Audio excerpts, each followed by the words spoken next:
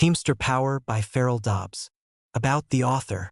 Farrell Dobbs, 1907 to 1983, joined the Communist League of America, predecessor of the Socialist Workers' Party, in 1934 while working in a Minneapolis coal yard. A rank and file leader of the 1934 Teamsters strikes and organizing drive, he was subsequently elected Secretary-Treasurer of Local 574, later 544. In the late 1930s, he was a central leader of the 11-state over-the-road campaign that organized tens of thousands of workers in the trucking industry. In 1939, he was appointed general organizer for the Teamsters International. He resigned the post in 1940 to become SWP National Labor Secretary. In 1941, Dobbs was indicted and convicted with 17 other leaders of Local 544 and of the SWP under the Thought Control Smith Act for their opposition to the imperialist aims of the U.S. government in World War II. He spent 12 months in federal prison in 1944 to 45. Dobbs served as editor of the Mutant from 1943 to 1948. He was SWP National Chairman from 1949 to 1953 and National Secretary from 1953 to 1972. He was the party's candidate for president in 1948, 1952, 1956, and 1960, using these campaigns to actively oppose the Korean and Vietnam Wars, the anti-communist witch hunt, and to support the civil rights movement and the Cuban Revolution. In addition to his 4-volume series on the Teamster battles of the 1930s, Teamster Rebellion, Teamster Power, Teamster Politics, Teamster Bureaucracy, he is author of the 2-volume Revolutionary Continuity, Marxist Leadership in the U.S. Other works include The Structure and Organizational Principles of the Party, Countermobilization, A Strategy to Fight Racist and Fascist Attacks, and selected articles on the labor movement. Farrell Dobbs left, visiting exiled Bolshevik leader Leon Trotsky in Mexico, January 1940. In order to become labor secretary of the Socialist Workers' Party, Dobbs had recently left the Teamster staff as general organizer and was on his way to New York. Acknowledgements. As the author, I assume sole responsibility for this work. In doing so, however, I wish to thank various individuals for valuable help they have given. Marvel Scholl, my closest companion, cooperated on a day-to-day basis in carrying through the project. She contributed recollections of events, of the people involved, and of the general conditions that prevailed during the period discussed. Parts of this information have been quoted directly from memoranda she compiled. Sharon Lee Feiner typed the entire manuscript. Her accuracy, combined with prompt, efficient attention to all details, served constantly as an inspiration for me to keep plowing ahead. As participants in the events described, Harry DeBoer, Jack Maloney, and Ray Rainbolt checked each chapter as it was prepared. In this way, they were able to help assure that the story would be accurate. Lewis Miller gave factual information about the Omaha strikes, including his recollections, which are quoted in the text. Albert S. Parker provided a key issue of the strike bulletin published by the Omaha Teamsters, the Farmer Labor Press. Max Geldman extended full cooperation in the preparation of the chapter on the Federal Workers section. George Novak, following through after the others had played their respective parts, edited the manuscript as a whole. Information has been drawn from tape recordings and written matter left by V.R. Dunne and Carl Skoglund, who are now dead. Material from RNY files, assembled during the days when I was a Teamster official, has been used for reference and quotation. Issues of the Organizer and the Northwest Organizer, which served as organs of the Minneapolis General Drivers Union, have been drawn upon for verification of facts and events. Bound volumes of the Trotskyist weeklies, the Militant and the Socialist Appeal have been similarly used. In addition, information has been taken from the Minneapolis Labor Review, official organ of the AFL Central Labor Union, also from issues of the Minneapolis and St. Paul daily papers. Introduction. The Teamsters Union is the largest and probably the most powerful labor organization in the United States. How did it acquire that power? That is the central theme of this book. The rise of the truck drivers began in the early 1930s. During 1934, workers across the country were stirred by a series of dramatic strikes in Minneapolis, Minnesota. This struggle drew nationwide attention because of its unique features, even though only a single local union was involved. The union was General Driver's Local 574 of the International Brotherhood of Teamsters, an American Federation of Labor affiliate. In a previous book, Teamster Rebellion, I have written an extensive account of the 1934 Minneapolis strikes. The following synopsis of the story is intended simply to acquaint the reader with the background against which events described in the present volume were to unfold. Like other AFL units, Local 574 had long been characterized by conservative policies and an obsolete craft union structure embracing few members. By 1934, however, it was drawing broad layers of workers into a militant fight against the general trucking employers of the city. The change resulted from an internal transformation the union was undergoing during the heat of battle. A new, militant leadership was gradually gaining control and proving its competence in the eyes of rank-and-file members who wanted to use the union's power in defense of their class interests. Throughout the country, labor militancy was on the rise under the pressures of severe economic depression. Millions upon millions were unemployed nationally. Workers lucky enough to have jobs had to get by as best they could on what were usually starvation wages. In Minneapolis, trucking companies paid as little as $10 and rarely above $18 for a work week ranging from 54 to 90 hours. It was not unusual for employed workers to need supplementary public assistance in order to support a family. Under these conditions, the workers strongly desired a change for the better, and they were ready to fight to bring it about. Politically, this mood was expressed in Minnesota through growing support to the Farmer Labor Party, a statewide movement based upon an alliance of trade unions and farmers' organizations. In national politics, the FLP tended to support the New Deal policies of Democratic President Franklin D. Roosevelt. Within the state, however, it contended for public office against both the Democrats and Republicans. Its political strength was reflected in the election in 1930 and again in 1932 of Floyd B. Olson, the FLP candidate for governor. Although Olson sought to project a pro-labor image, his basic objective was to advance his personal political career. For that reason, he acted in a way calculated to assure the ruling class that he could be trusted to follow capitalist ground rules in exercising governmental authority. As a result, his performance in public office fell far short of the hopes and expectations of the working people who had elected him. Parallel with their political support to the FLP, the workers were ready to join trade unions to fight for better wages and job conditions. At hand for the purpose in Minneapolis was only a small AFL movement consisting of a few local unions, which were little more than skeleton organizations. All were craft formations, restricted essentially to skilled or semi-skilled workers. A conservative officialdom sat astride this setup, seeking to win favor among the bosses through statesmanlike collaboration with them. This centered on efforts to create special job opportunities for relatively privileged categories of labor.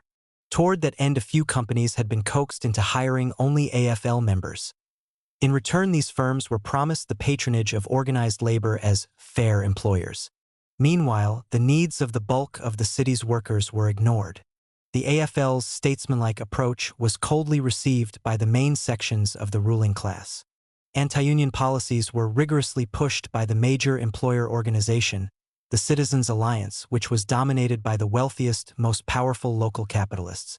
Faced with such strong opposition, the craft unions had been able to induce few companies to deal with them. This not only left them weak in numbers, they were more or less impotent, as shown by the fact that not a single strike had been won in the city for many years. The conservative AFL officials had neither the desire nor the capacity to reverse the situation by organizing a militant struggle against the bosses.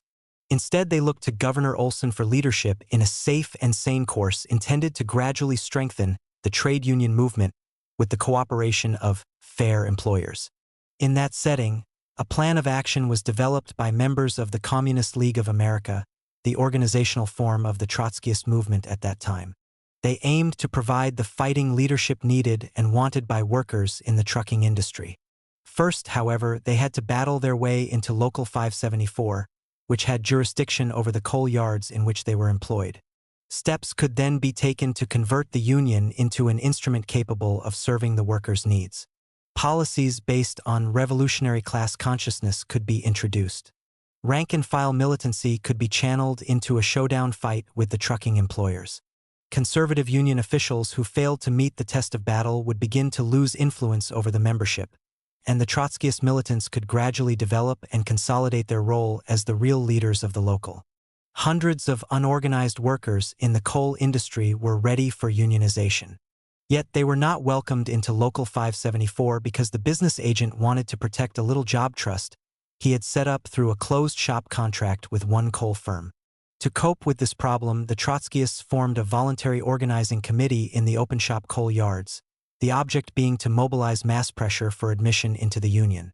Support for that objective soon developed within Local 574's executive board.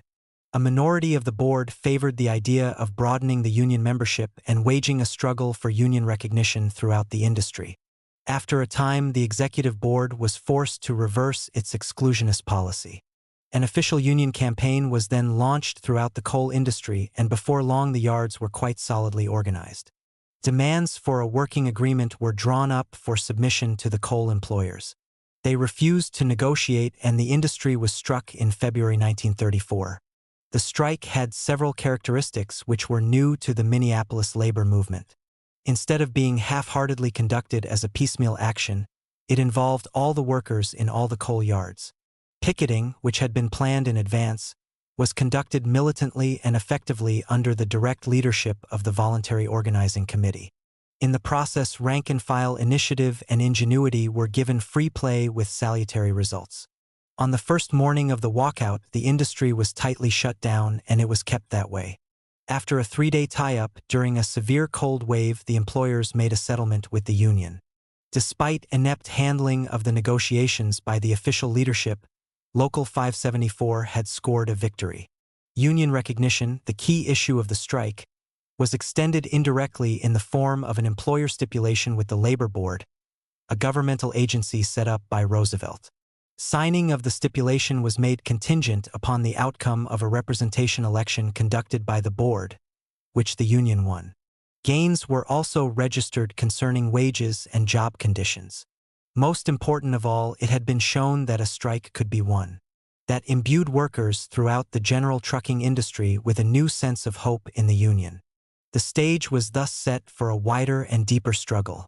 By this time, the Voluntary Organizing Committee had gained enough support in the union's expanded ranks to force through a decision giving it official status. With the help of sympathizers on Local 574's executive board, the Trotskyist-led committee was able to set into motion a new, big organizing drive. Members were taken in from all sectors of the trucking industry, except in limited areas where other Teamster locals had jurisdiction over a specific subcraft. Local 574 also passed beyond the IBT norm of confining its membership more or less to truck drivers and helpers. Wherever possible, workers whose jobs were in any way related to trucking, in shipping rooms, warehouses, etc., were brought into the local. A shift was being made from the narrow craft form toward the broader industrial form of organization. New members began flocking into the union by the hundreds. At a series of democratically conducted meetings, the workers wrote their own ticket in shaping demands upon the employers.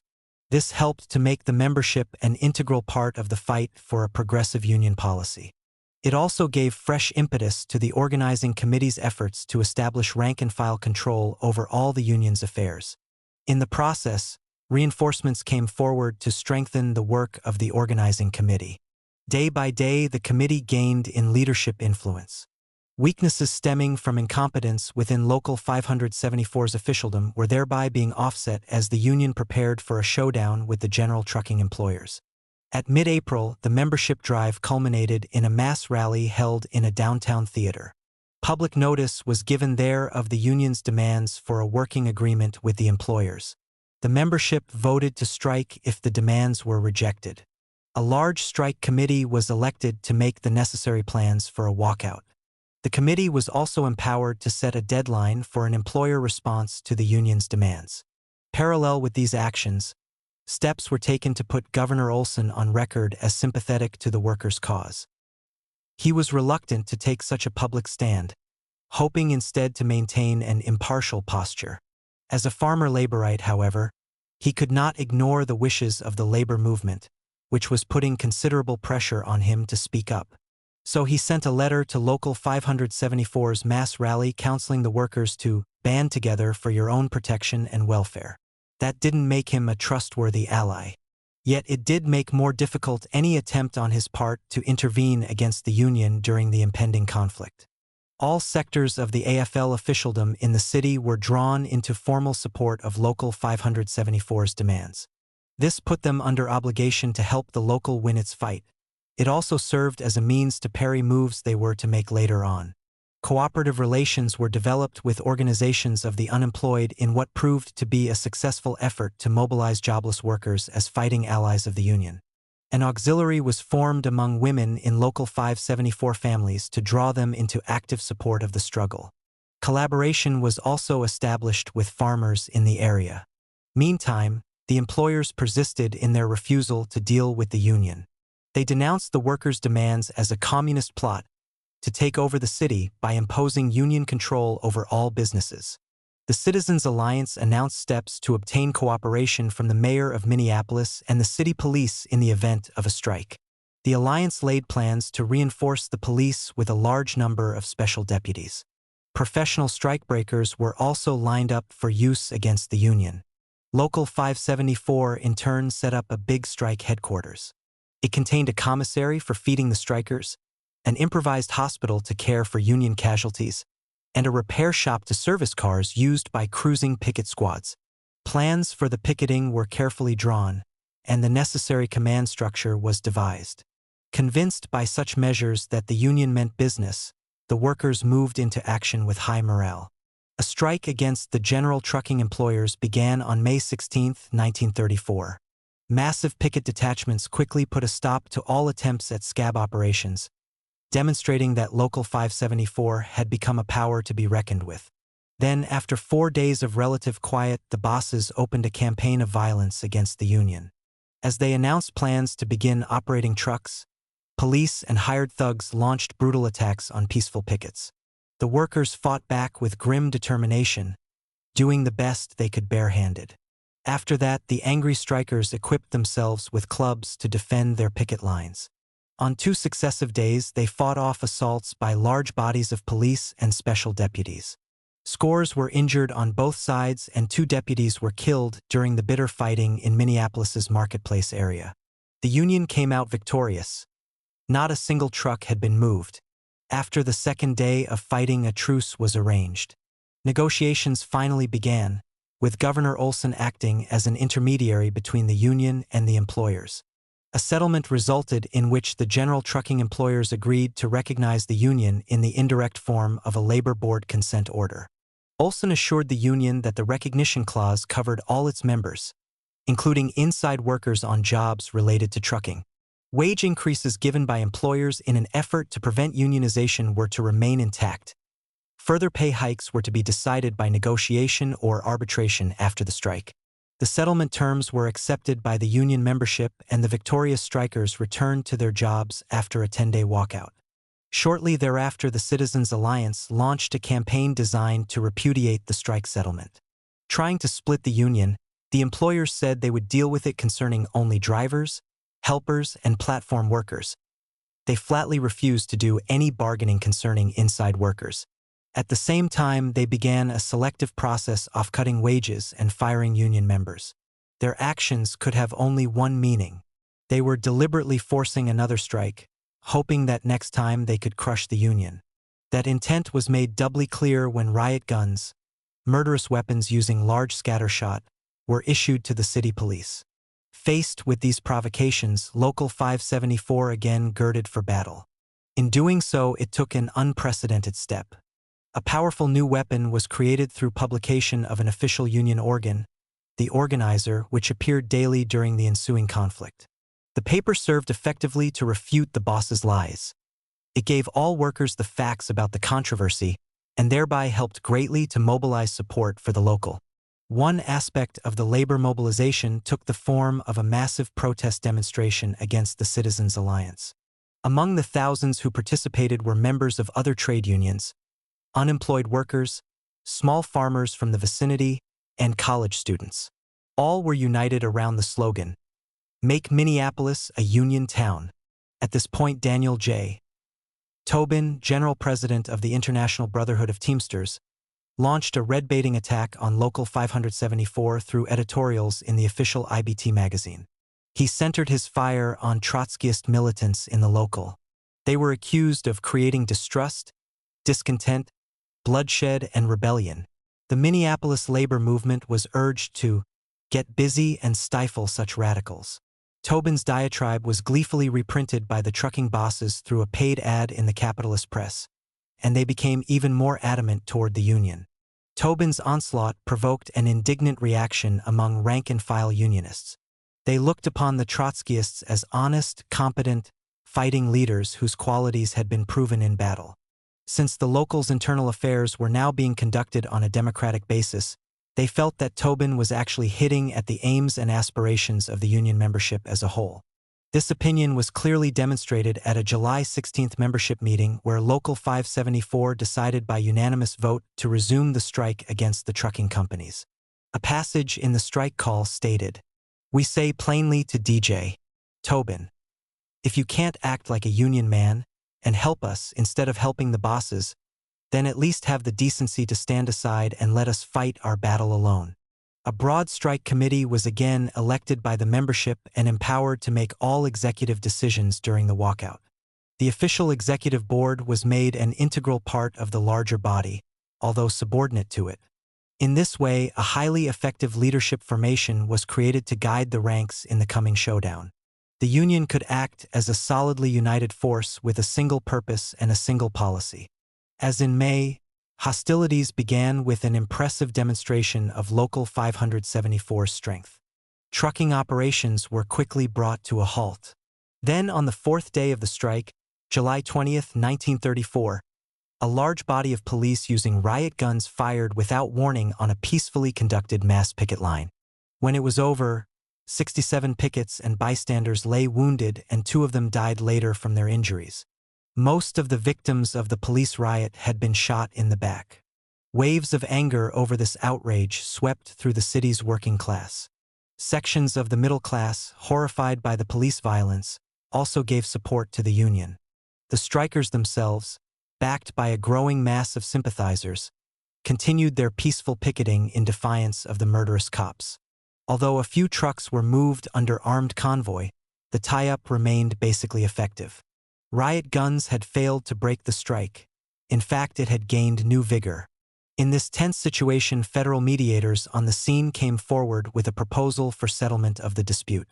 They called for recognition of the union wherever it could win a representation election conducted by the labor board. On the issue of hourly wages, the union demanded 55 cents for truck drivers and 45 cents for helpers and inside workers. This was reduced by the mediators to 52.2 cents and 42.2 cents for the respective categories. Governor Olson then endorsed the proposal and called upon the union and the employers to accept it. If this were not done, he announced, he would declare martial law and impose a strike settlement on the mediators' terms. In this difficult situation, Local 574 decided it was advisable to accept the proposed settlement.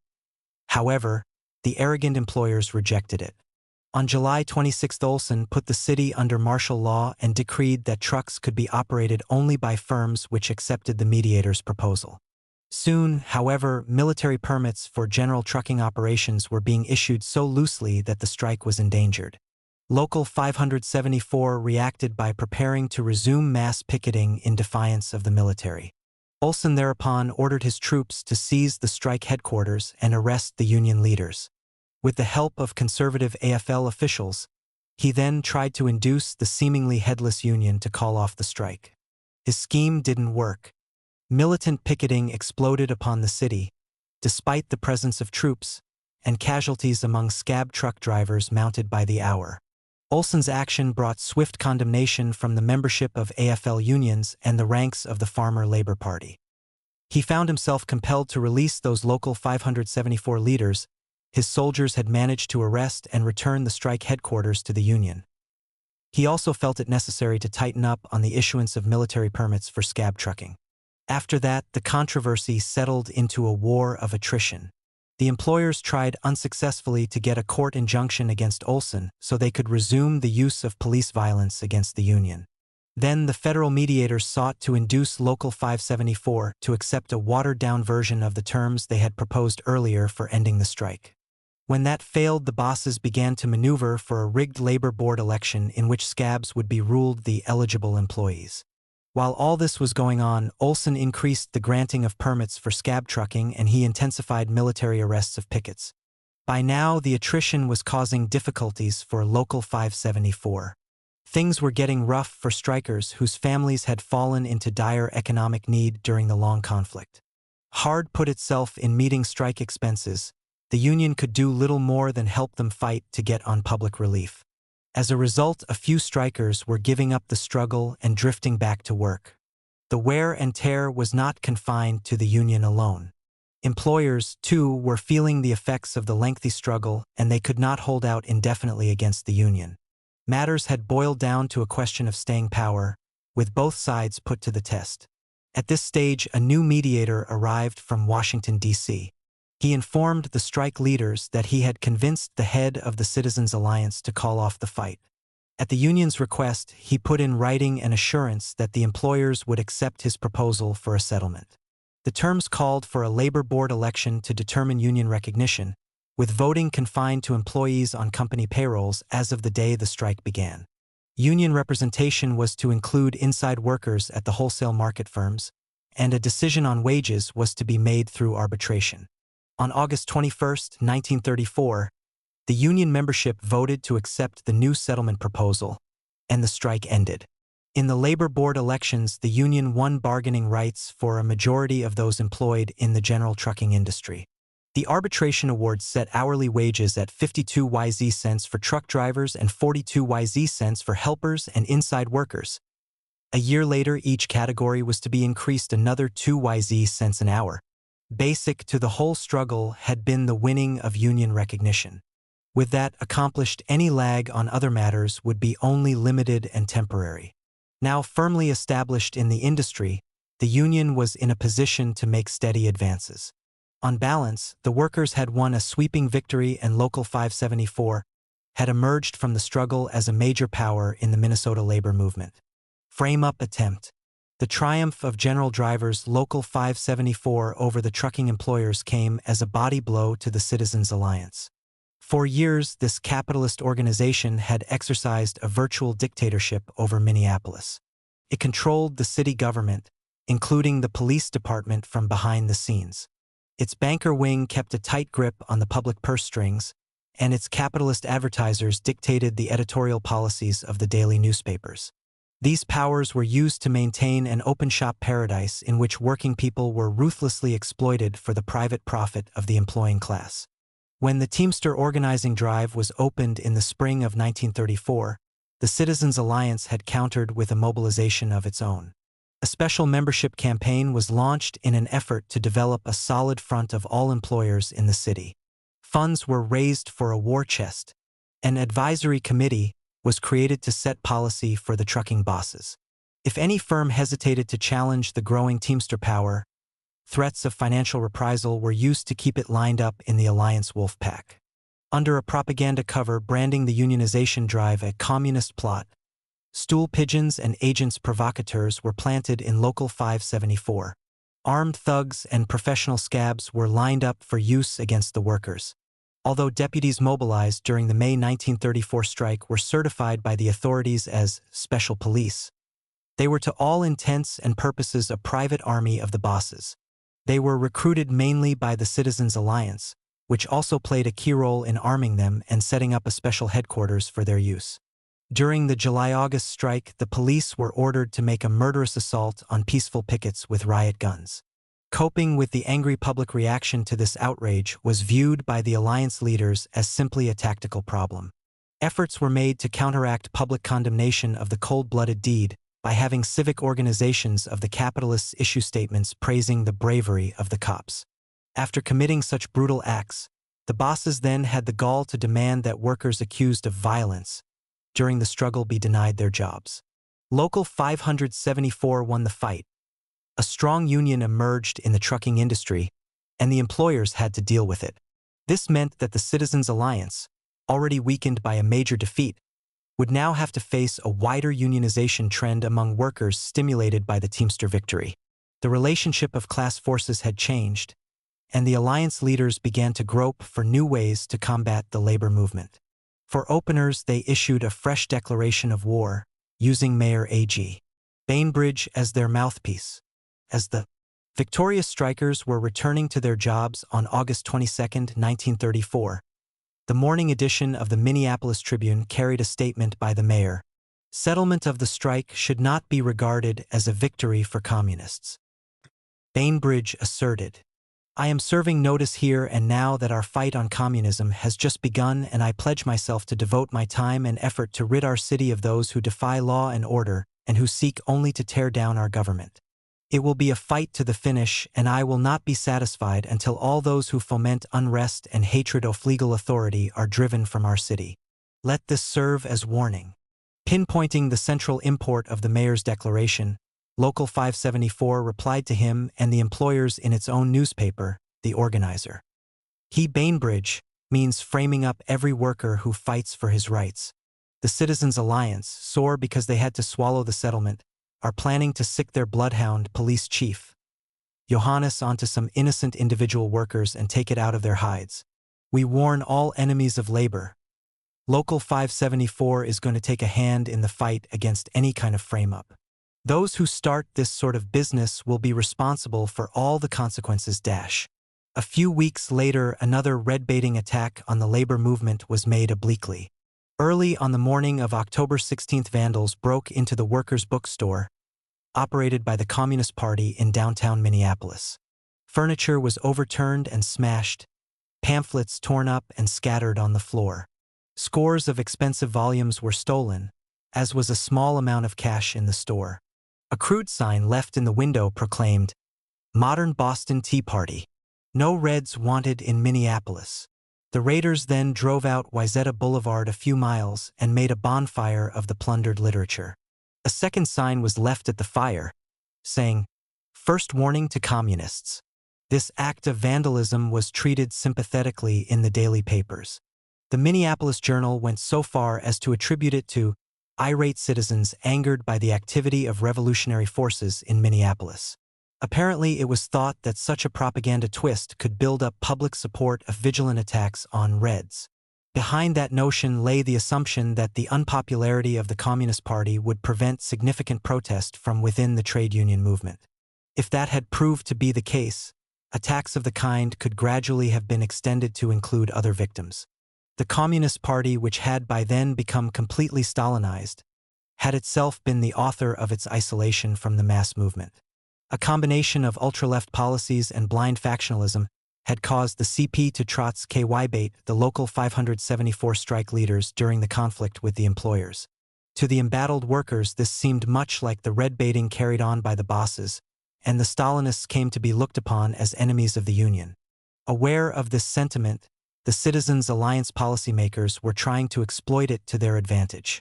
Once again, however, they had underestimated Local 574, which had been the main victim of the Stalinists' unprincipled factionalism. Through a statement printed in The Organizer, the Union pointed out, "There are many workers in this city who are out of sympathy with the Communist Party. But it would be a short-sighted policy indeed to abstain for this reason from registering a vigorous protest against this vandalism. If they think they can get away with it, these vigilantes would like to terrorize every worker, every liberal-minded person in the city. But they aren't going to get away with it.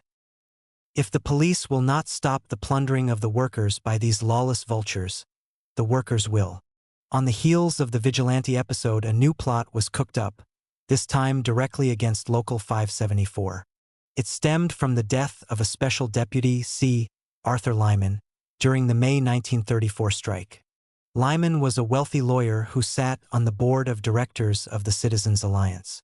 Since his death, the bosses had sought to picture him as a martyr who fought for his country abroad in World War I, and who knew how to fight and die for the same principles at home.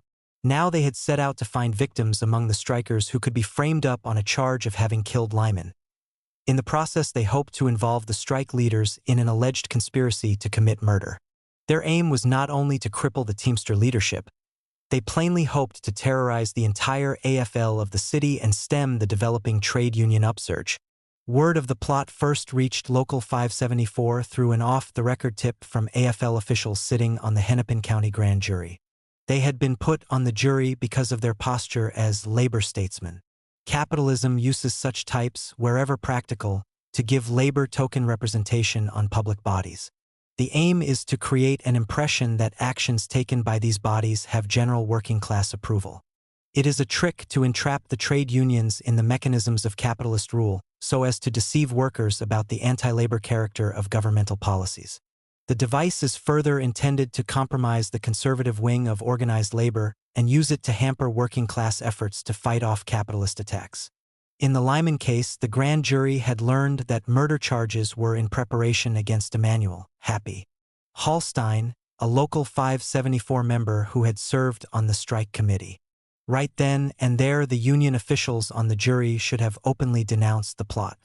Apparently feeling that such action would tarnish their image as statesmen, they failed to do so. They did at least quietly inform Local 574 of what was in the wind, and that helped a good deal. The union was able to begin preparations to meet the impending attack. Our informants also reported that the county prosecutor was floundering in uncertainty about the presentation of evidence against Hallstein.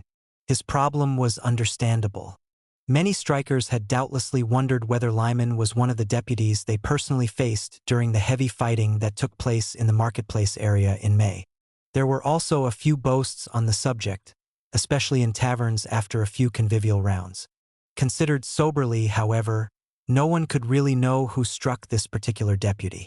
For one thing, it is highly unlikely that anyone on the union side knew that Lyman was among the deputies until his death was reported later in the newspapers. Teamsters and Citizens Alliance directors traveled in separate social circles and were not apt to be personally known to one another. Moreover, with a mass of pickets engaged in heated combat against a large body of police and deputies, personal features could not serve as marks of identity. The strikers wore union buttons, the cops were in uniform, and the deputies had special police badges pinned onto their civilian clothing. These were, and had to be, the ready means of distinguishing friend from foe in the fast-moving battle. Opponents were not singled out as individuals. In such a situation, it was preposterous to allege that a particular striker had clubbed a specific deputy.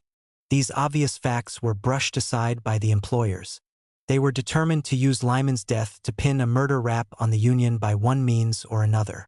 So detectives were assigned to fabricate a case as best they could. When that had been done, the county prosecutor was ordered into action. It was no doubt assumed that intensive propaganda could be used to paper over the big cracks in the evidence. Hallstein was arrested on November 3rd and held without charges. Local 574 immediately appealed to the whole labor movement for support against the frame-up. The appeal received a quick response. A broad trade union defense committee was formed at a big meeting of AFL officials. Simultaneously, the Citizens Alliance plot was denounced in Labor Review, official organ of the Central Labor Union, a body composed of delegates from all AFL unions in the city. Organized labor is in an ugly mood at the attempted framing of Happy Hallstein, the AFL paper declared.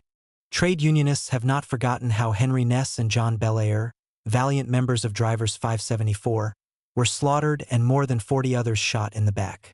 That there has been no effort to apprehend or indict those big-shot higher-ups responsible for giving the order for their slaying, while Happy Hallstein, a humble worker, is being attempted to be framed, is convincing the workers more than ever that the so-called machinery of justice is the machinery of class justice and not of even-handed justice. After about 2 weeks, the defense committee obtained Hallstein's release from jail through habeas corpus proceedings. He was then quickly rearrested, this time on a formal charge of having killed Lyman. Bail was set at $10,000. Placing its property under bond for the purpose, the Milk Drivers Union put up the bail and Happy was again released. The attempt to frame him finally ended when the grand jury voted a no bill for lack of evidence. In the meantime, a second intended victim, Philip Scott, had been arrested. He was a youth of 19 who had been involved in the May strike. In preparing Philip's defense, the union lawyers learned from his mother that he had a history of emotional difficulties. While at school, he had been kept in a special class under a doctor's care. Part of his emotional problem was a tendency to give answers calculated to satisfy anyone who questioned him. Scott had been tricked into a drinking jag by a police detective. He was then thrown into jail, and a confession that he had clubbed Lyman to death was wormed out of him. On this basis, the prosecutor designed a scenario intended to implicate the strike leadership. Philip was put through the ordeal of a sensational trial, and in the end he was acquitted. With that, the whole frame-up attempt fizzled out. Having suffered yet another defeat, the bosses decided to lie back for the time being and watch for a new chance to throw a rabbit punch at the union. Leadership showdown. While fighting off the attempt to frame it on murder charges, Local 574 was also preparing to go forward in the general struggle against the trucking employers. An editorial in the Organizer set the tone for this perspective. After summing up gains made through the victorious strike struggles, the editorial added, "A closer bond has been welded among the men who produce for the profit of those who exploit them. As this bond grows closer, the degree of exploitation will lessen. The immediate task of the union is to consolidate its positions, gain new strength, and prepare for the next step. Build a bigger and better union, emphasis in original. To implement these objectives, it was necessary to resolve contradictions existing within Local 574's officialdom. Incompetence holding union office had to be removed. That could now be accomplished, thanks to the groundwork that had already been done. The Communist League had undertaken its campaign to win leadership recognition in the eyes of the union rank and file with clearly defined aims and carefully calculated tactics and timing. From the outset, the building of a broad left wing in the local was rooted in the programmatic concepts essential to a policy of militant struggle against the employers. Although this perspective entailed an ultimate clash with conservative union officials, their removal from office was not projected at the start as an immediate aim. That could have given the mistaken impression that the Trotskyist militants were interested primarily in winning union posts. To avoid such a misconception, a flanking tactic was developed. Instead of calling for a quick formal change in the local's leadership, the incumbent officials were pressed to alter their policies to meet the workers' needs. A program was advanced for the building of a strong organization capable of using its full power on behalf of all workers in the trucking industry. This outlook was counterposed to the then official policy of creating special opportunities for a relatively privileged few. The left-wing perspective got a widespread welcome from the workers. They were ready to mobilize and launch a fight to establish the union throughout the industry. It followed that the momentum developed through such a struggle would lead toward an ultimate showdown over the leadership question. Initially, the left wing had taken form around the Voluntary Organizing Committee in the open shop coal yards. The committee functioned both as a caucus of militant workers and as a union-building instrument. An unofficial, but nonetheless real, leadership component had thus come into being among a growing body of workers who had yet to fight their way into the union. The main obstacle to full unionization of the coal industry was a clique organized by Cliff Hall, an apprentice bureaucrat with strong yearnings to win recognition as a labor statesman. A member of the milk drivers' union, he had been hired by the executive board of Local 574 to serve as the Local S business agent. He sat on the board as an ex officio member and exercised control over a majority of that body. A minority of 2 among the 7 board members stood opposed to Hall. They were William S. Brown, the union president, and George Frosig, the vice president. Both sympathized with the concept of building a bigger and stronger organization. With the help of mass pressure mobilized by the Voluntary Organizing Committee, Brown and Frosig forced through a reversal in policy that brought the coal workers into the union. During the ensuing coal strike, the Hall clique was able to maintain official control. Yet, with Brown's cooperation, as president of the local, the growing left wing inside the union could exert sufficient influence to make the picketing effective.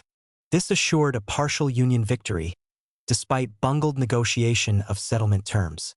This success, along with the general unionization campaign that followed, brought internal union developments to a new and higher plane. A situation of dual leadership authority began to take form. The victorious coal workers had become a major component of the local.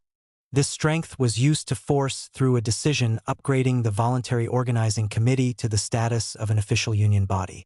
Workers pouring into the local from other sections of the trucking industry tended to emulate the veterans of the coal strike in looking to the now official organizing committee for guidance. As a result, the left wing gained steadily in size and influence. Tactics inside the union on the leadership question were readjusted accordingly. On some matters, the organizing committee simply bypassed the executive board. Where this was not possible or advisable, it now had the strength to force the board into line on important issues. In every case, however, care was taken not to precipitate a premature leadership showdown over secondary matters. All tactical measures were shaped to conform with strategic objectives in the fight against the bosses. When the May walkout took place, a democratically elected strike committee exercised considerable power.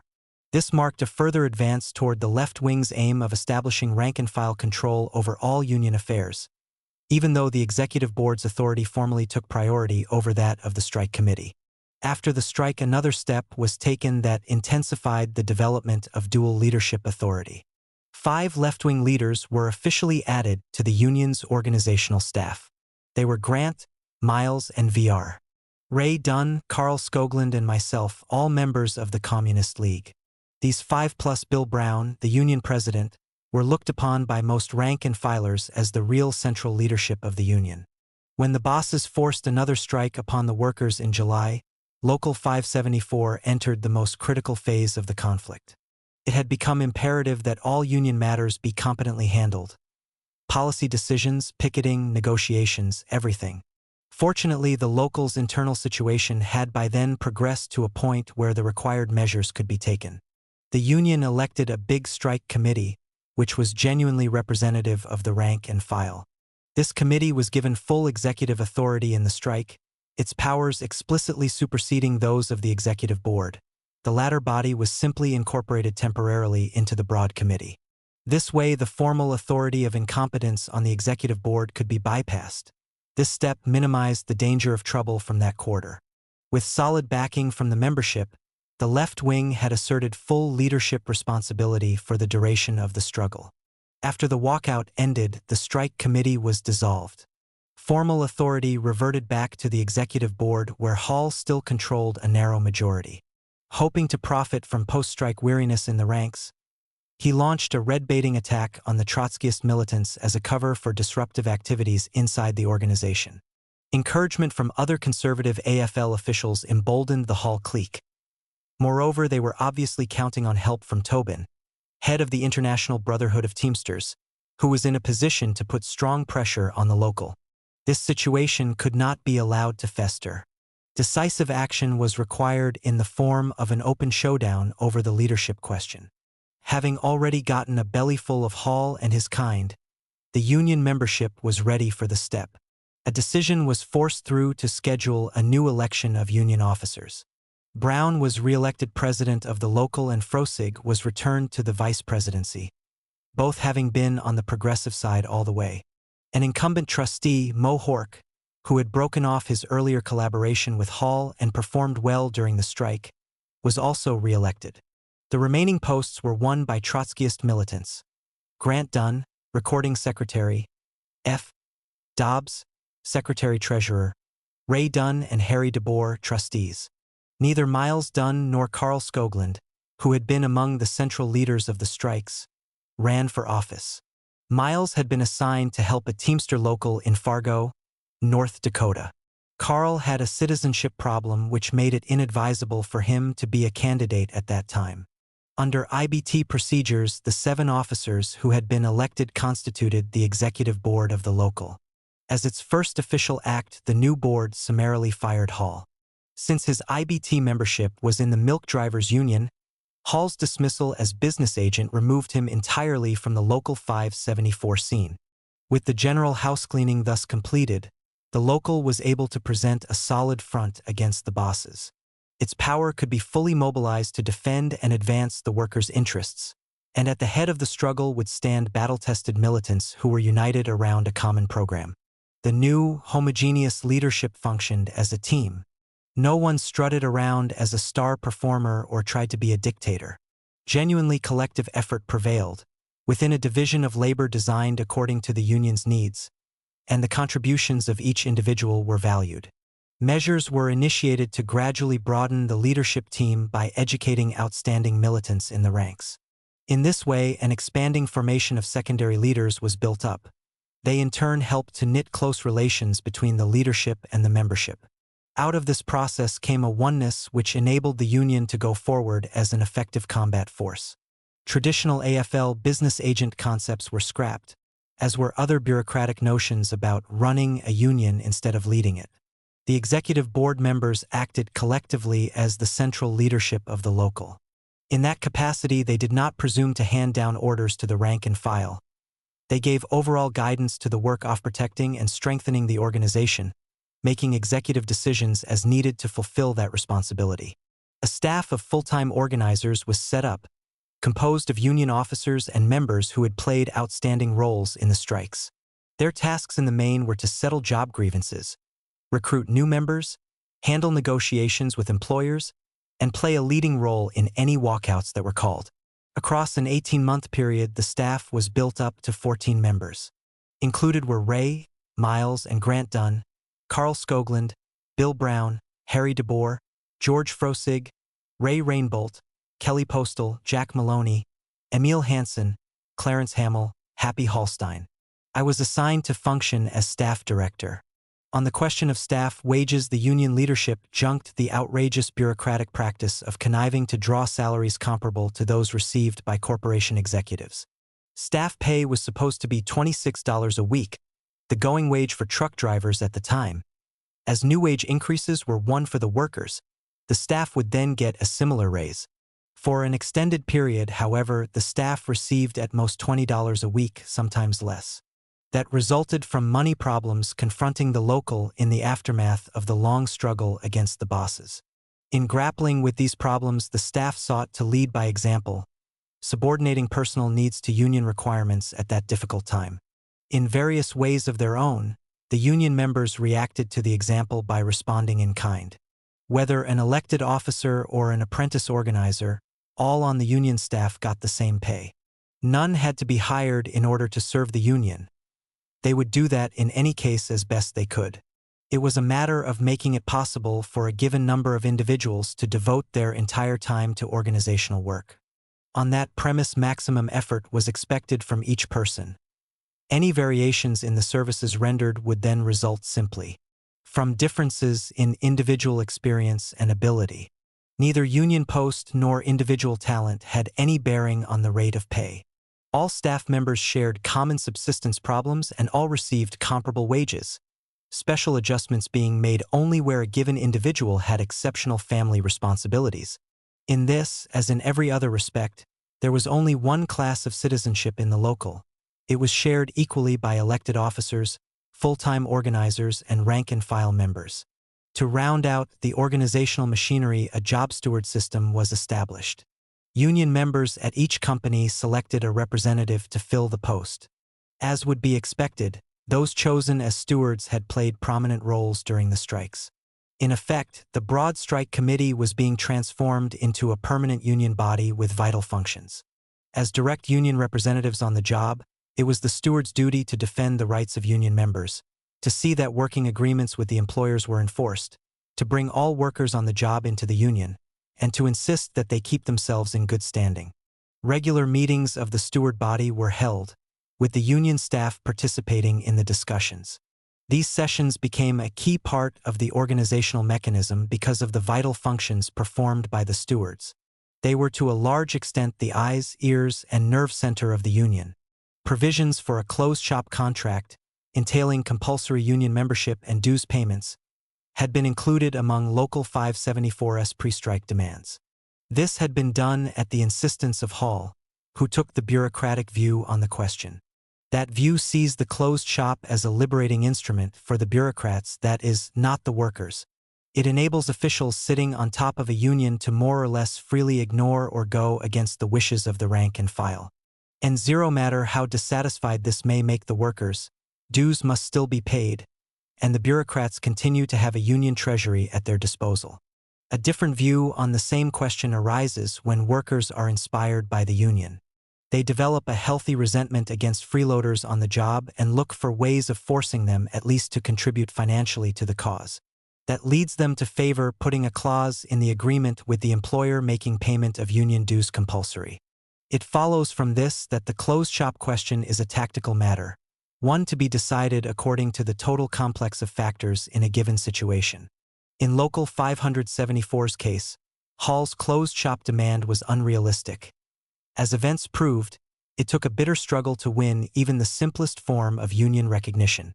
Yet, with other, more complex factors in the internal union situation taking precedence, it was unwise to oppose Hall on the closed shop matter. The issue was simply allowed to die a natural death during the fight with the bosses. Now that the employers had been defeated and the local was firmly rooted in the trucking industry, the rank and file strongly favored compulsory union membership and dues payments. The problem was one of finding a way to apply the desired compulsion. Key steps toward that end had been taken in setting up the union staff and organizing the steward system. A further measure was then devised which came to be known as a Fink drive. Drives of this kind took place periodically. They were conducted by mobilizing the entire union staff and a substantial number of volunteer union activists who took off from work for the purpose. A dragnet was formed to comb the city. Trucks were stopped on the streets. A check was made of loading docks, shipping rooms, warehouses, etc. Back dues were collected from delinquent members, and new members were signed up. Through this overall combination of measures, the local was able to maintain a rather tight union shop. Parallel with these steps, methods were devised to broaden the local scope and streamline its structure. Full advantage was taken of the general charter it had received from the IBT. Workers whose jobs were by any plausible definition related to trucking were signed up as Local 574 reached into every quarter of the industry not explicitly covered by another IBT charter. In its internal functioning, the local held general meetings twice monthly, which were open to all union members. These gatherings dealt primarily with broad and fundamental problems. To cope with matters arising from the diversified nature of the trucking industry, subsections were set up to handle matters peculiar to one or another part of the industry. This allowed the workers in each particular section to make decisions about their own unique problems. At the same time, they had the advantage in dealing with the employers of solid backing from the union as a whole. From time to time, one of the sections would find it necessary to call a strike in its sphere of the industry. As it turned out, these fights were won without need of reinforcement through a general walkout by the union membership. But power of that kind was always there to be used if required. Care was taken in systematizing the union machinery to protect the democratic rights of the rank and file. Such concern, of course, came naturally from a leadership that strove consciously to involve the membership in every aspect of the local's activity. There was complete freedom of expression for all views. Policy matters were presented by the leadership in a reasoned way, and full discussion was encouraged so as to reach a clear understanding about the union's objectives. New bylaws were adopted by the local after they had been carefully thought out by the drafting committee and studied by the rank and file. Under the revised rules, officers were elected for a one-year term. That procedure gave the membership a frequent opportunity to review their performance and decide whether they should be re-elected or replaced. The election procedure began with nominations for office at a general membership meeting. A period of 1 month was then allowed for electioneering, during which opposition candidates were accorded equal rights with incumbents running for re-election. Voting then took place by secret ballot at the Union Hall, where polls were open for 2 days. The whole procedure was conducted by 5 election judges selected by the membership. All in all, rank-and-file control over Local 574's affairs, including democratic selection of the leadership, had become a living reality. This was the mainspring of its strength. Class struggle policy. With the change in official leadership, efforts to construct an ever-stronger left wing took new forms within the local. It was no longer a matter of building a broad caucus around a militant program in order to displace misleaders sitting on top of the organization. Conscious revolutionists were now at the helm, and they enjoyed harmonious relations with the rank and file. As matters now stood, the union itself had become a left-wing formation in the local labor movement and in the IBT.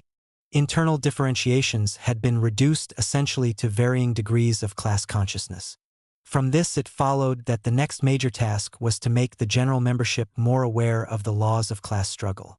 Workers who have no radical background enter the trade unions steeped in misconceptions and prejudices that the capitalist rulers have inculcated into them since childhood. This was wholly true of local 574 members. They began to learn class lessons only in the course of against the employers. Their strike experiences had taught them a good deal. Notions that workers have anything in common with bosses were undermined by harsh reality. Illusions about the police being protectors of the people began to be dispelled. Eyes were opened to the role of the capitalist government, as revealed in its methods of rule through deception and brutality. At the same time, the workers were gaining confidence in their class power, having emerged victorious from their organized confrontation with the employers. To intensify the learning process already so well started, the union leadership now initiated an educational program. Study courses open to all members were organized. The curriculum included economics, labor history and politics, public speaking, strike strategy, and union structure and tactics. Wherever practical, officers' reports at membership meetings were given with a view toward making them instructive as well as factually informative. Articles of an educational nature were printed in the union paper. The themes varied from analysis of local problems to coverage of events and discussion of issues in the national and international labor movement. These endeavors stood in marked contrast to the policies of bureaucratic union officials. Bureaucrats don't look upon the labor movement as a fighting instrument dedicated solely to the workers' interests. They tend rather to view trade unions as a base upon which to build personal careers as labor statesmen. Such ambitions cause them to seek collaborative relations with the ruling class. Toward that end, the bureaucrats argue that employers being the providers of jobs, labor, and capital have common interests.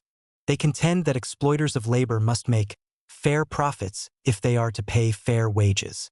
Workers are told that they must take a responsible attitude so as to make the bosses feel that unions are a necessary part of their businesses. On every count, the ruling class is given a big edge over the union rank and file. In carrying out their class collaborationist line, the union bureaucrats exercise tight control over negotiations with employers. They try to avoid strikes over working agreements if at all possible. When a walkout does take place, they usually leap at the first chance for a settlement. Once a contract has been signed with an employer, they consider all hostilities terminated. Membership attempts to take direct action where necessary to enforce the agreement are declared unauthorized and a violation of solemn covenants. In fact, the bureaucrats often gang up with the bosses to victimize rebel workers. Local 574's leadership flatly repudiated the bankrupt line of the class collaborationists. There can be no such thing as an equitable class peace, the membership was taught. The law of the jungle prevails under capitalism. If the workers don't fight as a class to defend their interests, the bosses will gouge them. Reflecting these concepts, the preamble to the new bylaws adopted by the local stated, "The working class whose life depends on the sale of labor and the employing class who live upon the labor of others confront each other on the industrial field, contending for the wealth created by those who toil. The drive for profit dominates the boss's life. Low wages, long hours, the speed up are weapons in the hands of the employer under the wage system. Striving always for a greater share of the wealth created by his labor, the worker must depend upon his organized strength. A militant policy backed by united action must be opposed to the program of the boss. The trade unions in the past have failed to fulfill their historic obligation. The masses of the workers are unorganized. The craft form has long been outmoded by gigantic capitalist expansion. Industrial unions are the order of the day. It is the natural right of all labor to own and enjoy the wealth created by it. Organized by industry and prepared for the grueling daily struggle is the way in which lasting gains can be won by the workers as a class. As these views set forth in the preamble affirm, there was no toying with reactionary ideas about stable class relations in the trucking industry. Stability was sought only for Local 574 itself, so that membership needs could better be served. Relations with the employers were shaped according to the realities of class struggle. The concepts involved are illustrated by the union's approach to the question of working agreements with the trucking companies. It was recognized that contracts between unions and employers serve only to codify the relationship of class forces at a given juncture. More precisely, they merely record promises wrung from employers. If a union is poorly led, the bosses will violate their promises, undermine the contract in daily practice, and put the workers on the defensive. Conversely, a properly led union will strive to enforce the contract to the letter. It will also undertake to pass beyond the formal terms of agreement to the extent this may be practical in order to establish preconditions for improved written provisions when the contract comes up for renewal. In every case, either the unions will press for greater improvement in the workers' situation, or the employers will be able to concentrate on efforts to nullify gains the workers have made.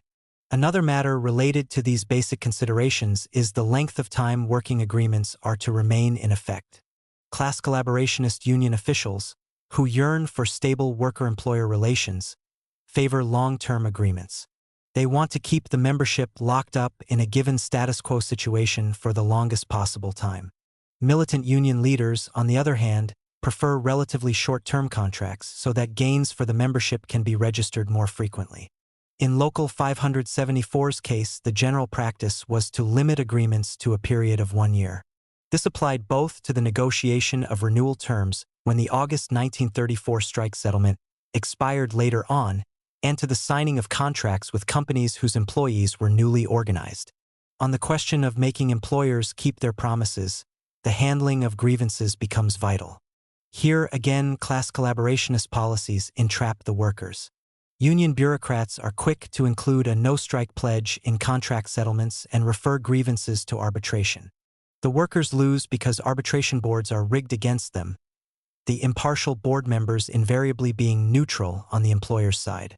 Moreover, the bosses remain free to violate the working agreement at will, as grievances pile up behind the arbitration dam. In a similar vein, conservative union officials are prone to make a general no-strike pledge when the capitalist government proclaims a national emergency. They do so by bureaucratic fiat, giving rank-and-file workers no voice in the decision. Such labor statesmanship amounts to proclaiming an overall truce between the workers and the bosses. Actually, no truce results at all. The capitalists simply use their government to attack the trade union movement under the guise of a national emergency. And the workers, deprived in such a situation of their strike weapon, get it in the neck. A development in the fall of 1934 involved this very issue. In the name of national recovery, President Franklin D. Roosevelt asked labor to forego its right to strike. Concerning disputes with employers, he said, trade unions should accept decisions by government boards as final and binding. William Greene, president of the AFL, was quick to second Roosevelt's proposal and call upon the labor movement to put it into practice.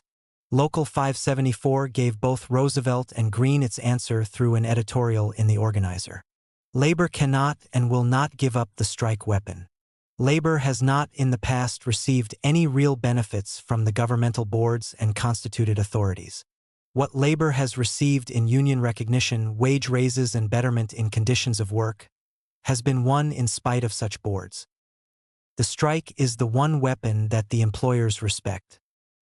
Whether or not there is a period of industrial peace will depend upon the employer's reply to our demands. Emphasis in original. It did not follow from this position that Local 574 called strikes lightly. There are always hardships involved for the workers in such struggles.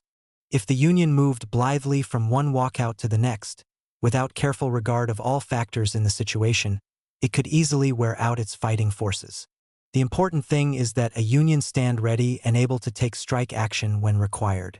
In fact, there are occasions where readiness to use the strike weapon can make its employment unnecessary. Retention of the unqualified right to strike and readiness to use the weapon were central to the locals' enforcement of the 1934 settlement with the trucking firms. Employer attempts to impose arbitration of workers' grievances were brushed aside. There had to be full and immediate compliance with the settlement terms, or else. In carrying out this policy, the union leadership did not merely sit back waiting for an occasional member to file a grievance. All workers were urged to demand their full rights on the job, to protest any denial of these rights and to stand in solidarity with fellow workers who ran into difficulties. Toward that end, an unusual provision was included in the bylaws when they were revised. New members entering the union were required to assume the following obligation. I do solemnly and sincerely pledge my word and honor that I will bear true allegiance to Local 574 and to the entire organized labor movement. I will obey the rules and regulations of my union. I will demand my full rights on my job in accordance with the union agreement under which I am working. I will not scab on my fellow workers in any industry or trade, and in the event of a strike by my union or any bona fide union, I will do all in my power to bring victory to the striking workers. There was one important addition to the above obligation. When a meeting was called to take up grievances against the employer, the changed bylaws made compulsory the attendance of all union members working at the company involved. Important though such provisions were, they served mainly as a means to educate the membership in basic union principles. Formal obligations and rules could not in themselves provide the dynamism needed to apply those principles in daily practice. For that purpose, Local 574's fighting qualities had to be demonstrated anew in the changed situation after the July-August strike was settled. An opportunity to do so was speedily provided by the trucking companies. Resisting adjustment to the new union presence in the industry, the employers tried in various ways to proceed as though nothing much had changed. Grievances involving discrimination against union members began to pile up. Theoretically, under the terms of the August settlement, these matters were to be adjusted by Roosevelt's Labor Board, but nothing was done by that body. Notice was therefore served that failure of the board to perform its agreed-upon functions would lead to direct action by the union. The warning was ignored. A few companies were then struck, those guilty of the most flagrant violations, and they were compelled to settle all complaints. The whole industry got the message. After that, only infrequent strike action was needed to enforce compliance with working agreements. It was not only a matter of teaching the bosses a lesson. At the same time, all union members received dramatic assurance that their grievances would get serious attention. Evidence was also given that the job stewards would be backed by the full union power. Unity of action was thus being forged between the executive board, organization staff job stewards, and the rank and file to make the bosses toe the line. The local was on the way to establishment of union control on the job. Moreover, it was to be the kind of control that always sought to help the workers and never to hurt them. These progressive characteristics resulted from the class struggle ideology that now predominated within Local 574. There were, of course, variations in the degree to which this ideology was grasped by different strata in the membership. Among the broadest layers, class consciousness was developing only in the more elementary forms. There was an awakening realization of basic antagonisms in class interests between labor and capital. The need for working-class unity was generally perceived, as was the necessity of fusing the union's power in aggressive defense of labor's interests. A narrower but significant layer of the membership was learning political lessons from experiences in the class struggle. These workers were coming to understand some of the causes of class antagonisms between labor and capital. They were growing more perceptive about the class role of the boss's government. The realization that class conflict under capitalism is an unending and complex process was permeating their consciousness. Some of the more advanced workers gradually developed in their thinking to the point where they became receptive to revolutionary socialist ideas. As a result, they were recruited by ones and twos into the Trotskyist Party, then called the Communist League. In the Revolutionary Party, which represents the highest form of class consciousness within the labor movement, these workers advanced further in their understanding of the class struggle. They learned the necessity of the working class and its allies orienting toward a fight for state power. It was brought home to them that none of their basic problems could be definitively solved until capitalism was abolished and society reorganized on an enlightened socialist basis. They also began to learn about the program, strategy, and tactics required to achieve that revolutionary goal. It should be noted in passing that loyalty to a program does not always lead automatically to full acceptance of the organizational responsibilities involved. There are cases where organizational derelictions will occur on the part of otherwise loyal individuals. Yet they will remain capable of important contributions to the movement despite that weakness. An astute leadership will keep the latter factor in mind and endeavor to draw the given individuals into activity so far as possible. Two examples within Local 574 will illustrate the point. They concerned Bill Abar, a rank-and-file member, and Bill Brown, president of the local. Abar was a one-man army on a picket line, but he showed little or no interest in routine union affairs. In a strike situation, he was sure to be in the front row at membership meetings, eager for action. At other times, however, he was quite consistently absent from meetings and correspondingly delinquent in paying his union dues. Although these derelictions were regrettable, they were recognized as secondary in Abar's case. The union staff used to take up a voluntary collection to make sure that his dues obligations were met. This was done out of respect for his qualities as a fighter and his reliability when a strike was on. Brown, on the other hand, was fully active in the union. His organizational shortcomings lay in a different quarter. He considered himself a loyal Trotskyist and, politically, he was. For his own reasons, however, he did not actually join the Trotskyist Party and give direct organizational help in building it. While this implied, if considered formally, that he should be excluded from meetings of party members within Local 574, that was not done. He was invited to attend whenever important matters related to union policy were to be taken up. There were several reasons for this procedure. As a loyal supporter of the party's class struggle policy within the union, Brown had earned the right to such respect and trust. He, in turn, reciprocated by making useful contributions in discussions of policy matters. At the same time, such collective discussions broadened his own thinking beyond the ordinary, more limited framework of formal union deliberations. This enabled him to act more effectively in helping to carry out the aims of the union leadership. Policy discussions among the Trotskyists in Local 574 were basic to their functioning as an organized fraction of the party. Within the fraction, party comrades had equal voice and vote. This applied whether they were rank-and-file members, job stewards, organizers, or elected officers of the union. The procedure flowed from their common objectives as politically conscious militants. All sought to advance class struggle perspectives among the workers generally and to help implement these perspectives in action. As for the differences in formal union status, these related primarily to the manner in which individual comrades contributed to the united effort. Fractions of the kind functioned as a subdivision of a general membership branch embracing all party comrades in the city. Included in the branch were workers from various unions, along with students and intellectuals. Through their collective relationship, focused around political activity and socialist education, all were helped to broaden and deepen their revolutionary consciousness. This process was aided by party literature distributed nationally, especially the Trotskyist weekly paper One He Militant. Direct guidance and help from the party's national leadership was always available to members engaged in class struggle activities. This was richly demonstrated during the critical July-August stage of Local 574's fight against the trucking bosses. Top leaders of the party came to Minneapolis to give on-the-spot aid to the embattled union. Their support included not only valuable political advice to the union leaders who were engaged in a complex struggle. They brought with them specialists to help in such vital matters as publishing One He Organizer, mobilizing support among the unemployed, and handling legal problems. Through its total efforts to reinforce the workers' struggles, the party was steadily winning new members. Its gains within Local 574 were only part of the development. The wider patterns of party growth were reflected in the statistics of the Minneapolis branch. In 1933, the branch had about 40 members and close sympathizers.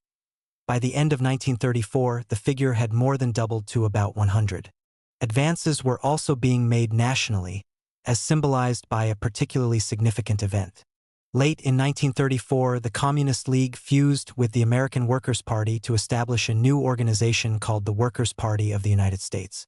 The fusion was based on common acceptance of the essential Trotskyist program. Within the AWP were revolutionaries who had led a strike of auto workers at the electric Autolite plant in Toledo, Ohio. Their struggle had paralleled the Minneapolis strikes in both militancy and national significance. Now these revolutionary workers' leaders of Toledo and Minneapolis had come together in the same party. It was a good omen for the Trotskyist movement as it entered 1935 in the form of the Workers' Party. The struggle widens. Stimulated by the Union victory in the trucking industry, workers throughout the city began to look toward unionization as a way to win a better life for themselves. Wherever a new fight developed, the rank and file sought to emulate local 574's methods, especially in the formation of broad strike committees. Representatives of the General Drivers' Union were usually invited to serve on these committees in order to advise the strikers on effective methods of struggle. The opening skirmish in the widening conflict came in the fall of 1934 at the Arrowhead Steel Products Company. A majority of the plant's 200 employees joined Local 382 of the International Association of Machinists, IAM, AFL. The boss then locked them out, and they promptly turned the lockout into a militant strike. At the strikers' request, Local 574 helped them organize the fight, and it supported the picket line. After about 2 weeks, the company agreed to deal with the union. A settlement was reached in which the workers got a raise in pay, and the union became firmly established in the plant. Local 382's success at Arrowhead gave impetus to an organizing drive it was conducting among mechanics in automobile sales agencies and repair shops. IAM Local 459 in St. Paul joined in the drive, and over 2,000 mechanics were soon organized in the Twin Cities. In this case, the battle was not to be won so easily. The Citizens' Alliance took a hand in mobilizing the garage bosses against the workers and developing union-busting tactics. IAM officials, on the other hand, sought to go it alone, apparently hoping to impress the bosses with their respectability by keeping Local 574 out of the situation.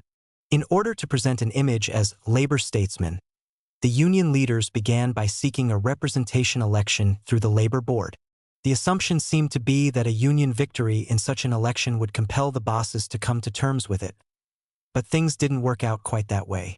Just before the scheduled election took place, the Citizens' Alliance made an attack on Herman Hussman, the business agent of Local 382.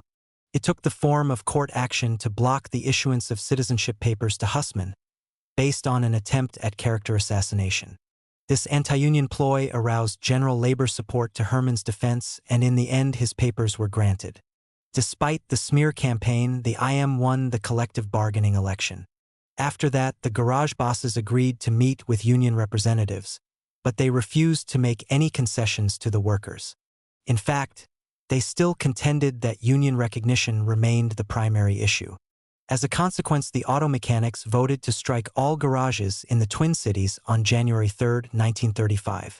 Picket lines were set up at the struck establishments, the strikers carrying banners pronouncing the firms unfair to organized labor. The bosses weren't impressed by this tactic, nor were the scabs the Citizens' Alliance helped to mobilize. Special company police were lined up in Minneapolis to protect strikebreakers, and some company officials themselves began to carry firearms. As day followed day, with most garages still operating after a fashion, it became increasingly obvious that the strike was ineffective. Anxious and angry rank and filers began to put pressure on the union officials to seek competent aid, and Local 574 was finally afforded an opportunity to pitch in and help. Ray Dunne was assigned to assist the St. Paul local. He promptly organized and led a large mobile force which swept from garage to garage, clearing out the finks and closing the places down. This came as something of a shock to bosses and strikebreakers alike in St. Paul. They had simply watched from across the river as warfare raged in Minneapolis during 1934. The sudden impact of militant picketing close up threw them into consternation.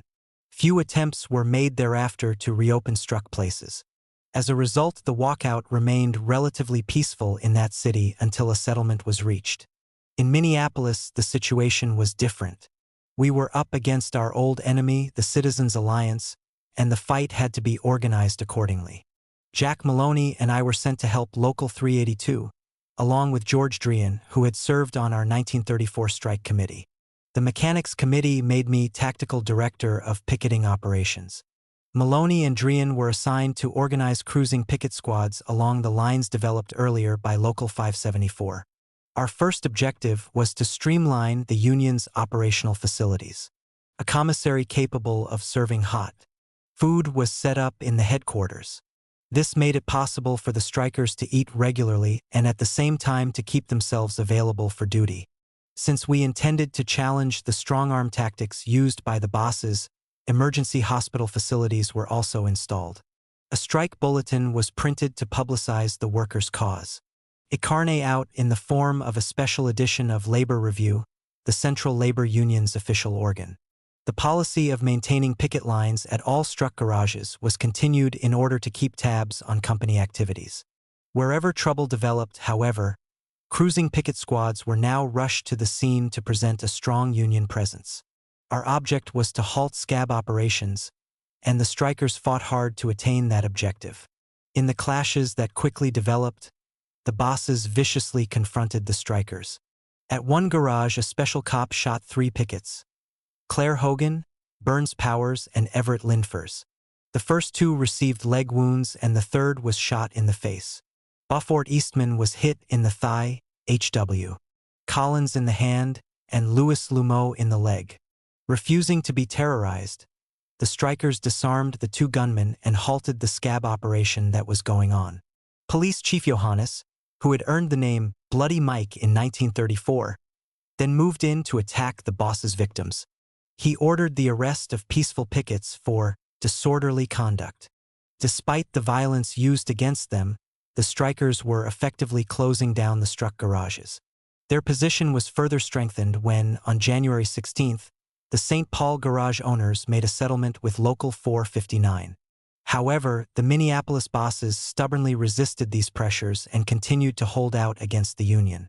This made especially acute a problem that had been caused by Herman Hussman, Local 382's business agent. Hussman wanted to give the bosses a fight, but he was handicapped by his background training in AFL business agentry. This weakness caused him to keep a tight grip on negotiations, often meeting by himself with the federal mediator and the employers' committee. In the process, he had developed a notion that one boss on the committee was friendly to the union. Although this friend was operating his garage with scabs, Herman insisted that the pickets leave him alone, lest he become antagonistic in the negotiations. At the daily strike meetings, Hussman made reports on his talks with the mediator and the bosses. As we listened to him each day, it became increasingly clear that his friend was playing a con game against the union. The matter was discussed among the picket leaders, and a decision was made that this particular boss needed a special goosing. Cruising picket squads paid a call at his garage, deliberately choosing a time when a negotiating session was in progress. They went through the place like a tornado, cleaning out all the finks. When the friend received a telephoned report of what had happened, he went into a state of shock and called for adjournment of the negotiating session. Hussman took the thing almost as hard as the boss had. He soon stormed into the union hall in a fit of rage. Pacing up and down, waving his arms in the air, he shouted, "Don't tell me this happened by mistake. There was a mastermind behind it." Finally, he subsided, took a couple of aspirin, and flopped down on one of the hospital cots to relax his taut nerves. The goosing seemed to help. On January 19th, the Minneapolis bosses signed an agreement with the union based on terms similar to those arrived at earlier in St. Paul. The workers received significant pay increases, job conditions were improved, and a steward system established to enforce the contract. Once again, the Citizens' Alliance had been whipped. A militant union had won recognition and was now firmly rooted in the garage industry. While these actions were taking place in the Twin Cities, a significant battle had also developed in Fargo, North Dakota. Its origin dated back to September 1934. At that time, the officers of General Drivers Local 173 in Fargo had put in a request for leadership guidance from the victorious Minneapolis Teamsters. Miles Dunne, who had visited the city a bit earlier and was familiar with the situation there, was sent to aid them. To indicate what he was walking into, a short background sketch is necessary. Fargo, a city of less than 50,000, developed as a railroad and banking center based on the wheat economy of the region. There were also some foundries and food processing plants. Beyond that, employment was to be had mainly in printing, the building trades, and the distributive industries. The city's economic life was intertwined with that of the smaller adjacent community of Moorhead, Minnesota. The two towns were connected by a bridge across the Red River, which marks the boundary between Minnesota and North Dakota. During the heyday of the industrial workers of the world, there had been considerable union activity in and around this population center, and the boss class had become quite practiced in using vigilante methods to cope with it. In the 1920s, the IWW declined, having been gravely crippled by repression during World War I. Since then, the Fargo labor movement had been weak, almost dormant. There were only a few AFL craft unions, all with small memberships. Workers put in long hours under bad conditions for low pay. Many had no job at all in those Depression times. Like toilers elsewhere in the region, they were stirred by news of the Teamsters' success in Minneapolis. As a result, the unions began to register gains in membership, especially Local 173 of the IBT. At this point, Miles Dunne entered the scene. He first helped to launch an organizing drive in the milk industry, which processed raw milk for home distribution. The campaign was a quick success and demands were soon presented to the employers. When they refused to negotiate, a strike was called on November 3, 1934. The effectiveness of the walkout caught the bosses by surprise. At the end of the first day, they asked for a truce and said they were ready to negotiate with the union. The workers agreed to this, and 10 days later a contract was signed providing for wage increases, regulation of hours, and better job conditions. Local 173's success in the milk industry stimulated recruitment among freight haulers and in the coal yards. Also drawn in were workers engaged in cutting ice on the Red River, which their employers would sell the following summer. Employees on all these jobs were soon organized almost 100%. Demands were then served upon the bosses, who refused to negotiate. On January 22, 1935, the companies involved were struck. Ordinary picket lines, backed up by cruising squads, were established at each place of work. In no time at all, the strikers had the town sewed up tight. Meanwhile, the Fargo bosses had called upon the Citizens Alliance of Minneapolis to help them counteract the strategy and tactics introduced by Miles Dunne. This led to a mobilization of vigilantes akin to that used by the Citizens Alliance against Local 574 in May 1934. In the present case, the American Legion was relied upon to recruit the private army desired by the ruling class. By the fifth day of the strike, a force of about 300 had been built up and deputized by the city authorities to masquerade as special police. Armed with clubs, this repressive force attacked the Union's picket lines on January 27th. In the melee that followed, 32 strikers were arrested. They were officially charged with rout, which the prosecutor later defined as an action in the direction of a riot. Shortly thereafter, an assault was made on the Union Hall.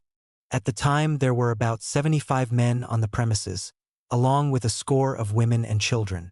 A big force of deputies assembled in front of the building on First Avenue and, without warning, shot tear gas through the windows into Local 173's quarters on the second floor. As the tear gas victims came down the stairs onto the street, they had to pass through a gauntlet of vigilantes, and several of the Union men were beaten with clubs. The Union's books and records were seized as the deputies ransacked the headquarters. 70 of the strikers who were in the hall were arrested on charges of obstructing an officer. Other workers were picked up during the day, and by evening over 90 were in jail. One of them was Miles Dunne, who was charged with inciting to riot. When news of the assault reached Minneapolis, Jack Maloney and I were sent to help the Fargo strikers get themselves reorganized. The first task was to get Miles and the other Union fighters out on bail. Bonds totaling almost $50,000 had been set for those arrested. To make things worse, the authorities ruled that only real estate within the city would be accepted as security for the bonds. That meant in effect that people wanting to help free the strikers would have to put up deeds to their homes as security. This made the prospects of quick action look rather gloomy. Then aid was suddenly received from an unexpected quarter. It came from Mr. Ballou, an admirable old gentleman, whose full name I never learned. He adhered to civil libertarian principles, and he had the courage of his convictions. He also had large real estate holdings in the city.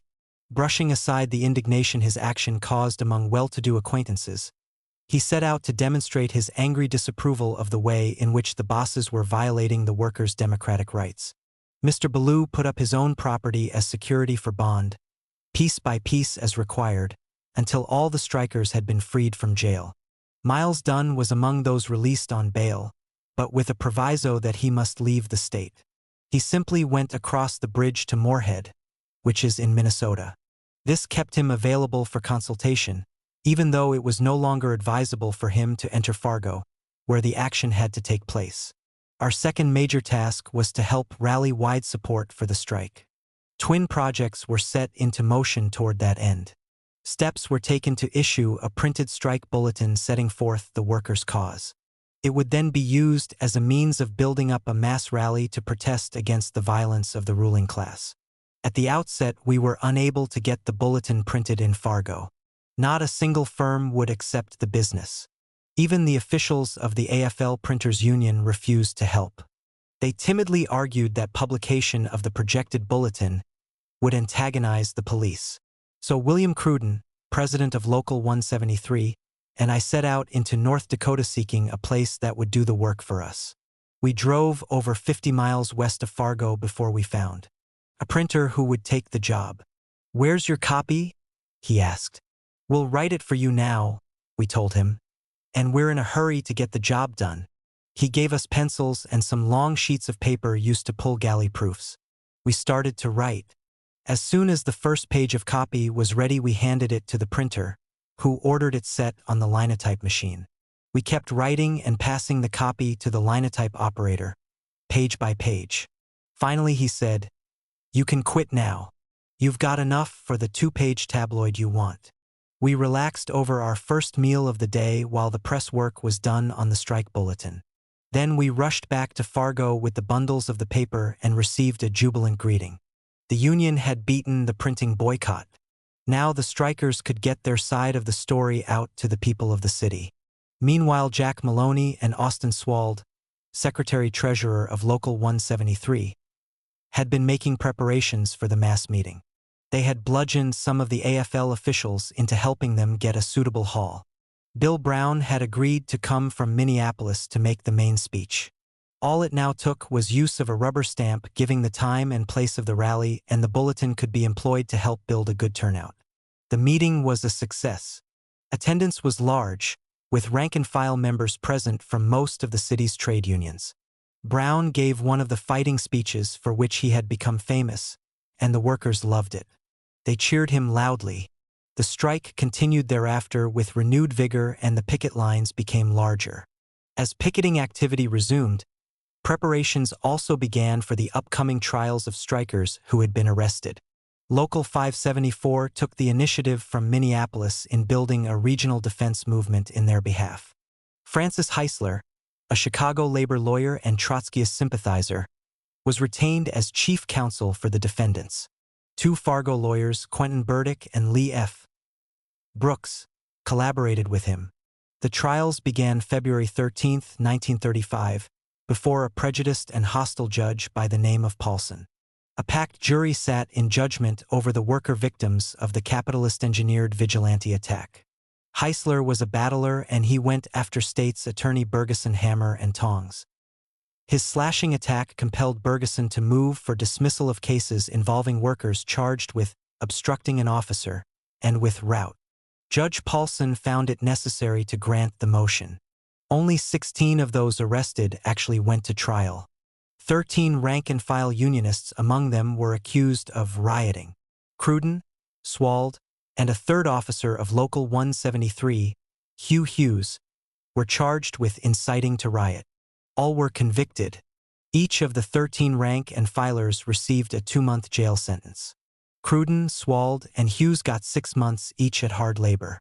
All 16 were released on bail pending an appeal of the convictions. While these events were transpiring, public meetings were held from time to time in Moorhead, where Miles Dunne could address the strikers and their sympathizers.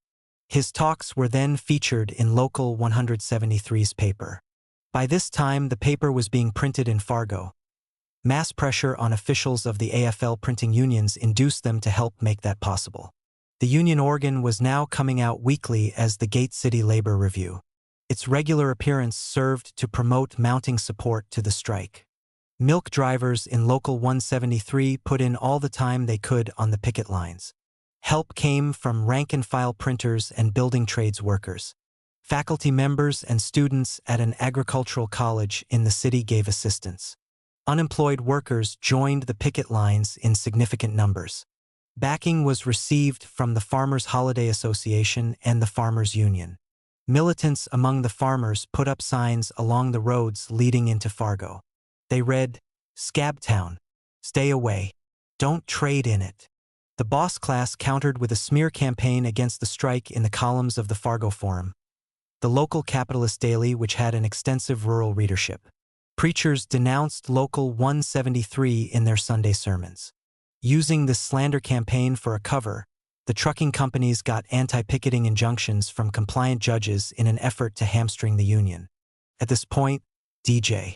Tobin, head of the International Brotherhood of Teamsters, made his contribution.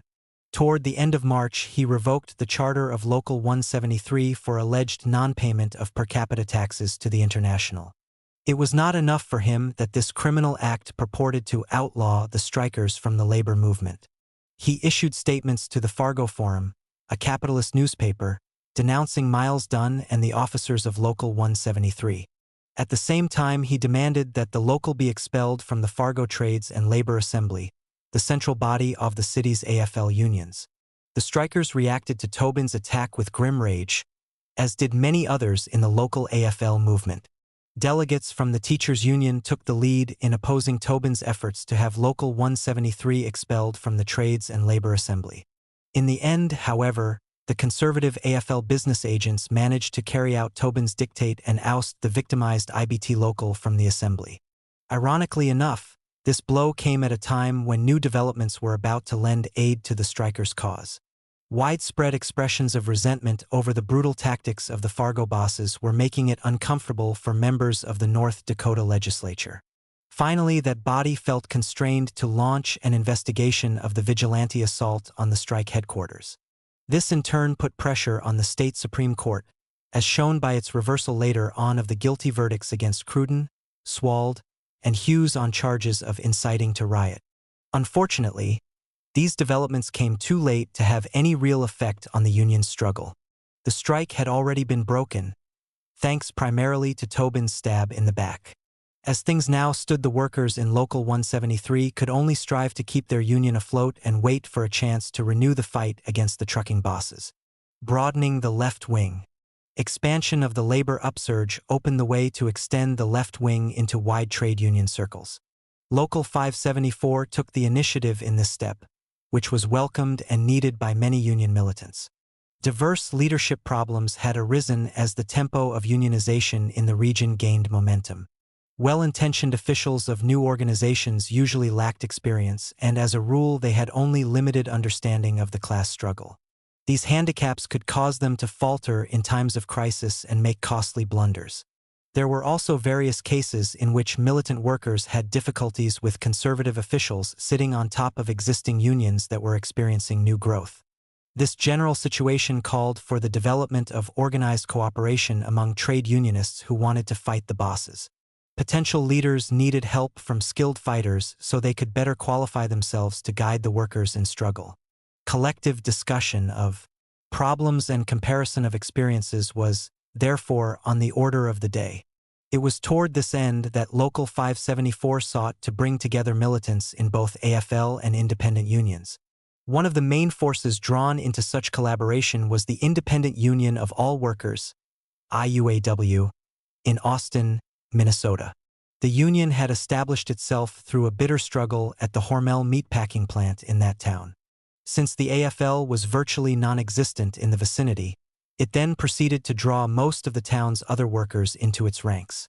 The IUAW also reached out to organize packing house workers elsewhere in southern Minnesota. At the same time, it established relations with other independent unions in the packing houses of northern Iowa. The central leader of the IUAW was Frank Ellis, a man with considerable background experience in the IWW. Although not a Marxist, he had absorbed many class struggle concepts, and he was every inch a fighter. He did all he could to teach the workers that they must rely entirely on their own strength, never putting their trust in any agent of the capitalist class. Ellis warned especially against thinking the workers could get any justice in the capitalist courts. No matter what the charge on which a worker is brought before a capitalist judge, it's a frame-up, he told young workers. If you're caught stealing a church and the steeple is sticking out of your pocket, plead not guilty. Among these young packing house workers was Joe O'Lellman. He progressed beyond Ellis in political consciousness to become a revolutionary socialist and a firm supporter of the Trotskyist movement. Joe played an outstanding role in left-wing activities of that period, and later on he made important contributions to the building of the CIO Packing House Workers Union. Another ally drawn into the expanding left-wing movement was the Minnesota State Employees Association. With a farmer labor governor in office who found it necessary to give at least verbal support to unionization drives, the organization was making significant headway among government employees throughout the state. Also noteworthy was the presence of quite a few radicals among these workers. One of them, Julius F. Gimmie, was the founding leader of the association. Gimmie, who had been a metal worker by trade, joined Machinists Local 459 in St. Paul around 1913. Many times after that he was arrested for his part in labor struggles, and he was looked upon as a left-wing leader in the trade unions. Having also entered the Socialist Party, he edited the Minnesota Socialist for a time prior to World War I. After the 1917 revolution in Russia, he joined the Communist Party and remained a member until about 1925.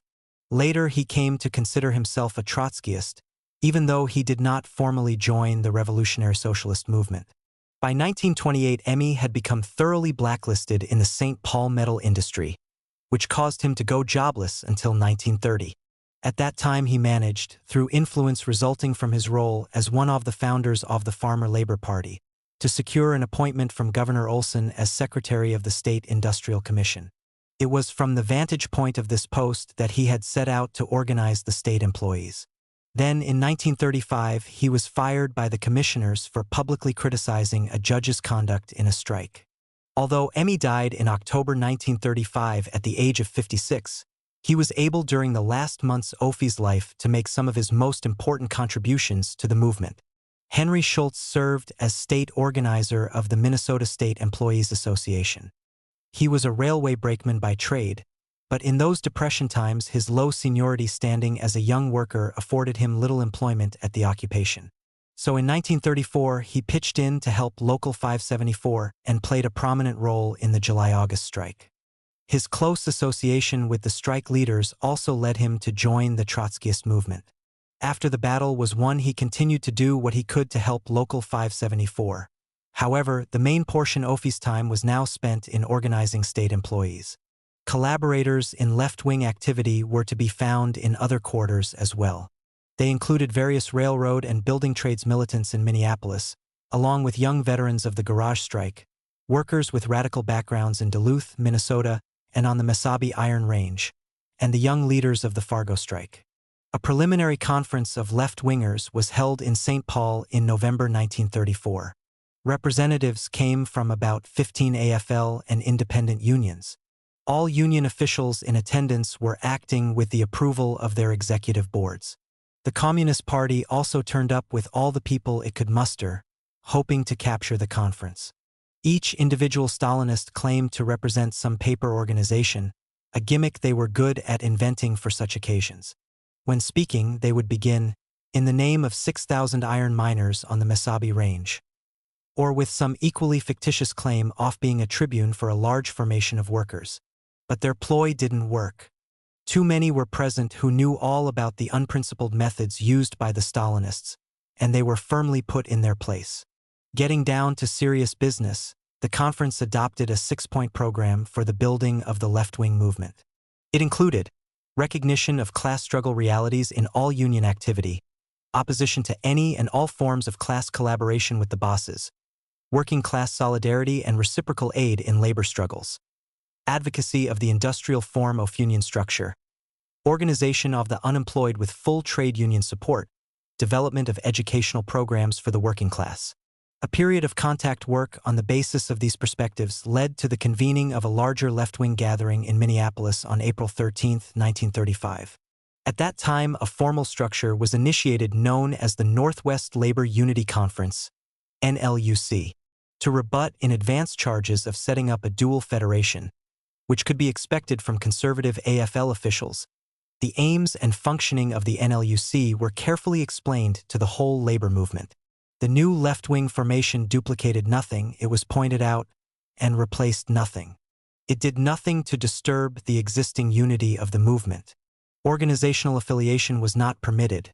Unionists could join the NLUC only as individuals. Its sole objective was to aid all workers' organizations in making labor unity more meaningful and productive. This key aim was pinpointed in its central slogan: all workers into the unions, all unions into the struggle. To carry forward the building of a left wing based on class struggle perspectives, the conference selected a continuations committee. It included Frank Ellis and Joe Voorhees of Austin, Milton Carlson and R.C. Sermon of Duluth, J.F. Emmy and O.R.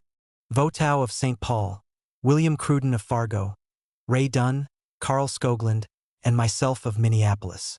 Since class warfare leads to arrests and trials of workers on frame-up charges in capitalist courts, attention was given to the question of labor defense. Effective action required measures to cope with two problems that arose within the labor movement itself. One involved Stalinist factionalism in this sphere. The other had to do with the mishandling of cases by conservative labor lawyers. Early in the 1920s, the then healthy Communist Party launched a movement known as the International Labor Defense, ILD. It was developed under the guidance of James P. Cannon, who later became one of the founders and the principal leader of this country's Trotskyist movement. In keeping with correct principles, the ILD at that time functioned on a genuinely nonpartisan and non-factional basis, standing ready to aid all class war victims. When the CP became infected with the virus of Stalinism, however, ILD policy was reversed. Defense activities were reduced to the small change of petty factional maneuvers. Victims caught in the toils of capitalist law were used in cynical ways to gain one or another form of partisan advantage for the CP itself. Political opponents of the Stalinists were usually refused any help at all. Worse than that, they were subjected to slander campaigns intended to hamper the promotion of support from other quarters. The second problem was of a different nature. Difficulties arose with various individual lawyers, acting for a fee, who practiced class collaboration in the capitalist courts. Like the AFL bureaucrats who tried to build them up as labor defenders, these worthies sought to curry favor with the ruling class. Their college training had prepared them for this line of conduct. The sanctity of capitalist law had been drilled into them. They accepted as gospel the ruling class premise that lawyers are supposed to conduct themselves as officers of the court, conditioned mentally to argue either side of a case as chance might dictate. Depending on who hired them, they were congenial toward opposing attorneys as fellow members of the legal fraternity. This not only led them to be chummy with government prosecutors, they tended to think in terms of making legal horse trades at the expense of their worker clients. On the whole, such lawyers were not to be trusted as the defense arm of the labor movement. Under the circumstances, a new defense organization was urgently needed. Steps to meet that requirement had already been initiated by the now expanded Trotskyist formation, the Workers' Party. As a result, a structure of the kind desired had been brought into being nationally, known as the Nonpartisan Labor Defense, NPLD. It dedicated itself to the support of any and all labor victims of capitalist injustice. Those who lent their names to the effort and contributed financial aid were in no way used for partisan political advantage. Moreover, solidarity was extended to defense efforts conducted by others, including those of the Communist Party. These policies were in keeping with the time-honored labor slogan, "An injury to one is an injury to all." To achieve its aims, the NPLD sought out competent lawyers who would fight for their clients. Funds were raised to provide bail, meet court costs, pay expenses attendant upon appeals of convictions to higher courts, and publicize the cases of those it represented. Attorneys of the kind who will really serve the workers' cause were usually obtained for a nominal fee or none at all. Ordinarily, the cost of their services involved only their expenses in handling a case, especially where travel was necessary. Understanding these to be the NPLD's attributes, the left-wing conference in Minneapolis voted to support the building of a regional branch of the defense movement. In fact, it was this new unit, just coming into being, that arranged for Francis Heisler to defend the strikers victimized by the vigilante raids in Fargo. The conference also took an important step concerning the labor press. Acute financial difficulties had made it necessary for Local 574 to suspend publication of its official organ, IHE Organizer, in October 1934. Because of its great value in helping the Union to grow in numbers and expand in influence, we had been looking for a chance to put the paper back into circulation. Then we learned that Julius Emme was also planning to start a union paper for state employees. These mutual needs led us to bring the whole problem before the conference for consideration. A decision was made there to launch a publication forthwith on the basis of support from the entire left-wing movement. In effect, this meant that Local 574's paper was to reappear, this time as the official organ of the Northwest Labor Unity Conference, under the name Northwest Organizer. Weekly publication of the paper as a 4-page tabloid began with the issue of April 16, 1935. It was printed by Argus Press, the loyal friend of the Union that had gotten out one he Organizer, doing so in courageous defiance of heavy pressure from the Citizens Alliance during the July-August 1934 strike. The layout for the Northwest Organizer was planned, and the contents of the first issue outlined, in a session at Emme's St. Paul living quarters with Ray Dunne, Henry Schultz, and myself also present. For the first few weeks, Henry and I got out the paper as best we could, with help from Ray on the editorial line. Later, the editing was taken over by Carlos Hudson, a young Trotskyist intellectual with journalistic talent, who had helped out on the strike daily in 1934. He, of course, acted in consultation with the Union leadership. Marvel Scholl, who is married to me, made regular contributions to the paper, especially a column called The National Picket Line, which became widely read for general labor news. Other regular features included Bill Brown Says, containing barbed comments by the Union president, and a lively column, Keeping Step with 574, written by Miles Dunne. In harmony with its irreverent predecessor, The Organizer, the new paper carried a poem in its masthead, which read, "When I ply my needle, trowel, or pick, I'm a decent sheeny, wop, or mick, but when I strike, I'm a Bolshevik. I'm labor." As things turned out, the decision to publish the Northwest Organizer was indeed timely.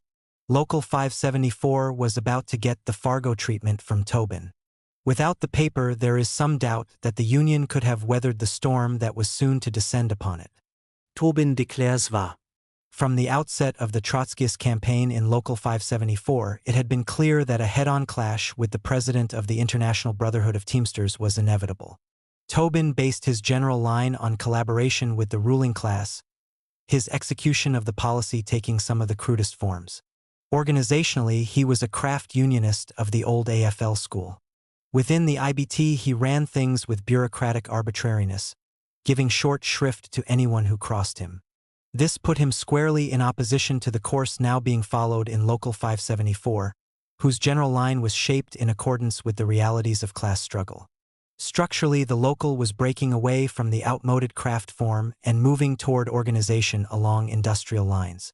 No less important, rank-and-file democracy prevailed in its internal affairs. Life itself had already clarified the fundamental difference between the two courses.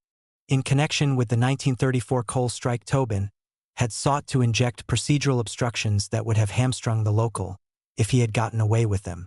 While the fight was raging in the market area during the May walkout, he ordered the Union to seek arbitration of the dispute with the bosses, a piece of arrogance that the strikers ignored. Then in July, at a most critical point in the conflict with the Citizens Alliance, he publicly attacked Local 574. These episodes revealed that, if Tobin's line had been accepted, the local would still have been back where it was in 1933. While standing up to Tobin whenever necessary in the interests of the struggle against the bosses, the Trotskyist leaders in the local had sought to minimize friction with him. This policy helped give us time to prepare for the collision that was bound to come.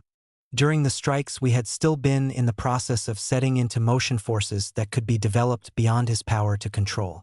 This aim had now been partially accomplished through the victory over the trucking companies.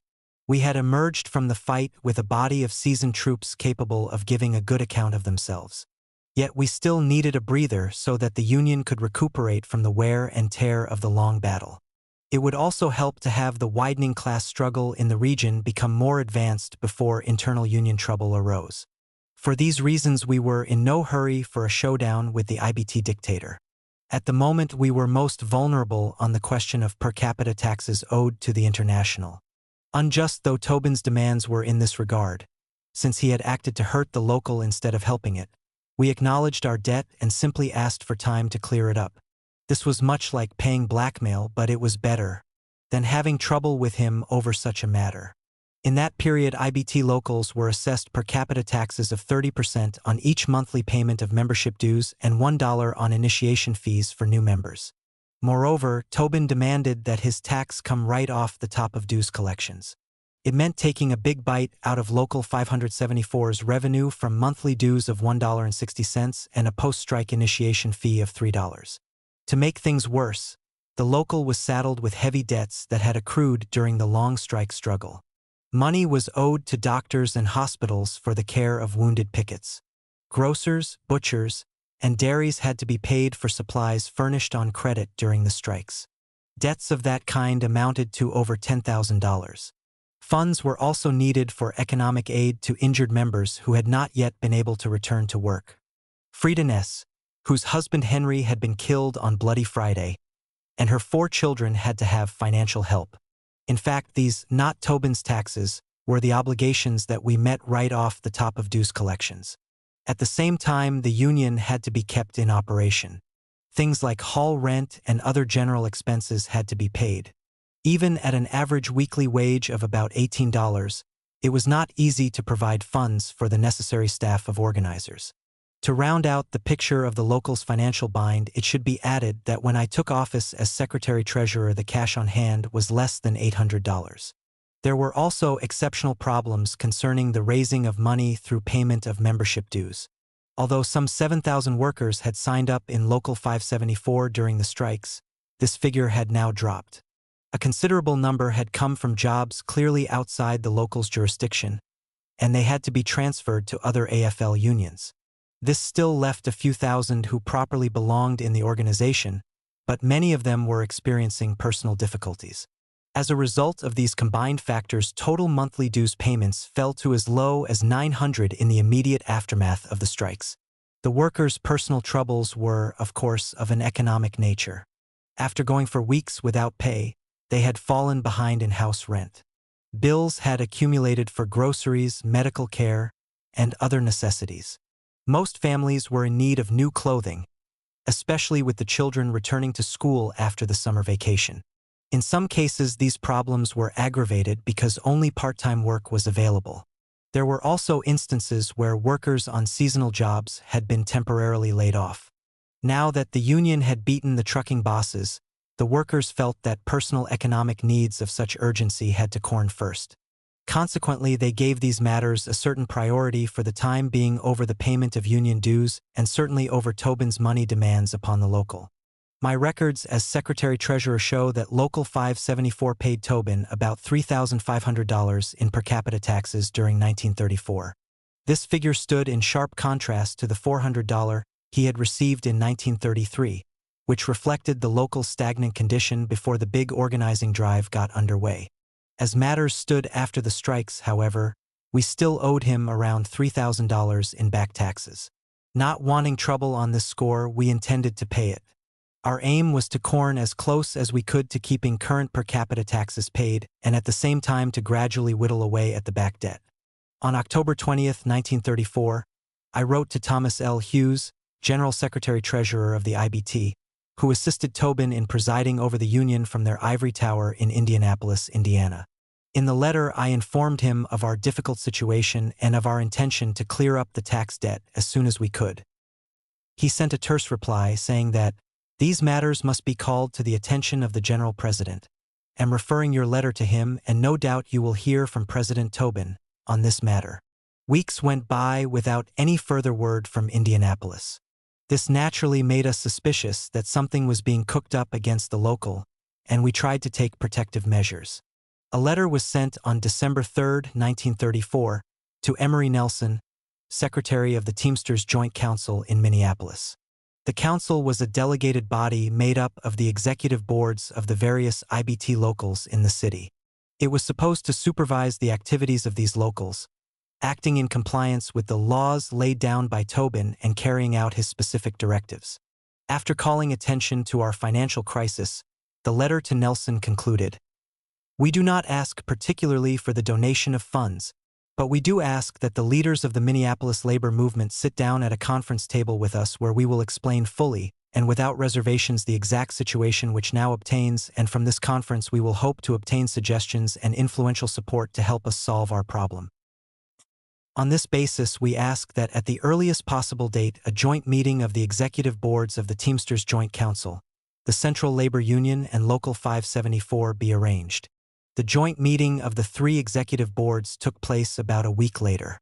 Also present at the session was John Gimmie, an IBT vice president and general organizer for Tobin, who lived in St. Paul. Everyone agreed that we were entitled to sympathetic understanding of our problem. Yet there was a subtle differentiation of attitudes among those present. Some were genuinely responsive to the point of wondering out loud what might be done to help us. Others, however, reacted with nothing more than proper expressions of concern, behind which their real attitude lay concealed. In any case, we had gained a certain propaganda advantage for later use against Tobin. It was now a matter of record that he, not Local 574, would be responsible for any split that might develop within the city's labor movement. During the next few weeks, we became heavily involved in supporting the strikes of garage workers in the Twin Cities and Teamsters in Fargo. At the same time, tensions were mounting because of the trouble developing with the head of the IBT, which could be expected to break out into the open any day. It didn't help any that the Citizens Alliance had sniffed out the situation and was already looking for a chance to take another crack at Local 574. Under these conditions, tempers sometimes became short in the union staff, and there was need of the homemade therapy we had spontaneously developed in the form of practical jokes. Both the temper ailment and the treatment devised for release from the tensions that caused it were reflected in an incident that took place one cold February day. I sent Harry DeBoer to the bank to make a deposit for the union. He soon returned, handed the money back to me, and said they refused to accept it. I blew my top over this petty capitalist maneuver against the union. "We'll see whether the hell they'll take it," I announced loudly, as I grabbed my overcoat and headed for the Citadel of Finance. When I got there, the door was locked. Only then did the real score dawn on me. It was Washington's birthday, a legal holiday, and Harry had been sent to a closed bank. Wearing a sheepish grin, I went back to the Union Hall, where the staff was waiting to give me the horse laugh. Before long, Tobin's flunkies were maneuvering openly against us. John Gimmie tried to snatch ICE and taxi drivers from Local 574 and put them into separate craft unions. Right-wingers engineered the removal of Bill Brown from his post as organizer of the Teamsters Joint Council, a position he had held since 1932. This was done while Bill was sick and confined to bed. Then the main blow fell. It came through an undated letter from the General Secretary-Treasurer of the IBT, which we received on April 15, 1935. Under instructions from the General Executive Board, I am notifying you that the charter of Local 574 is this day revoked. Hughes stated coldly. Section 48 of the Constitution of the International reads as follows. No local union shall have any right to pay any bills before they pay the per capita tax due to the International Union each month. Local Union 574 owes the International now 6 months per capita tax. Word of the charter revocation led immediately to the unseating of Local 574's delegates to the Teamsters Joint Council. The action was not only injurious to us, it hurt all Teamster locals. They should have been concentrating on a general organizing drive under the impetus of Local 574's victory in the trucking industry. Instead, they were violating their own interests by letting Tobin use them in an internal union fight that could help only the bosses.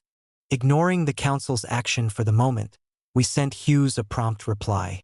He was reminded, for the record, of our earlier correspondence with him concerning our efforts to clear up the back debt on per capita taxes and his statement that we would hear from Tobin about the matter. We have yet to hear from President Tobin, our letter pointed out, and the subject was not brought up again by any of the international officers until the receipt of your letter informing us of the revocation of the charter. Our reply concluded with a formal appeal from the decision of the General Executive Board. This action brought a direct response from the IBT president. On April 22, 1935, he addressed himself to me as Secretary-Treasurer of the local. After taking note of our tax delinquency and the provisions of the international constitution on the subject, Tobin read the Riot Act to us. "You seek as an excuse for your failure to comply with our laws," he went on, "the fact that you had a strike during which some of your members got into trouble, etc. We knew nothing about your strike except what we read in the papers. What we do know is that your strike was unauthorized and uncalled for, and that conditions obtained during the strike which were in direct violation of our laws. The pity of it is that the rank and file who are undoubtedly honest and sincere were led by officers such as you and your associates who have no regard for the laws of our organization or the laws of the organized labor movement. When I say you, I mean your local union, which local you and your associates claim to have represented. The tail does not wag the dog in this instance. Better have no international union than have one composed of organizations such as Local Number 574, because of the manner in which it has been conducted. Of course, your answer will be that you would not receive sanction of your strike. We have sanctioned or endorsed over 50 strikes within the last 6 months, but only in cases where they have lived to the law and were not acting in defiance of the principles of the trade union movement and where they were not pulling strikes for racketeering and propaganda purposes." Tobin wound up his tirade with typical bureaucratic arrogance. "In view of the fact that you are now disassociated from the International Union, I now advise you that any further communications sent to the international officers will not be answered." The old tyrant really seemed to believe that he could conjure Local 574 out of existence by jerking a piece of paper off the wall in our headquarters. It would have been a neat trick, considering that the local had proven itself powerful enough to defeat the Citizens' Alliance in a virtual civil war. Yet he had dealt us a treacherous blow that would be an aid to the bosses. Now we would have to guard constantly against getting knifed in the back as we continued the battle against the ruling class. Our first step in mobilizing to fight off the new attack was to call a general membership meeting. Word of the charter revocation had spread swiftly, and Local 574 members turned out in force to get the facts about the new threat to the Union. A reading of the letters from the top IBT officials brought heated reactions. Tobin was roundly cursed by the workers, who remembered well the foul blow he had struck at the local when he attacked us publicly on the eve of the July-August strike in 1934. Unanimous determination was expressed to repulse the new assault. The Executive Board was given a vote of confidence in its ability to give the necessary leadership toward that end. A footnote is in order concerning Stalinist policy in connection with this meeting. From 1928 to 1934, they had followed a sectarian, ultra-left course intended to split the labor movement and reorganize it under Communist Party control. This line, plus their blind factionalism toward the Trotskyists, had thrust them into isolation from the living class struggle in Minneapolis. During 1935, they carried out one of the sudden switches in policy for which Stalinism has long been notorious. Conditions of the class struggle in Minneapolis, or anywhere else for that matter, had little or no bearing on their turn.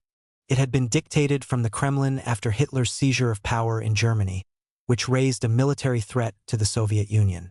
Stalin had bureaucratically decided to seek collective security through alliances with imperialist countries whose interests conflicted with those of the German capitalists. Toward that end, he set out to use the parties of the Third International as political pawns in Kremlin diplomacy. This led to the infamous Popular Front line of class collaboration in politics, which the Communist Party is following to the present day. The change in political line also brought an about-face in Stalinist trade union policy. Previously, they had made futile attempts to build their own Red Labor Federation. Now they wanted at all costs to get back into the AFL, and to serve that end, they suddenly became frenzied opponents of independent unionism, no matter what the reasons for its existence. For the local Communist Party hacks, the switch in line was seen as a new opportunity to launch a factional attack on the Trotskyist leaders of Local 574. In accordance with this aim, they promptly undertook to twist the facts concerning the charter revocation. Their attack on us stressed the need for the local to be part of the AFL. Reinstatement in the IBT was impossible, they piously asserted, without paying Tobin the per capita taxes he had coming.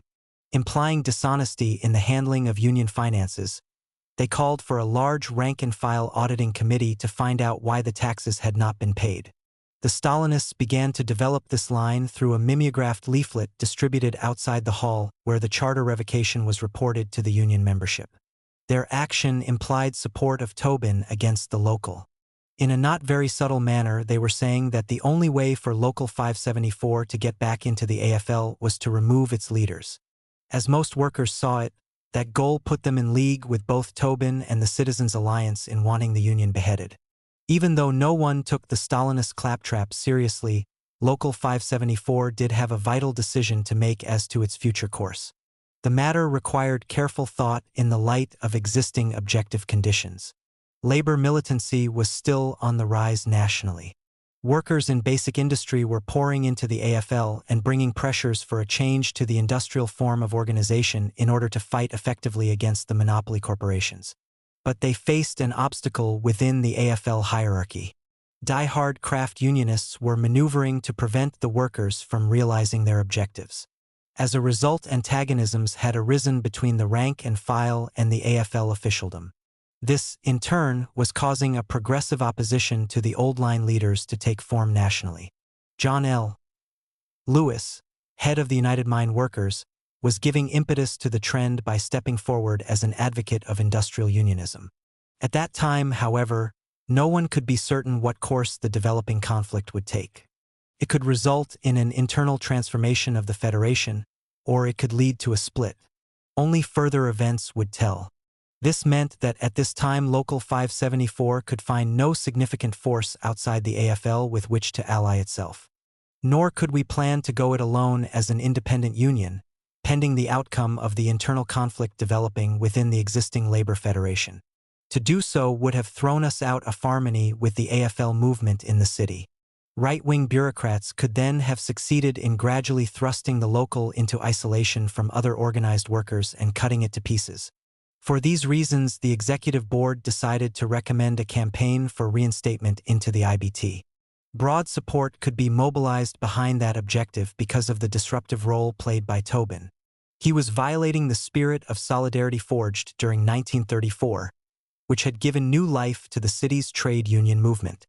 On formal grounds of a piddling money question, he had expelled a local of some 20 years standing in the AFL, a local that had spearheaded the fight to make Minneapolis a union town. It was a self-evident act of spite against an organization that had transformed itself from the caricature of a union it had long been under the domination of the IBT head into a dynamic organization. Despite Tobin, Local 574 had now become an effective fighting instrument. It was wholly representative of thousands of workers and fully capable of serving their interests. Moreover, its 1934 strikes had been endorsed by the entire AFL of the city, and all the workers knew that. Thus, they would be quick to see through Tobin's claim that the strikes violated IBT laws. It would become clear that he was actually demanding veto power over all Minneapolis labor. In keeping with the demand for restoration of the IBT charter, the executive board proposed that the local continue to act as though it were still part of the AFL. The policy of expanding to the outer limits of IBT jurisdiction along industrial lines would, of course, be continued. But there would be no invasion of job categories specifically assigned to other AFL unions. Instead, we would aid these organizations in their struggles against the bosses. Such measures of fraternal cooperation and our acts of solidarity and struggle would be in accord with the needs of the day. They would stand in marked contrast to Tobin's policies, which were relics of the past. As a result, workers throughout the city would feel they had a stake in the survival of Local 574. When these policy recommendations were submitted to a general membership meeting of the union, a bit of an argument developed. It was not because anybody was inclined to capitulate to Tobin. Just the opposite. Some hot-headed but short-sighted workers wanted the local to forget the IBT altogether and go ahead entirely on its own as an independent union. They were motivated by a combination of bitter hatred for the Teamster boss and supreme confidence in the strength of their organization. Answers given by the leadership to such views helped to clarify the general picture of our situation, and the recommended course of action was approved. Once again, Local 574 was prepared to go into battle as a united force with a single policy. The opening round. Even before Local 574's charter was revoked, the Citizens' Alliance had gotten wind of Tobin's imminent attack on us. Its strategists moved quickly to seek ruling class advantage from the IBT dictator's reactionary policy. A scheme was devised to draw conservative AFL-0 officials into a united front with the bosses on a citywide scale in opposition to left-wing trade unionists. Toward that end, a public body was projected. It was to be composed primarily of employers and AFL bureaucrats, with an added sprinkling of neutrals, such as lawyers, preachers, and reformist politicians. These civic-minded individuals, all handpicked behind the workers' backs, were to sit in judgment over issues in dispute between workers and bosses. In short, they were to play a strike-breaking role. To give their plot a deceptive coloration, the alliance leaders resorted to another trick for which the ruling class is notorious. In naming their public body, they tried to co-opt an idea made popular by Local 574 during the 1934 struggle. They called it the Committee of 100. That had been the designation of the broad formation elected within the union to lead the July-August strike. Now the bosses sought to use this honorable name to camouflage an anti-union setup through which they hoped to stem the mounting labor upsurge in the city. Since early April, the alliance had been dangling its class collaborationist bait before the AFL business agents, and some of them were nibbling at it.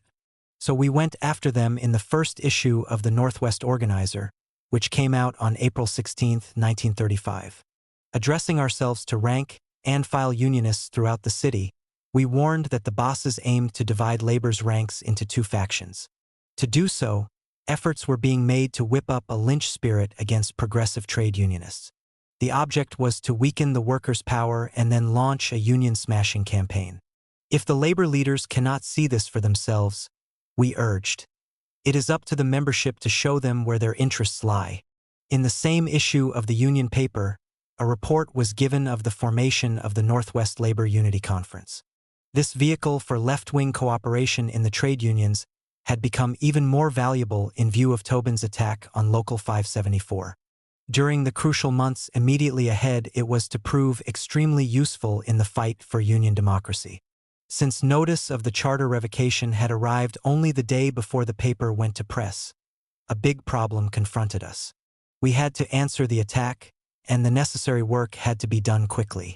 On top of that, none of us had any journalistic know-how. We went ahead as best we could, and later on Marvel Shoal set down her recollections of our experience. Farrell brought Ray Dunne to our house for dinner, she wrote.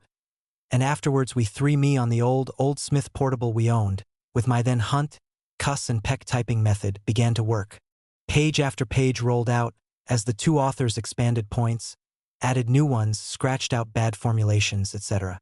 When we had finished to all our satisfaction, we had many pages of copy which were then rushed to Argus Press.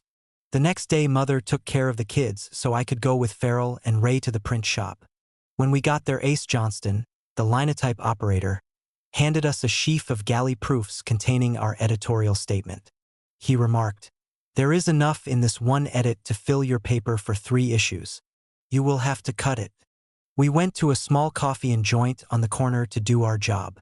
After sweating blood over who knows how many cups of coffee, we finally managed to make the necessary cuts.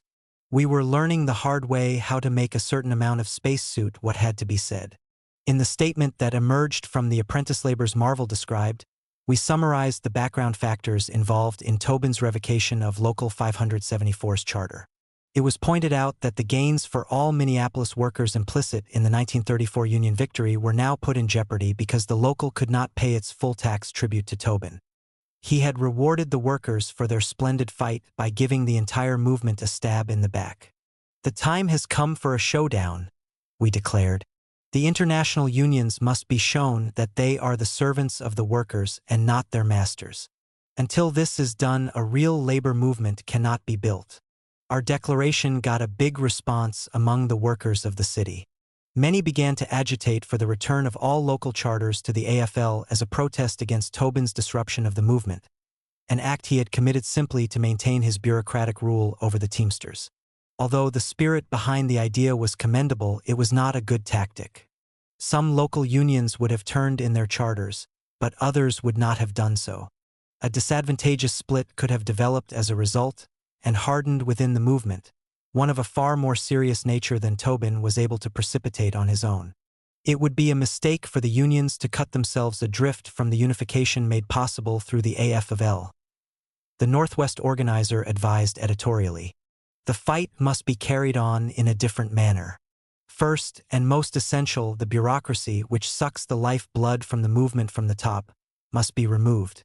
To accomplish this, the minor officials who hold office through subservience to the higher-ups, and who serve as their tools, must be replaced by real leaders who will serve the workers honestly. This can be accomplished in the elections held in the local unions.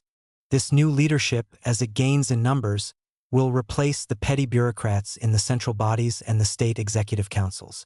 From this point, a real housecleaning can be accomplished which will completely rebuild the movement into a healthy and growing thing." In keeping with this advice, we submitted a written appeal to the Central Labor Union for support in our fight to gain readmission into the AFL. It was an extensive document that reviewed the problems faced by Local 574 in the aftermath of the 1934 strikes and gave the facts and figures concerning our per capita tax difficulties with Tobin. Our appeal concluded with a summary of the conflicting lines of policy involved in the dispute with the IBT head. Tobin's line called for the payment of per capita taxes before any other bills were paid. Compliance with this demand, we pointed out, would have meant the local could have nothing more than a small office with a secretary in charge. The secretary could have done little more than collect dues from those who carnet to the office and forward the per capita tax to the International. This would have crippled the union, reducing it within a few weeks to its former impotent condition. As against this bankrupt line, we counterposed the policy Local 574 was following. It was vital to check and finally defeat the boss's plan of wholesale discriminations against union members. To do so, we had set up a steward system and begun to build a well-knit staff of active organizers. There were still wounded pickets and their families to be cared for. Unpaid strike bills for doctors, hospitals, and food had to be settled. A suitable union hall had to be maintained. While meeting these imperative needs, we intended to pay the International every cent we could without crippling the local, and we expected to clear up the entire tax debt within a reasonable period of time. This appeal for help in regaining our IBT charter coincided with a demand from Tobin that Local 574's delegates be unseated by the Central Labor Union, CLU. Right-wingers in the central body wanted to comply with his demand, but they were in a minority. Most of the delegates from local unions, either expressing their own sentiments or reflecting pressures from rank-and-file members, wanted to support Local 574. As a consequence, the demand that we be unseated from the body was brushed aside. A committee of 3 was elected to go to the IBT headquarters and present Tobin with a counter-demand that our charter be restored. The committee included Gene Spielman of the bookbinders, Andrew Leaf of the carpenters, and Sander Guinness of the clothing workers. The CLU action put the bureaucrats of the Teamsters Joint Council on the spot. They had already aroused rank-and-file criticism within other Teamster locals by moving quickly to unseat our delegates to the council when our charter was revoked. Now a special committee from the AFL central body was going to Indianapolis to demand that the whole thing be reversed. So they decided to get in on the act, both as a cover against further criticism and to keep abreast of events. This led them to arrange for the inclusion of Patrick J. Corcoran, an official of the Milk Drivers Union, on the CLU committee. Since it was highly unlikely that the committee would get anywhere with Tobin, we did not sit with bated breath awaiting the outcome of the Indianapolis session. Our attention was concentrated, instead, on strengthening Local 574's position in preparation for a prolonged struggle. A general unionization drive was launched, which spread rapidly to all unorganized sections of the trucking industry. Steady gains in membership strength resulted and additional companies were brought under contract with the union. Workers' grievances over contract violations by the bosses were given prompt and effective attention. The latter task had become a big one, because the local now dealt with almost 500 employers, most of whom had never before had anything to do with a union. Then the veterans of 1934 got a small financial boost on June 1st. Under the terms of the strike settlement, their hourly wages rose 2 cents an hour on that date. This meant an hourly rate of 55 cents for truck drivers and 45 cents for helpers, platform workers, and inside workers. At this point, the workers' devotion to the union was graphically demonstrated. A general membership meeting voted to pay an extra month's dues to help clear up outstanding strike debts for medical services and food. In keeping with its continuous growth, the local rented a new, more spacious headquarters at 257 Plymouth Avenue North. The main hall would seat 2,000. There were also smaller rooms for meetings and conferences, along with office space, a library, and a clubroom. Kitchen facilities were available for social affairs, and a check room accommodated 600. The power of a union needing such facilities for its normal operations was soon shown to the building trades workers. They were trying to unionize a big construction job, but the employers, as had long been their habit, sought to run it on an open-shop basis. Local 574 refused to allow any trucking of material to scabs on the job, and the bosses had to agree to 100% unionization of the project. This act of solidarity with the building trades unions, which strengthened their goodwill toward us, came at a most opportune time. The special committee sent by the CLU to see Tobin was about to present its report to the central body. As we expected, the IBT president flatly refused to reinstate Local 574. A new charter for a general drivers' union would have to be issued, he insisted, subject to a series of harsh restrictions. First, various sections of the local would have to be chopped off and organized on their own as distinct crafts. As a starter, ice and coal workers were to be put into separate unions, also taxi drivers. Second, all inside workers were to be denied membership. To be a member, 51% of one's time had to be spent either driving or doing other actual work on a truck. Third, the present officers of Local 574 were to be excluded from the new local, and all membership applications were to be subject to approval by the International. The local was to come under the direct supervision of a special representative of Tobin. Fourth, the new local was to pay the back per capita taxes owed by Local 574. These demands made Tobin's intentions clear to most everyone. He sought to cut up Local 574 into small, helpless units on a narrow craft basis. The fact that this would strip the local of its fighting ability at terrible cost to the workers did not bother him. His main concern was to keep the union under his bureaucratic control, and to do so he was ready to weaken it. On top of that, he intended to force the AFL unions of the city to help him break us. While they were in Tobin's office, the CLU committee reported, he telephoned William Green, the AFL president, who promised him full cooperation. The committee interpreted this to mean that attempts by the CLU or any of its affiliates to defend Local 574 would result in the loss of their AFL charters. Although most CLU delegates were outraged by Tobin's arrogant demands, they voted to formally unseat Local 574 from the body rather than risk punitive action at Green's hands. At the same time, a majority insisted that we continue to sit in on their sessions as unofficial delegates, which we did. On the surface, it might appear that we had lost a round, but in reality a deep polarization, largely favorable to us, was taking place in the AFL central body. Shortly after the CLU had complied formally with his demand that we be unseated, Tobin chartered a Local 500, which he intended to use to destroy Local 574. He then ordered the Teamsters Joint Council to proceed against us, in accordance with the dictates he had laid down to the CLU committee. At the same time, he reconstituted taxi drivers Local 125, which had earlier been displaced when the workers involved had voted to join Local 574. Pat Corcoran was assigned to direct Tobin's campaign locally. He, in turn, designated Cliff Hall, whom we had fired from his former post in Local 574 for incompetence and disloyalty, as business agent of Local 500. Together they went to talk to the bosses with whom the old Local 574 officialdom had maintained class collaborationist relations prior to 1934. They asked help in forcing the workers at these companies to switch over to the Tobin-sanctioned paper union, but little came of it.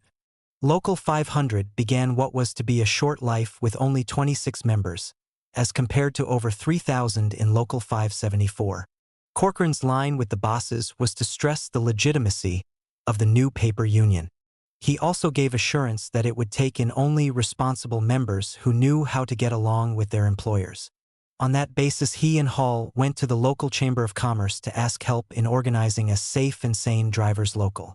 This led to a meeting on June 24th at the Nicolette Hotel with trucking employers, who were asked to break their contracts with Local 574 and deal with Local 500. The bosses were, of course, sympathetic to the request, seeing in it an opportunity to smash the union power in the industry. But they had a problem. Local 574 not only had contracts with them, it had their workers solidly organized. They knew that an attempt to go along with the Tobinites would lead to a battle which they weren't sure they could win. So they decided to play it cool. On the same day that Corcoran and Hall met with the trucking bosses, Local 574 held a general membership meeting. It took place at our new headquarters, which had in itself become a symbol to the workers of their union's strength. News about the bosses playing footsie with the Tobin gang was received with anger and indignation. All phases of the situation were discussed, as the members expressed their determination to fight Tobin, and the bosses too, if they decided to stick there or in. A motion was then adopted authorizing the leadership to take the initiative in organizing a united front with AFL unions sympathetic to our cause. This decision led to the formation of a joint transportation council, composed of 2 AFL unions, the garage workers and filling station attendants, and Local 574. It was envisaged primarily as a union-building instrument, devoted to organizing all transportation workers and engaging in common struggle against the bosses. At the same time, our relationship with these AFL unions helped to develop a nucleus around which to build an organized left wing in the Central Labor Union. The latter effort got a further boost on July 20th, the first anniversary of the Bloody Friday police riot in 1934. A memorial meeting, officially endorsed by the CLU, was scheduled at the parade grounds, a large open field on the edge of the downtown district. Thousands of workers attended, representing almost every union in the city. Prominent AFL officials felt compelled to participate in the speaking program and to mention the vital role Local 574 had played in making Minneapolis a union town. Afterward, over 2,000 marched from the meeting through downtown streets to the scene of the shooting, tying up traffic for almost 2 hours. The renewed spirit of solidarity engendered by this event gave fresh encouragement to Local 574's friends and made it harder than ever for the AFL bureaucrats to carry out Tobin's orders to stigmatize us as outlaws. Under the impetus of the July 20th demonstration, new steps were taken to build an organized left wing within the Central Labor Union. A special conference of AFL unions was called on the initiative of the garage workers and filling station attendants. Local 574 was invited to attend with full voice in the deliberations. Official delegations came to the conference sessions from many unions. Included were locals of carpenters, lathers, painters, garage workers, filling station attendants, upholsterers, ornamental iron workers, city and sanitation drivers, flour and cereal workers, building service employees, laundry workers, stationary engineers, building laborers, restaurant employees, and bakers. Participation by the city and sanitary drivers was unusually significant, since it marked a breakthrough for us within the Teamsters Joint Council. By unanimous vote, the conference adopted a resolution demanding the reinstatement of Local 574 into the IBT and AFL. This action not only helped to stymie Tobin's attempts to have us read out of the labor movement, it strengthened our hand in enforcing existing working agreements with the trucking bosses and in renegotiating contracts that were coming up for renewal. When the agreement with the Yellow Cab Company expired in June, we had little difficulty in negotiating a 1-year continuation. The new terms brought further gains in wages and conditions for the workers involved, thereby binding them even more closely to Local 574. Since this company employed the great bulk of the city's cab drivers, Tobin's reconstitution of taxi drivers Local 125 was made relatively meaningless. it was able to corral nothing more than a handful of individual cab owners and their relief drivers. Similarly, we had little trouble with the coal bosses, who had been the first to battle us in 1934. For a brief time, a few of them toyed with the notion of using the Tobin Gang against us. Then the General Labor Committee of the coal employers sent a letter to the industry advising that it take no interest in quarrels between competing labor unions. In effect, the bosses were being reminded that Local 574 had the power in the industry, and nothing could be done about it at the time. Without further ado, new and improved terms of agreement were reached, extending through the fall and winter of 1935 to 36. Matters were somewhat more complex in the ice industry. 4 years ice drivers Local 225 had existed in the city and had more or less confined itself to class collaborationist relations with the Cedar Lake Ice Company, a big firm operating its own fleet of trucks. In the meantime, there had been a steady growth of broker operators in the industry. These outfits confined their capital investment pretty much to the production of ice, hiring independent truck owners to make deliveries. The latter were workers who had bought trucks, usually through long-term financing, which they drove themselves on a commission basis for truck and driver. Many of these workers spent the winter hauling coal, and they had joined Local 574 during the 1934 struggle. Now they wanted to extend the gains the union had won for them in coal into the ice industry, where they worked during the summer. Our efforts to cooperate in this legitimate aim quickly brought us into conflict with the petty bureaucrats of Local 225. Although they had no intention of doing anything for the independent truck owners, they objected to efforts on our part to help these workers on the ground that Local 574 shouldn't interfere with their jurisdiction in the ice industry. Since their argument was phony, we brushed it aside and proceeded to act. A coverage agreement was negotiated with the major broker operators, providing significant gains for the workers who delivered ice for them. Ray Rainbolt and Harry DeBoer of the Local 574 staff were then assigned to bring holdouts among the small fry outfits under the contract. As a first step, Lucas Ice and Fuel was struck. At 5 a.m. one morning, we put a picket line around the place. Several squad cars filled with cops soon showed up, and before long a scab driver went through the motions of preparing to load a truck. The union responded by moving quickly to bring in reinforcements. Then a big-mouthed cop began to bray about being sworn to uphold law and order. We took this to mean that they were getting themselves psyched up for an attack on the picket line, and we braced ourselves to receive the expected charge. About that time, the lieutenant in command came out of the company office, but he didn't order the cops to get ready to convoy the scab truck. Instead, he motioned for a couple of them to follow him, walked out about halfway between the opposing lines, and indicated that he wanted to parley. DeBoer, Rainbolt, and I stepped forward to meet him. "Mr. Lucas is ready to sign up with you," he said, "but he wants you to remove your pickets first." "Will you pull out your cops too?" we asked. "N0, I can't do that," he replied. "My orders are to give him full protection." After further discussion, we came to an understanding. Both sides would withdraw their forces a carload at a time, doing so alternately, until only one detachment of pickets and one squad of cops remained. At that point, Lucas would be expected to put his name on the dotted line. The lieutenant then went to consult Lucas about the proposed arrangement and returned in a short time, looking quite relieved. "Okay," he said, "that's the way we'll do it." Around 6:45 a.m., Rainbolt walked into the company office and the contract with the union was signed. In a tension-filled confrontation, lasting a bit less than 2 hours, we had won a decisive victory. A demonstration had been given that, despite Tobin's attack on us, Local 574 retained the fighting power for which it had become famous. All that remained now was a mopping-up operation. Yet that took a lot of doing because anarchy was rife within the ice industry.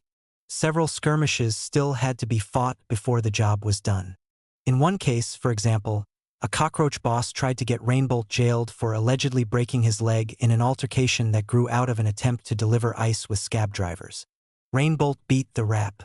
Finally, the whole situation was brought under union control, and after that the ice drivers' earnings improved steadily. A different problem arose concerning firms where Local 574 had lost the collective bargaining election after the 1934 strikes. Among these was La Belle Safety Storage Company, one of the largest outfits in the transfer industry. As in most other situations of the kind, the workers at this company had come to regret their vote against the union. One by one, all but a handful of them had since joined Local 574, and we were now in a position to demand that the company sign a working agreement. In this case, Local 500 sought to intervene against us. Corcoran and Hall tried to get the transfer bosses to help them freeze Local 574 out of the industry. As an inducement, they shaped their contract proposals around a pledge that union members would work for the interests of the company at all times. This led the Transfermen's Association to call a meeting to consider a movement started in the last few days, which is of the most vital importance. Local 574 responded to the threat by striking La Belle. This action put Local 500 in a bind.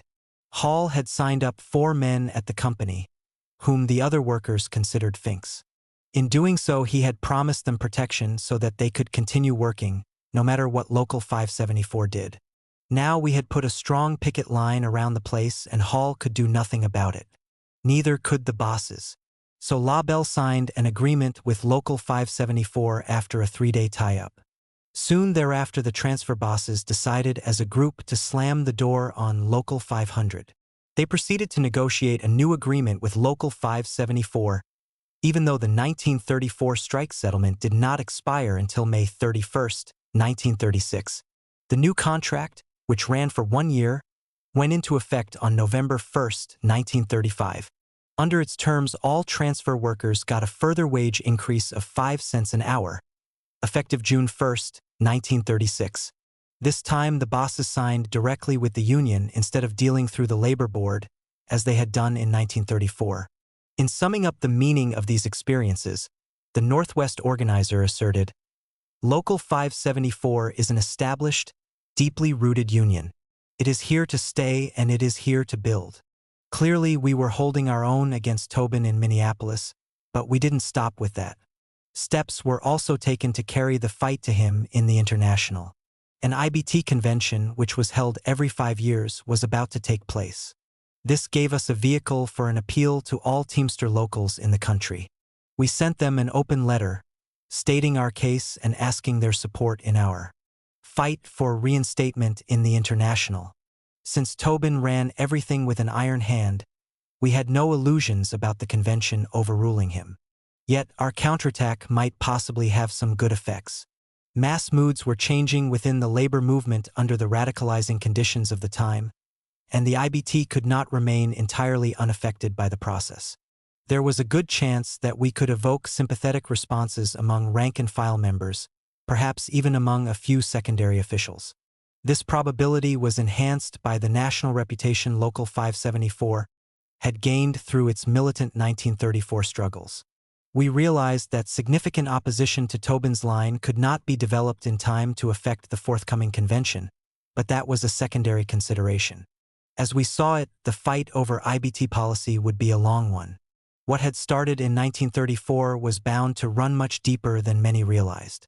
For these reasons, the success or failure of our efforts did not hinge upon the outcome of immediate events. It remained entirely possible that in the long run our fight could bring about some basic changes in the International. Concerning the immediate question, the Tobin machine rammed through a convention decision upholding the revocation of our charter, as had been expected. In addition, the IBT Constitution was amended to bar communists from membership. The two actions were interrelated, both being intended to prevent the spread of a rebel movement within the national organization. Establishment of an exclusionary membership policy laid a basis for expulsion of left-wingers on trumped-up charges. At the same time, it provided a device for indiscriminate red-baiting to fog the issues in dispute. Along with these threats, oppositionists got a reminder that they would also be subject to blanket acts of reprisal. Notice had been served that defiant local unions could expect to lose their charters. Measures of this kind, Tobin obviously assumed, would enable him to carry out his plan to split up Local 574 and reorganize the remnants under his bureaucratic control. On balance, however, the situation in Minneapolis raised serious doubts as to whether he could succeed in that aim. After months of sustained effort, His flunkies had managed to sign up less than 50 workers in Local 500. That figure amounted to only a shade more than 1% of Local 574's membership. If this represents a split, the Northwest organizer observed. Webster didn't understand his own dictionary. Federal Workers section. There was one important sphere in which we had a complete advantage over Tobin. Like most AFL bureaucrats, he wanted nothing to do with the unemployed. To him, these workers were little more than riffraff, potential strikebreakers, with whom responsible trade unionists should not become involved. If anything was to be done for them, his school of thought contended, let the welfare agencies take sole responsibility. For a time, the AFL hierarchy even opposed unemployment insurance. We had an opposite view, based on objective reality. Many millions were jobless nationally. All were victims of the capitalist economic system, forced into miserable circumstances under depression conditions. As workers, they deserved trade union support in a fight for social concessions from the capitalists to improve their lot. Such aid would not only be a necessary act of class solidarity, important though that was as a matter of principle. It was the best way to prevent the bosses from duping the unemployed into taking the places of trade unionists who went on strike. Therefore, we insisted organized labor should do everything possible to help the jobless. This policy dispute over what might seem an unrelated issue had a direct bearing on our clash with Tobin inside the trade union movement. A background sketch of the unemployed struggle should clarify this connection.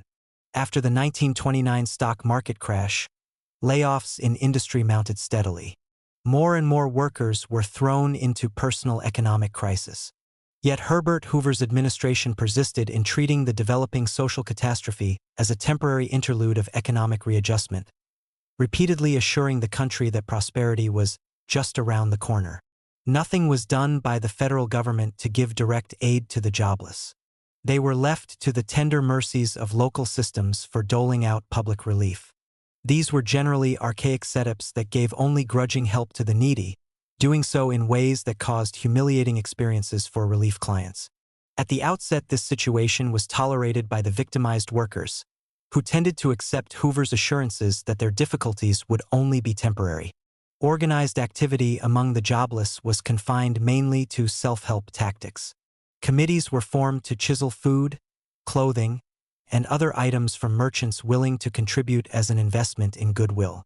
Organized searches were instituted for odd jobs through which a few dollars could be picked up. The fruits of such efforts were then shared fairly among those participating in the activities. Before long, the merchants became reluctant to continue their donations, which had become rather costly to them. Efforts were then made among unemployed groups to develop barter systems. These centered on efforts to produce simple consumer items through projects organized along commune-type lines. Scrip was generally used as a means of payment by merchants who agreed to handle such products, and it was then honored for the purchase of certain commodities from stores participating in the overall plan. After a time, the self-help type of activity began to fade into the background. To an increasing degree, the unemployed were coming to realize that their difficulties were not temporary, that their problems were not about to be resolved through early reemployment. This gave rise to a trend toward new forms of mass action. Techniques were developed to resist the eviction of tenants by landlords. Demonstrations, marked by an upward acceleration of their scope and militancy, were organized to bring pressure upon city, state, and federal officials for improvements in public relief. At the same time, it was made clear that the unemployed were not fighting primarily for a dole. What they wanted, above all, was to have steady work. With their turn toward mass pressure on the capitalist government, political consciousness began to rise among the jobless. This opened the way for radical parties to gain increasing influence within the unemployed movement. At the same time, chances were improving for class-conscious militants to play a lead. By 1933, the combined development had advanced to a point where it was objectively possible to achieve a qualitative leap in the fighting capacity of the labor movement. If employed and unemployed workers could be drawn into mutual support of their respective struggles, a powerful team could be organized in opposition to the capitalist class. Achievement of this necessary aim stood as a key challenge to the revolutionaries of that period. Proceeding accordingly, the Trotskyists within Local 574 had set out in 1934 to draw the unemployed into an alliance with the Union. A considerable force was involved. Measured loosely in terms of families of jobless workers, it came close to representing a third of the city's adult population. On top of that, there were periodic downturns in the economic status of other workers. Many went through cycles of being employed, only to be temporarily laid off and forced to exist for a time on public relief. Hundreds within Local 574 fell into the latter category. These members had a direct stake in the fight being waged by the jobless to improve their situation, and they wanted the Union to get into the battle. Thousands among the totally unemployed, in turn, felt a growing affinity with Local 574. If they helped the Union establish itself as a power in the city, they realized the way would then be open to gain meaningful support of their own struggles. Taken as a whole, these interrelated factors made possible the forging of a powerful united front within the working class. To assure a firm alliance with the unemployed, steps were needed to show that it would not be a one-sided affair. Trade union support had to be mobilized in the fight for improved public relief. Collaboration had to be maintained on the federal made work projects which Roosevelt had set up. At the same time, it was necessary to develop close cooperation with leaders of the unemployed in shaping plans for their help in Local 574's battle against the trucking bosses. A tactical problem arose in this connection because of Communist Party policy. The Stalinists had gained some influence among the jobless by setting up unemployed councils. Trotskyists had been barred from these formations, which were under rigid CP control and operated in conformity with the ultra-left line it was still following in 1934. Instead of helping to promote working-class unity, the Stalinists could be expected to use their councils as a weapon for factional attacks on Trotskyist-led Local 574. A means, therefore, had to be developed to outflank them in the unemployed movement. This aim was accomplished through the Minneapolis Central Council of Workers, MCCW. It was a delegated body of representatives from unemployed formations, a few trade unions, labor political groups, and other workers' organizations. The MCCW had been created for the express purpose of fighting in behalf of the jobless, and it had the endorsement of the AFL Central Labor Union. Through this body, Local 574 was able to develop highly effective working relations with the unemployed, based on reciprocal collaboration in all spheres of struggle. Jobless workers flocked onto the Teamster picket lines in both the May and July-August strikes in 1934, giving a good account of themselves in battle. The Union, in turn, backed them in their fights on the Federal Emergency Relief Administration (ERA) projects during that period. This dynamic alliance brought victory for Local 574 in its conflict with the trucking bosses, and, in the course of the action, the MCCW membership rose to an unprecedented 4,000. A new problem developed, however, when settlement of the 1934 Teamster strike brought a sudden decline in the tempo of mass action. The changed atmosphere caused many of the jobless, who had responded to the dramatic trade union struggle, to lapse into inactivity. A lull followed in the unemployed movement, and the MCCW suffered a sharp drop in membership. This experience underlined the need for greater stability in the unemployed organization. It also verified Local 574's contention that the organization of jobless workers under trade union sponsorship had become an absolute necessity.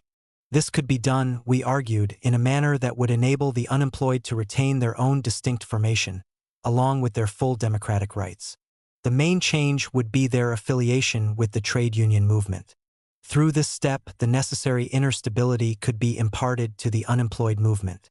At the same time, new leverage would be gained through direct union aid in fighting to advance the interests of jobless workers. These views met with approval among the MCCW leaders, and they expressed readiness to dissolve their organization into a new trade union setup of the kind we proposed. It was also agreed that efforts should be made to have the AFL Central Labor Union take responsibility for the new step. There were many jobless members among its various affiliated unions, all of whom needed the collective labor support that could best be organized through the central body. A resolution to this effect was introduced in the CLU by Local 574's delegates. It passed by a big vote, and a committee was set up to formulate policy for the proposed new form of union activity. Then Tobin revoked our charter, the CLU backed off from its commitment, and the task rested entirely upon our outlawed union. Once again, Local 574 was about to take a pioneer action designed to increase the combat power of the working class. Basic guidelines for the project were set down in the local's bylaws. The pertinent section read, "It is the duty of the unions to assist the unemployed workers to organize and improve their living standards. To fulfill this obligation, the union shall maintain an auxiliary section of unemployed workers to be known as the Federal Workers Section of Local 574. This section shall function under the direct supervision of the Union Executive Board and shall have the full assistance of the union. Members of the Federal Workers Section shall not have voice or vote in the regular meetings of the union." There were several reasons for the latter provision. Enrollment in the Federal Workers Section, FWS, was not confined to Local 574 members who had been laid off. Its ranks were open to all the city's unemployed, including jobless members of other unions. Thus it was bound to be a heterogeneous formation and, hopefully, one of considerable size. Such a body could not be formally incorporated into the union with voice and vote. That would have distorted the local's basic character as an organization of workers employed in the trucking industry. The resulting problems would have weakened the union base upon which the unemployed movement was to be built. Hence, the new body had to be structured as an auxiliary section of the local. Special union buttons and membership cards were issued to workers who joined the FWS. They paid dues of 25 cents a month, which was about all they could afford. Additional funds needed to carry on the necessary activities were provided through subsidies from Local 574 and, after a time, through donations from other unions. Regular meetings of the section were held at which its members hammered out a program and shaped a course of action to deal with their specific problems as unemployed workers. As they moved into battle with the public authorities, these workers now had some unprecedented advantages. They had gained organizational equilibrium from their close attachment to a stable union. Leadership assistance was available to them from experienced class warriors on Local 574's executive board. In fact, the board assigned one of its members to work regularly with the unemployed, usually Dunne. He not only consulted with the FWS leaders about their problems, but one of his functions was also to help them in their dealings with city, state, and federal officials. Since he spoke for the union as a whole, Grant's role served to emphasize that the jobless were backed by the full power of Local 574. Across a period of some months, an effective staff was built up for the Federal Workers Section. None of those involved were salaried functionaries. All got by on the same basis economically as the unemployed, being on public relief or having a job on a federal-made work project. A major component of the staff consisted of former MCCW leaders. Among them were Ed Palmquist, Carl Kuhn, Roy Orgon, George Viennes, Lewis White. In addition, Marvel Scholl became a staff member, functioning like all the others without compensation. Political leadership within the FWS staff fell mainly upon Max Geldman, who had been a Trotskyist since 1930. From the outset, he played a key role in the struggles conducted by the section. In addition, he was instrumental in recruiting most of the former MCCW leaders and several rank-and-file members of the FWS into the Workers' Party. The latter accomplishment added a new dimension to the building of a broad left wing within the labor movement. As soon as the FWS had geared itself for action, a fight was launched to improve the public welfare system. There were many ills to be combated. Relief clients got insolent treatment from investigators and city officials. Discrimination against individual workers living on the dole was commonplace. Destitute families were evicted from their homes because the relief department had evaded payment of rent allowances. Such practices, which added to the miseries of the jobless, were brought to a halt through pressures upon city officials by the FWS. At the same time, a battle was opened for major improvements in the budgets allocated to families on relief. Several aspects of this fight were recorded later by Marvel Scholl. Dorothy Holmes, who later married Henry Schultz, and I collaborated in revamping the relief budget upward, in terms of specific demands upon the authorities. She wrote, "We did this with the help of faculty members and students at the University of Minnesota Agricultural School. The old budget under which the unemployed lived was totally inadequate. For instance, it was based on minimum calorie needs of different age groups within the family. Teenaged boys got the highest calorie allowance. Girls and younger children, even babies, mothers and fathers were allowed far less. But even the higher levels for teenage boys were wholly inadequate. When we had a food budget worked out, the Federal Workers section presented it to the City Council. Some on the council tried to brush our demands aside with the argument that they had no funds to meet them. We replied, "Get the funds for relief from those who have them, the rich." Our reply brought vigorous applause from unemployed workers who had packed the council chamber for the hearing. We also got sympathetic help in our struggle from two farmer labor aldermen, I.G. Scott and Ed Hudson. It took about 3 such sessions, Marvel added, before the council gave in. The food budget was expanded. In addition, we got action on our demands that allowances be increased for rent, clothing, utilities, coal, and medicine. Now Minneapolis had the highest relief budget in the country, and the unemployed had an organization capable of enforcing it. Her concluding point was underlined by an episode that soon followed. The ruling class sought to negate the workers' victory by pressing the city council to hold in abeyance the promised relief increases. A majority of the council buckled under the pressures from the bosses, and the whole issue was thrown up for grabs. The FWS countered by initiating a call for an unemployed demonstration outside City Hall, which took place September 13, 1935. A police assault was made on the demonstrators, but they refused to be cowed, making it plain that acts of intimidation would not settle the matters in dispute. This confrontation was followed by a tug-of-war in which the FWS succeeded, step by step, in winning improved conditions for workers forced to live on public welfare. Attention was also given by the FWS to another type of relief, administered through the Hennepin County Welfare Department, known as Aid to Dependent Children, ADC. In the early 30s, it involved cash grants of $20 per month, per child, to mothers whose husbands had either died or had left them. An account of the difficulties for these women was included in Marvel Scholl's recollections mentioned above. ADC recipients were subjected to more harassment than regular relief clients, she observed. While they received no grant for their own livelihood, they were not allowed to work if they were under the program. Any evidence of a man's residence in the home was cause for immediate withdrawal of the grant. ADC investigators were known to arrive in the middle of the night, trying to catch a man in the mother's bed. They searched the homes for male clothing, pipes, etc. Another organization in Minneapolis, which worked closely with the ADC, was a private charity known as the Children's Protective Association. Its main aim in life was to break up families, especially of women on ADC. When their agents got their hands on a woman, through the ADC mostly, they prowled the neighborhood, interviewed neighbors and tradespeople, built their case, and then hauled the mother into court to take her children away from her.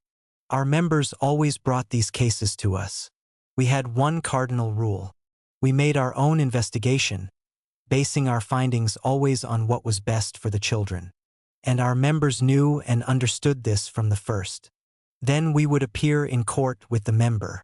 The judge in children's court had developed a healthy hatred for the Protective Association investigators, calling them in our presence snooping old maids, male and female. He took to calling George Viennes and myself into his chambers before a case came into court, discussing it with us, asking our opinion. In every case in which we appeared for one of our members, formal custody was awarded to a representative of the union, and we placed the child in the foster home of its mother. Many tragedies were prevented this way. Farrell and One, for example, were at one time jointly and separately guardians for 14 children. Sometimes, Marvel added, when illness of a mother made it necessary to place the children in an actual foster home for a period, we were faced with a dilemma. None of the existing boarding homes met with our approval, so we established our own. An appeal was made to union families, some with children of their own, some whose children had grown up and left home. A half-dozen couples applied and were accepted as boarding homes by the official agency. We put our wards into these union homes.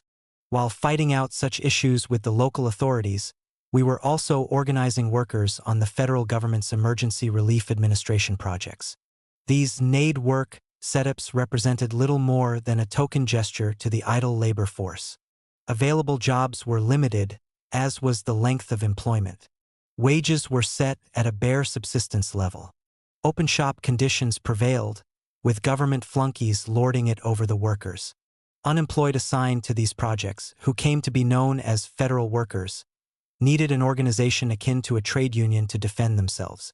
One of our key aims was to help fill that need, thereby strengthening the overall ties between employed and unemployed. For that reason, Local 574 named its special unemployed unit the Federal Workers Section. As FWS recruitment proceeded on the ERA projects, steps were taken to prepare for action. Delegates were elected by the workers on each project to handle their grievances. Collective discussions were then held by these delegates to prepare policy recommendations for submission to the section's membership as a whole. This process had scarcely started, however, when Roosevelt scuttled his ERA program in mid-1935 and changed the entire federal relief system. Roosevelt's action stemmed from the same coldly calculated policy that he had regularly followed. His aim was to provide just enough federal relief to prevent a major upheaval among the unemployed, and no more. To keep the situation under control within this contradictory framework, he developed a cyclical pattern of operations. It had begun with the setting up of a civil works administration a few months after he assumed the presidency in 1933. The unemployed reacted to this initial measure with a fresh sense of hope, thinking that the federal government was really going to solve their problems. Then it gradually became clear that this was not the case. Not all the jobless got federal aid, and those who did received far too little. They began to put pressure on the government for increased relief, and unemployed organizations were formed on the basis of this struggle. For a time, Roosevelt made grudging concessions under these pressures, although he resisted doing so every inch of the way and actually conceded very little. Then, early in 1934, he turned the whole thing around in his favor by scrapping the original relief program. A transition was then made to a new federal relief setup designated as the Emergency Relief Administration. With the government deliberately sowing confusion during the process of the change, several losses resulted for the workers. Some of the financial gains they had previously won disappeared in the shuffle. Existing unemployed organizations were thrown into confusion, many of them tending to disintegrate. In general, the jobless then found it necessary to reorganize themselves, overcome the demoralization caused by Roosevelt's trickery, and start again from scratch in the battle for their rights. By mid-1935, they had managed to revivify their struggle nationally to the point where they were pressing vigorously for federal concessions. So the great liberal in the White House decided to break it up by repeating the 1934 cycle. A transition was set into motion from the ERA to a new federal setup called the Works Progress Administration, WPA. It was precisely at this point that the unusual effectiveness of a union-sponsored unemployed organization was demonstrated. Members of the Federal Workers Section were not left adrift without a rudder in the changed situation, as were most of the unemployed. Their association with a strong trade union became a stabilizing factor for them in their moment of crisis. This meant concretely that they got effective aid in moving swiftly to remobilize the unemployed generally for continuation of their struggle. As soon as the new WPA projects got started, the FWS launched an organization drive among the workers involved. Elections of job stewards followed on all projects, leading to a union representation structure of the kind Local 574 had established in the trucking industry. A fight was then opened for the adjustment of grievances submitted by the workers, and there were many. Unemployed workers were being removed entirely from the city's relief rolls and put to work under the new WPA setup. In many cases, there were big time gaps between their last relief check and their first payday on WPA. After a big hassle, the city authorities were forced to cease their practice of removing these workers so hastily from the relief rolls, and compensation was secured for individuals who had thus been victimized. A general grievance affecting all on WPA arose over the rate of pay. The scale was $60.50 a month, truly a starvation level. In fact, it was below the budgetary level the city of Minneapolis had been forced to establish for relief clients. As a result, workers who were transferred from direct relief, paid by the city, to the federal work relief system got an automatic cut in income. The FWS set out to block this swindle by mobilizing the workers around a demand aimed at the city fathers. Either get the WPA to pay more, or provide supplementary relief for those on WPA. Our campaign was effective. Supplementary relief was granted by the city, raising the total received by WPA workers back to the amount they would have gotten if still on direct relief. By this time, the Federal Workers Section was establishing itself as the major organization of the city's unemployed. New recruits were entering its ranks by the hundreds. Some had never before been associated with a trade union. Others among these jobless were or had been members of various AFL organizations. All were staunch partisans of Local 574, with nary a friend of Tobin's among them. We were gaining a whole new category of allies in the locals' fight for survival. New strike wave. Further support was coming our way from yet another quarter. Employed workers throughout the city were experiencing a rise in militancy that led to a new strike wave. Their combative mood stemmed from frustrations caused by ruling class policy during the previous 2 years. Roosevelt had launched his New Deal program in 1933 with assurances that something truly meaningful would be done for the ill-fed, ill-clothed, ill-housed of the nation. His demagogy raised great hopes among the workers. This led them, at the outset, to depend on the government to solve their problems. Then they began to learn, through a series of experiences, that there could be no substitute for their own action. One of these experiences had to do with the National Industrial Recovery Act, NRA, which was among the initial measures instituted by Roosevelt. Typifying the norms of capitalism, the act was intended primarily to do some economic pump priming by increasing private profits. This objective was prettied up by the Washington propagandists as a move that would bring public benefit. NRA codes of fair competition were set up to end competitive price cutting among the capitalists, who were trusted to regulate themselves. An easy money policy was instituted to raise profit levels. This, of course, resulted in climbing prices. Concerning labor, provisions were made for codes to set minimum wages and maximum hours. Actual decisions on these matters, however, were left entirely to the employers in each industry. No voice whatever was accorded to the workers under the law. Section 7A of the NRA did give assurance on paper of the workers' right to organize and bargain collectively with the bosses. In practice, though, the Roosevelt administration sought to impede struggles undertaken by the trade unions. Its aim was to divert industrial conflicts into the swamp of government mediation, always at labor's expense. As a result, evidence began to mount that the New Deal was a raw deal for the workers. Yet these accomplishments under the NRA did not satisfy the greedy capitalists. They wanted still greater profits. So they set out to curb the authority they had allowed Roosevelt to assume in 1933. At that time, there had been great fear among the bosses that the severe economic depression might precipitate a labor uprising of such magnitude that it would imperil their rule over the country. Their disarray and alarm had caused them to give the incoming president free rein, temporarily, to do whatever he could to ward off the danger. Now the situation had changed. With help from the AFL hierarchy, the demagogue in the White House was slowing down the objective trend toward working-class revolution. Although the trend had not yet been fully reversed, the capitalists were regaining self-confidence. That emboldened them to press for a return to unrestricted, free enterprise. To attain their objective, the profit hogs resorted to the U.S. Supreme Court. The response of that august body to their demands illustrated its servility to the ruling class. In May 1935, the court declared the NRA unconstitutional.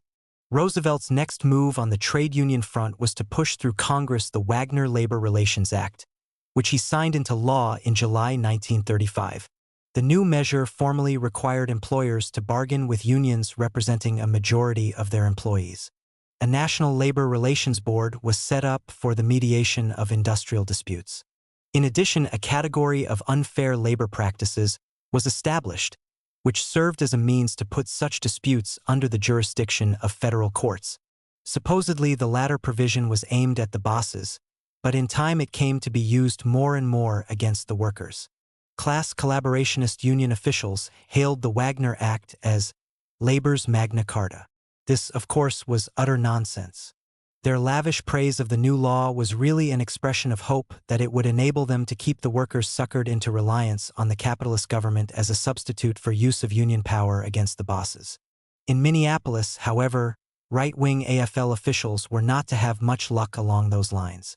Large numbers of workers who had never been organized got some idea of their inherent class power from Local 574's victorious struggle in 1934. Then they had seen the Arrowhead and garage workers organize and win strikes for union recognition, which also brought those involved immediate material gains. Now the unorganized toilers were ready, in increasing numbers, to move into action on their own behalf. Many were joining the AFL. Upon doing so, they pressed the union officials to lead them in battle against the bosses. In fact, this trend was about to result in 2 hard-fought strikes. Under the impact of those struggles, compelling desires to have it out with the bosses spread to other workers and a new course of procedure developed. In some cases, unorganized workers simply went on strike spontaneously. Then they came to the union movement in a body, asking help to get themselves properly geared for battle.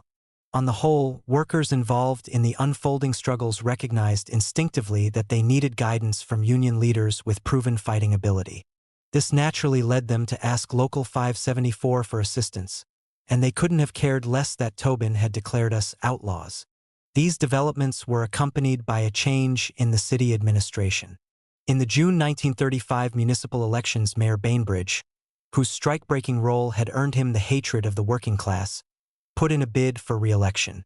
An aroused labor movement then went all out in support of Thomas E. Latimer, the farmer labor candidate for the office. Latimer was elected, leading most workers to believe that they now had a mayor who would side with them against the bosses. But things didn't work out that way. Latimer soon showed himself to be as slippery and treacherous in public office as Governor Olson had been during the 1934 strikes. A preview of what was to come in this respect could be seen in an item carried by the Minneapolis Tribune on June 30, 1935. The fleet of 6 armored cars for use by police in waging war on bank robbers is nearing completion, and will be ready for use next week. Half the cost of the armored cars was contributed by bankers and businessmen of Minneapolis. Under a headline warning, "Trouble Ahead," the Northwest organizer responded to the news by putting a rhetorical question to the labor movement. Do you doubt that these armored cars will be used primarily, not against bank robbers, but against workers who are out on strike? Latimer didn't take very long in giving the answer. He had scarcely taken office when about 250 ornamental iron workers went on strike at 8 shops in the city. The walkout was conducted by Local 1313 of the International Association of Machinists, AFL. Demands upon the bosses centered on union recognition, along with improved wages and conditions. Although a delegation of strikers soon came to Local 574 with a formal request for help, there was resistance within Local 1313 when we attempted to respond. It came from the Stalinists. Since their recent turn in trade union line, they had established a foothold in the machinists' locals. Now they wanted to use the ornamental iron walkout to strengthen their union base, and they looked upon any intervention by us as an obstacle to their political ambitions. But the struggle soon took a turn that made it impossible for them to keep us out of the situation. One of the larger firms involved was the Flower City Ornamental Iron Works, located where the Milwaukee Railroad tracks crossed 27th Avenue South. The head boss, Walter Tetzlaff, stood high in the councils of the Citizens Alliance. He sought to break the strike, and as a preparatory step he had gotten a court injunction against picketing. The next move against the union came on the morning of July 26. Mayor Latimer appeared in person at Tetzlaff's plant, accompanied by around 70 cops. They escorted a couple of dozen Finks inside, meeting with no difficulty in crossing the small and surprised picket line.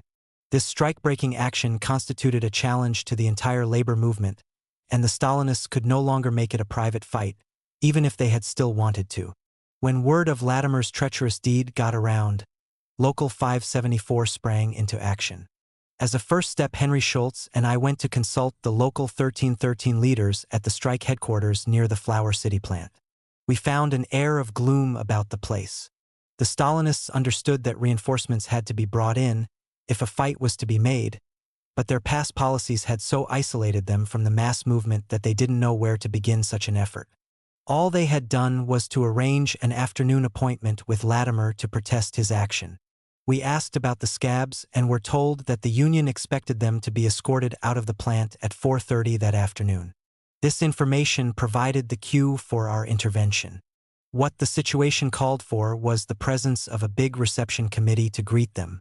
Local 574 quickly set its machinery into motion to mobilize volunteers, including a call by the Federal Workers Section for help from the unemployed. Other militant unions were contacted and they, too, responded to the emergency. By 4:30, over 1,000 pickets were on hand at the plant. At the appointed hour, police reinforcements arrived. A few cops were assigned to the company lot where the scabs' cars were parked, and the rest were concentrated at the main plant gate. The intended tactic was easily perceived. Cars would be brought up to the gate one at a time. There, under police protection, Finks would pile into the cars, which would then dash past the picket line. We devised what proved to be effective countermeasures. Only a lesser part of the pickets was put at the gate. Our main force was used to form a gauntlet along 27th Avenue, down which the scabs' cars would have to travel. This gave the cops a mistaken idea of the Union's strength, and they were further confused by a diversionary tactic we used. Among the volunteer pickets was Elmer Crowell, an official of a building trades union. He was a fighter, but like a bull, he had only one battle technique. That was to lower his head and charge. On some occasions, this tendency had caused problems. In the present case, though, a negative could be turned into a positive trait. Crowell was allowed to take command of the pickets at the plant gate. When the cops started to bring the scabs out, he immediately led a charge on them. That kept the police command so busy that scant attention was paid to what the carloads of Finks were being sent into. The main Union force, having found some rocks in the neighborhood, had prepared the real reception. Pickets lined a considerable stretch of the planned escape route. When the cars started to leave the plant, they were given a tattooing that the scabs inside weren't likely to forget soon. Such an effective response from others in the labor movement, at a time when the strikers badly needed help, gave them fresh inspiration. Instead of weakening Local 1313, Latimer's action had brought it new strength. To consolidate the gain, the strike committee asked that other unions send representatives to participate in its sessions, which was done. In the changed situation, Tetzlaff abandoned his attempt to open the plant, and for a time the strike remained quiet. Less than a month later, a new battle erupted, this time in the hosiery industry. It involved the Strutware Knitting Company, situated on 6th Street South, a few blocks from the downtown area. The firm employed around 1,100 workers. For some time, a campaign had been conducted by Roy Weir, the Central Labor Union organizer, to bring them into the American Federation of Hosiery Workers, AFL. His efforts had centered on organizing skilled men tending the knitting machines. Women employees, who constituted a majority of the workforce, had been neglected. In fact, Weir was proceeding generally in a half-thought-out, vacillating manner. This helped to bring about the firing of 8 machine tenders for union activity, as a warning to the other workers. With his hand thus forced, Weir led the organization out on strike without adequate preparation. The main demands were union recognition, reinstatement of the 8 to their jobs, and a raise in pay. The strike began on August 16th.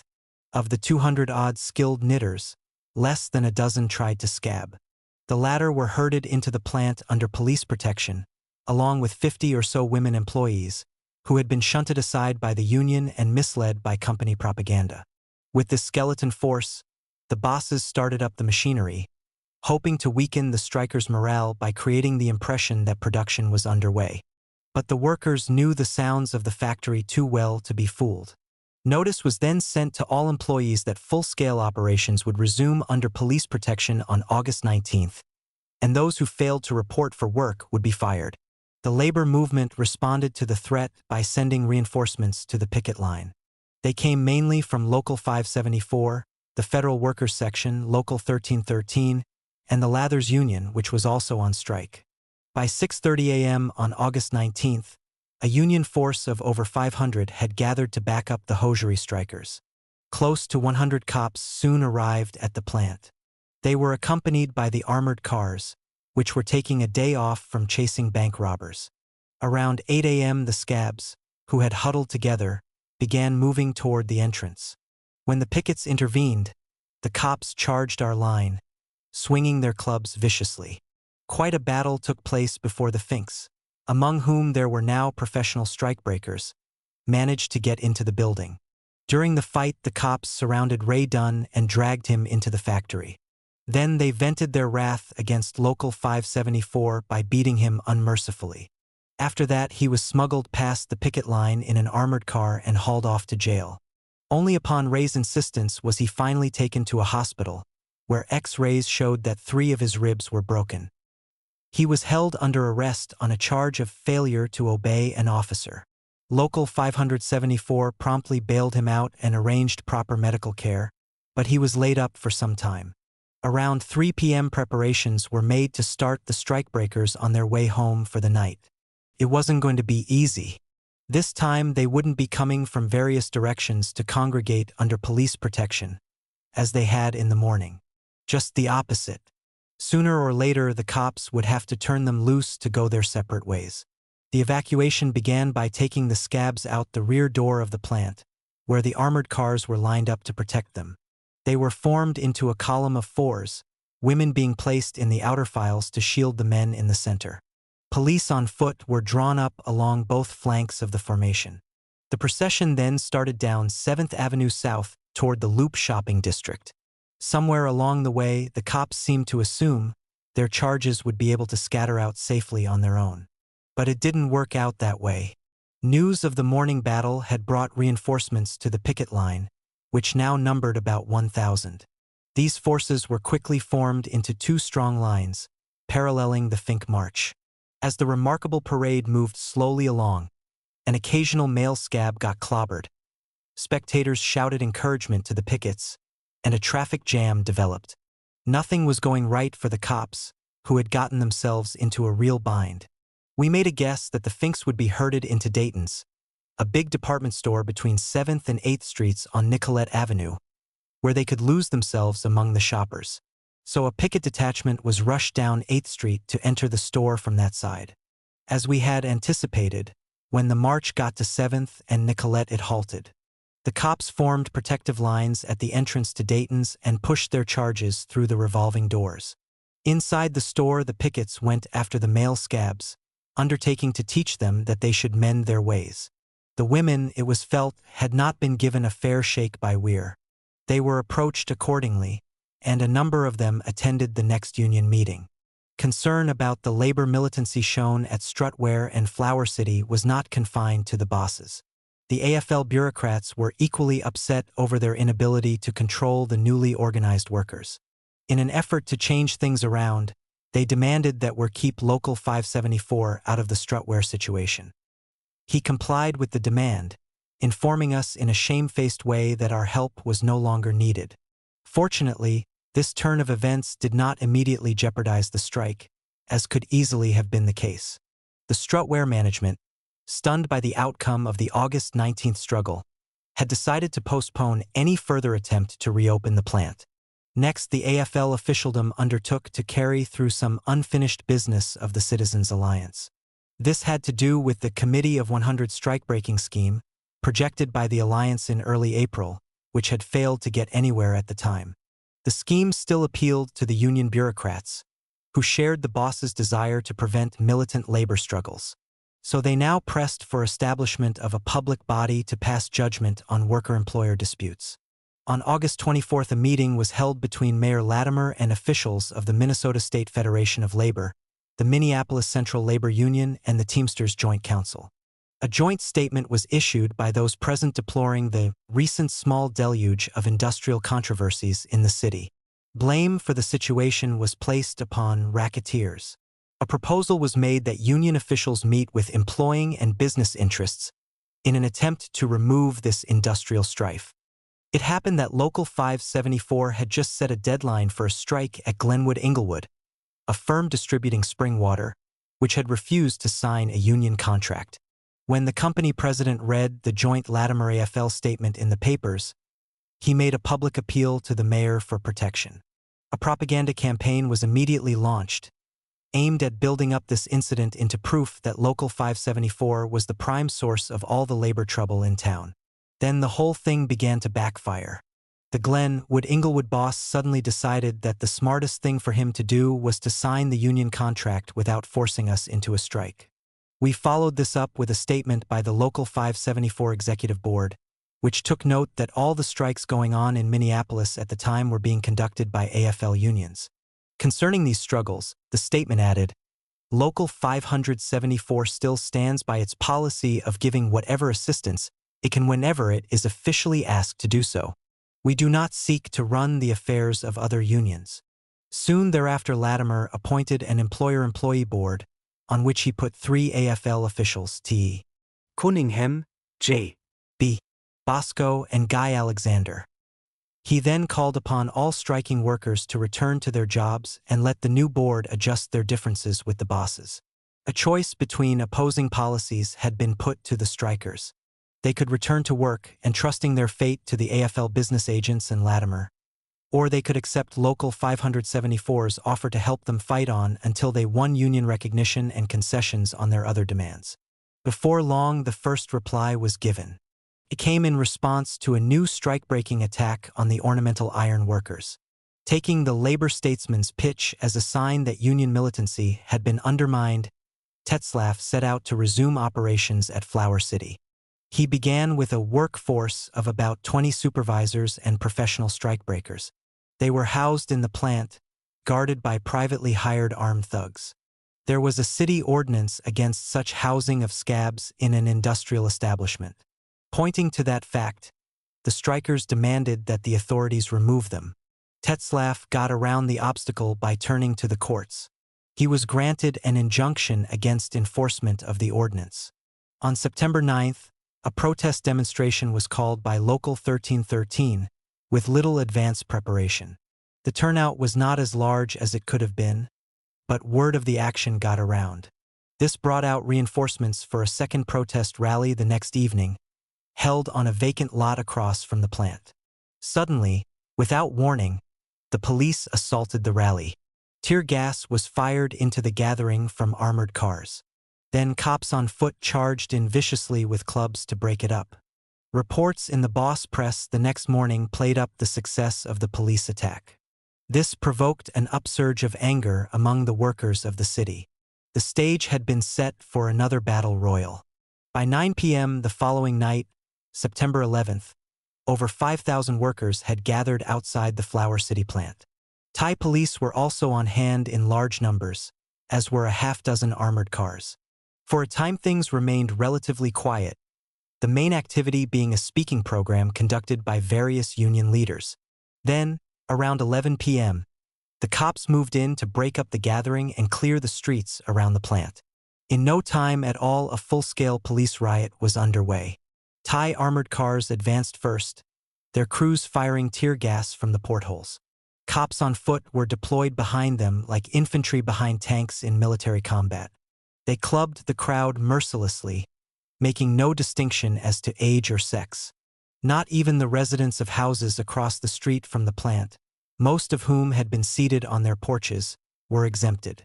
If they resisted, the berserk cops in some cases followed them right into their houses to give them a beating. In the meantime, veteran picket line fighters among the demonstrators had conducted an organized retreat. They filtered back between the houses opposite the plant to alleys in the rear. There they regrouped and launched sorties against the cops. Soon the armored cars came into the alleys, the foot patrols again following them. In this case, the demonstrators gained advantage from the absence of street lighting and some of the fiercest combat took place. Before it was over, the cops had pulled their guns and fired point-blank at the workers. There was one scene I shall never forget. Emil Hansen of Local 574, a huge, powerful man, had found half of a concrete building block. Time after time, he hurled the missile at the windshield of an armored car, trying to shatter the glass. Although he didn't succeed, his valiant attempt epitomized the anger, determination, and courage of the Union fighters. The battle lasted until about 2 a.m. By then, the whole area was saturated with tear gas. 2 workers had been killed by the cops, Melvin Bjorklund and Eugene Casper. Several others had been wounded by police gunfire. Numbers had been injured on both sides by clubs and rocks, but there had been relatively few arrests. The cops had proven to be more eager to inflict casualties than to take captives. As the night's confrontation plainly showed, working-class resistance to Latimer's strike-breaking actions had become so pronounced that his policy in the Flower City situation had to be changed. Tetzlaff was informed that the expected police support could not be provided. The scabs and thugs were removed from the plant and it was again closed. On the heels of the September 11th atrocity, the grand jury issued a finding absolving the mayor and the cops of any crime. After this whitewash of their criminal actions, the nonpartisan labor defense organized a public trial, with Latimer as the main defendant. It was held on September 16th, before an audience of close to 1,000 workers, at the Local 574 Hall. Bill Brown, the Local 574 president, was elected presiding judge. Louis Roseland of the Carpenters was designated clerk of the court. Francis Heisler, who had previously helped the Fargo strikers, came from Chicago to serve as prosecutor. The audience selected a jury of 12 workers, none of whom had been present at the scene of the crime. Latimer had been formally invited to appear in his own defense, but he refused to do so. Brown, therefore, appointed Gilbert Carlson, a Minneapolis labor attorney who handled legal matters for Local 574, to defend the mayor, and he was tried in absentia. Over 24 witnesses were heard. Among them were pickets, residents of homes opposite the Flower City plant, and people who just happened to be passing by when the police assault occurred. They gave eyewitness accounts of shooting by the cops, officeless victims dragged from passing cars, and of people hit in their homes by stray police bullets. The jury found Latimer and the police department guilty of murdering Bjorklund and Casper and injuring many other workers. Newspaper reporters had been invited to attend and considerable publicity was given to the trial in the daily papers. A transcript of the proceedings was printed in an expanded edition of the Northwest Organizer on September 18th and copies were distributed throughout the labor movement. About a week later, Local 1313 won its fight. Tetzlaff and the other ornamental iron bosses recognized the union. An agreement was signed providing for the reinstatement of all strikers without discrimination and an increase in wages, along with other gains for the workers. Once again, the Citizens' Alliance, which had been behind the strike-breaking moves, had taken a beating. The union victory set off spontaneous walkouts in other industries. A typical example was the action taken by unorganized workers at the Powell Candy Company. One day the management announced a pay cut and what happened next was described later by Marvel Scholl, who was at the Local 574 hall at the time. "It sounded as though a herd of elephants was tramping up the stairs," she wrote. Everyone ran out off to their offices to find the hallway crowded with workers, candy factory employees, all still dressed in their smocks, aprons, and caps, and the sugary kind of soil which they pick up on the job. A spokesman said, "We are on strike. Organize us." The bosses had cut wages, and spontaneously the whole crew decided they had had it. Without leadership, without any organization, they just walked out of the factory, down Washington Avenue in a body, and presented themselves to the leadership of 574. We helped them set up a picket line, draft demands, and select a negotiating committee. A Local 574 staff member then went with the committee to meet the boss. At the same time, Roy Weir was contacted to find out what AFL union had jurisdiction in that sphere. He came over and enrolled them in the Food Workers Union. At 4:30 that afternoon, Powell signed a contract which recognized the union, rescinded the pay cut, and granted concessions involving wages and conditions. Bill Brown spoke the simple truth when he remarked one day after this episode, "Nobody likes the 574 leaders, except the workers." Tobin's prospects of reading us out of the labor movement were degenerating from bad to worse. Not only was he unable to win the rank-and-file workers to his side, but a revolt against him and his local counterparts had developed among the officials of some unions. An organized left wing had taken form within the Central Labor Union, supported by 15 AFL locals. On September 30th, these locals held a conference at which they reiterated earlier demands that Local 574 be reinstated into the IBT. They also took a stand against the collaboration of right-wing union hacks with Latimer, who had prostituted himself to the Citizens' Alliance.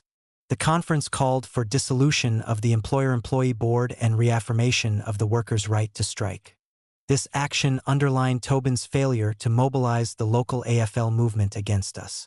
On top of that, problems were arising for William Green, the AFL president. He, too, was experiencing defiance of his arbitrary directives to the city's labor movement. So the two of them got together to figure out what to do next. Being typical bureaucrats, they decided to send an overlord into Minneapolis to kick dissident AFL members back into line. We win another round.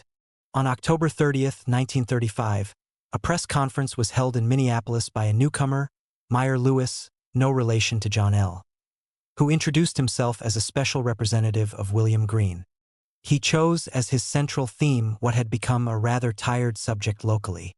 Green had sent him to the city, he said, to rid the labor movement of Reds. His plan of action, as reported in the Minneapolis Journal, was to contact employers who had been victims of communist aggression in labor disputes, to urge union members to repudiate radicals, and to combine the entire citizenry under one common banner to completely purge the city of communism. Toward that end, he made a fervent plea for help from civic clubs, the clergy, and the police. Green's emissary then met with leaders of the Citizens Alliance, who expressed their approval of his objectives. The alliance arranged for him to get a spread in the daily papers urging the trucking bosses to break their contracts with Local 574 and deal only with responsible AFL business agents. The bosses were interested in Lewis Ames, but past experience made them cautious about openly siding with him. Instead, they launched an oblique attack on Local 574 by digging up forgotten court cases from the May 1934 strike. In several instances, disorderly conduct charges against pickets had been handled at that time by technically defaulting on bail off $25 each. Now the bosses had the city prosecutor issue new warrants against those involved. 2 arrests were then made. The men picked up were Harry DeBoer of the Local 574 staff and Philip Scott, who had earlier been acquitted of charges that he killed C. Arthur Lyman, a special deputy in 1934. Both cases were finally dropped for lack of evidence and no more arrests of the kind were made. Clearly, if Local 574 was to be successfully attacked, Meyer Lewis would have to make good on his public boasts. But he quickly found that he was a general without an army. Within the labor movement, he had few to rely upon other than right-wing bureaucrats in the Central Labor Union. So he went into conference with the most reactionary of these craft union hacks to plan a strategy for the takeover of Local 574. As a starter, Lewis called a special meeting of all AFL business agents to demand their support. Among them were friends of Local 574, who were angry about what they had been reading in the papers. They tore into Lewis and made a motion to ask Green to recall him. After heated discussion, the meeting was adjourned to prevent the motion from coming to a vote. As a parting shot, Green's henchmen threatened to revoke the CLU charter if the left wing was not curbed in that body. Meanwhile, we had launched a counteroffensive against the new red-baiting attack. An editorial in the Northwest Organizer lashed out at Meyer Lewis, who had opened his direct assault on Local 574 with a brazen lie. He had tried to frame us up as splitters by charging that we withdrew from the AFL in order to cover up his own splitting role in the service of Tobin. We had been unjustly expelled from the Federation on a subterfuge involving per capita taxes, the union paper reminded the workers. Since then, we had carried on an unceasing struggle for reinstatement into the AFL, asking only that our organization be accorded its democratic rights. We had consistently supported AFL unions against the bosses, and not a single strike had been lost in 2 years. Tobin's newly arrived henchmen, in contrast, had received public endorsement from the Citizens Alliance, which sought to restore the open shop conditions of the pre-1934 period, a time when not a single strike had been won for many years. Our counterattack on Meyer Lewis in the union paper was followed by a protest meeting, open to all trade unionists, held at the Local 574 Hall on November 8th. Over 3,000 workers turned out for the rally. They packed the main auditorium, the smaller meeting rooms, and the street outside the building. Loudspeakers were used so that everyone could hear the speakers. Bill Brown gave the main talk in the name of Local 574, and several union officials participated in the program. Ace Brewer, head of the Musicians Local, spoke in support of Local 574 and apologized for the fact that Meyer Lewis was also a musician. Representatives of the ornamental iron and the candy workers' unions thanked us for the support they had received and pledged themselves to fight in our defense. Similar backing was voiced by officers speaking for the firemen and oilers, laundry workers, and structural iron workers. Alderman I.G. Scott, a farmer laborite, called Local 574 the one really bright spot in Minneapolis, adding that a general dose of outlawry would be a good thing for the trade union movement. Machinists Local 382, which we had helped in the garage strike at the beginning of the year, failed to send a representative to the meeting. Timidity on the part of her man Hussman, the business agent, was not the sole reason. He was also influenced by William Mosseth, the leading Stalinist in the local, who didn't want any plaudits given to the Trotskyist leaders of Local 574. Thai Northwest organizer went after Hussman and Mosseth by name, pointing out that they had made a mistake. Their absence from the protest rally would be taken by Lewis as a capitulation to him, even before he had turned his guns on them. Our warning to Local 382 was not based on pure assumption. Meyer Lewis had already moved against dry cleaners Local 18005. First, he had demanded that the union choose between Local 574 and the AFL. When the membership refused to repudiate us, he revoked their charter. At the request of Reuben Latz, the business agent, Local 574 sent Carl Skoglund to speak to these workers about the fundamental issues in the struggle going on within the AFL. The local then voted to continue its defiance of Green's dictatorial representative. Right after that, we had our first direct confrontation with him. It came on November 12th at the University of Minnesota Student Forum. Lewis, who had yet to address a meeting of workers in town, seemed to think he could get a friendly reception among students. Under a heading, Local 574 Goes to College, the Northwest organizer reported what happened. Lewis was seated on the platform, waiting for the meeting to begin, when Bill Brown and Ray and Grant Dunne walked in. To his consternation, they went right up to him, introduced themselves, and said they had come to hear what he had to say. Seeming to panic, Lewis made a rather incoherent speech and, upon request, agreed to answer questions. Bill Brown asked to be recognized by the chair. "I refuse to answer your question before you ask it," Lewis intervened to decree. "I don't expect you to answer my question before I ask it," Brown shot back, drawing Gale's offlaughter and heavy applause from the audience.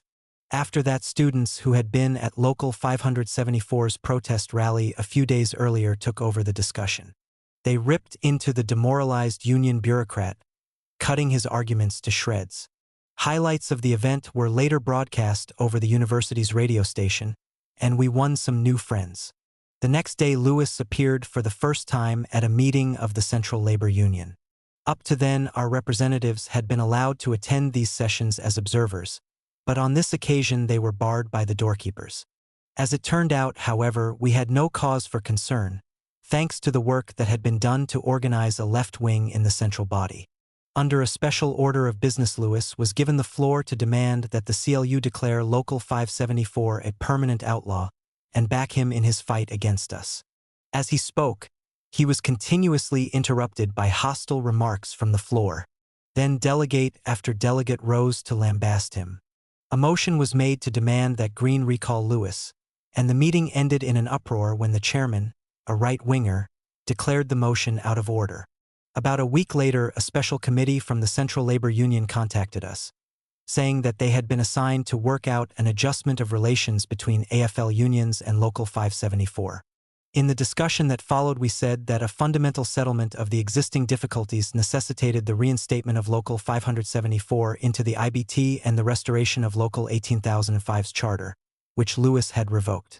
All we wanted was a return to the relations that had existed before Tobin tried to read us out of the movement. Pending such action, we did not intend to infringe upon jurisdictions assigned either to other drivers' locals or to AFL unions in other industries. We would continue to aid all locals affiliated with the CLU in every way possible, asking only that they, in turn, accord us the same consideration. The CLU committee agreed that our position was reasonable and that reciprocity called for recognition of our jurisdiction by AFL unions. It said a recommendation would be made to the central body that relations be regularized along the lines of the discussion. These talks had taken place while Meyer Lewis was away on a trip to consult Green and Tobin. Upon his return, he set up a permanent office and announced publicly that he would continue to supervise the local AFL for an indefinite period. This led to another battle with him at a CLU meeting. It began with a storm of protest from left-wing delegates over his public announcement. A second uproar followed when Lewis tried to block approval of the truce the special committee had negotiated with Local 574 during his absence. His objections were disregarded by a decisive majority of the body, and the report of the special committee was approved. A joint policy committee was set up, consisting of a few AFL officials and Carl Skoglund for Local 574, to adjust any disputes that might arise. After this setback, Lewis got together with his right-wing cronies to plan an overturn of the hands-off policy toward Local 574 that the CLU had adopted. As a starter, he hoped to pound into submission several business agents who had begun to wobble in their opposition to him. But the class struggle intervened to upset his plans. A new situation had developed in the AFL strike at the Strutwear Knitting Company. Following the earlier request that Local 574 keep out of that struggle, Roy had gotten the hosiery strikers into a serious bind. He began with a statesmanlike appeal to the company. The key issue of union recognition, he proposed, should be settled by a labor board election. If the union won, he promised the bosses it would be willing to submit all other issues to arbitration, including reinstatement of the machine tenders fired for union activity. Weir's overtures were flatly rejected by the company, which had no intention whatever of recognizing the union. Then Meyer Lewis hit town, expressing sympathy for employers who had been victims of communist aggression in labor disputes. This was taken by the Strutwear management as a signal that a new attempt to resume operations would get support from within the labor movement. A dummy corporation was set up in St. Joseph, Missouri. The fake outfit instituted a replevin action in U.S. court, and federal marshals were ordered to protect a shipment of finished goods to it from the Struck plant in Minneapolis. A hunt then began for trucks and drivers, with bonus wages offered. Since trucking was now involved, the strike had entered Local 574's jurisdiction. So we stepped in and took command of the fight. All local transfer firms were warned that the union would close them down if they sought to provide trucks for the strike-breaking move being undertaken by the federal government. None of them tried to defy us. Finally, Strutwear was able to get trucks and drivers from Winona, a small town about 130 miles away. On November 29th, the scab trucks arrived at the plant, accompanied by a score of federal deputies and about 100 city police. Being experienced in opposing truck movements, we found a way to quickly reinforce the picket line. A call was sent to Local 574 job stewards to get as many trucks as possible headed for the Strutwear scene. We were not broadening the strike to include trucking firms. Union members were simply using rigs they were driving about the streets on company time as a means to help a good cause. Before long, trucks of all sizes, carrying various kinds of loads, began to arrive in the vicinity of the plant. They were double parked on the streets, and the drivers, taking the truck keys with them, walked over to see what was going on where the cops were congregated. The picket line had thus been strengthened, and it was going to be hard to move the Fink trucks along the clogged streets. After quite a fight, the marshals and cops managed to convoy the scab goods to a nearby rail yard, but not without casualties. For scab drivers and a deputy marshal had been injured. On the union side, a number of pickets had been clubbed and a few arrested. Even though the trucks were moved, the strikers had won a victory. The whole thing had been a scheme to break their morale by involving the federal government in a violent attack on the picket line. Just the opposite had happened. The strikers gained new confidence from the support they had received in the clash. A month later, some 30 scabs were whisked into the plant in a surprise move against a light picket line.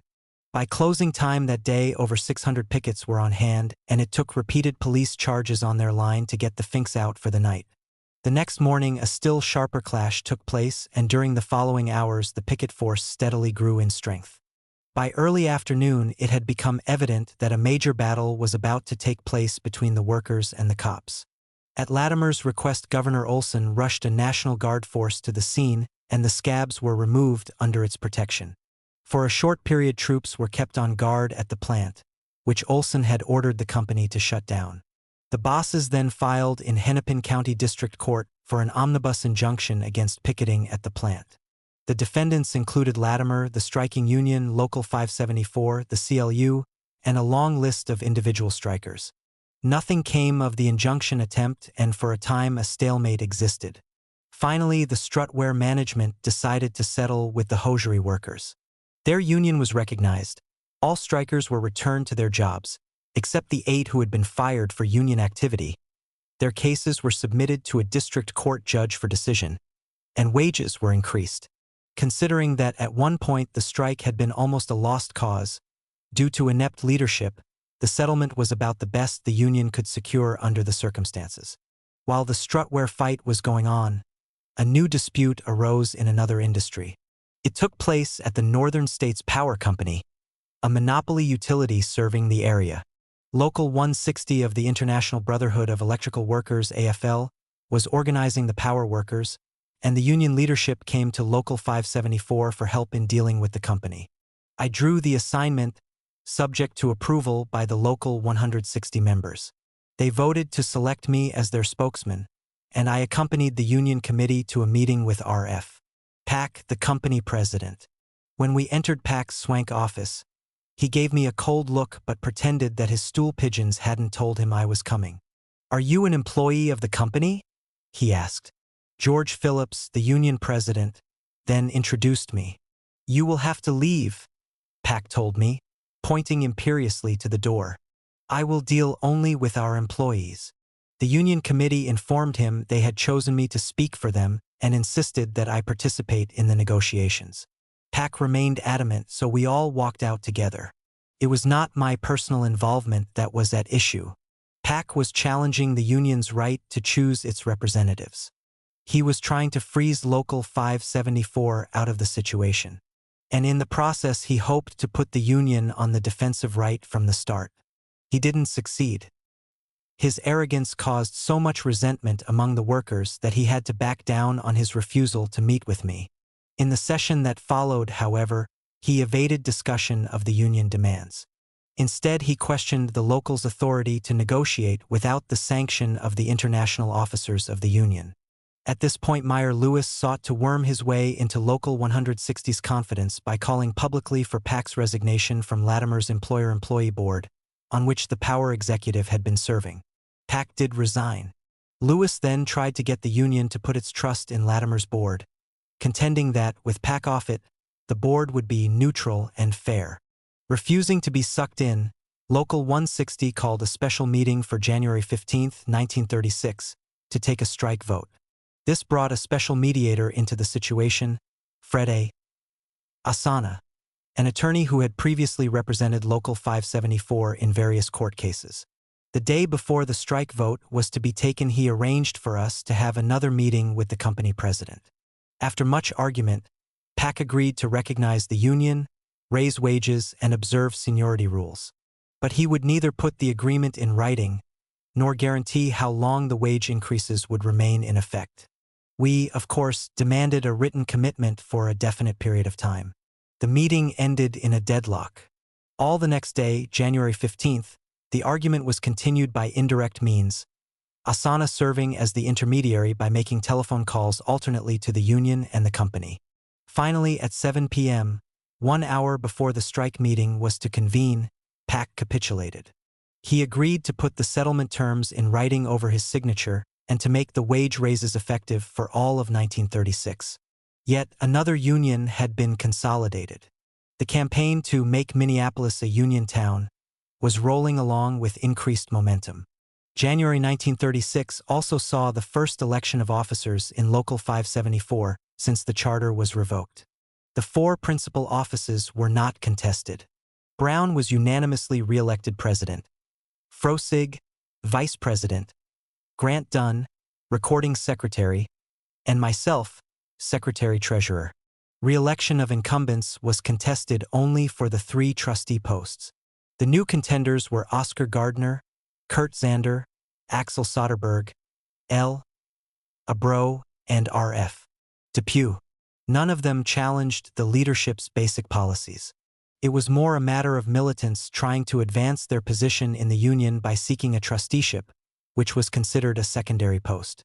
Little interest was displayed in the elections by the membership and the voting was light. When the returns came in, the three incumbent trustees, Ray Dunne, Harry DeBoer, and Mo Hork, had been re-elected by more than 2-1. Ray Dunne, it should be noted, now served the union mainly in an advisory capacity. Much of his time was spent as the central leader of the Trotskyist movement in the city. The main significance of the membership vote, which other unions, Tobin, Meyer-Lewis, and the bosses had watched closely, was the demonstration it gave of the internal solidarity and strength of Local 574. Also reflected in the outcome of the elections was the failure of the Stalinists to get anything going inside the local against its Trotskyist leadership. They had been trying hard to do so. We got confirmation of that when we came upon a set of directives issued by the Central Executive Committee of the Communist Party for the Minnesota District. The essence of the directives was reported in the Militant of February 1, 1936. Party members in Minneapolis were ordered to drive the trade union functionaries and membership further away from 574. The local itself was to be colonized and a demand raised to negotiate with Tobin. These directives were more or less identical with the line Meyer-Lewis was pushing, and he wasn't having any more luck with it than the Stalinists. While we were winning new allies by helping the Strut, Ware, and Northern States power workers, Lewis had spent considerable time conniving with Latimer. At the beginning of 1936, he got the mayor to call the coal and transfer bosses to his office. New pressures were brought to bear in an effort to induce them to break their contracts with Local 574 and force their employees into Local 500. If they did so, Latimer promised, the police were prepared to deal roughly with us. After thinking it over in the light of the performance up to then by Lewis and Latimer, the bosses rejected the proposal. They still had little stomach for the kind of fight they knew would result. Lewis next turned to Corcoran to try to get a drive going at small coal and transfer companies. They got cooperation from two outfits, River Terminal Coal and Dock Company and Swanson Fuel and Transfer. In both cases, the bosses sought to force the workers into the Tobin setup. Local 574 struck River Terminal and threatened to tie up Swanson as well. Corcoran tried to provide finks, but to no avail. The whole thing was quickly settled in our favor. Such incidents served to intensify the hatred felt toward the Tobin gang among Local 574 members. Besides that, it didn't help their reputation to be seen traveling around with a police escort, as was their practice, and to have cops present when they held a meeting. Lewis then tried to build a base for Local 500 by raiding AFL Petroleum Workers Local 19802. When this union was chartered earlier for filling station attendants, Local 574 had transferred its oil drivers to the new organization in keeping with industrial union concepts. Lewis now demanded that these drivers be turned over to Tobin's paper union. To back up the demand, he resorted to acts of intimidation. The leadership of the petroleum union was red-baited and revocation of its charter was threatened. Despite these pressures, Local 19802 flatly rejected his demand and the drivers remained in that union, where they properly belonged. After a month or so of campaigning along such lines, Local 500 called a mass meeting, which was given a build-up through extensive advertising. Exactly 12 workers attended. Of those who turned up, some had come to denounce Tobin's agents and to argue in support of Local 574. As these episodes revealed for one and all to see, we were fighting off the Lewis Corcoran raiding attempts on every front. At the same time, Local 574 continued to gain in internal stability. Steady recruitment added to its membership strength. A highly effective steward system was in operation. Contracts with the employers were fully enforced. And whenever the union had to call a strike against a trucking firm, it won the battle. Our biggest headache in maintaining union activity at the necessary level was a financial one. Because of the wide scope of operations, running expenses were high. After these were met from income derived through membership dues payments of $1.60 a month, not a whole lot was left for staff wages. How we handled that particular problem was later described by Marvel Scholl, whose account of our personal situation reflected the difficulties confronting the whole union staff. Whatever money was available, she recalled, was divided among the staff members every Saturday morning. Those with children got more than the single men, sometimes as much as $20 a week, more often $10 or $15. The single men, who had their own problems in making ends meet, often came to our house for dinner. We lived in a little house on Drew Avenue between Cedar and Brownie Lakes. It had 4 small rooms, and while it was rented to us as a winter home, $20 a month unheated, it was by no means winterized. No insulation, no basement, just a cellar hole for a coal bin. We heated it with 2 coal-burning stoves, a space heater in the living room and a combination range, coal and gas, in the kitchen. Every Saturday, if Farrell could not come home, one of the staff members would drive out with our pay and take me grocery shopping. Luckily, groceries were cheap, but starch formed the main part of our diet. A bushel of potatoes, about 50%, 10 pounds, of sugar, the cheapest coffee available, 3 pounds, for $1. A side of bacon, a few cans of corned beef, lots of canned corn and tomatoes, number 2 cans about 5 or 6 for $1. Butter at maybe 20% a pound, several large loaves of white bread, eggs in small quantities depending on the price, navy beans, salt pork, cornmeal, flour, and, once in a while, a package of chocolate for the 3 small children. I have 5 dishes which I could make in quantity: corn chowder, baked beans with cornbread, which I always made in 2 large crocks in the coal stove oven, boiled beans with salt pork eaten over cornbread, Spanish rice, and American spaghetti. When it came time for the men to come home, dinner was always ready on the stove. One of the children, or I, would stand at the door to count how many men piled out of the car. I never cooked less than a peck of spuds when occasionally we had them with corned beef, but if it was corn chowder, the potatoes were an integral part of the dish, fried crisp with a bit of bacon before the canned corn was added, along with water. If more than 3 guests got out of the car with Farrell, I would rush to the stove, open more cans of corn for the chowder, a bit more water, etc. If it was baked beans, there was always enough. If boiled beans, some more water went in. If Spanish rice or spaghetti, more tomatoes. None of these meals, with the possible exception of the oven-baked beans, could be considered quality food, but it was filling. After we ate, all the men went back to the hall for their various evening meetings. I did the dishes. I had no kicks about the arrangement. During this period, our children all had measles, 1 at a time, colds, etc., so I was literally a captive in the house. While they ate, the men talked about their union problems, their victories and disappointments, what new groups of workers had corned to them for help. This was the only way for Renee to keep abreast of what was RNY real life. We had one luxury during this period. We saved 50 cents a week and with it hired a babysitter every Thursday night so both of us could go to the Workers' Party branch meeting. Among those corning to us for help that Marvel mentioned were the leaders of Furniture Workers Local 1859 of the International Brotherhood of Carpenters, AFL. They had organized the J.R. Clark Company, which produced woodenware specialties. The firm had recently agreed to a contract recognizing the union and providing wage hikes, along with other improvements. Then the boss sought to trick the workers into signing individual, yellow dog, contracts. These ostensibly affirmed the agreement with the union, but they contained a trick clause which read, "This agreement subject to change without notice." The union had blocked the attempt, moving swiftly to alert the workers against falling for the trick. Soon thereafter, the company renewed its attack by firing a union member out of seniority for alleged insubordination. On March 23, the 300 workers involved carne to the factory at the usual time and took their appointed places. But when the starting whistle blew, they simply sat down, emulating a strike technique that had recently been introduced by the Akron rubber workers. Guards were then posted at all doors by the union leaders, a meeting was held, and a strike committee elected. A delegation was soon sent to request aid from Local 574. We helped to organize the preparation and transport of meals to the sit-down strikers inside the plant, who stayed there for 3 days and 2 nights. It was a new experience for the bosses of the city, and they didn't know how to go about helping the Clark management try to break the strike.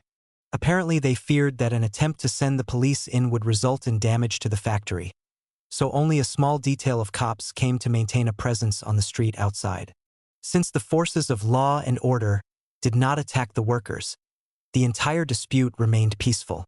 On the morning of the third day, the local 1859 president, John Janasco, telephoned me at the local 574 hall and asked that I come to Clark's and help them negotiate with the boss. He had just been told that the company wanted to come to terms with the union. When I got there, I found a handful of cops outside and a strong union guard at the main entrance. A sign on the door read, "No help wanted," having been put up for the attention of would-be scabs. On the inside, doors leading into the factory from the executive offices had been barred. In the biggest office, I found the boss, his lawyers, and the union negotiating committee assembled, waiting to begin deliberations. After some argument, the company agreed to a settlement which led to the reinstatement of the fired union member, Walter Lehman, and to the clearing up of other grievances that had arisen out of attempts to violate the union contract. The overall terms were accepted by the strikers and they returned to work the next day, now well protected by a strong union. By this time, the list of unions helped by Local 574 was becoming impressive, as was the quality of the assistance we gave them. We had played a valuable part not only in the winning of a number of strikes by other unions, but also in bringing several thousand new members into the AFL since the fall of 1934. And the AFL had issued charters for many newly formed unions organized largely with our aid. There was scarcely a trade union in Minneapolis that had not grown in power in the aftermath of our victory in the tremendous 1934 struggle against the trucking bosses. The labor movement was gaining the upper hand over the union-hating Citizens Alliance, and everyone understood that Local 574 had provided the key to this reversal in the relationship of class forces. In its great majority, the trade union rank and file sided with us accordingly. For Meyer Lewis, on the other hand, the balance sheet was just the opposite. He had come to town a few months before with the object of isolating us from the AFL unions. At the outset, his proclaimed aim in the attack on us had been to combine the entire citizenry under one common banner to completely purge the city of communism. By now, he had been reduced in his perspectives to small-time tactics like those with which Corcoran had begun a year earlier. He could do nothing but attempt petty membership raids on other AFL unions in an effort to build up Local 500. And he had failed every time. This ignominious outcome for Meyer Lewis had caused Tobin to switch his strategy. He decided to send Corcoran reinforcements from elsewhere in the IBT. Actually, he had little other choice in the matter, unless he was ready to back off from the attack on us. Meanwhile, the AFL hierarchy had become too involved in an internal struggle of its own to pay much attention to Tobin's needs. The infighting gets rough. By the spring of 1936, it had become clear that a split was in the making within the American Federation of Labor. Workers in basic industry were pressing hard for a turn to the industrial form of organization. Under this form, all employees in a given plant or industry would be united into a single union, instead of being divided into separate craft formations, as in the past. To the workers, the change was imperative. It was the only way they could struggle effectively against the monopoly corporations that employed them. Their demand for a shift in organizational policy was being resisted by most of the top union bureaucrats. The clashes that resulted were moving in the direction of a major rank-and-file revolt against hardcore craft unionists who dominated the AFL. This trend had caused serious concern among the more astute Federation officials. If the ruling bureaucracy didn't bend some to the mounting pressures from below, they feared large numbers of workers would come under the influence of radical leaders. Officials of a bloc of national unions, led by John L. Lewis of the United Mine Workers, had sought action at the October 1935 AFL convention to ease the situation. They presented a resolution calling for a turn to industrial unionism, especially in basic industry. However, the resolution was defeated by a vote of about 3-2. Soon after that, John L. Lewis had thrown a bombshell into the AFL Executive Council. He resigned as a vice president of the Federation, an act signifying a declaration of war against the die-hard craft unionists who were setting its policy. Then the Lewis-led bloc formed the Committee for Industrial Organization, CIO. A committee headquarters was established in Washington, D.C., and John Brophy of the Mine Union was designated organizational director of the new body. None of the CIO's founding leaders had a clear record of progressivism. Hence, their changed stance in support of the industrial union cause had thrust them into a new and rather unfamiliar role. This caused them to proceed in a cautious, hesitant manner, but that was only one aspect of the changed situation. New forces were being set into motion that would sweep them along on a rising tide of class struggle. In Minneapolis, for example, formation of the CIO gave rise to an immediate upsurge of feeling that a new day was dawning for trade unionists. A conference of industrial union supporters had soon taken place, consisting of delegates from 21 AFL unions and Local 574. Thai Gathering had set up a continuation committee to take the lead in building a pro-CIO caucus within the city's labor movement. The changing national situation, and the local repercussions already to be seen, brightened the future outlook for Local 574.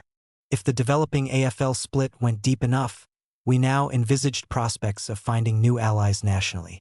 So we geared ourselves to a flexible tactical attitude toward the CIO. While closely watching the changing trade union trends, we were also participating in a new step toward revolutionary regroupment on the national scene. Young workers and intellectuals were joining the Socialist Party in increasing numbers. A left wing was forming among them and beginning to grope its way toward a revolutionary program. These potential revolutionary socialists faced two major obstacles. Within the SP, they were up against a hard-bitten right wing that sought to block their efforts to turn the party in a revolutionary direction. At the same time, the Communist Party, in keeping with its popular front line, sought by various means to steer these young militants back to reformism. This situation required that the Trotskyists develop close contact with the left wing in the SP and help it evolve toward a full revolutionary socialist program. To chart the necessary course of action, the Workers' Party held a national convention early in 1936. The gathering authorized the party leadership to negotiate an entry of the WP cadres into the Socialist Party as a body, and a few weeks later the desired step was consummated. The delegation to the Workers' Party convention from the Minneapolis branch consisted of Ray Dunne, Carl Skoglund, Henry Schultz, Carlos Hudson, and myself. Since the gathering took place in New York, we decided to drive to Washington, D.C., for a visit to the CIO headquarters. There we had a long talk with John Brophy, the organizational director of the Industrial Union formation. To our surprise, we found him quite fully informed about Local 574's fight with Tobin. This encouraged us to sound him out about the prospects of getting a CIO charter for the local. He said it was definitely excluded at that time, since it was quite unlikely that the CIO would involve itself in the trucking industry, even if a split from the AFL should come about. The discussion concluded with Brophy advising us to continue our fight for reinstatement into the International Brotherhood of Teamsters. Before long, that battle took a new and vicious turn. After failing in his efforts to mobilize the local AFL against us, Meyer Lewis had gone to consult Green and Tobin. He returned to the city the latter part of April, bringing with him the vanguard of a strong-arm gang. Tobin was sending to launch a campaign of intimidation and terror against Local 574. The invading force was led by L.A.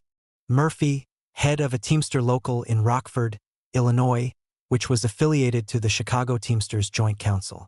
Upon his arrival, Murphy set himself up in an office at 306 Pence Building. Operating from there, he proceeded to take charge of the Minneapolis Teamsters Joint Council in the name of Tobin. The gang he used consisted of bureaucrats schooled in IBT practices Chicago style, along with out-and-out thugs hired for the project. From among this crew, a new set of officers was selected for Local 500, through which they intended to function. A local man was added to the squad, Bruce Vincent, who had been hired earlier as a bodyguard for Cliff Hall. In addition, Pat Corcoran gave Murphy full cooperation, as did Meyer Lewis. Tobin's muscle men, armed with blackjacks and revolvers, began to prowl the streets and loading docks. Attempts were made to compel truck drivers to accept Local 500 buttons, offered free of charge. Behind this opening gambit lay an implication that it would now be dangerous to venture out wearing a Local 574 button, that only workers displaying the insignia of Tobin's paper union would be safe. The goons met everywhere with refusals to accept their protection. They then made direct threats of violence in an effort to sow fear in Local 574's ranks. Murphy soon moved from threats to actual physical attacks. He did so with confidence that he would be helped in this, not hindered by the ruling powers. The bosses favored his objectives. Mayor Latimer was prepared to give him police assistance, having the cops look the other way when we were assaulted. At the same time, he kept a close watch for chances to frame us on one or another charge. In addition, the capitalist press could be counted upon to provide a propaganda cover for the underhanded connivery. Events would be reported so as to make us look bad and to depict Tobin's agents as the injured parties. Many years later, Malcolm X, addressing himself to the subject in a different connection, was to make an eloquent characterization of this age-old newspaper trick. As he put it, brothers, the press has a grave responsibility, and it also has the responsibility sometimes as an accessory. Because if it allows itself to be used to make criminals look like victims and victims look like criminals, then the press is an accessory to the same crime. They are allowing themselves to be used as a weapon in the hands of those that are actually guilty. Being aware of such frame-up techniques, we gave careful thought to Local 574's defense against Murphy's attack. Our first move was to alert the whole labor movement to the new danger through the Northwest organizer. As the battle unfolded, each step taken by the Tobin gang was reported and analyzed in the union paper. At the same time, all workers were reminded of the stake they had in our fight. It was not simply a matter of preserving intact the strongest, most progressive union in the city. If we could defeat Tobin, other local unions would be helped in curbing the dictators at the head of their national organizations. Conversely, a victory for the IBT president would constitute a general blow to union democracy. Realizing this, AFL members throughout town continued to support Local 574's defense of its democratic rights. In the battle itself, Murphy seemed to anticipate that it would be fought along the lines to which he had become accustomed in the Chicago area. He expected us to face him, staff against staff, sap against sap, gun against gun. He also assumed that the union ranks would be little more than spectators, waiting to see who would emerge the winner and proceed to lord it over them. Since the ruling class and its lackeys in public office were on his side, we would be up against loaded dice. For this reason, he and his goons were quite cocky at the outset of the conflict. It didn't take long for Murphy to become disabused of these notions. We had no intention whatever of letting matters proceed along such lines. Our policy was to involve all Local 574 members in the fight, which they knew was vital to their interests. A general meeting was promptly called at which the entire organization was geared for battle. As a result, Tobin's invaders were soon exposed for what they actually were: a gang of thugs attacking a mass movement. Although it would have been a tactical mistake for us to arm ourselves, we did make a propaganda move in that connection. The officers of Local 574 formally requested police permits to carry guns for self-protection. As we expected, the cops denied the request, but a point had been made. Our action helped draw to the labor movement's attention the fact that we were up against an armed gang and needed mass support. Later on, when the going got rather rough, a couple of Local 574 staff members did quietly arm themselves. One of them, George Frosig, was then picked up by the cops on charges of carrying a gun, and it took quite a legal battle to save him from a serious frame-up. After that, we had little difficulty in enforcing the union's no-gun policy. Just as the fight began to get serious, an event occurred that helped us mobilize broad support. Minneapolis labor celebrated May Day, an international working-class holiday steeped in revolutionary tradition. The observance took the form of a parade. It was endorsed by the Central Labor Union. Many local unions participated and over 7,000 workers marched. They carried banners reading, "For United Labor Action. Make Minneapolis a union town." The event had dual effects. Local 574 members who participated in the march received encouragement from the labor solidarity thus manifested. Tobin's gang, on the other hand, began to realize that they faced a far more complex problem than they had anticipated. Yet another complication began to worry Murphy. At the end of May, the 1934 strike settlement would expire, and Local 574's contracts with the bosses involved would be up for renewal. Since it was already early May, he would have to move fast on that front. Two things were needed to achieve his aims. He had to make deals with the bosses through secret negotiations, a step to which they would be amenable. Before that could be accomplished, however, he had to show that he could take over significant portions of Local 574's membership. This feat would take some doing. Murphy decided to make his opening move at the Chippewa Spring Water Company. We had only part of the workers organized there, and the boss seemed to think that with help from a strong-arm squad he could freeze us out entirely.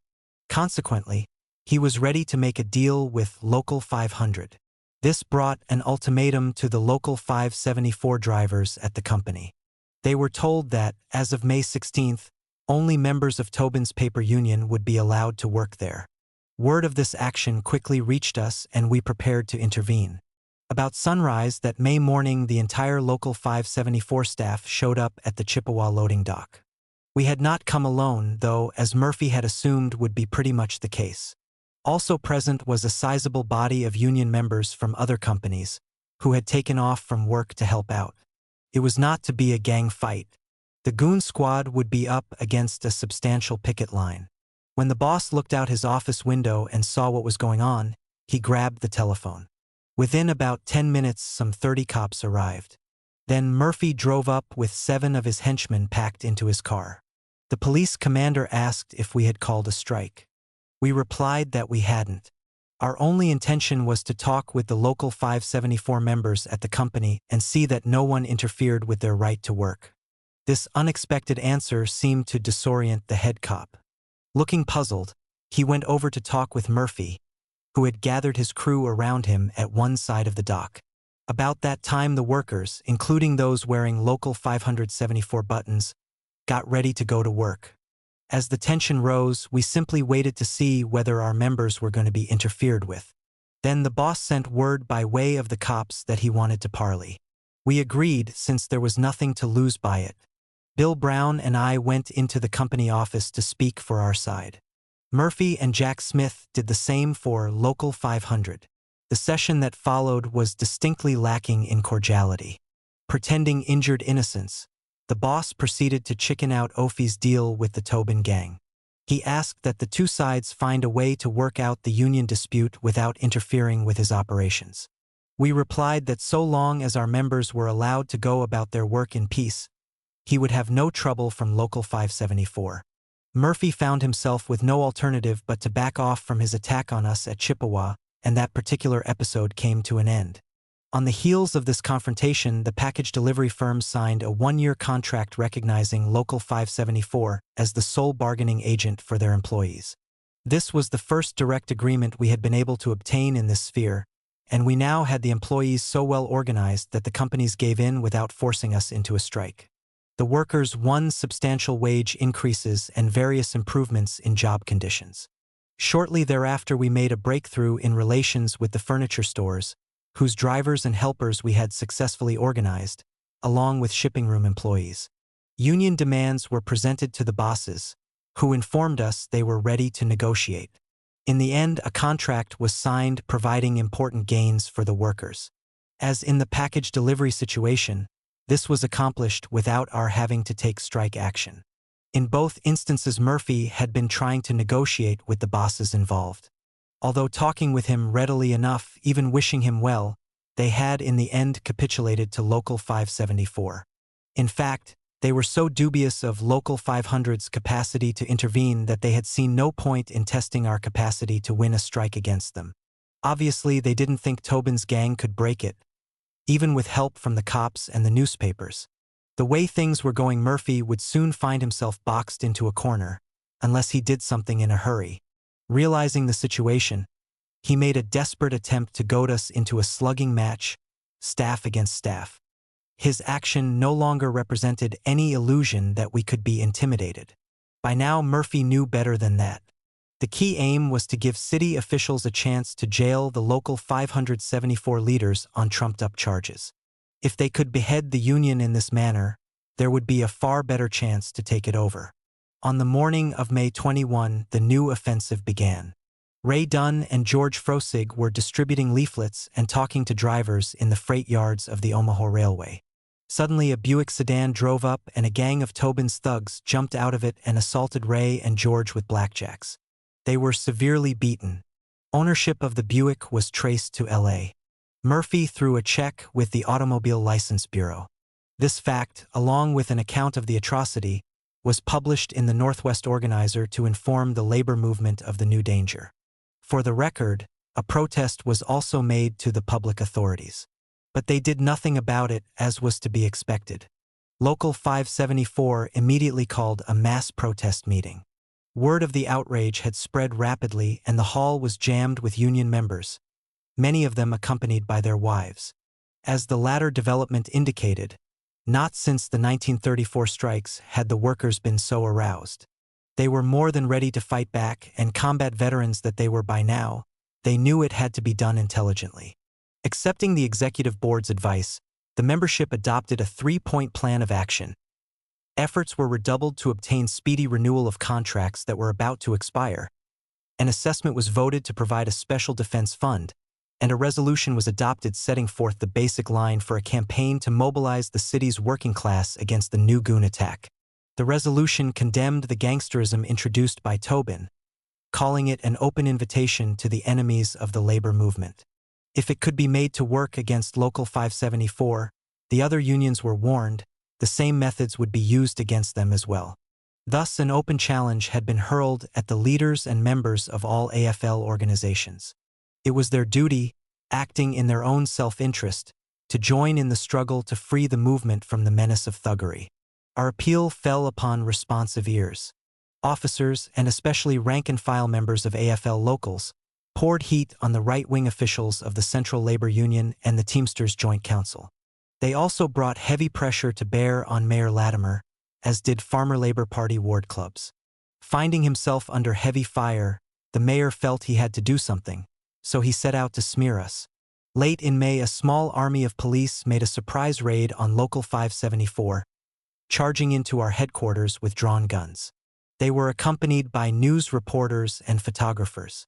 Bearing John Doe warrants for illegal sale of liquor, they searched the premises for evidence. Nothing was to be found, except part of a keg of beer which had been stored away after being left over from a social. Twice more in the next few days the cops descended upon us, but they were unable to spot anything that could be used against the union. It was in connection with these smear attempts that Frosig was arrested on the gun charge mentioned previously. Taking advantage of the propaganda cover Latimer sought to provide for him, Murphy resumed the physical assaults. In broad daylight on the afternoon of June 3rd, four rank-and-file members of Local 574, driving along Washington Avenue in a passenger car, were forced to the curb and ordered out of their vehicle by 2 carloads of Tobin's musclemen. Some held guns on the union members, while others pulled out blackjacks and beat them. When the victims ran to escape, a volley of shots followed them. Bystanders had gotten the license numbers of the thugs' cars, and this information was reported to Latimer with a demand that he take action. As usual, though, no arrests were made. Instead, the mayor held a conference with Murphy and Meyer Lewis. Reporters were then summoned and Murphy issued a statement to them. According to the Minneapolis Tribune account, he brazenly accused the victims of firing the shots themselves, falsely asserting that they had done so after losing a fight with the employees of Stanchfi.eld Transfer Company, a firm located near the scene of the crime.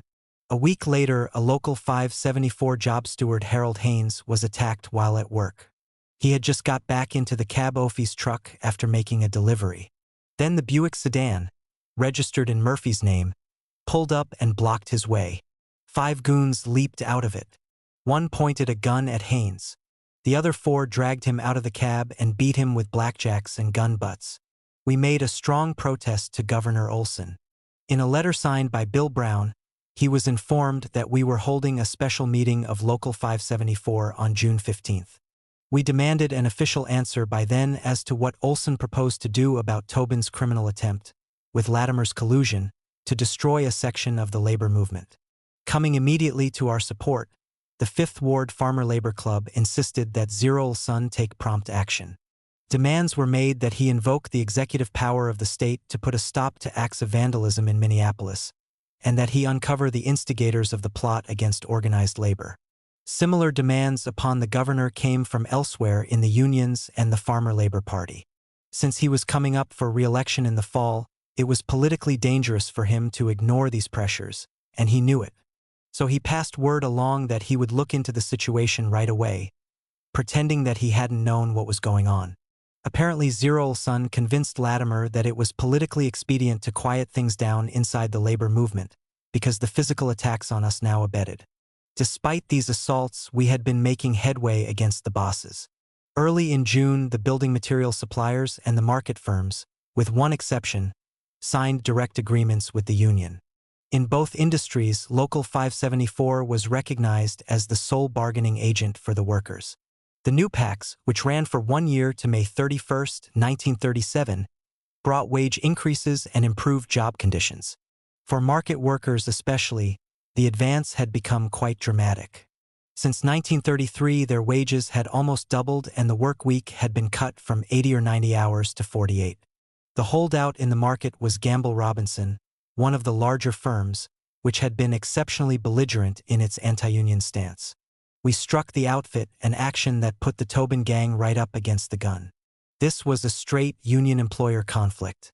If they sought to intervene against us, it would have to be as strikebreakers. Hoping to encourage such an attempt, Latimer immediately offered police protection to the company. But there proved to be little that he, Murphy, or the bosses could do against us. Local 574 had the workers at Gamble Robinson completely organized, and the strike was 100% solid. The independent grocers announced through their association that any deliveries attempted by the struck firm would not be accepted by them. Then the walkout spread to branches of the company in other Minnesota towns.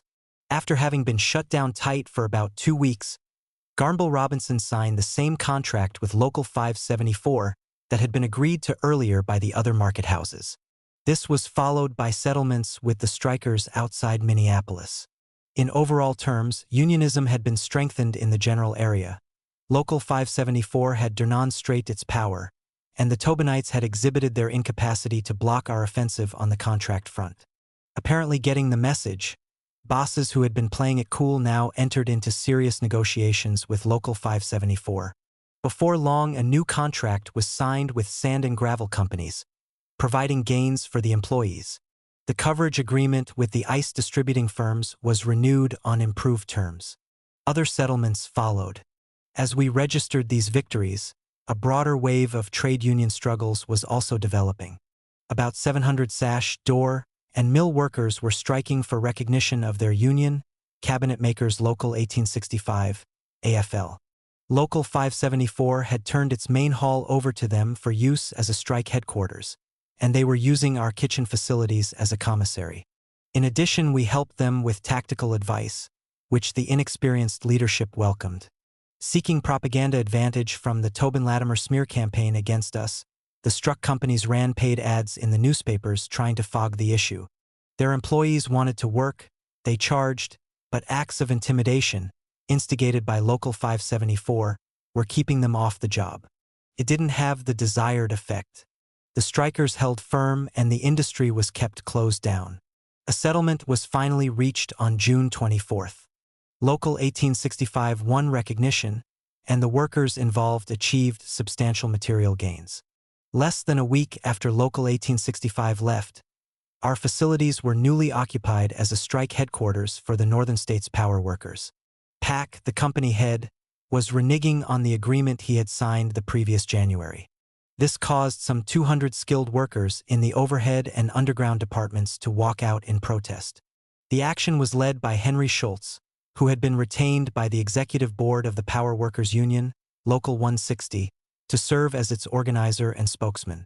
The strike, which was conducted with great militancy, lasted only a few days. PAC was compelled to act on the workers' grievances. The previous written stipulation was reaffirmed, and this time Local 160 got full recognition as the sole bargaining agency for the company's employees. One other dispute is worth noting, just to indicate the breadth of the working-class upsurge. At the Minneapolis Golf Club, a course in suburban St. Louis Park frequented by the well-to-do, caddies went on strike. It was a spontaneous action by unorganized teenagers who were doing what seemed to them the natural thing those days for young workers who were angered by their employers. Once they had struck, their first step was to contact the outlaws of Local 574 for backing and advice. Their fight resulted in some improvements for caddies generally. On balance, the odds in the fight with Tobin were now heavily in Local 574's favor. As a result of steady recruitment, the union had a stable membership of over 4,000.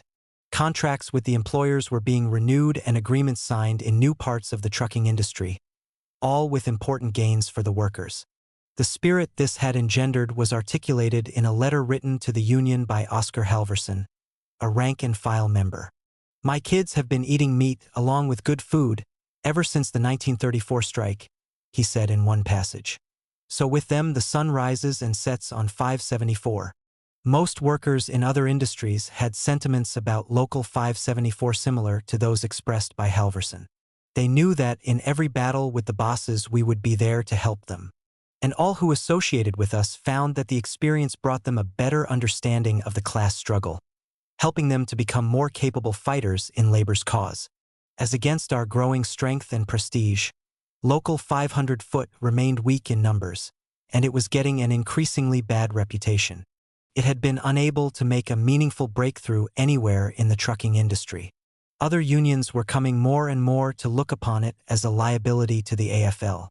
Instead of outlawing us from the labor movement, as they had set out to do, the Tobinites found that they, themselves, were looked upon as pariahs by the great majority of the city's working class.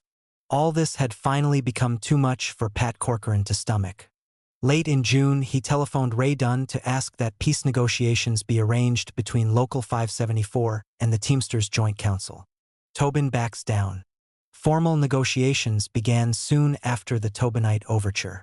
Carl Skoglund, Ray Dunne, and I represented Local 574. Pat Corcoran spoke for the Teamsters Joint Council. Ella. Murphy and Jack Smith presented themselves as officers of Local 500. The first talk was held in a charged atmosphere, reflecting the hostility that had developed between the two sides. We took advantage of the fact that our adversaries had sued for peace. When the formalities were over, we simply remained silent, waiting expectantly for them to make the opening move. Corcoran took the lead. Thai Joint Council wanted to work out an arrangement whereby Local 574 could be brought back into the Teamsters as a body, he said, but it would have to be done in a special way. He proposed that we merge with Local 500 under a new charter, that 3 officers from each side be named to the executive board of the new local, and that a 7th, neutral board member be designated by the Joint Council. Murphy and Smith indicated their concurrence in this proposal. We replied that most of the workers in the general trucking industry were in our ranks, while they had virtually no members in that sphere.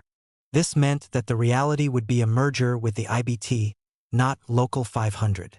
Their paper union should be liquidated, we contended. If they wanted to end the fight, all they had to do was to reinstate Local 574 into the International, with all its members in good standing and with its present officers, who had been democratically elected by the ranks. Corcoran again stressed that some arrangement would have to be worked out along the lines of his proposal. Otherwise, they would be unable to get Tobin's agreement to reinstate us. He suggested that we think the matter over among ourselves and notify him when we were ready to resume the discussion. With that, the first talk ended. We now had a vital decision to make. If the fight with Tobin was to be settled, it was clear that Local 574 would have to be reconstituted under a new charter, with changes in the formal leadership. This raised 2 key questions for us. Could a compromise be worked out that would assure the preservation of Local 574's basic character and principles? If we rejected the peace overture, would we risk isolation from the rest of the labor movement and ultimate destruction of the union? The latter danger could quickly become a real one, unless we showed that we really wanted to help find a solution to the internal union struggle. We couldn't expect to gain new strength through formal alignment with the CIO. Brophy had already told us that the new industrial union formation didn't expect to enter the trucking industry. Our main support, therefore, still had to come from the local AFL movement. Up to now, we had received backing from that quarter on the basis of our fight for reinstatement into the IBT. But if we now let it appear that we intended to pursue an independent course indefinitely, that support would begin to drop away. The IBT machine could then get the upper hand and gradually cut us to pieces. It followed from these considerations that our best course was to drive the hardest possible bargain with Tobin. As we saw it, there were several factors that would enable us to obtain a workable compromise. Nationally, a massive strike wave in basic industry was clearly in the making. Locally, the workers were on the move, dragging the AFL officials more deeply into conflicts with the bosses. These trends generally imparted a tone of militancy to the movement that would help us from within the IBT. While it was true that Corcoran's plan would reduce us to a formal minority on the executive board of the proposed new local, that didn't tell the whole story. The membership would continue to support the local 574 officers, as in the past. We would be backed up by a strong secondary leadership among the union staff members and the job stewards, all of whom were battle-tested. It would be a situation roughly analogous to relations between the organizing committee and the official executive board during the 1934 strikes. In terms of leadership-membership relations, concerning the cadres of Local 574, there would be no change. This, we felt, would make it possible to assure continued rank-and-file control over all the affairs of the new local. A means would thereby exist to block any Tobinite attempt to alter fundamental policies. From this it followed, in our view, that the local could preserve its basic character and principles under the proposed new arrangement. For these general reasons, we decided within the union leadership that the device of a merger with Local 500 should be accepted as the basis for reinstatement into the IBT. Corcoran was then notified that we were ready to resume negotiations. Several discussions followed, during which the terms of the merger were hammered out in the necessary detail. The key points involved can be summarized as follows. A Local 574 and Local 500 to be liquidated and a new charter to be issued, constituting one general drivers' union. The number later issued to us was 544. Corcoran had induced Tobin to come as close as possible to 574 without allowing our reinstatement under the local's original designation. The present membership of Local 574 to be reinstated in good standing in the IBT, without any fines or assessments. Specifically, the latter clause meant that the matter of back per capita taxes we owed the International, the pretext Tobin had used to revoke our charter, would be dropped. And officers of the new local to consist of 2 representatives of 574, 2 representatives of 500, 1 trustee of 574, 1 trustee of 500. The executive board to consist of the above officers and trustees, with the addition of the secretary of the Teamsters Joint Council, acting as the 7th member and chairman. It was understood in the negotiations that representatives of 574 would have the offices of president and recording secretary of the new local. Representatives of 500 would have the posts of vice president and secretary-treasurer. The organization staff to be set up and chosen by the executive board. On this point, it was understood that each side would have half the staff members, that in general the organizers would work in pairs, one from each side, and that the overall size of the staff would be determined by the union's finances. It was also agreed that I would continue as staff director. All divisions, i.e., the existing sections of Local 574, to stay under the reorganized local for a period of at least 1 year. We were not overly concerned about the implication that an attempt to split up the local into separate crafts, each with its own charter, might be made a year later. By then we expected to have sufficient control of the new situation to readily ward off such a danger. Should that fail to be the case, it would mean that even bigger problems confronted us. So we saw no point in making an issue of this seeming qualification on the future of the local. The Federal Workers Section to be continued as an auxiliary unit of the new local. Unemployed members of other Teamster locals had already been joining the FWS, while Local 574 was an outlaw. This provision meant that such action was now to become official joint council policy.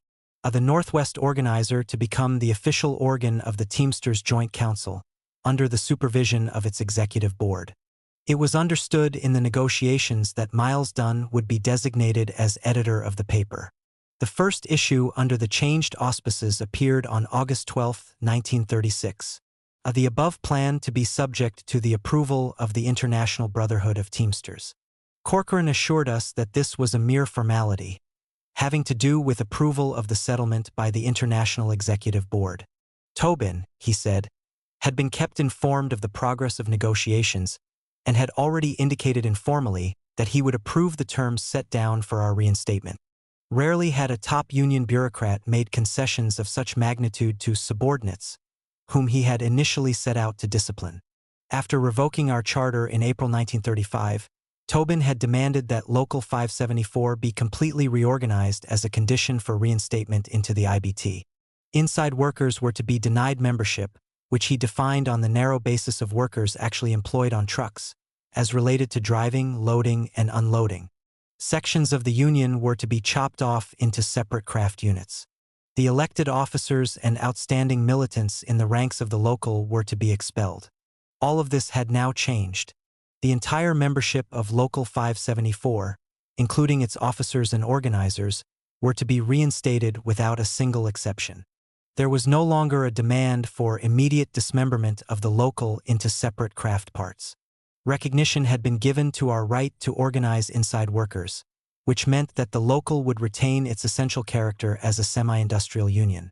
As will be seen later, this concession by Tobin on membership jurisdiction marked the first step in a chain of developments that would ultimately change the organizational character of the IBT itself. Before we submitted the proposed settlement to the membership for a final decision, two other steps were needed. One involved formal approval by the International Union of the terms upon which we were to be reinstated. The other had to do with broader consultation at the leadership level on our side. As soon as it had become clear that there were good prospects of winning reinstatement into the IBT on an acceptable basis, the development was reported to Jim Cannon, the central leader of the Trotskyist movement nationally.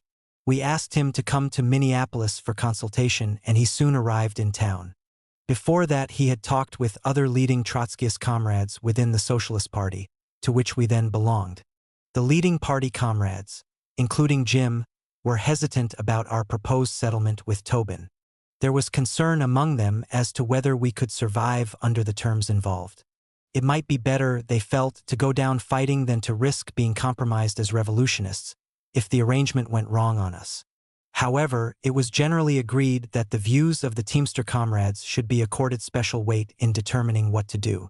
The policy decision, it was understood, would have to be made through direct leadership consultation at the scene of the action. Jim Cannon met with the party's Teamster fraction at his room in the West Hotel. Bill Brown was also present. It was a long session in which every facet of the new situation was carefully examined.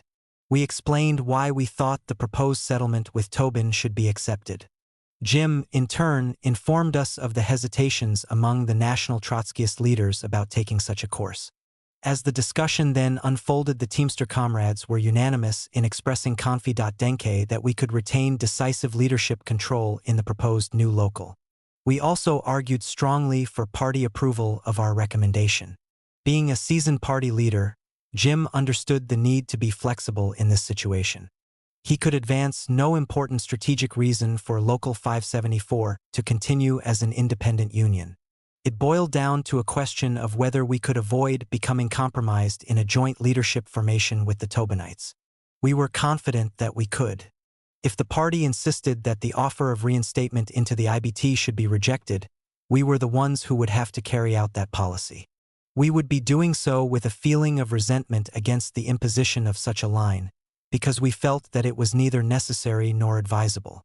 Therefore, an impairment of party morale was bound to result, with adverse consequences. Jim was fully aware of these factors. He knew that serious problems were bound to arise from any attempt to force upon us a policy to which we were opposed. There were no questions of principle involved. It was simply a matter of a choice in tactics. So he agreed that the party should give us the benefit of the doubt on the tactical decision. In doing so, he showed the mark of a real leader. "I don't fully agree with your decision," Jim told us, in effect, "but I will take full responsibility with you, even if it goes bad." By this time, the dispute within the AFL over industrial unionism had reached a new stage. The Executive Council had given John L. Lewis and the other CIO leaders an ultimatum to disband their new organization or face expulsion from the Federation. Lewis was reported to be defying the order, and an early split had become a distinct probability. It was actually to occur during August 1936, when the CIO was suspended from membership in the AFL. Although it was a long shot, the party fraction meeting decided that a final attempt should be made to get Local 574 into the CIO. Bill Brown and Ray Dunne were sent by plane to consult John Brophy about our prospects. He again told them that the CIO had no plans for the trucking industry and repeated his advice that we accept reinstatement into the Teamsters. We were now ready to propose the latter course to the union membership, provided that the IBT approved the terms negotiated with the local Tobinites. The required confirmation came on July 9th in a wire from Meyer Lewis, who had gone to the Indianapolis headquarters with a committee from the Teamsters Joint Council. His message read, "The proposal signed by representatives of Local 500 International Brotherhood of Teamsters and representatives of General Drivers Local 574, as a basis for settlement of Teamster dispute in Minneapolis, has been approved by the International Brotherhood of Teamsters through John Gillespie, acting president. Both organizations may now proceed to make formal application for new charter to be issued on basis of conditions contained therein. I trust this may open a campaign to completely organize Teamster industry in Minneapolis and that it will be incentive to the organization of the Teamster industry of the entire state. To that end, I wish the new organization the greatest success and offer you the fullest cooperation. Copy sent you at request of Smith and Corcoran." At a regular meeting of the job stewards on July 10th, the question of our reinstatement into the IBT was made a special order of business. Reporting for the negotiating committee, I submitted the proposed settlement terms and presented the executive board's recommendation that they be accepted. The telegram from Meyer Lewis was read. Also a wire from Bill Brown and Ray Dunne reporting the negative results of their talk with John Brophy. In the discussion that followed, some spoke for the proposal, some against it. To give an idea of the views of those who were opposed, the following are typical comments, as recorded in the minutes of the meeting. Gagnon: "If the name 574 is taken away, we will be looked upon as going back in shame." Gordon: "Under no circumstances will allow Pat Corcoran to act as a dictator." Rogers: "Not satisfied to allow anyone but our own officers." Zander: "Would be ashamed to wear an AFL button." Novi: "They will tear us to pieces and knock off our officers." Ramertal: "Members will be slugged if they open their mouths in a meeting." After extensive discussion, the executive board's recommendation to accept the reinstatement terms was approved by a vote of about 2-1. There was no feeling of having surrendered to Tobin among those who voted in favor, nor would there be any hesitation about accepting the final membership decision on the part of those who voted against.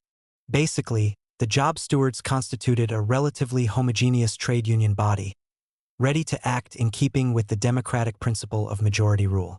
This meant that the union members would not be taken by surprise when the matter was put to them for a decision at the meeting. When the general membership convened, the hall was packed. It was the largest closed meeting of the union in over a year. As at the stewards' gathering, I reported the leadership's recommendation, speaking in the name of the executive board. The presentation can be summarized with reasonable accuracy from the notes I used, which are still in my files. It began with a brief review of the negotiations with the Tobinites. The vote at the steward meeting was reported. Then the proposed reinstatement terms were read and the necessary clarifications given. After that, I spoke along the following general lines. All of us regret that we will lose the designation 574, but it should be noted that Local 500 is also out. There is really no alternative on this point. We couldn't convince the rest of the movement that the retention of 574 as our charter number is a fighting issue. Although 574 will be in a minority on the new executive board, it will be a powerful one. Our representatives can use the instrument of minority reports to the ranks, if needed. They can count on solid backing from the job stewards and from our fighting membership. On this point, we have won a significant victory over the International. No officer is to be expelled, as Tobin has originally demanded, and anyone in good standing is entitled to hold office. The executive board has spent long hours over this problem, trying to think out all aspects of it. Here is how we see the situation. Our strength in the past has been the slogan, "We want to be a part of the movement." Support has thus been gained among the ranks of other unions. The International now offers to make a settlement with us. There is no solid point in the offer on which we can seize to defend ourselves, if we turn it down. The rest of the movement does and will call the settlement fair. We have not yet been subject to the charge of dual unionism. But if we reject the proposed terms for reinstatement into the IBT, we will become so in the eyes of other unions. Can we afford to do this? What unions might join in with us? Only those we have built. We all know the weaknesses of other leaders in the movement who have wobbled throughout the long fight. With Tobin, they couldn't be counted upon. The Labor Review, official organ of the Central Labor Union, has not yet attacked us, but it would. It would become a rival to the Northwest Organizer, instead of the two union papers supplementing each other. We would lose the weak members of our union almost at once. Our ranks would slowly dwindle to a comparatively small group of bitter end fighters. If we accept the International's offer, we will go back in with a strong, fighting membership. We will have 3 members on the executive board, half of the organization staff and all the job stewards. That constitutes a real power. Our officers will become delegates to the Teamsters Joint Council and the Central Labor Union. We can look toward the building of a state organization of Teamsters. And we can get down to business on our plans to organize the long-distance drivers. There is a new spirit in the city's labor movement. That would make it very dangerous for the international officials to double-cross us. If they do, out we march again. We have talked to the CIO about this matter, also with other friends and advisors. After these discussions, and on the basis of the reasoning I have outlined, the Executive Board has come to a firm decision. We recommend that the proposed terms for reinstatement into the International be accepted. After the report, Bill Brown, the union president, called for discussion from the floor. Speaker after speaker was recognized to argue the matter, pro and con. When the question was finally called, the membership voted about 6-1 to rejoin the International Brotherhood of Teamsters. A 15-month battle had ended with Local 574 the victor. Officers of the reorganized local had been specifically designated as follows. From former Local 574, William S. Brown, President; Carl Skoglund, Trustee; Farrell Dobbs, Recording Secretary. From former Local 500, L.A. Murphy, Secretary-Treasurer; Jack Smith, Vice President; Nick Wagner, Trustee. Pat Corcoran, Secretary of the Teamsters Joint Council, was named Chairman of the Executive Board. It should be noted that in this changed situation we now considered it possible and advisable for Skoglund to hold union office, despite his citizenship problem. On July 14th, the new officers issued a joint public statement declaring all contracts with the employers formerly held by the dissolved locals will be taken over and enforced by the new local. With the splendid harmony made possible through the newly established basis of cooperation between all the leaders and members of the local labor movement, it is assured that the members of the Minneapolis unions and all unions in the state will draw increased benefits from their organizations. The parties to the new agreement pledge themselves to work faithfully and consistently to promote the best interests of the workers as made possible through a united American Federation of Labor Movement. The new charter, as General Drivers Local 544, was formally presented to the union at a large open meeting, well attended by AFL members generally. John Geary, representing Tobin, made the presentation, which was received by Bill Brown. T.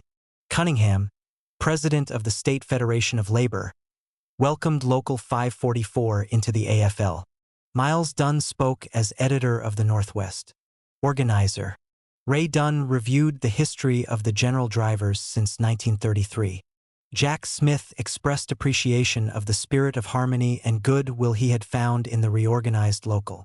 Soon thereafter, Local 544's delegates were officially seated in the Teamsters Joint Council and the Central Labor Union.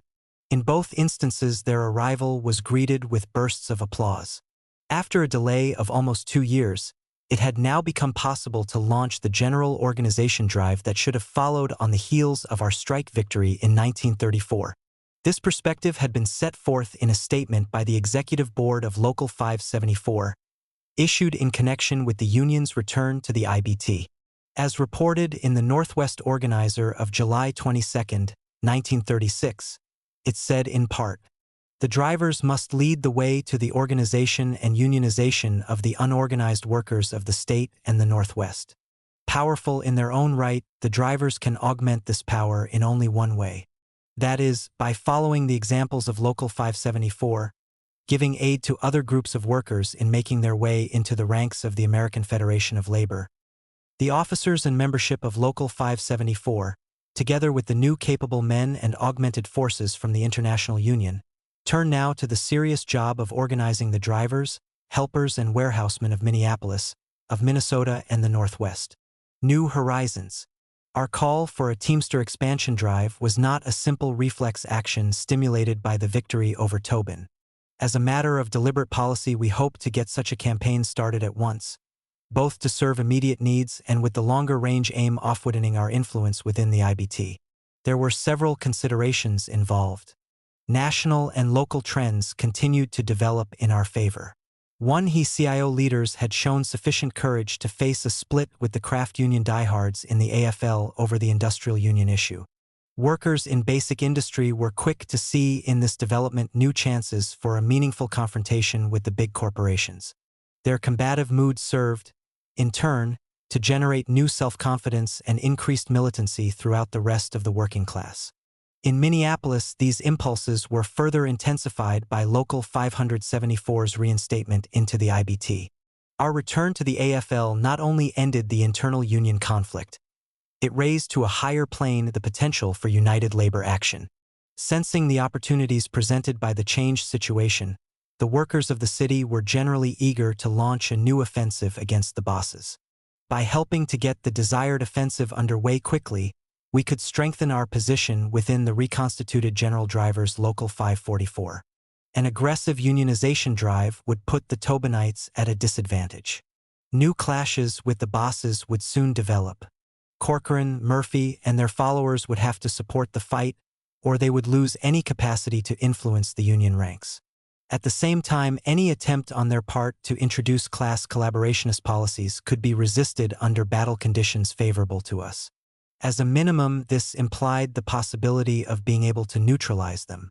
But we also had a larger aim in mind. It was our intention to draw them into support of a constructive trade union course, if at all possible. Should we succeed in the latter aim, help would be gained in extending the influence of a militant Local 544 into wider Teamster circles. IBT locals elsewhere in the country, we felt, were taking note of our success in standing up to Tobin. It now seemed reasonable to assume that they would begin to assert themselves more strongly on questions of union policy. If so, we would win allies in seeking to convert the whole International into more of a fighting organization. As a first step toward this larger end, we sought to strengthen the Minneapolis Teamsters Ointment Council. The effort began with support to milk drivers Local 471 in a campaign to organize several open-shop creameries. For years, these outfits had held out against the union. If we could now help kick them into line, it would get us off to a good start in our relations with Pat Corcoran. His first real involvement with us would come through a clash with the bosses in which his union would be the beneficiary. Corcoran was anxious to conduct such a campaign. Having been a milk driver himself, he was sincerely devoted to the labor movement, especially to the interests of Local 471. He was handicapped as a union leader, however, by strong ambitions concerning his personal career. This weakness had brought him under the tutelage of right-wing AFL officials, who set out to school him in the arts of labor statesmanship. Such miseducation, along with his careerist outlook, lay at the root of his shabby conduct in supporting Tobin against former Local 574.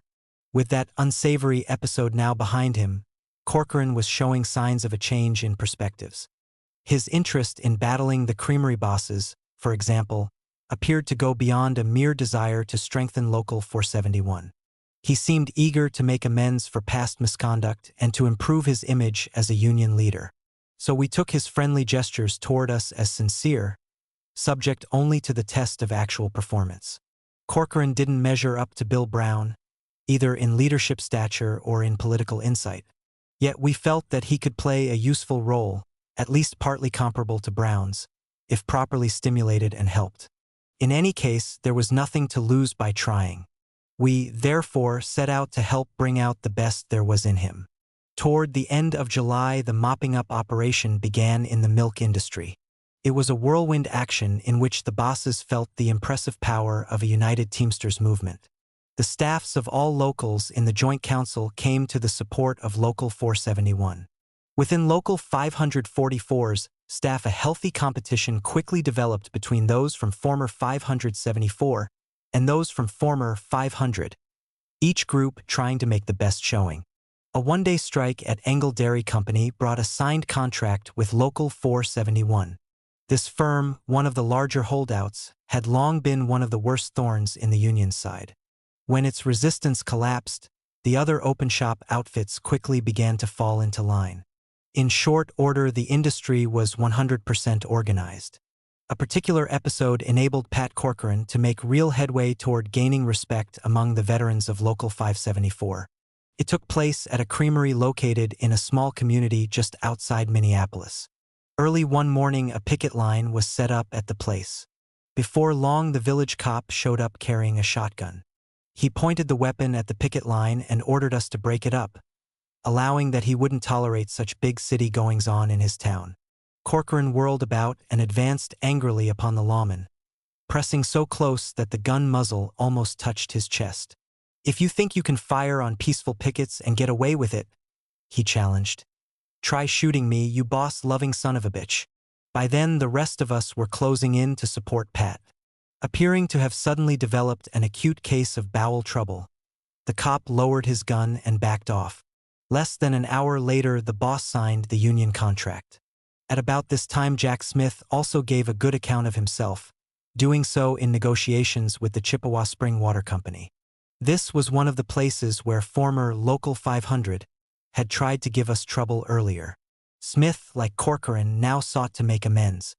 He asked for the assignment, and the contract he negotiated for the workers at this company met the standards that had been set previously by former Local 574. It was a sign that the Tobinites, who now participated in the leadership of the reorganized local, could be brought around to our way of dealing with the bosses. Following the mop-up campaign in the milk industry, a general think drive was launched by the Teamsters Joint Council. Job stewards and active members of Teamster locals reinforced the union staffs in carrying out the operation. Squads of 4 to a car were allotted to the various sections of the city. Streets were combed, docks and warehouses checked, as the council pressed for 100% unionization of the trucking industry. The success of the drive was reflected in the fact that Local 544 alone recruited close to 1,000 new members in 1 month. Among these recruits were many workers from the wholesale grocery industry. Their response to the unionization drive indicated that we were in a position to make a major breakthrough in this sphere. Harry DeBoer and Ray Rainbolt were put in charge of a continuing effort to bring Local 544's wholesale grocery section up to full strength. As the campaign progressed, meetings of the workers were held at which demands for a union contract were drawn up. These were then served upon the bosses, who flatly refused to talk with the union representatives. Behind the employer's adamant stand lay a new Citizens Alliance plot. The alliance leaders were alarmed by the success of the Teamsters Joint Council organization drive, which had electrified the whole Minneapolis labor movement. In a desperate attempt to stem the mounting tide, they had induced the wholesale grocery firms to spearhead a counterattack on the union movement. Among these companies were units of national chains and big independent houses owned by blue bloods within the city's wealthy class. With these forces in the vanguard, the alliance planned to use every available trick against us. Red baiting, cops, thugs, government trickery, the works. In the process, they hoped to bring enough pressure to bear on the Tobinites now in Local 544 to split the union leadership. As it turned out, though, Corcoran, Murphy, Smith, and Wagner tended from the outset to defer to the Trotskyist leaders in the local. They accepted the fact of our superior experience in fights of this kind, and on that basis cast themselves in a supporting role. Their attitude proved quite helpful in the struggle that followed. With the employers refusing to negotiate, the union called a strike against them on August 20th. Over 400 workers were involved at 12 firms. A strike committee was elected by the ranks of the wholesale grocery section, and one of the strikers, Pete Harris, was chosen as its chairman. Picketing began at the struck firms, and a number of cruising squads were organized to provide the necessary mobility of the union forces. Although the industry was effectively tied up very quickly, We expected it to be a long fight and made preparations accordingly. These ranged from the elementary task of setting up a commissary to feed the strikers, to the more complex problem of publishing daily supplements of the Northwest Organizer to refute the boss's lies and tell the workers' side of the story. The latter step was most vital because the ruling class quickly launched a vicious propaganda barrage against the union. Full-page ads in the daily papers, along with extensive employer statements, sought to raise panic cries about the strikers causing a food shortage. This was accompanied, of course, by Trotsky baiting of the union leadership, repeating the canards of 1934. As the Northwest Organizer noted, the boss press gave the company statements full coverage, usually on the front page. Of 12 statements issued by the union, on the other hand, only one appeared in the papers and then only in part. It got about 2 inches of space in an obscure inside section. At the same time, the Citizens Alliance was issuing bulletins to employers throughout the city, calling upon them to unite for a showdown with the labor movement. With this buildup, a boss rally was held at the Radisson Hotel. Ella. Murphy attended the gathering for Local 544, disguising himself as a businessman. There he heard the assembled bosses whip themselves into a lather as they started kicking in for a financial jackpot to be used in their strike-breaking campaign. In this setting, Latimer's employer-employee board came forward with a public statement. It called upon the striking grocery workers to return to their jobs, saying that it couldn't mediate the dispute with the employers until they did. Although there were 3 labor members on the board, T.E. Cunningham, J. Bosco, and G. Alexander, Local 544 was not consulted before the board issued its unanimous declaration. This disloyal action by the 3 labor statesmen brought a harsh rebuke from the strike leadership. The key issue was union recognition, they were told, and it was not debatable. Rejection of the Latimer board's line was followed by a mass rally in support of the strikers. Local 544's general membership turned out in force to show solidarity with the union's embattled section. Members of other locals in the Teamsters Joint Council attended in a body. Inspired by this backing, the grocery workers became more determined than ever to win the fight. Their picket lines remained solid and the struck companies were unable to make any deliveries. In preparing its next move, the Citizens Alliance used a civic organization to hold a law and order rally. A demand was raised for more effective police action against strikers. This, in turn, was used as a propaganda cover for a plan to bring in hired thugs. The first move was made against what the Alliance seemed to consider a weak spot in the trade union front. At the time, the Flour and Cereal Mill Workers Union was on strike at the Archer Daniels Midland Mill. On the evening of September 17th, all but a skeleton force off-pickets were at a union meeting. Taking advantage of this situation, the company had a railway coach run in on the mill siding. It contained about 10 armed men and a quantity of supplies. Word of the move was flashed to the mill strikers' meeting and to Local 544. Hundreds of mill pickets and sympathizers, including grocery strikers, rushed to the scene. There they gathered around the coach and the thugs soon came out carrying rifles. The cops on duty at the mill ordered them to put away the weapons. They returned inside the coach to do so. Then they came out again, armed this time with revolvers, and fired several shots in the direction of the pickets. The angry workers responded by charging the thugs, who beat a hasty retreat back inside the railway car.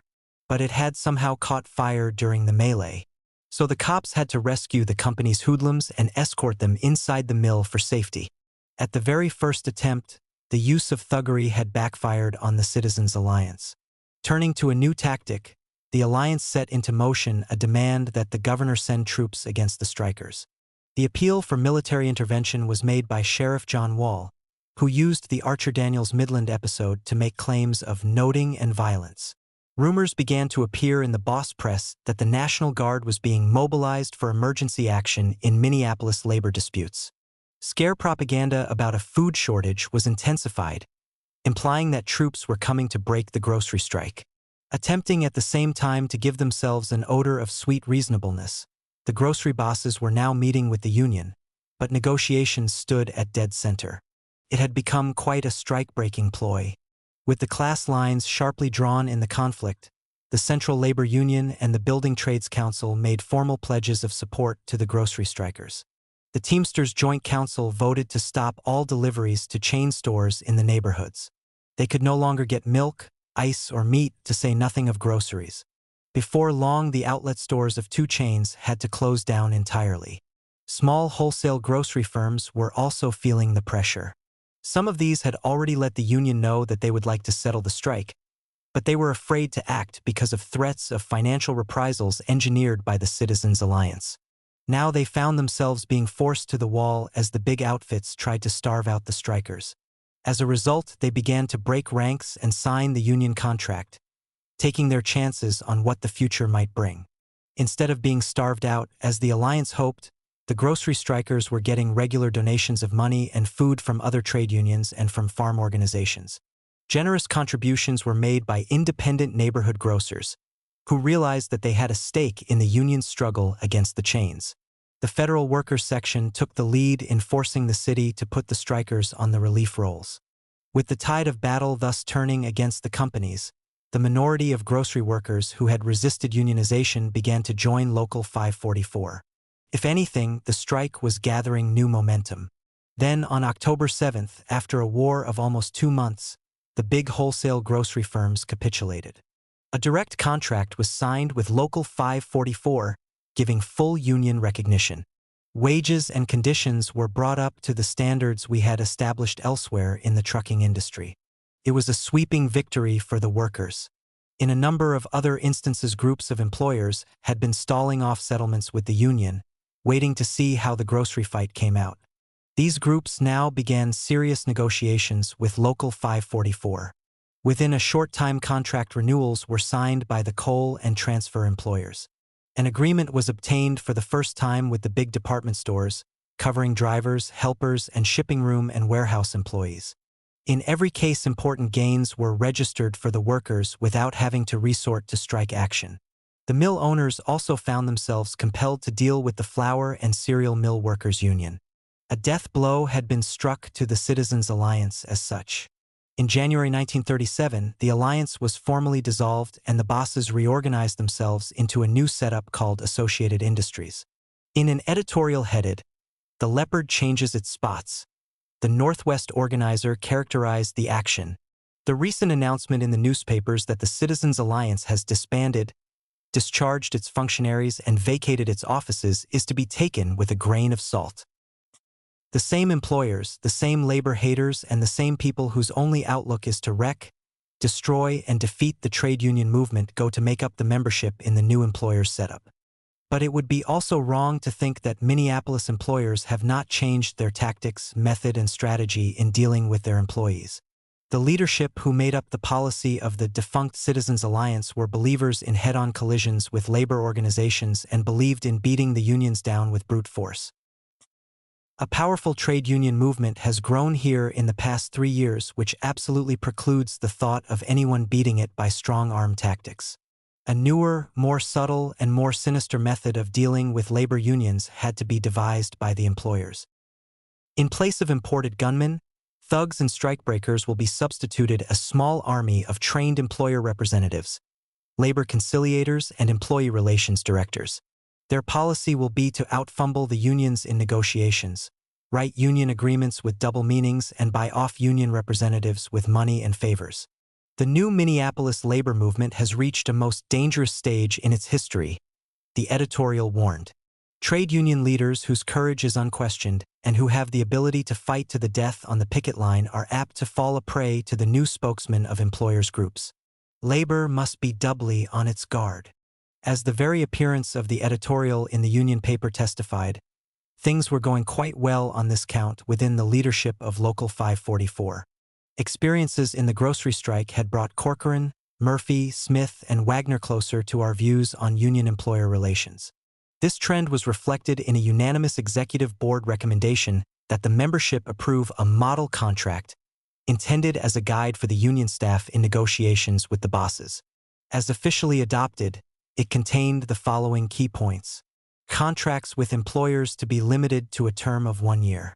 Demands concerning wages and working conditions to be decided in consultation with the union members involved in each particular case. A premium pay to be received for overtime, with the added provision that there be no overtime until all employees on the job worked their full quota of regular hours. If the work week should be reduced by legislative act, rates of pay to be increased in the proportion necessary to guarantee that there would be no reduction in total weekly pay. This demand was connected with the general union struggle for a shorter work week to reduce unemployment. Disputes over seniority standing to be settled by the union. The employer to have no voice in the matter. A back pay owed to workers because of contract violations by the employer to be computed at 2 times the regular wage rate.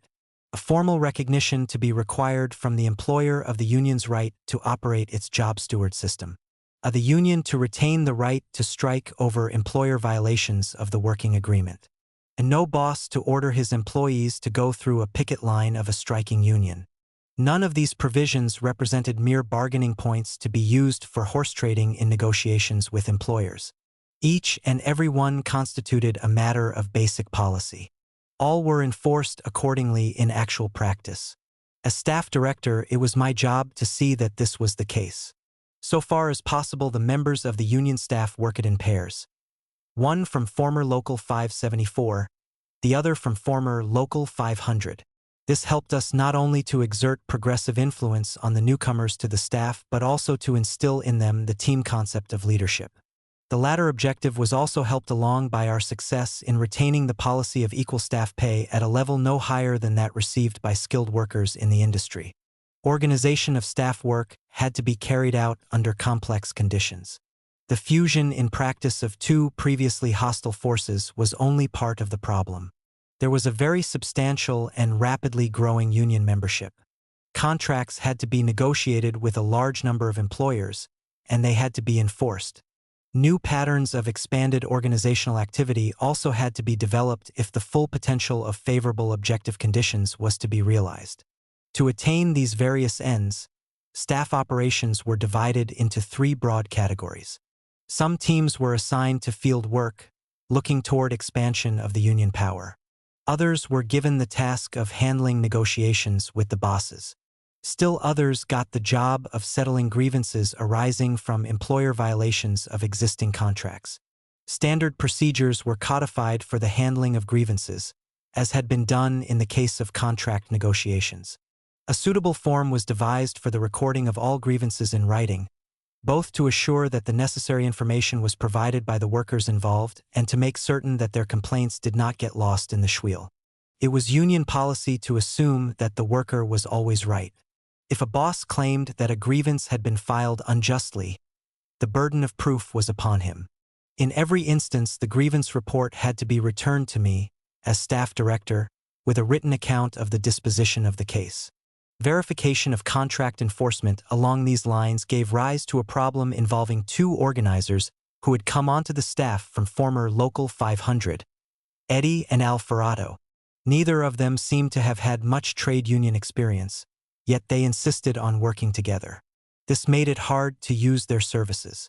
So I did the best I could by assigning them to handle grievances at small companies where the problems were relatively uncomplicated and the union could easily bring the necessary pressure to bear upon the bosses.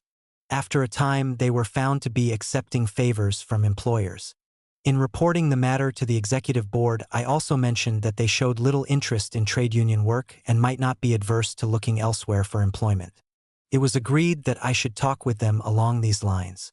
I did so, and seeing the logic of the situation, the Farrell brothers voluntarily withdrew from the union staff.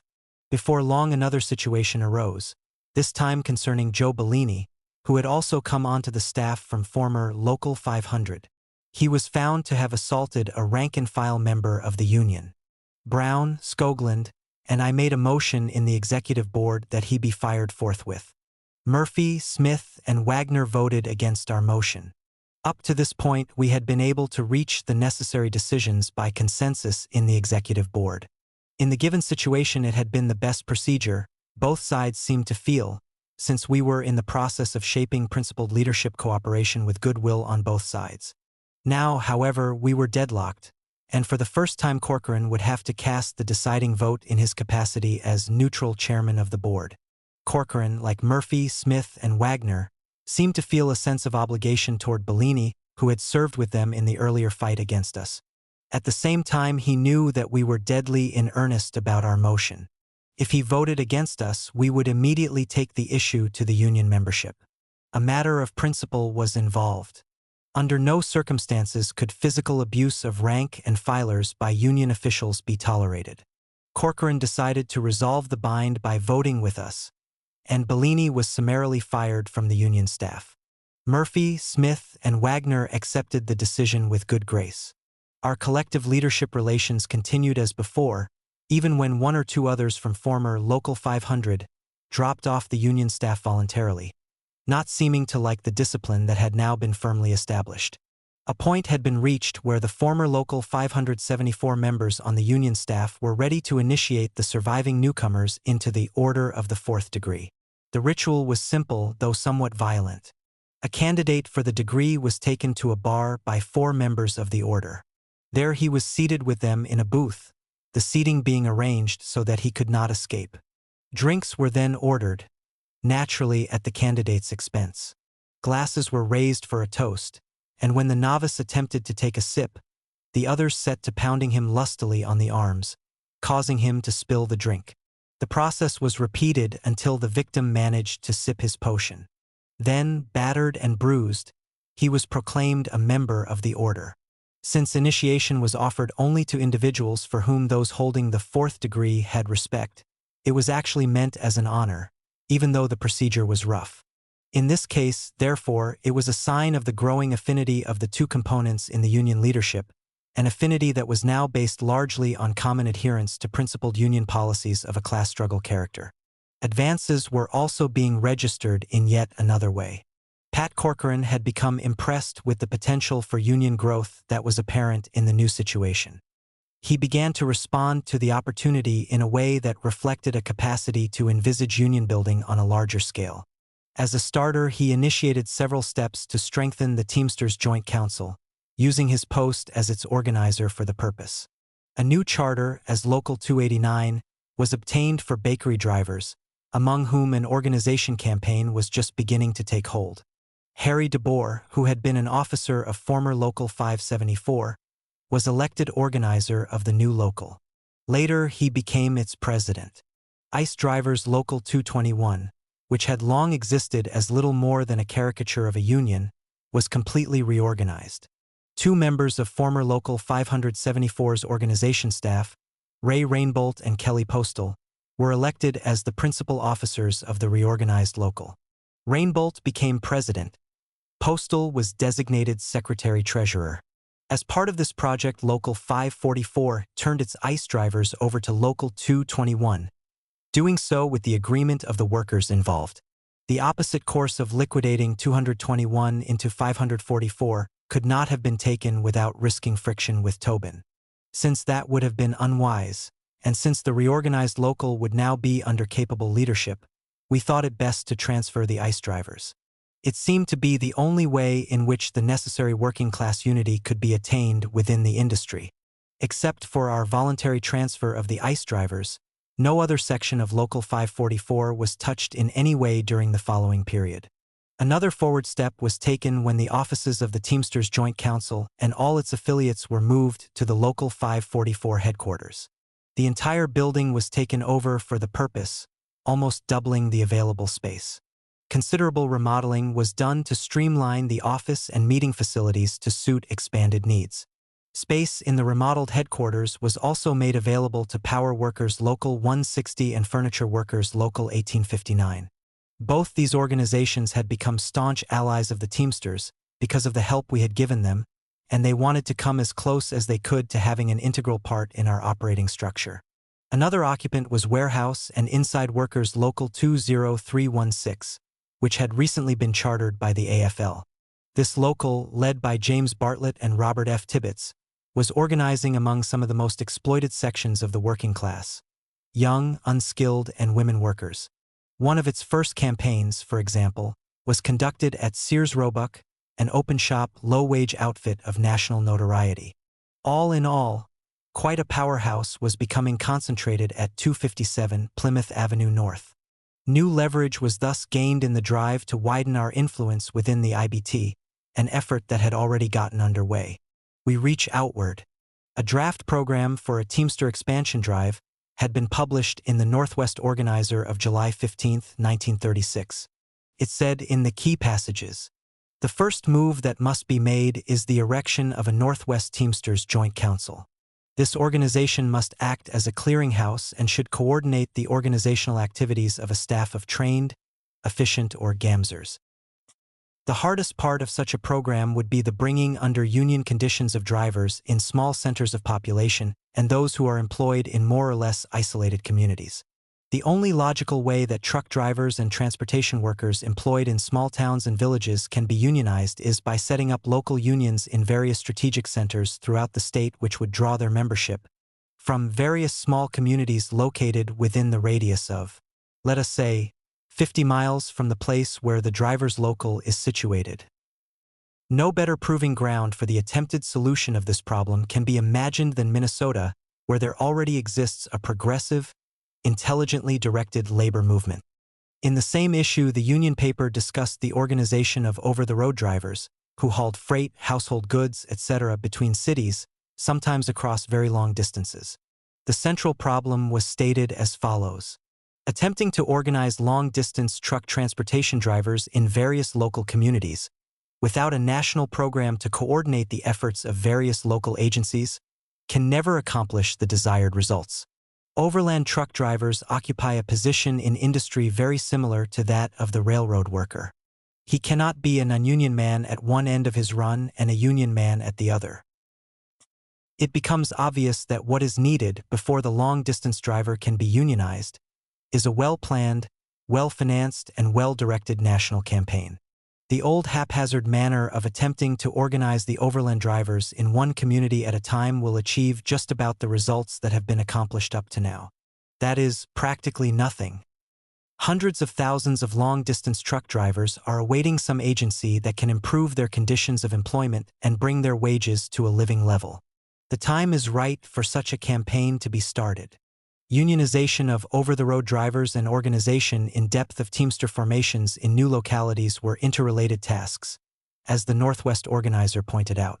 Take the case of line drivers from open-shop towns coming into a union stronghold like Minneapolis, for example. They had to join the IBT and their employers were compelled to pay the wage scale we had established for such work. The bosses involved could scarcely refuse to meet these conditions, because the alternative was to cease operating in the city. An organizational nucleus came into being at the open shop end of such over-the-road runs. The impetus this gave to unionization in those localities was further reinforced by the wage hikes the line drivers received, which were often quite dramatic.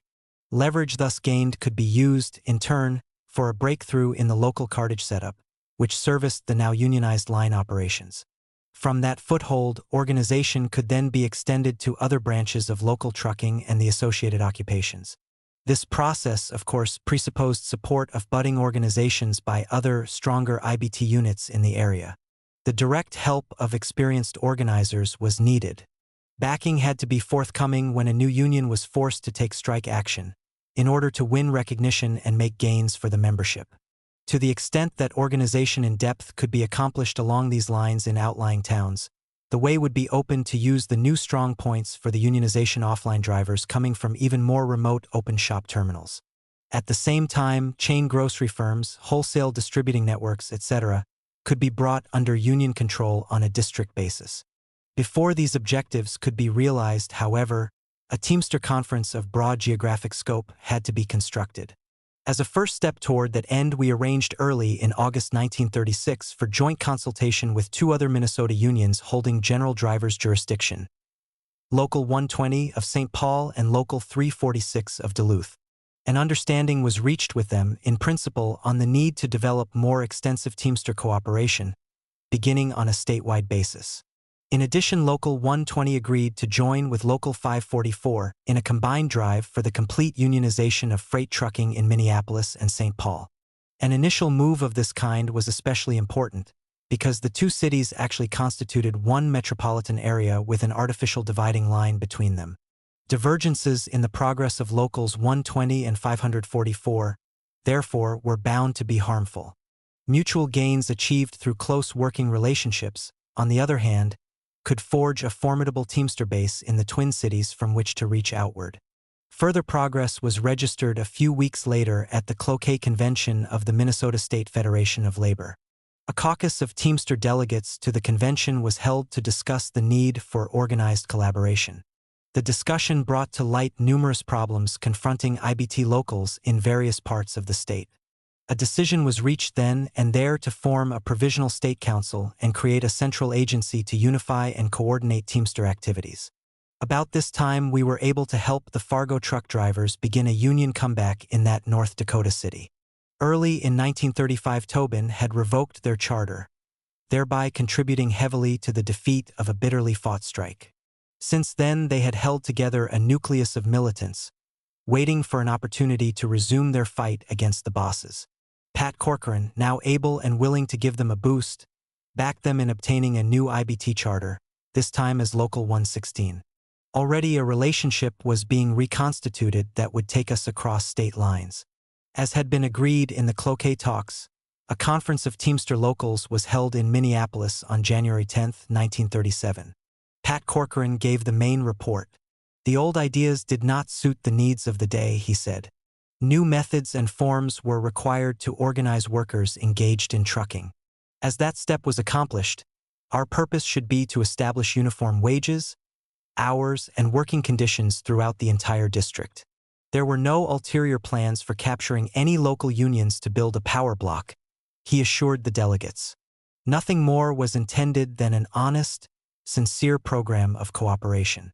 The conference decided to launch a North Central District Drivers' Council, NCDDC. Corcoran was elected president and I was designated secretary of the new body. The scope of the district was tentatively defined to include the Dakotas, Iowa, Minnesota, Wisconsin, and Upper Michigan. St. Paul Local 120 did not participate in the conference. Tobin's agent, John Gimmie, seemed largely responsible for the local, thus reneging on its earlier commitment. Apparently, he didn't want the Minneapolis rebels messing around in the nice, tidy, old-line Teamster setup over which he presided in that city. We bypassed the St. Paul problem for the moment and gave immediate attention to Wisconsin. Another of Tobin's general organizers, Henry Berger, who based himself in Chicago, was riding herd over Teamster locals in this bordering state. Rumors persisted that Berger was bad-mouthing us wherever he went. So Corcoran and I decided to attend an IBT conference held in Green Bay toward the end of January. There we found the delegates badly misinformed about the aims and objects of the NCDDC. They seemed eager to get the facts, though, which gave us an opportunity to get in some licks about the need for a change in Teamster organization methods. Although our efforts didn't bring the eastern Wisconsin locals directly into the council, as we had projected, at least we had made some friends among them. Following this episode, Corcoran, L.A. Murphy, and I went to a meeting of the International Executive Board held in Washington, D.C. It was the first time Tobin and I had met personally. Both of us observed the amenities of the occasion, but with a stiffness that reflected our hostile relations of the past. Corcoran spoke for us before the board. The tenor of his remarks was to give assurance that matters were going well in Local 544 and that harmony prevailed in the Minneapolis Teamsters Joint Council. Afterward, Tobin asked for a private talk with Corcoran and Murphy. They later informed Renee that he had questioned them concerning the district council we were building. Their replies, they felt, had eased his suspicions about the project. During the trip, we also stopped in Chicago. Primarily through Murphy's contacts in the city, we were able to explain our expansion plans in Teamster circles and even stimulate some interest in the project. Berger's voice was no longer the only one heard there on this count. Beginning in March, Corcoran and I made an extensive tour of Minnesota and the Dakotas, speaking as officers of the NCDDC. The itinerary included the towns where Teamsters locals already existed and others where we sought to get new formations started. Pat's former conservative role in the AFL was useful in advancing our errands. His reputation among right-wingers enabled him to solicit active cooperation from officers of the AFL state federations in North and South Dakota, which proved to be most helpful. Our tour served primarily as a groundbreaking operation. Wherever we struck pay dirt, follow-up action was taken by other organizers from the stronger unions, especially Minneapolis Locals 544 and 471, also Duluth Local 346. After a time, Walter Hagstrom, a Local 544 job steward at the Yellow Cab Company and a Trotskyist, was put on full-time as an NCDDC organizer. He worked mainly in North Dakota, where the organizational tempo was rapidly accelerating. Elsewhere in the district, a dispute soon developed with the Gamble-Robinson wholesale produce chain, also known as Nash-Finch. It started in northern Minnesota. The company was prepared to negotiate with Local 346 in Duluth, but it refused to deal with the union in Hibbing.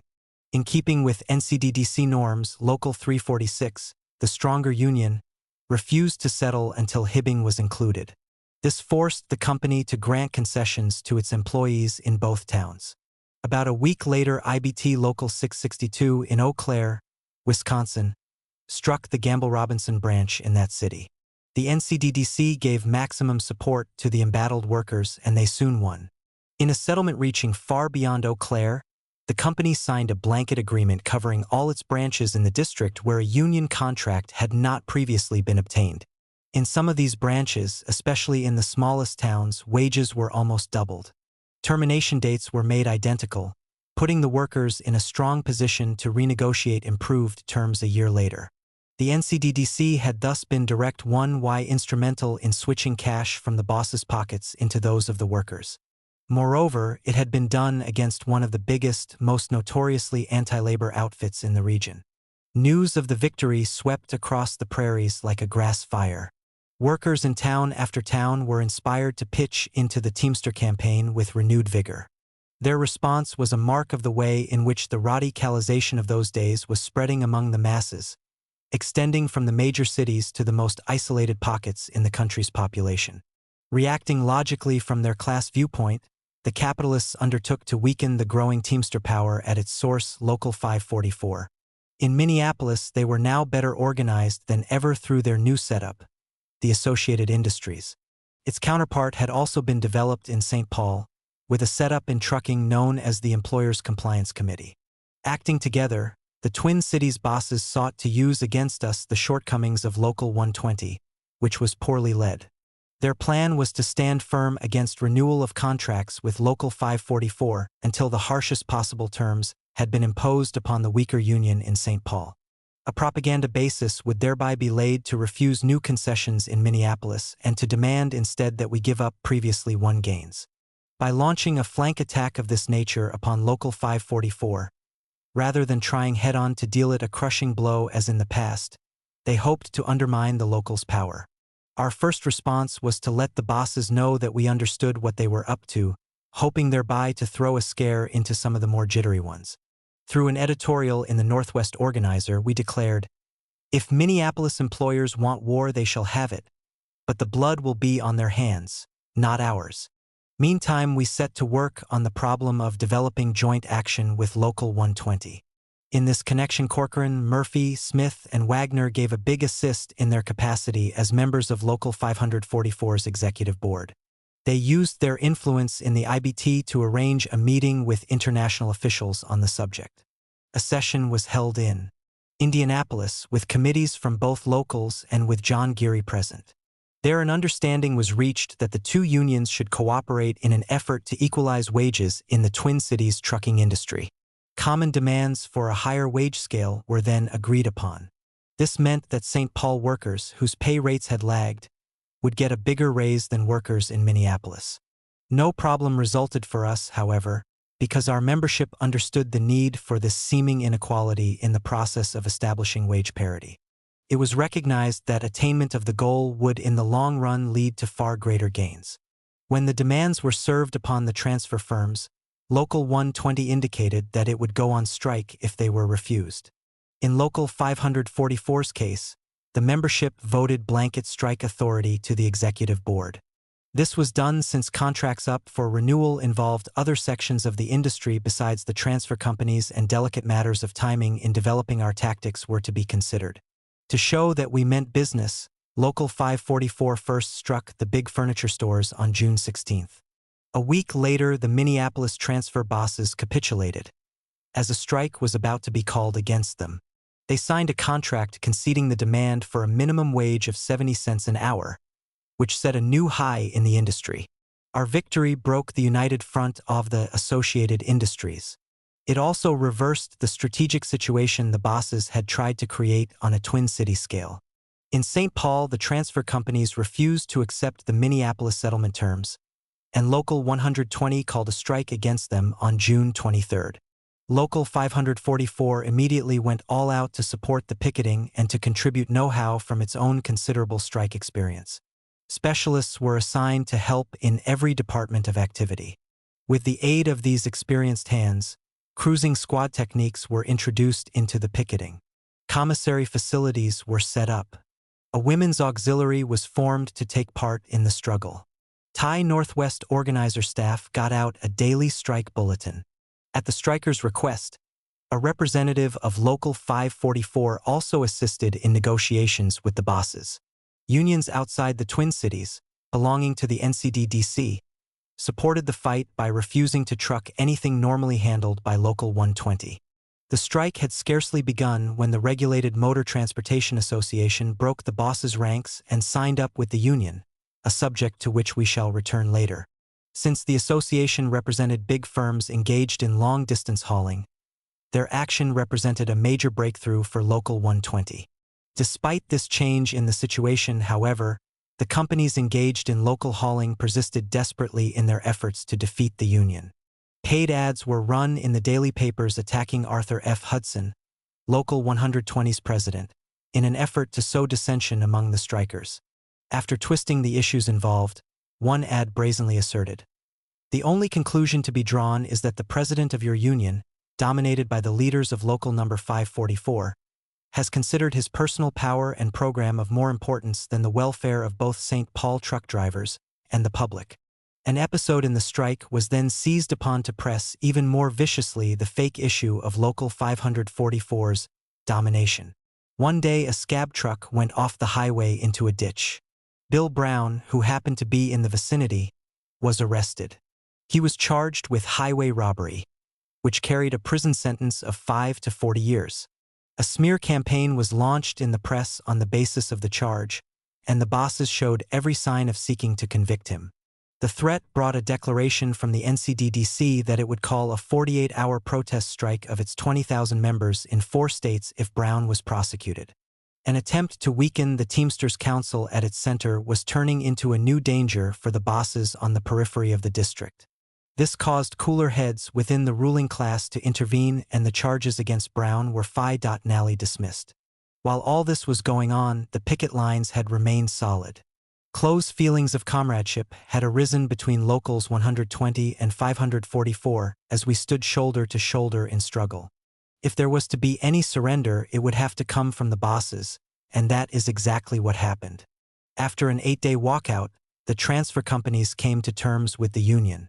Wage rates comparable to those paid in Minneapolis were established. In fact, the gains in the contract generally were so impressive that the strikers could hardly believe what they were hearing when the settlement terms were read at the ratification meeting. Considering the victory they had won, and the help they had received, there was no longer any question whether the officers and members of Local 120 would thereafter be active supporters of the NCDDC. Now that the key fight had been won, Local 544 turned its attention to its own contract problems. The furniture store strike had already been settled to the workers' advantage. Before long, renewal of agreements with other sections of the trucking employers were negotiated without a fight. In every case, the bosses gave in on the main points. The associated industries' scheme to undermine the union's power had burst like a bubble in the wind.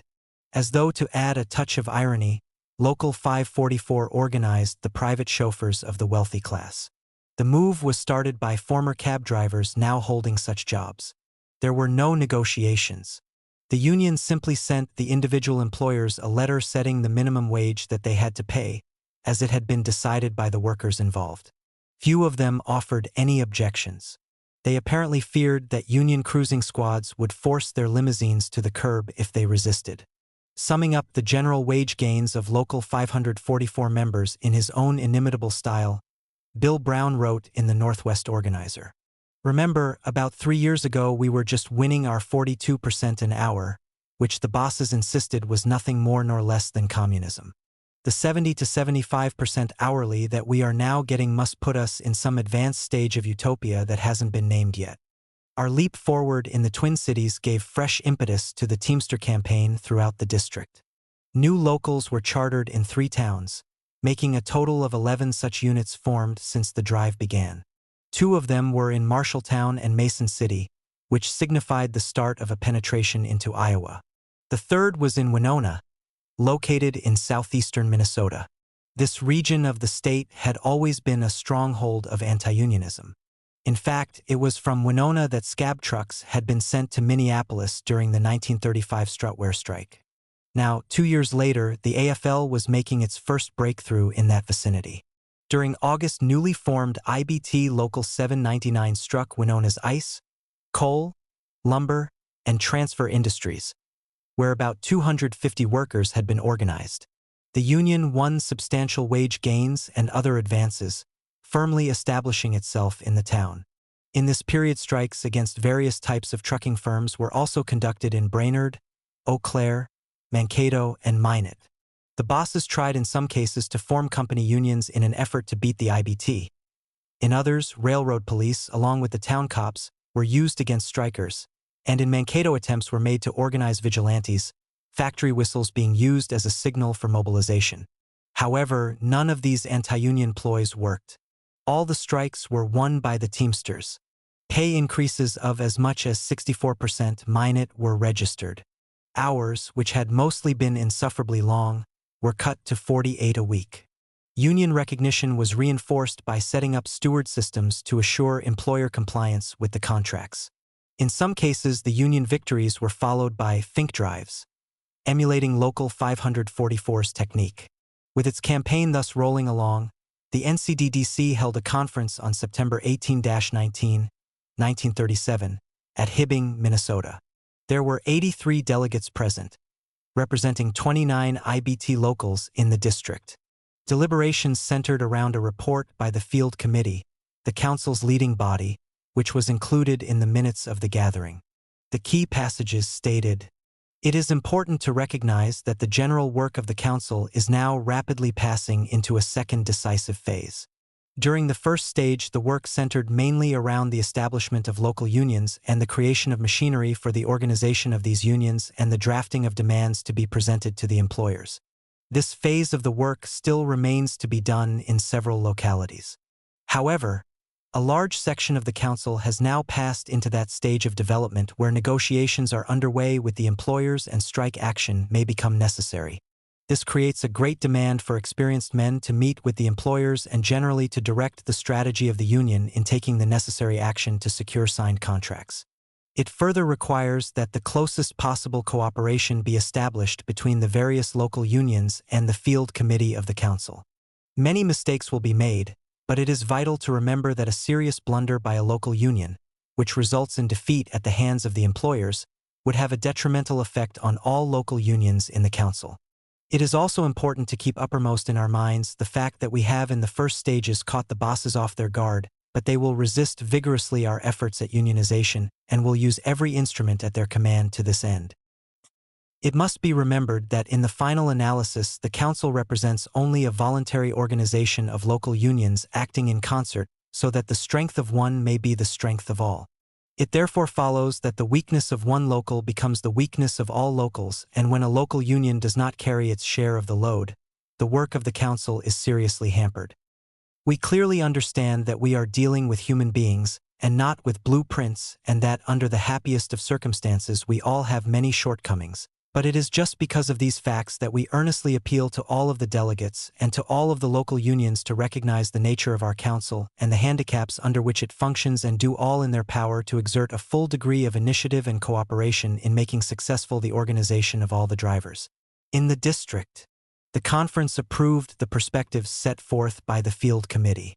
In addition, a resolution was passed advocating that the AFL adopt the industrial type of organization, a form which the newly created IBT locals were tending to emulate.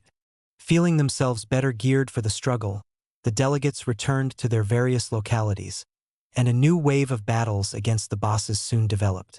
During October, a 3-week strike was conducted in Fargo at over-the-road and local cartage firms.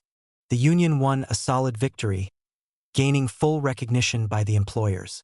Marked advances were scored on wages, hours, and working conditions. After a delay of 2 years and yet another stiff fight, Local 116 had overcome the defeat which Tobin had imposed upon its predecessor in 1935. While this action was taking place, a walkout also developed some miles to the north at Grand Forks, North Dakota. It involved workers in the transfer, bakery, market, and wholesale grocery industries, and the conflicts lasted from a few days to 3 weeks at the various companies. Despite ruling class use of violence against the workers, IBT Local 581 broke through on every front. Significant concessions were won from the employers. A new and higher level of trade unionism had been reached in that previously benighted town. In the neighboring state of South Dakota, a bitter conflict developed within a few weeks at Sioux Falls.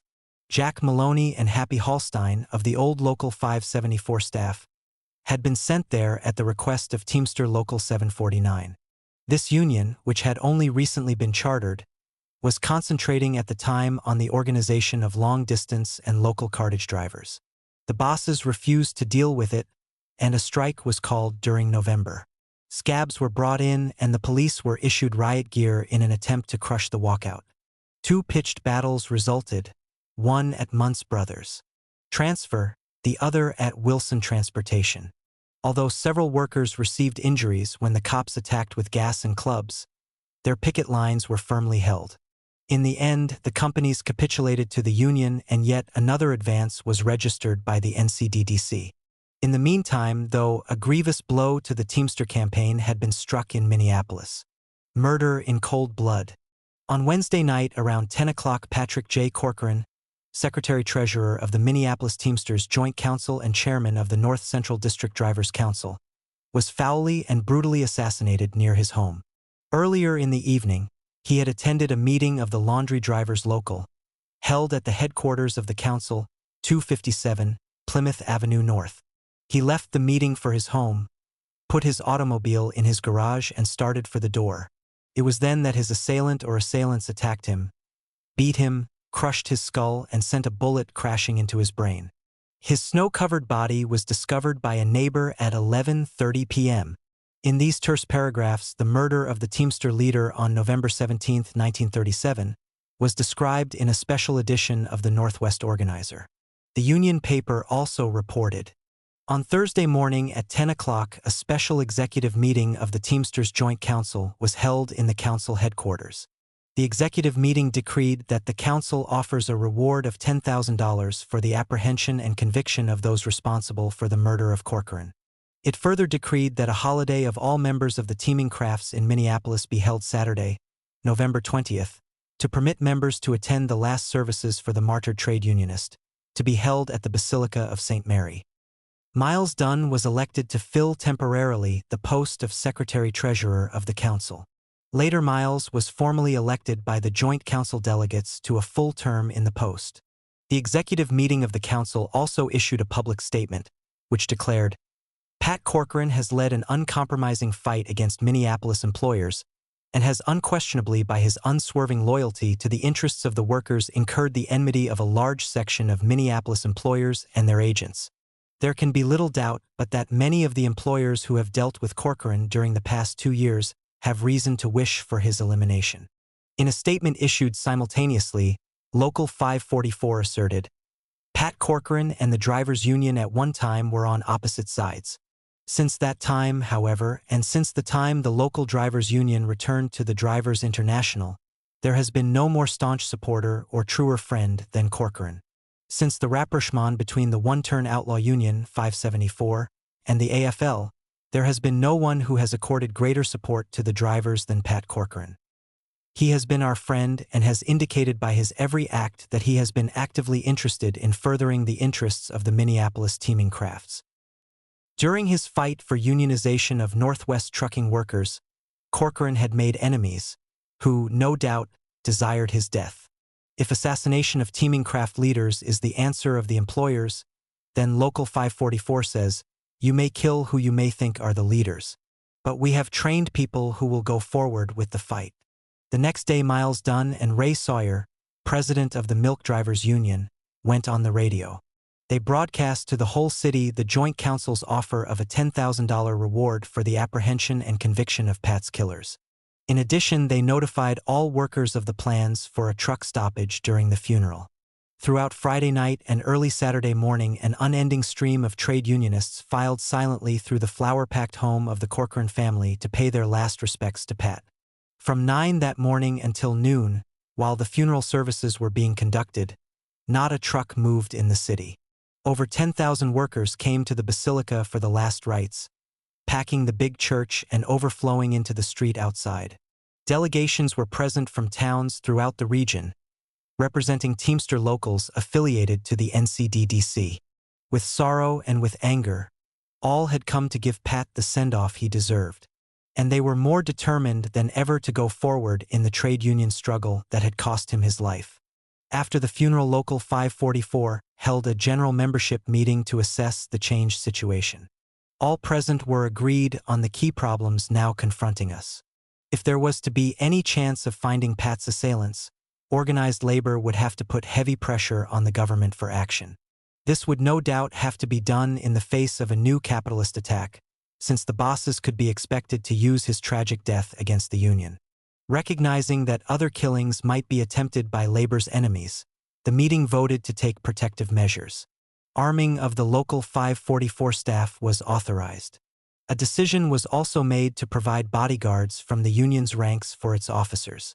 In the present case, arming of the staff took place under circumstances different from those that had prevailed in 1936. This time, there was no internal union struggle involved. One of our people had been murdered by agents of the ruling class, we had to assume, and there was an implied threat to others. So the union purchased .38 caliber revolvers for defensive use. As a safeguard against being framed by the cops for carrying these weapons, official permits were requested. When the request was refused by the authorities, we acted to cover ourselves by registering the serial numbers of the guns with the chief of police. Ella. Murphy handled these arrangements.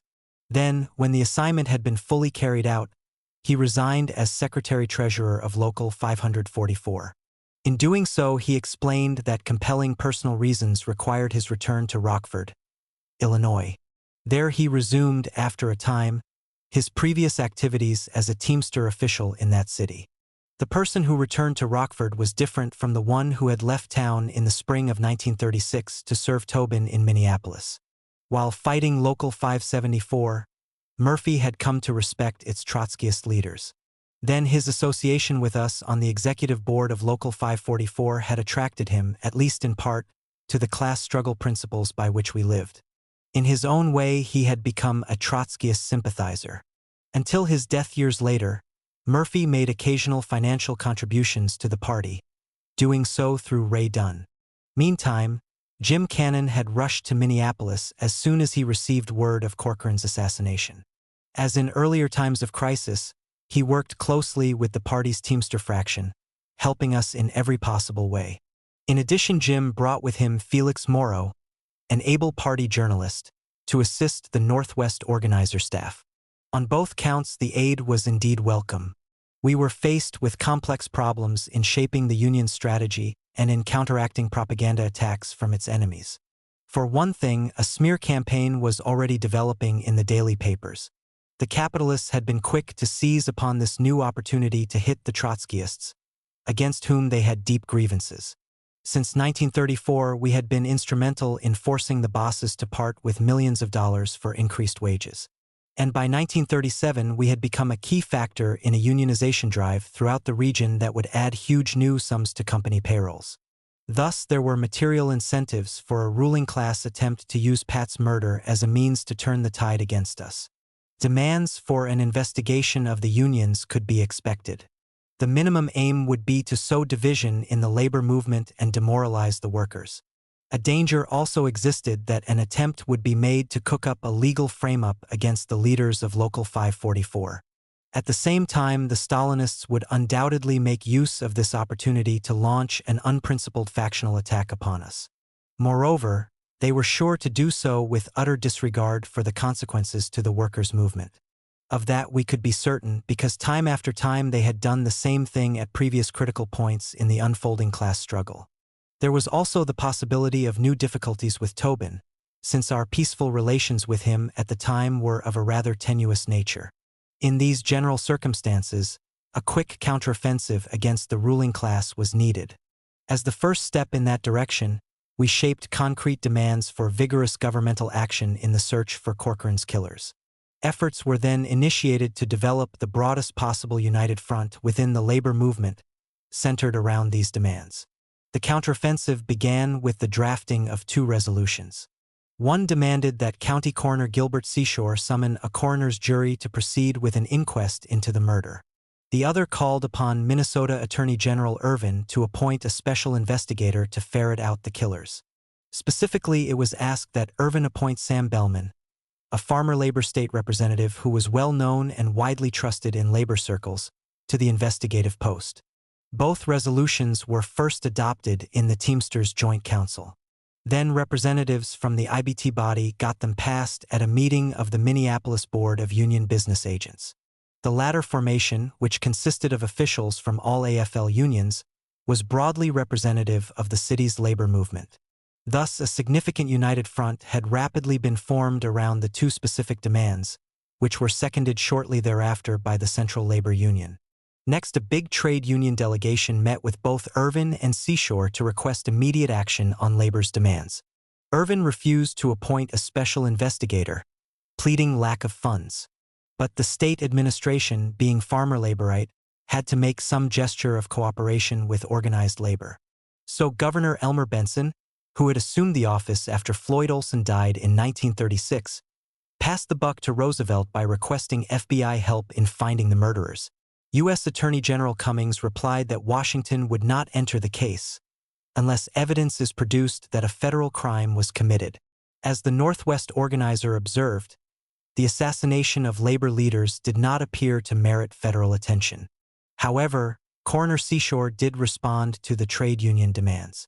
He convened a jury that was surprisingly favorable in its composition from labor's viewpoint. It consisted of E.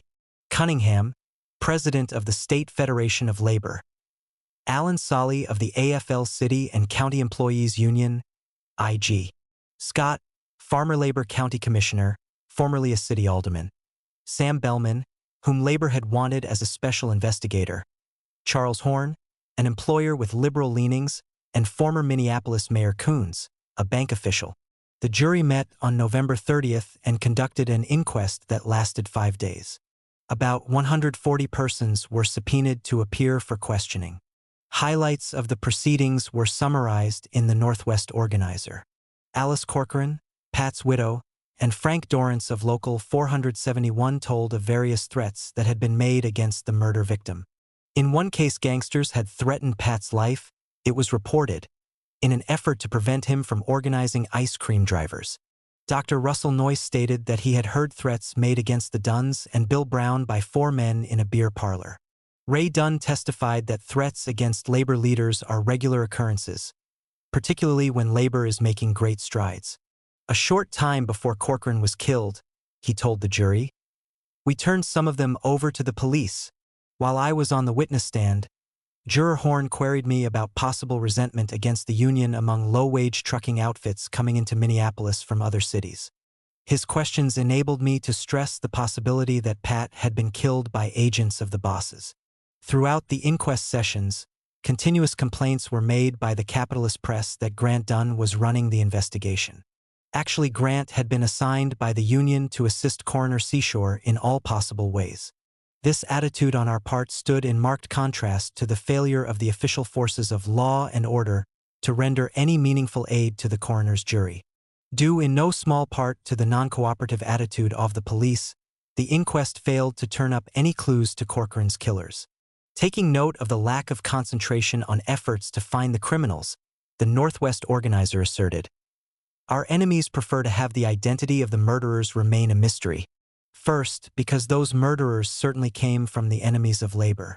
Second, because only so long as Pat's murderers are not found, only that long can our enemies go on trying to pin it on the trade unions for which Pat lived and died." Police lethargy in the Corcoran case was symptomatic, as was smearing of the labor movement in the capitalist press and continued threats against other workers' leaders. These had become the norms of the day. Life for trade unionists under these conditions was reflected in experiences recounted later on by Marvel Scholl. It would not be entirely true to say that the terror began for me with the murder of Pat Corcoran, she wrote. Actually, the whole period of our ouster from the Teamsters, with the presence of Tobin's goons in the city, was one of uncertainty for the lives of our comrades. But the real terror began early that November morning, when suddenly someone pounded on our door and we wakened to hear Harry DeBoer call, "Wake up, Farrell. They murdered Pat last night." We did not have a phone then, but after that Farrell gave in to my pleas to have one installed, even though it meant he would no longer get the small amount of peace and privacy which not having one had given him. When Tommy Williams, a cab driver belonging to Local 544, became Farrell's bodyguard, he practically lived with us, even to the point of going along to the movies on Saturday night, although we both insisted that on those occasions he bring Violet, his wife, with him. Farrell hated having a bodyguard and carrying a gun, and every time he could he sneaked away and drove home by himself. Finally, he quit carrying the gun and put it, unloaded, on a high shelf in the kitchen. One night when I was writing my picket line, column for the Northwest Organizer, our little dog, Lady, kept barking at the kitchen door and I scolded her. Then suddenly there was a crash of glass in the basement, from the front part where there was a storage room. Then I knew somebody was in the basement. Apparently they had studied Farrell's habits.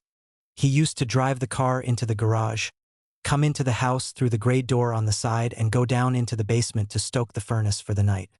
I called the headquarters of the oil station attendants, where I knew Farrell and Tommy would most likely be, since they were on strike. I got Tommy on the phone, but he couldn't find Farrell, which meant he was probably on the way home alone. My concern for him led me impulsively into a foolhardy act. I got the gun off the shelf, didn't even attempt to load it, and with Lady beside me, we went down into the basement to stoke the furnace. That someone was in that small storage area was evident. Lady stood in the door to that front part of the basement barking her little head off, while I loaded the furnace, and then both of us ran upstairs. A few moments later I heard the basement stairs creak and the gray door to the outside close. So I stationed myself in our front door, watching for Farrell to come home. As his car turned into the driveway I ran out, yelling for him to get out and into the house. I was certain that the assassin would still be waiting for him in the garage.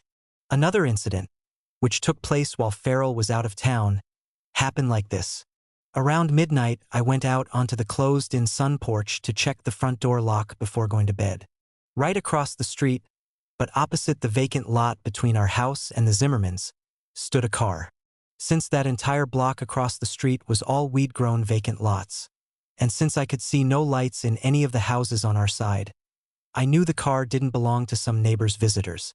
While standing there watching in the dark, I saw someone light a cigarette, and then 2 more cigarettes were lit in the back seat of the car. I turned out the living room and dining room lights, left the light shining for a few moments in the bathroom, and then turned it off. Thus I was entirely closed in with no lights showing anywhere.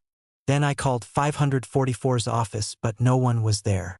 Remembering that the power workers would be meeting at the union headquarters, I called them. Luckily I got George Phillips, the local 160 president. As he instructed, I sneaked back to the sun porch and waited. While I stood there, someone got out of the car and went into the weeds across the street, probably to relieve himself because he came back in a few minutes. In about 15 minutes, cars began streaming down 40th and 41st Streets to converge from both ends onto the 19th Avenue South block where our house was located. The people in the car saw what was happening and took off like a bolt of lightning. The union fellows said there were 4 or 5 men in the car. They all came in, searched the house, including the basement, and checked the garage in the back. After they had satisfied themselves and me that there were no lurkers, and had got me calmed down, they prepared to leave. As they were going out, one worker, probably rather new to the class struggle, asked me, "Why didn't you call the police?" And a roar of laughter went up from everybody else. Small wonder that seasoned trade unionists laughed cynically at any notion of getting police protection against assassins. Since Pat's death, it had become increasingly clear that the authorities were making, at best, only a perfunctory search for the killers.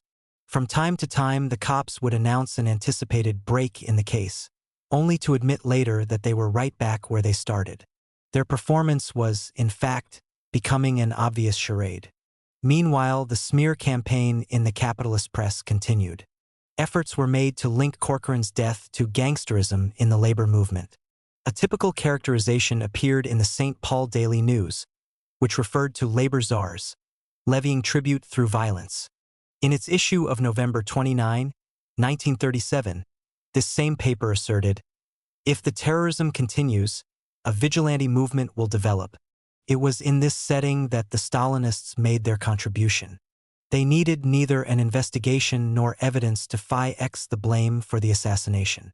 The Daily Worker of November 23, 1937, merely announced that in Minneapolis there was a rising popular indignation against disclosures that racketeering and gangsterism imported into the labor movement here and linked with the Trotskyites in the leadership of the drivers' union has been at the root of the killing. The charge was repeated by a so-called Hennepin County Industrial Council of the CIO, which at that time was largely a paper formation used as a mask by the local Communist Party hacks. Through this setup, they alleged that the assassination was the logical outcome of the gangsterism and racketeering fostered in the Minneapolis labor movement by the Dunne Dobbs leadership of 544 and their allies.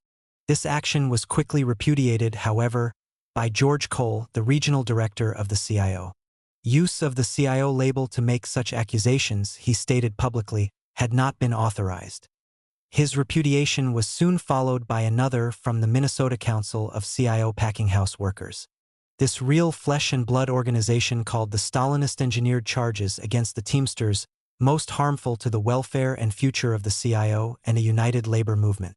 Finding itself stymied on the CIO front, the CP turned its attention to the AFL. Harold Bean, a Stalinist union official, took the lead in forming a volunteer committee for driving gangsterism out of the labor movement. It was then announced that on December the committee would hold a mass public hearing on gangsterism in the Minneapolis labor movement, which resulted in the murder of Patrick J. Corcoran. There they were put on the witness stand and asked to report the evidence on which their allegations were based. Having none to offer, they were exposed as liars. Under this pressure, 11 AFL officials, who had been listed as joining in the call for the December affair, repudiated the whole scheme. They claimed that their names had been fraudulently used without their knowledge or consent. This stripped the volunteer committee down to none but known Stalinists and rendered it impotent. Following the coroner's jury episode, over 150 officials of the Minneapolis labor movement assembled at the call of the Board of Union Business Agents.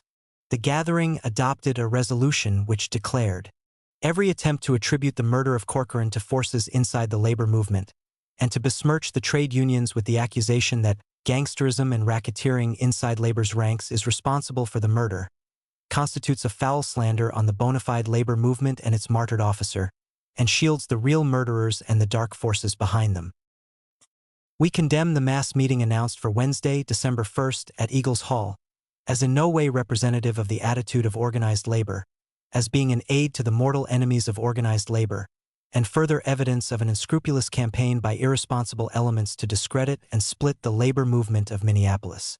This condemnation of the Stalinists effectively blocked their vicious attempt to turn the murder investigation into a lynch attack on the leaders of Local 544. But these unprincipled factionalists had already done grave injury to the labor movement. They had helped the bosses divert suspicion from themselves and used the killings as a weapon against the unions. In fact, their atrocious conduct had given artificial respiration to the smear campaign in the capitalist press. The Minneapolis Star, for example, pointed gleefully to charges made by union leaders as the issue of most importance concerning the assassination. Under cover of the running attack on Local 544 in the daily papers, the bosses next undertook a probe to see if the union had been weakened internally. Once again, the lead was taken by the wholesale grocery firms, whose contract with the local had recently expired. In the negotiations, the companies issued an ultimatum. If the union did not accept at once their terms for renewal of the contract, they declared, all offers would be withdrawn. Clearly, they wanted to force a strike, and the workers accommodated them by voting to walk off the job on December 9th. On the second day of the shutdown, the bosses got an assist from Mayor Leach, an outright reactionary who had won the 1937 mayoralty election, displacing Latimer in that office. Leach went on the radio to deplore the interruption of work by a faction of certain self-appointed leaders of labor, and to call upon the union movement to purge itself. Then the mayor tried to help swing a company union move by asking the grocery workers to bypass Local 544 and sign individual pacts with the bosses. He did this by mailing copies of the employers' proposals to the strikers at their homes, asking them to write down their vote on the question and send it back to him. This caper was played up in the daily papers as a secret ballot, through which the workers could speak for themselves. Leach's union-busting attempt failed completely.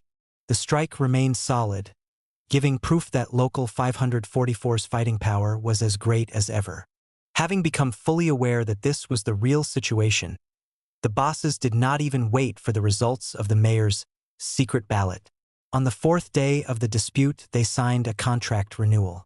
It brought wages and conditions at the grocery firms abreast of advances that had recently been made elsewhere in the trucking industry. Soon after the victory over the grocery bosses, Local 544 gave another demonstration that its internal stability had not been shaken by the smear attack following Corcoran's murder. The vehicle was the election of union officers. Of the 7 posts to be filled, only 5 were held by incumbents from the previous election of a full executive board. 2 vacancies had been created by Pat's death and Murphy's resignation. The elections were held in strict conformity with the procedures established earlier by former Local 574. Nominations took place at a general membership meeting, which also selected election judges from the ranks. A month of campaigning was provided. Then the membership voted by secret ballot, the polls being open for 2 days at the union headquarters. In the nominations, a slate composed of current leaders of the union was presented.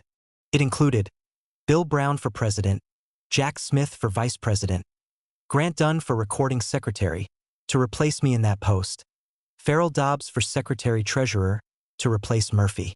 3 trustees were also nominated, Carl Skoglund and Nick Wagner, both incumbents, and Miles Dunne, to replace Corcoran. Only 1 post was contested. Oscar Gardner, a job steward, ran against Brown for union president. In his campaign, Gardner raised no important programmatic differences with the incumbent leadership. So far as I can recall, his main contention was that he could do a better job than Bill in carrying out union policy. The membership disagreed with that argument. Brown was re-elected by a vote of about 3-1. A heavy vote was cast, even for those candidates who were running without opposition. The turnout at the polls was almost twice what it had been in previous elections. This was plainly the workers' way of telling Local 544's enemies that they retained full confidence in their leaders. It was especially significant that Smith and Wagner, who had come from former Local 500, were not opposed for re-election. Through their conduct as officers of Local 544, they had won approval in the union ranks.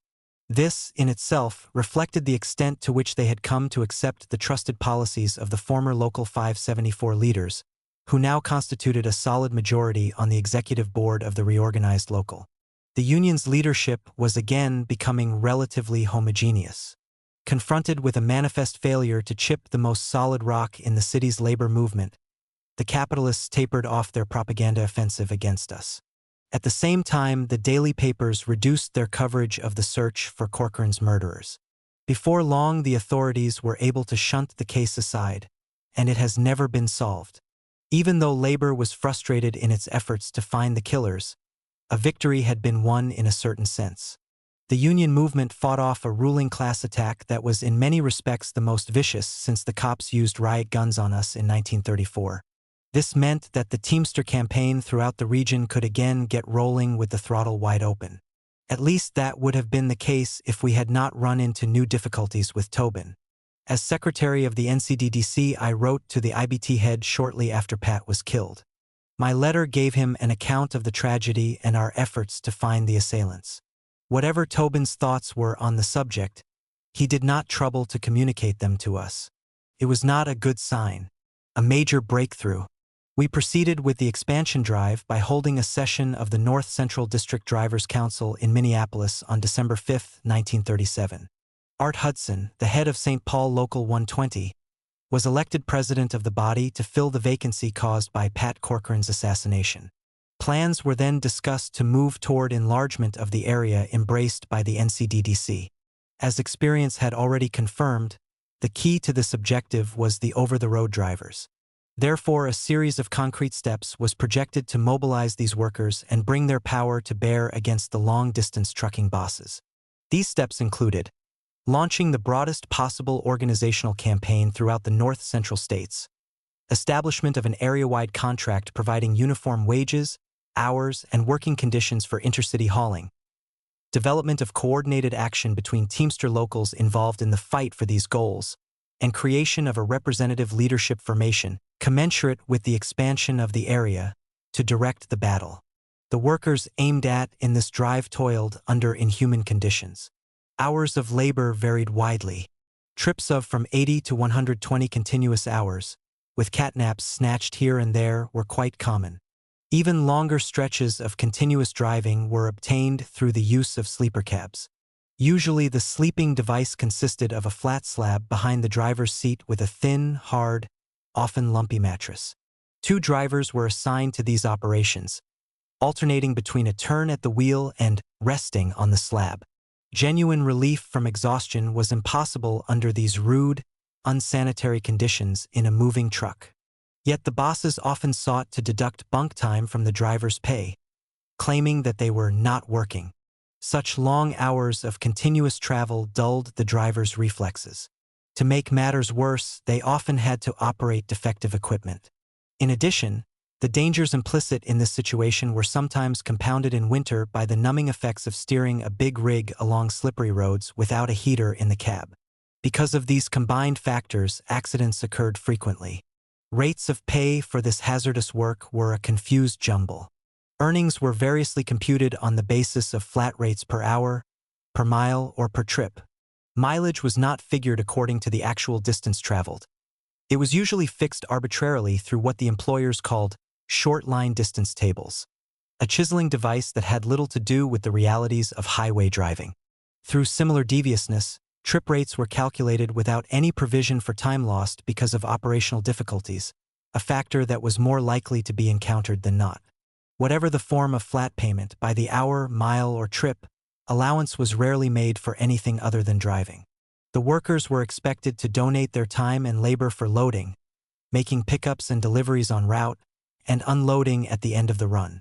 They also had to take the rap on time lost due to tie-ups waiting for freight, breakdowns, and layovers. With all these factors taken into account, over-the-road drivers often received as little as 30 cents an hour, in some cases even less. And out of that princely wage they usually had to pay for their meals and lodging while on the road. As though being underpaid wasn't bad enough, many of these workers had only uncertain employment. The bosses took full advantage of the surplus labor pool created by economic depression. To get work, the drivers had to hang around the company premises without any compensation, waiting to be called on a run. In handing out job assignments, the bosses ignored length of service. Toadies received favored treatment and rebels were given a hard way to go. Tie-stiff competition for jobs enabled the companies to gouge their employees in yet another manner. Some workers were induced to buy a piece of trucking equipment under a long-term finance plan. Firms holding official carriers' rights issued by the government then employed rig and driver by the mile, ton, or trip.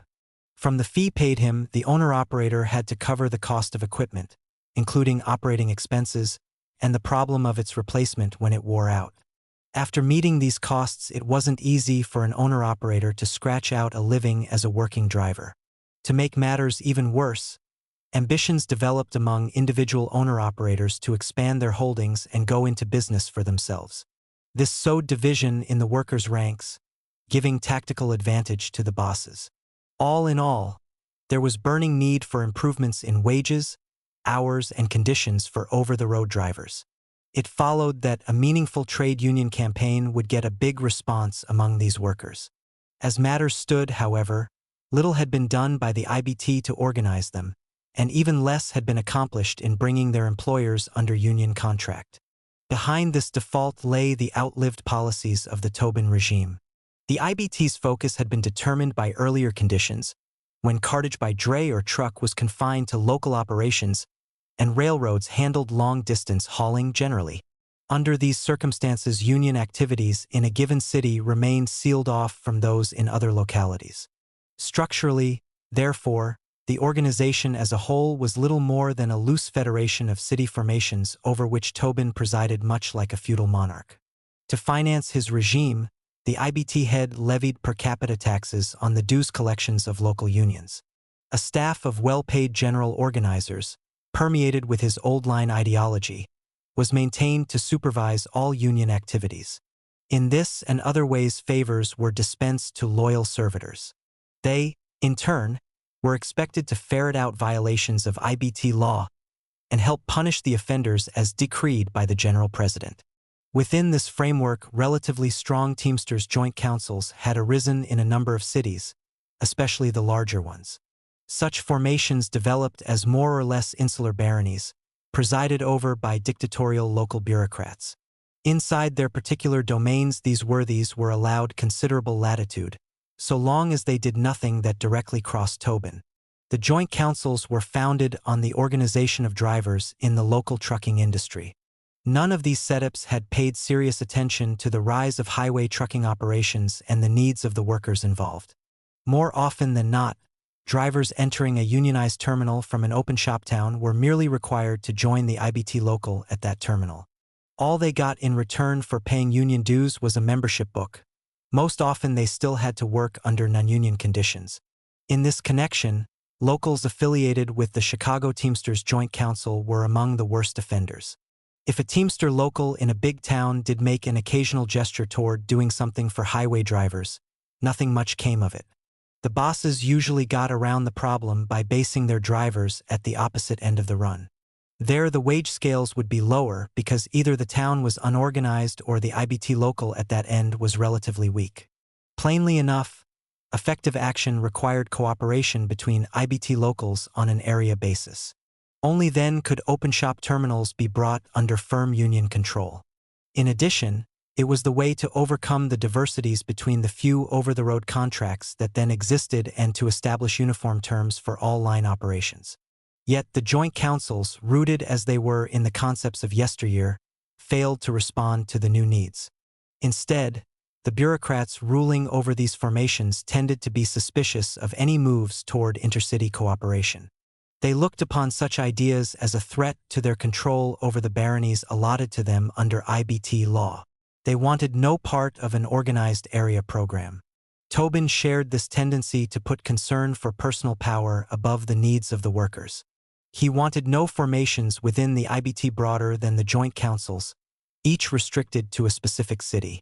In his view, a broader area body meant the threat of a rival power arising to challenge him. In fact, he had questioned Corcoran and Murphy rather closely about the NCDDC, quite obviously with that concern in mind. Since then, Corcoran had been killed and Murphy had gone back to Rockford, leaving the Trotskyists in unquestioned leadership authority within Local 544. It followed, we had to assume, that our efforts to expand the NCDDC would now be viewed by the IBT head with greater suspicion than ever. The solution of the problem lay in a basic contradiction operating against Tobin and in our favor. His policies and organizational forms had not changed with the changing times. Thus, his position was weakened by stubborn refusal to make the necessary readjustments.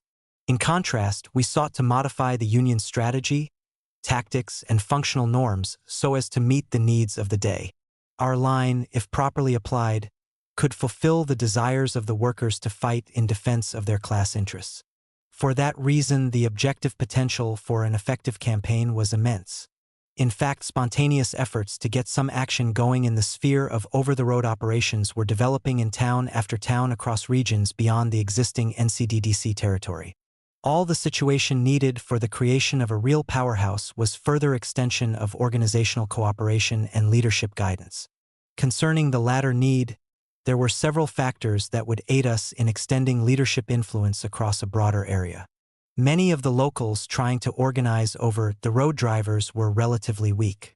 More often than not, the leaders of these units were rather inexperienced. Consequently, they tended to welcome support and guidance, looking especially to Local 544 for aid. They turned to us in part because of the power we had demonstrated in 1934 and also because of our successful battle to win reinstatement into the IBT. We could show them how to fight, they seemed to feel, and we appeared to know how to keep Tobin from fouling up the struggle. If we were to take full advantage of this favorable situation, there were delicate problems of timing to be considered in developing our tactics.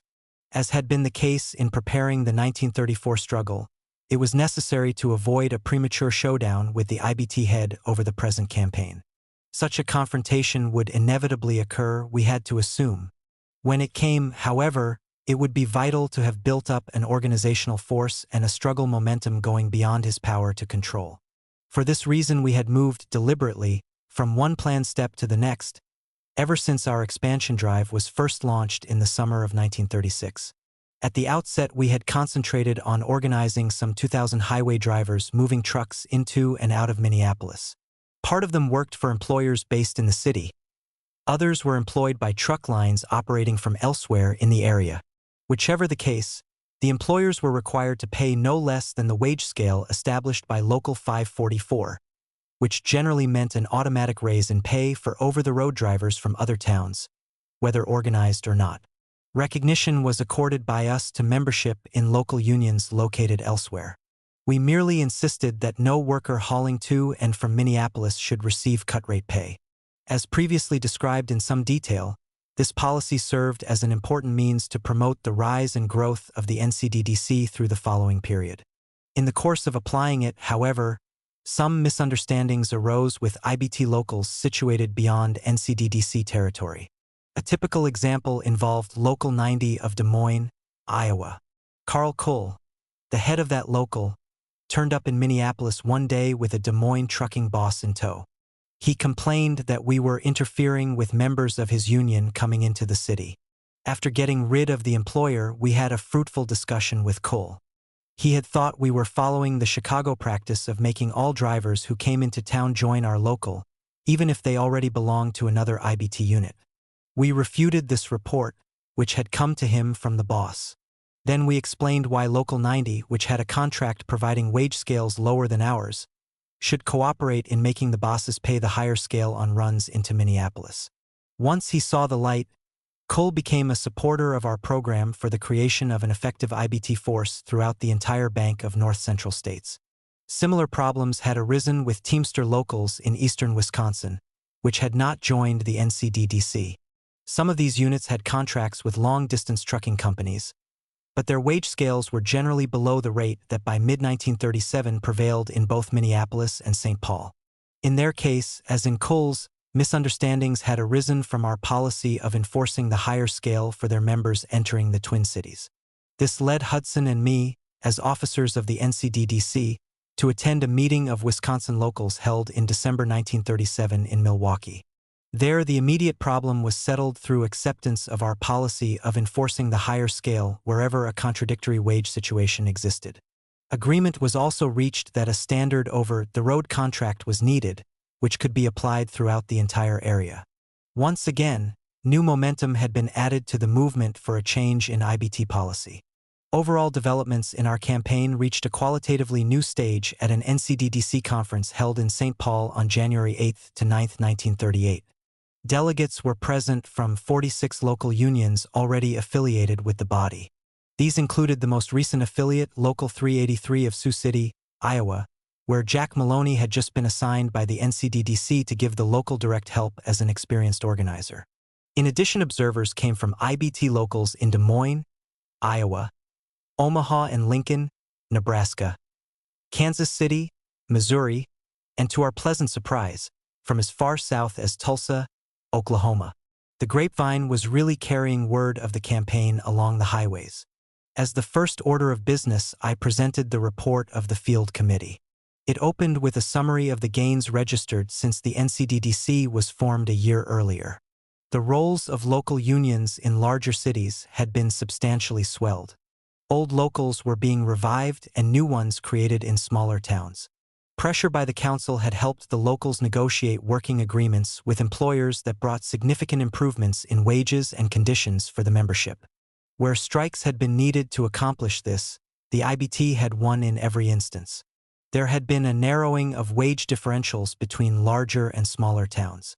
And in the course of these struggles, the way had been opened to organize big chain outfits on a district basis, as had been accomplished in the case of Gamble Robinson. Turning then to the over-the-road question, the report dealt with problems arising from the lack of a uniform wage scale in existing contracts with long-distance trucking firms. It was also stressed that in many cases the situation was further confused by the absence of any contract whatever. This resulted in pressures from the bosses to hold all wage scales down to the lowest rate. In these circumstances, locals often became involved in misunderstandings and quarrels, which helped nobody but the labor haters. To get the IBT on the right track in this connection, the report set forth two prime essentials: cooperation between local unions, a uniform wage scale for the area. After a preliminary discussion of these perspectives, the gathering recessed for the day. It was intended that the resumption of deliberations the following morning would focus on the shaping of a broad plan of organizational expansion and the selection of a joint wage scale committee. As it turned out, though, the agenda had to be changed. Between the sessions, John S. Pickago, a general organizer stationed in Milwaukee, arrived in town. He brought with him a directive from Tobin issued in the name of the International Executive Board. The board, it was asserted, did not approve of general meetings between local unions to discuss general matters. Any conference of the kind had to be confined to specific issues involving specific locals. In effect, we were being ordered to disband the NCDDC. When the conference reconvened the next day, it opened with a reading of the directive we had received. An explosion followed. Delegate after delegate took the floor to denounce Tobin's dictatorial action, which cut squarely across the needs of the times. The defiant attitude was further reflected in unanimous approval of a recommendation by the Field Committee that a delegation be sent to Indianapolis to lodge a direct protest with the General President. Those who made the trip as representatives of the NCDDC included Art Hudson, St. Paul Local 120, Carl Cole, Des Moines Local 90, Jack Maloney Sioux City Local 383, Fred Smith, Duluth Local 346, Thomas V. Smith, Omaha Local 554, Jack Worth, Fargo Local 116, and Farrell Dobbs, Minneapolis Local 544. We also took along John Gimmie, the general organizer stationed in St. Paul, who was a staunch Tobinite. We wanted to nail him down as a direct party to any understanding that could be reached in a showdown with his boss. Our session with the IBT head opened with a pompous lecture from him on the laws of the organization, to which we listened courteously. Then he got a shock. With the sole exception of Gimmie, every member of the delegation talked back to him, pointedly and emphatically. After an hour or so of increasingly heated argument, during which we counterposed urgent necessity to his points of law, a couple of basic facts seemed to percolate through to Tobin. Things were changing within the industry and inside the union faster than he had realized. Unless some readjustments in policy were made, he could have a major revolt on his hands. So he decided to be a bit more flexible. In the end, he offered an acceptable compromise. Intercity cooperation between locals to deal with critical problems would be allowed, provided there was no violation of the rights of Teamsters joint councils. Such collective action was to be restricted to the handling of special problems in specific spheres. Among these were to be creameries and produce chains, the delivery of goods for bakery combines, and highway construction work. Also, and most importantly, we were authorized to proceed with the necessary measures to establish uniform wage scales for long-distance hauling throughout the north-central states. In all these activities, it was understood Tobin would be kept informed of what we were doing. Although the NCDDC could no longer function in its previous form, with unrestricted scope and a wide range of activities, a major breakthrough had been accomplished. We now had Tobin's approval of the key project, a sweeping organizational campaign among over-the-road drivers on an area scale. Once these key workers became unionized, the IBT would be able to grow apace in all quarters of the trucking industry. This growth would require the ultimate development of a broad and sophisticated form of area organization along the lines initially conceived by the NCDDC, as proved to be the case when the Central Conference of Teamsters was formed later on. Before the ground could be prepared for the achievement of these broader aims, however, we had a battle to win against the companies engaged in long-distance hauling. 11-state campaign. Now that we had extracted Tobin's approval of collective action in the over-the-road sphere, a planning session was quickly held in Minneapolis. It was attended by local union representatives from. Our discussion centered on steps to form an area contract committee and to find a way to open area-wide negotiations with firms engaged in highway transportation. A division of labor was agreed upon to begin these efforts. Chicago was the hub of such trucking operations in the upper reaches of the Mississippi River Valley. Thus, it was the key terminal for our campaign, and the movement there had to be drawn into collaboration with us. So the Wisconsin locals, which had the best relations with the Chicago unions, took the initiative in setting up a meeting with the appropriate Teamster officials in that city. It was also understood that the rest of us would meanwhile concentrate on mobilizing additional forces in the southwestern quarter of the area. In fact, a first step in that direction had already been taken. Right after the session with Tobin, a request had been received from Omaha Local 554 that some of us come there to give them a boost. So Jack Maloney, Carl Cole, Art Hudson, Carl Skoglund, and I had gone to Omaha for a weekend of talks with these workers. Our discussions led to a decision by Local 554 to expand its staff of organizers and to extend its unionization drive deeper into the state of Nebraska. A membership rally was also held, at which over 400 drivers packed the local's newly opened hall at 1222 Harney Street. Those in attendance manifested great enthusiasm for the area campaign to bring the over-the-road bosses to book. Inspired by the mood we found in Omaha, we proceeded on February 19th to 20th, 1938, to hold a working conference at Sioux City. Delegates came from local unions in Minnesota, Iowa, the Dakotas, and Nebraska. The gathering made two key decisions. A recruitment drive was organized to extend along the Missouri River Valley from South Dakota to Kansas and Missouri. In addition, a general understanding was reached on contract demands to be presented to the employers. Concerning the latter decision, the necessary groundwork had already been underway for over a year. It was started in Minneapolis during the fall of 1936 as one of the measures in our general expansion drive. In keeping with our established practice, we had begun by seeking broad consultation with the workers involved in long-distance hauling. In this case, however, the aim could not be fully accomplished through collective discussions. So many of the drivers were always away on runs that few could be assembled at any one time. To solve the problem, we prepared a questionnaire designed to obtain their views. One set of questions sought information about the exact conditions under which each driver worked.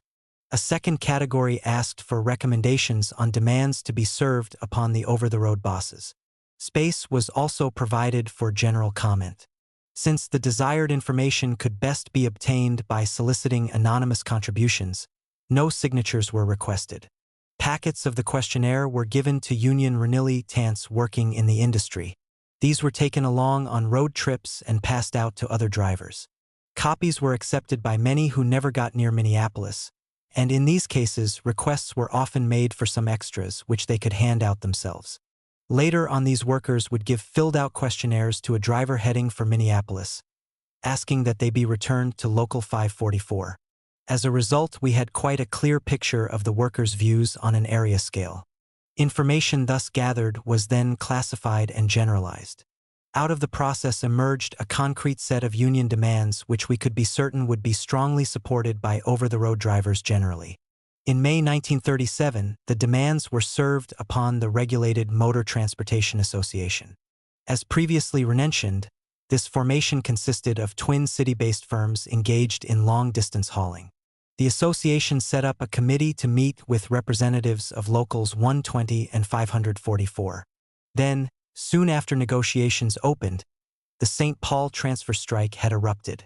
Finding themselves caught in a bind, these firms deserted the United Front which the Twin City bosses had formed and made a speedy settlement with the IBT.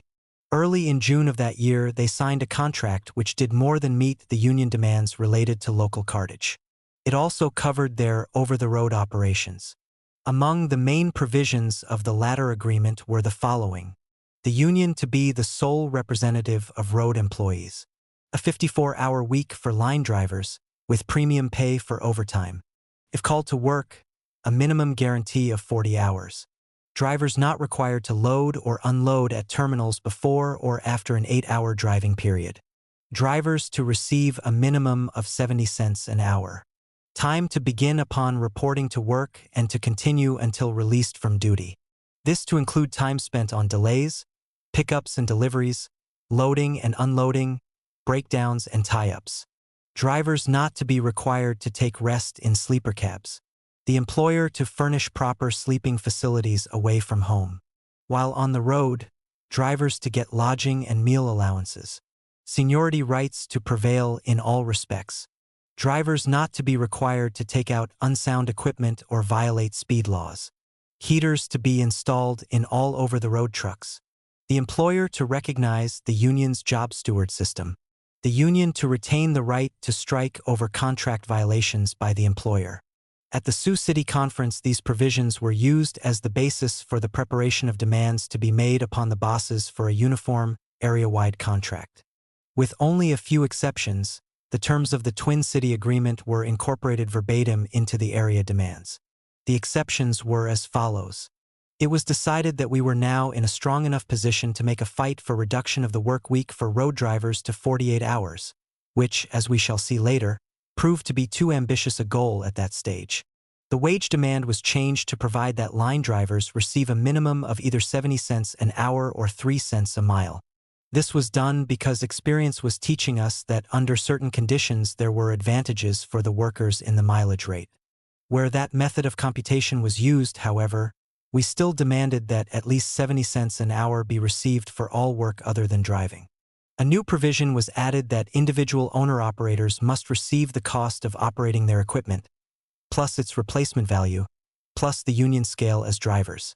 Our action at Sioux City on the proposals for area contract demands proved to be most timely. The Wisconsin locals had been successful in their efforts to arrange for an expanded over-the-road conference in Chicago. And we could now go there with a well-rounded program, ready in all its essentials to be submitted for implementation. The Chicago gathering convened on March 2, 1938, and lasted 4 days. It was attended by local union representatives from 8 states: Illinois, Wisconsin, Minnesota, Iowa, Missouri, North Dakota, South Dakota, and Nebraska. Also present were 3 of Tobin's general organizers: Henry Berger, John Geary, and John Pickago. Among those on hand were 2 officials of Chicago Local 710, Mike Healy and Frank Brown. They announced that they had come simply as observers, pending the outcome of their efforts to get jurisdiction over Chicago-based long-distance hauling.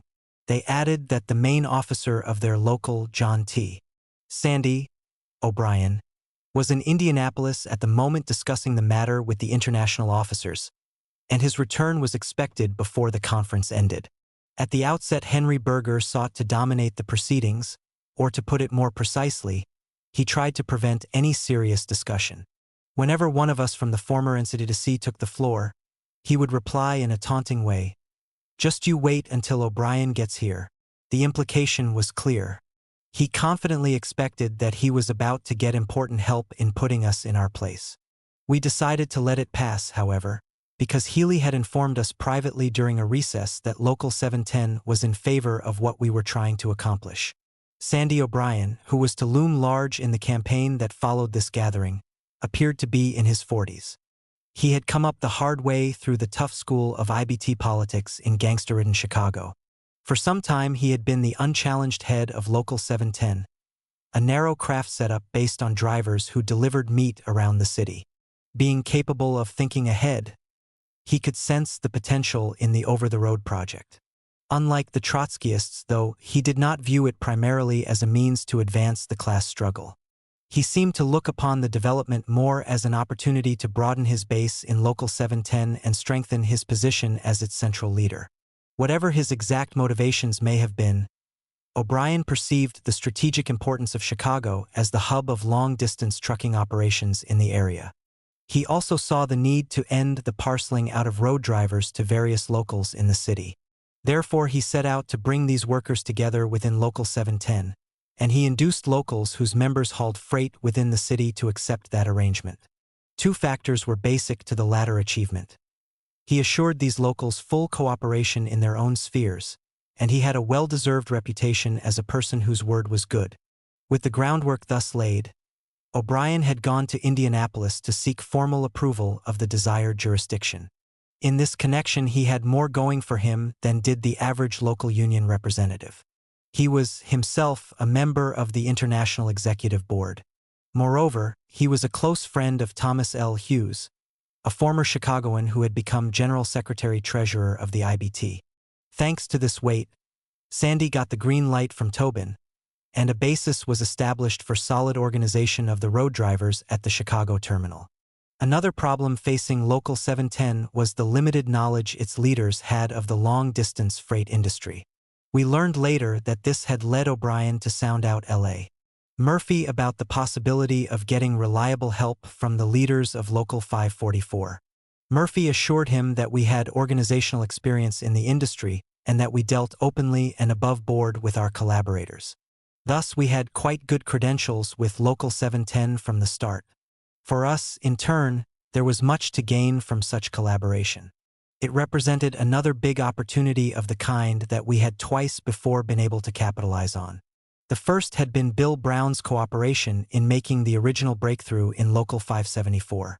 Then Pat Corcoran had served as a key figure in launching the NCDDC. Now Sandy O'Brien was about to help us expand the area campaign. Our relationship with him was two-sided from the start. We had the program and the organizational know-how needed for the task at hand. He carried vital weight in the Chicago Teamsters Joint Council and at the IBT headquarters. Together, we would be able to infuse new content into some old Teamster forms, making them vehicles for progress. The first step toward that end took place when O'Brien arrived back in Chicago and joined in the conference we were holding there. He reported the favorable prospects resulting from his trip to Indianapolis and put Local 710 on record in full support of the over-the-road project. After that, Henry Berger ceased his interference in the meeting. We got down to serious business and things began to move. With minor changes, the contract demands we had prepared at the Sioux City session were approved. There was only one significant addition. At the request of the Illinois and Wisconsin locals, a provision was included requiring the bosses to employ only union members, a form of closed shop. A decision was then made to send copies of the demands to all general drivers' unions in the area. These locals were asked to hold up the renewal of any existing contracts with long-distance companies, pending the negotiation of a uniform, area-wide agreement. Each employer was also served with a copy of the demands, along with a request for negotiations. A North Central Area Committee was elected to guide the union campaign. Its members included Mike Healy for Illinois, with O'Brien participating whenever needed, Joseph F. Sislowski of Milwaukee, for Wisconsin, Farrell Dobbs for Minnesota, assisted by Harry DeBoer, Carl Kuhl and Jack Maloney for Iowa, TT, Ted Neal of Kansas City, for Missouri, Jack Worth for North Dakota, Happy Hallstein for South Dakota, and Thomas V. Smith for Nebraska. As its officers, the committee made Sislowski chairman, and I was designated secretary. The delegates also voted to launch an intensive membership drive along the main trunk lines and in the terminals. In addition, the committee was instructed to probe the possibility of expanding the area beyond the 8 states then participating in the campaign. Ted Neal and I took responsibility for the probe in the southwestern region. With help from Floyd Webb of the Joplin Teamsters, we arranged conferences of local unions in western Missouri, Kansas, Oklahoma, and northern Arkansas. These sessions revealed that a firm basis existed for including all of Missouri in our campaign. In the other 3 states, however, we found that the IBT locals were still rather weak and could not yet be considered effective battle forces. Meantime, Sandy O'Brien and Mike Healy had undertaken to reach eastward in the area. Their efforts were crowned by the appearance of delegates from Indiana, Michigan, and Ohio at the next General Over-the-Road Conference, which took place in Chicago on March 24. At this enlarged gathering, the decisions made earlier in March were unanimously reaffirmed. This enabled us to go forward in the common cause with added strength contributed by some relatively big local unions in the eastern region. It also meant that we could now set our sights on a single area-wide contract to cover all long-distance hauling on an 11-state basis. In conformity with this territorial expansion, additions were made to the area committee. These included J.M. Red O'Loughlin of Detroit Local 299 for Michigan, B.V. Griff of Cleveland Local 407 for Ohio, E.J. Williams of Indianapolis Local 135 for Indiana. After a time, Thomas E. Flynn of South Bend, who was later to become General Secretary-Treasurer of the IBT, was included in the Indiana representation. Missouri's delegation was also increased by the addition of William Ryan of St. Louis Local 600, with John A. Ray serving as his alternate. After Red O'Loughlin joined the committee, he decided to contribute his efforts on an area scale. To help make this possible, direction of organizing activity in and around the Michigan district was assigned to James R. Hoffa, who was later to become General President of the IBT. On both counts, the arrangement worked out well. Hoffa already had some experience in over-the-road organization work. He also had the qualities of being eager to learn and quick to absorb new ideas. This enabled him to make important contributions to the collective effort through which all were striving to achieve our campaign goals. O'Loughlin, who had once been a sparring partner for Jack Dempsey, was a fighter in every respect. Having come into the over-the-road movement, he was ready to go all the way. Not once did he show any hesitations or reservations. No matter where a serious problem developed in the area, or how long it took to get the thing straightened out, he could always be counted on to lend a direct hand wherever and whenever his help was needed. Taken as a whole, the area committee was a remarkable formation. Among its members were older union officers, schooled in traditional IBT methods, who faced serious problems of readjustment in the changed situation. Alongside them were young leaders with limited organizational experience, some of whom had recently been over-the-road drivers themselves. Due to these contrasting backgrounds, there were several implicit contradictions within the committee. These were offset, however, by a number of positive factors. There was ample room for contributions from all committee members. Due to their standing within the IBT, older heads could win us allies elsewhere in the movement. They were also able to give practical assistance by drawing upon useful aspects of their past experience. The younger leaders, in turn, compensated for their inexperience in several ways. They contributed energy and militancy to the campaign. They knew the industry and the tricks used by the bosses, and they were close to the union rank and file. In addition, the committee was cemented together by common acceptance of mutually determined objectives, a factor serving to generate a spirit of goodwill.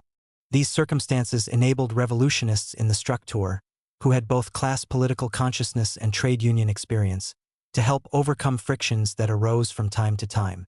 We were aided in this by the fact that the campaign goals fully reflected the desires of the workers in the industry.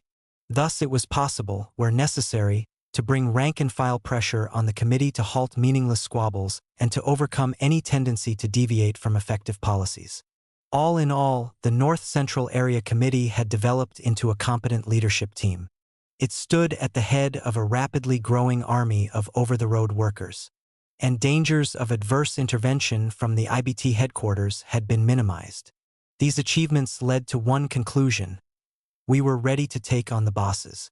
Shortly after the second Chicago meeting, our army got a chance to flex its muscles. Holdcroft Transportation, the largest company operating out of Sioux City, began firing drivers who joined the union. Local 383 struck the firm on March 29th. Other IBT locals tied up its facilities in Marshalltown, Omaha, and Sioux Falls. Des Moines Local 90 patrolled the Lincoln Highway to halt Holdcroft's operations along that main artery, and Local 710 barred entry into Chicago. After a shutdown of 18 hours, the company gave in. The victimized drivers were reinstated with pay for time lost. Seniority rules were firmly established, and workers employed there, who had previously been holding back from joining, flocked into the union. About a week later, Brady Transfer of Fort Dodge was struck by Local 844 over the discharge of union members.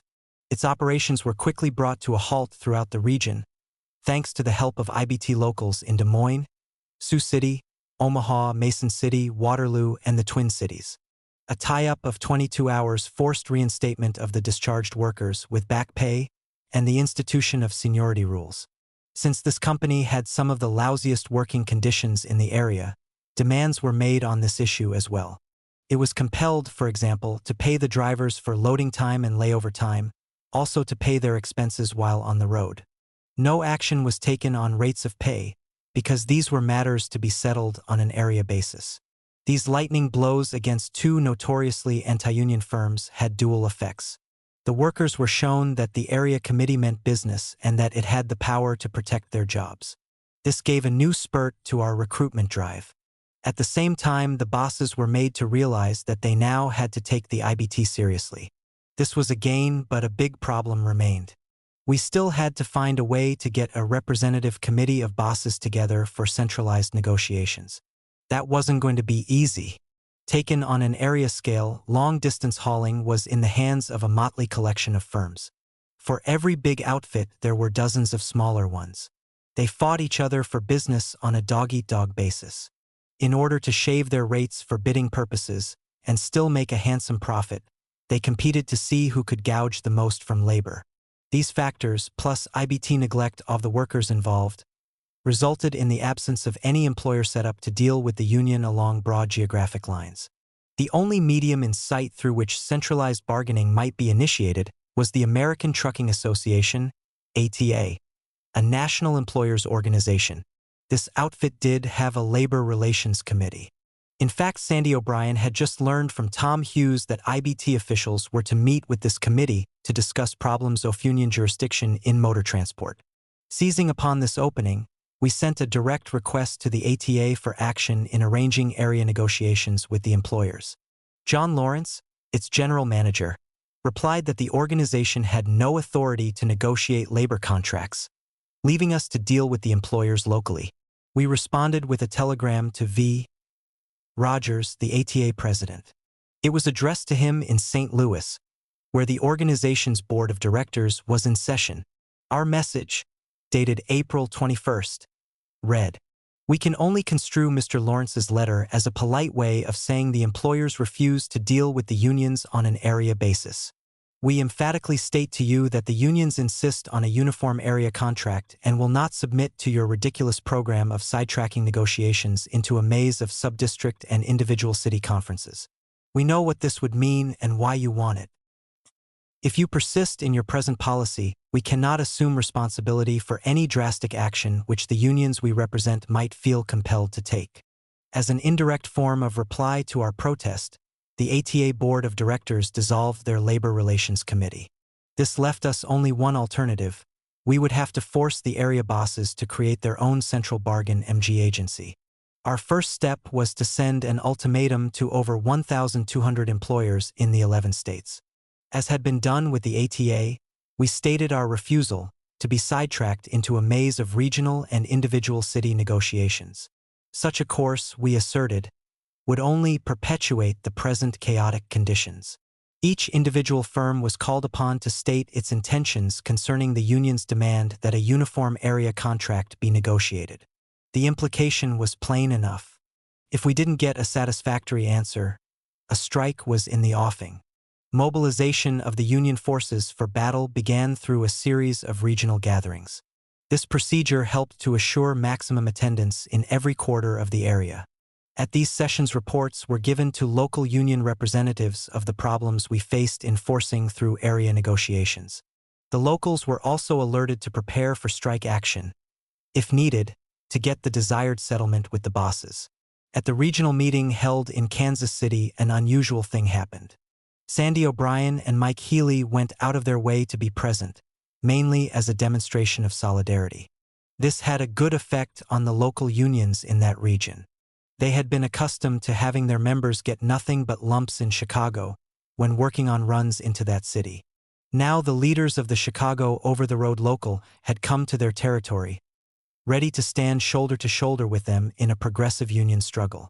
This was a mark of the way our forces were becoming knit together as comrades in arms. These preliminary rallies were followed by a general conference on May 8 in Chicago. Attendance was heavy. It included for the first time the presence of a General Drivers Union official from Louisville, Kentucky, Pat Anesbury, a Trotskyist sympathizer. The delegates reaffirmed their stand for area negotiations. All over-the-road locals were again urged to sign no agreements with employers until uniform terms could be established.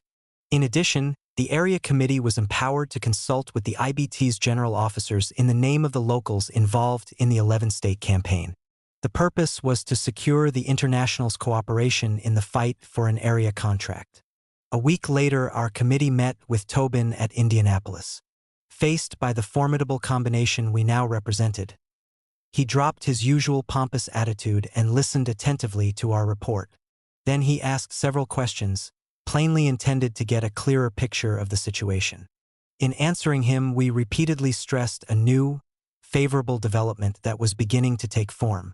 Our ultimatum to the bosses had thrown a scare into those who operated out of IBT strongholds like Chicago, Minneapolis, etc. They were now showing readiness to help get some form of area negotiations started. This new trend enabled us to assure Tobin that there were prospects of reaching a settlement with at least part of the employers in the area. Our attitude appeared to satisfy him that we would act responsibly, and he promised to cooperate with us against employers who refused to negotiate.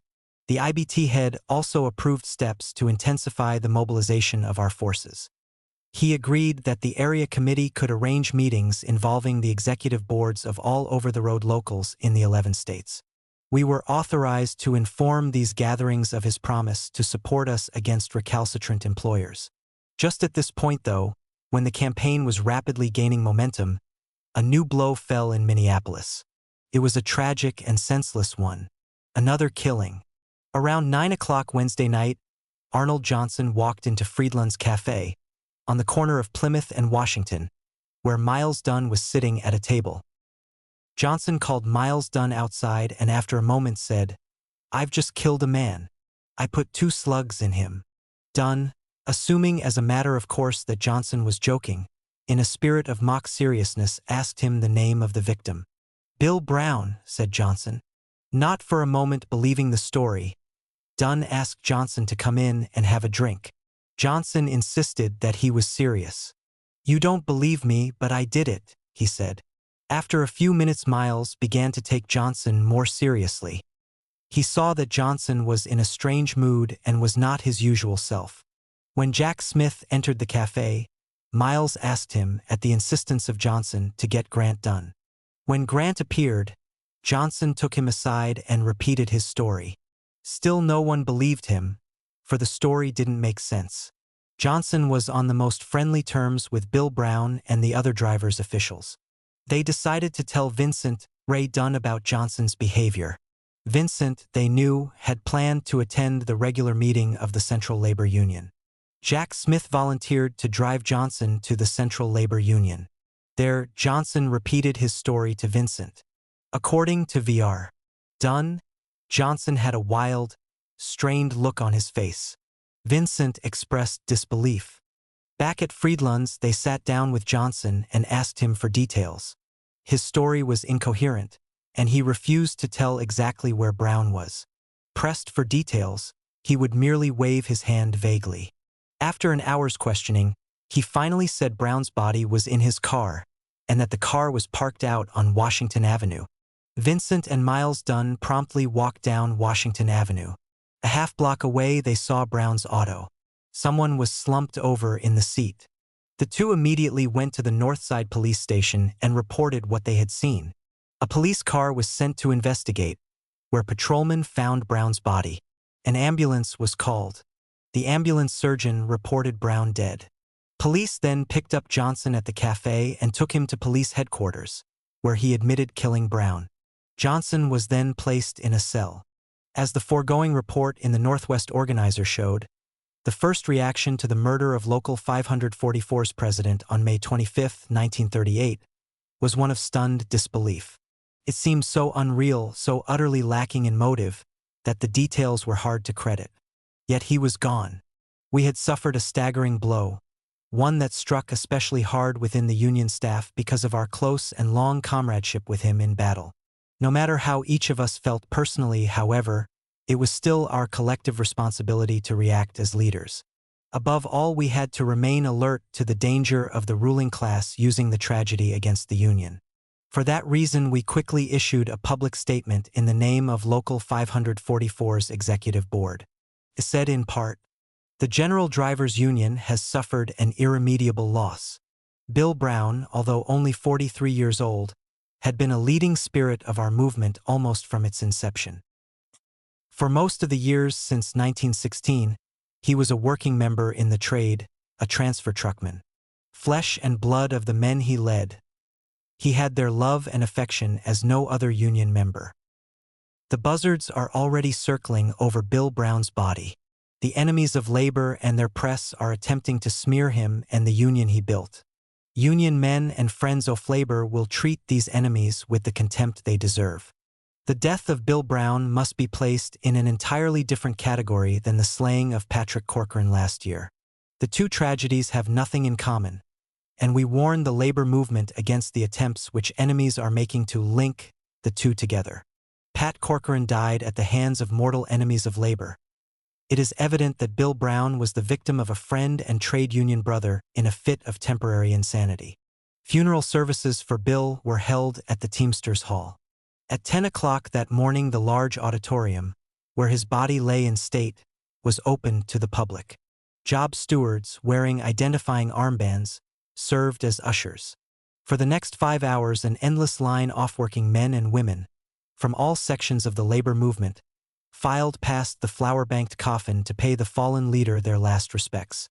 Among them were delegations from Teamster locals elsewhere in the north-central area. In addition, there were messages of sympathy from trade unionists in all parts of the United States.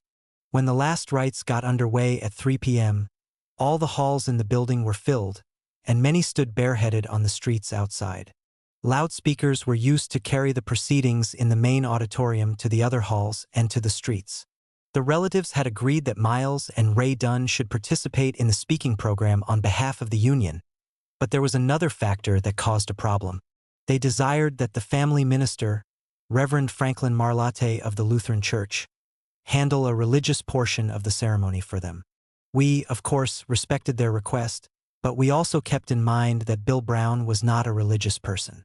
It didn't seem right to have a preacher setting a tone of "Repent ye sinners" at a time when we were saying our last goodbye to him. So we arranged the program in a way that met the family's wishes and still set an overall tone of the kind Bill deserved. Miles Dunne spoke first. As reported in the Northwest Organizer, he said in the course of his remarks, "In this life there are people who walk through it and see the hard life of the workers. Some there are who see the truth and are resentful, but they take out their resentment in muttering in darkened rooms. A minority of those who see have courage and a divine spark and principles. Instead of shedding tears, they deem it their task to go out in the arena of struggle and right the wrongs they see about them. There is a tiny minority of men like this, and Bill Brown was such a man. He did the things he wanted to do. He brought a measure of comfort and security to thousands of workers. Were there a Valhalla, where the great champions of the working class gathered, their Bill would occupy one of the highest seats among those who have fought for the cause." Reverend Marlatte then officiated at the religious service. It should be said to his credit that he seemed to sense the unusual nature of the occasion, for he spoke and prayed in low key and made it relatively brief. Ray Dunne gave the concluding talk. "Bill is attending with us today his last union meeting with his brothers and sisters," he said, "with the people he lived for and fought for. He understood the working class had to be organized on a world scale. He saw the necessity of applying the theories of the great working class leaders of the world to present-day conditions. Bill had his own vigorous ways of applying these theories. He saw in the labor movement the instrument that was going to make out of this world something better than a starvation house or a concentration camp, the instrument that would take hold of the economies of this life and weave a beautiful life for all who toil. Bill did not try to force his ideas on those whom he was chosen to lead. He did insist that if men would be leaders, they must give their lives to the labor movement. His understanding and his attitude towards life should be the spirit that inspires every man and woman who comes here today. After the ceremony was over, a procession of cars, more than 2 miles long, accompanied the Union president to the Crystal Lake Cemetery. There another huge throng had been gathering to give him a final salute. Among those who came to town for the funeral was Jim Cannon, the national Trotskyist leader who shared our fondness for Bill. Afterward, he met with the party's Teamster fraction to help us shape Local 544's defense against the new attacks which were now to be expected from its enemies. In this case, he didn't need to bring along a party journalist to help us. Felix Morrow was still in the city, and he had been on top of the publicity aspects of our problem from the moment we learned of Bill's murder. One of the first steps taken after the party fraction meeting was to send an official report to Tobin. As Secretary-Treasurer of Local 544, I wrote the letter. It gave the facts concerning Bill's death and outlined other aspects of the situation as follows. Johnson joined the local at the time of the strikes in 1934, while employed as a driver for a wholesale plumbing company. For the past 2 years, he had been employed off and on by the Union when additional organizational forces were required, and had been employed steadily as an organizer for almost the past year. He had been a very close friend of Bill Brown's. They had worked together a good deal of the time and were known to have been in one another's company frequently after business hours. There is evidence that they had been drinking on the evening the tragedy occurred. However, it does not seem that this alone could be responsible for the happening. We are at a loss to find any other reason than one of temporary insanity. The police also indicate that they believe this to be the case. We had noticed that Johnson at times appeared terribly depressed, but attributed this to nervous strain from overwork, as he was a very hard worker. The Union membership seems to understand that this is just one of those unexpected things which could not have been anticipated or prevented by anyone, and they are not permitting the Union's enemies to use this to tear down the morale of the Union. The Union is defending Arnold Johnson, not with the intention of fighting to exonerate and free him, but first of all because he has been a loyal Union member, and secondly, because if he were to fall into the hands of an ambulance chaser controlled by the police department, his defense would be conducted in such a way as to damage the good name of the Union. The Executive Board is recommending to the membership that a special election be held to replace Brother Brown, so that no one can charge that there was a political motive behind his slaying. Shortly after this letter was written, a general membership meeting of Local 544 voted to hold the recommended special election to choose a new president. 4 candidates were nominated at the meeting: Carl Skoglund, then a trustee, also Thomas McHugh, Frank E. McCardle, and Peter Harris, all rank-and-file members of the local. About a month was allowed for campaigning. Then the polls were kept open at the Union Hall for 2 days, on July 8th and 9th, for the casting of secret ballots. Skoglund was elected to the presidency, receiving a majority of all votes cast. It was then necessary to replace him in his former post as a trustee. Because of the short interval remaining until the next regular Union elections, the membership authorized the Executive Board to appoint someone to complete Skoglund's unexpired term in that post. Kelly Postal received the appointment to the trusteeship. The Union membership also voted an assessment to raise a fund on behalf of Agnes Brown, Bill's wife, and their 2 young sons, Raymond and Richard. While these measures were being carried out, the expected assault on the Union had developed. Mayor Leach took the initiative in launching a slander campaign against us. It was then systematically developed by the boss press. A preacher, Reverend George Mecklenburg, also got into the act. And the local Communist Party clique, pretending to speak in the name of the CIO, sharpened their factional hatchets to join the onslaught. From all these quarters came a clamor to rid the labor movement of gangsters and racketeers. Their central target was the Executive Board of Local 544, and as the smear attack on us gained momentum, it became increasingly vile. The Minneapolis Star, for example, reprinted a vicious article from the New York Daily News. It was signed by one Jerry Vessels. Although Vessels dated the article from Minneapolis, he was unknown in town and no trace of him could be found. His central theme was that the city had become a terror spot due to Union racketeering. To prove the point, he manufactured his own evidence. According to the Vessels account, Johnson had defiantly snarled he killed Brown because of an unfair split of money which Johnson, as an organizer, helped collect. Since the day Johnson gave himself up and confessed to the murder of Brown, page after page in the local capitalist press had been filled with virtually every word he spoke. Not a single one of these utterances had even remotely resembled the vessel's quotation attributed to Johnson. There was good reason for this. The alleged quotation was a complete fabrication. When the Union movement confronted the editor of the Star with this fact, he tried to wiggle out with the alibi that his paper took no responsibility for the daily news article. It had simply been reprinted, he claimed, for the information of Minneapolis readers. With smears of this kind as a backdrop for its proceedings, a grand jury began an investigation of Bill Brown's murder. Agents of the employers on the jury quickly steered it into a fishing expedition.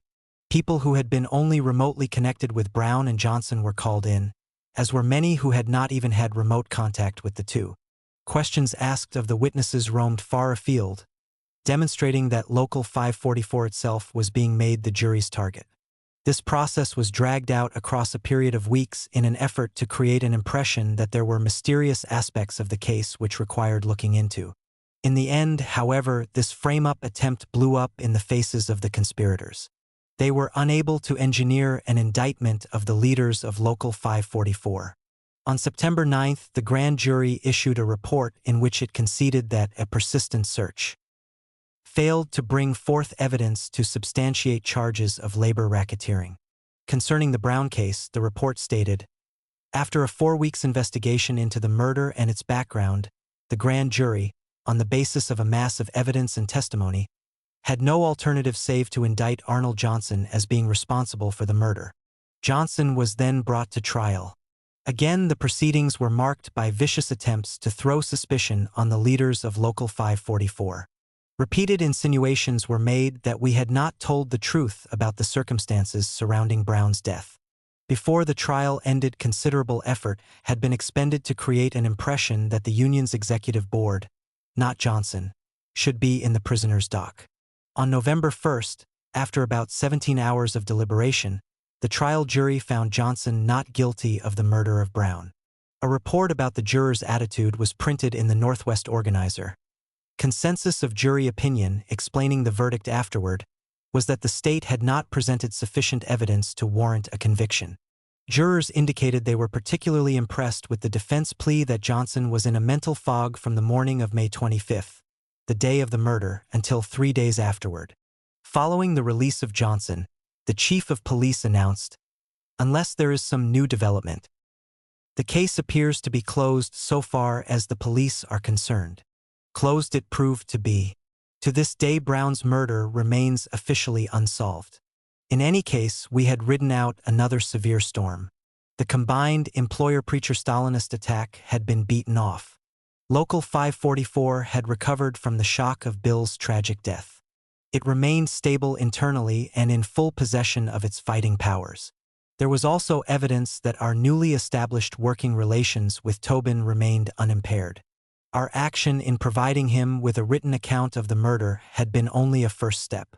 Soon afterward, the local's executive board sent me to Indianapolis to make a further report in person. In our talk, Tobin listened closely to what I had to say. After that, he spoke mainly about the fact that such things sometimes happen and that a leader has to get on with the union work in spite of everything. He then described somewhat comparable problems the International had experienced a few years earlier when gangsters were trying to take over IBT locals in Chicago. The very headquarters where we were meeting bore evidence of that period.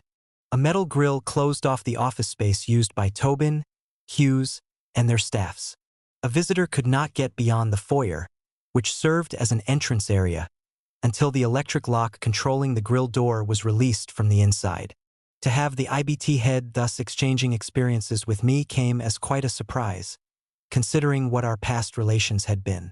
For the first time since pre-1934 days, he was addressing an officer of former Local 574 in a friendly manner, offering encouragement in the organizing activities we were undertaking. It was a hopeful sign that advances registered in the over-the-road campaign were beginning to make a significant impression on Tobin. First Area Contract. Around mid-June 1938, the North Central Area Committee fought a brief skirmish with long-distance trucking firms operating out of Omaha, Nebraska. The clash was only a prelude to a long, bitter struggle that was to erupt there a bit later. To explain why this situation developed, a short sketch of the background is needed. Omaha lies on the west bank of the Missouri River, opposite Council Bluffs, Iowa. It is the industrial and commercial center of Nebraska. As a transportation hub for the surrounding region, the city is also an operational base for several railroads and truck lines. In the 1930s, Omaha had a population of around 200,000. Of its 17,000-odd industrial workers, about 6,000 were employed in packing houses and some 4,000 in trucking. The conditions under which they toiled were exemplified by a Chamber of Commerce boast that capitalists could operate with low labor costs. To have cheap labor, it was necessary to maintain open shop standards.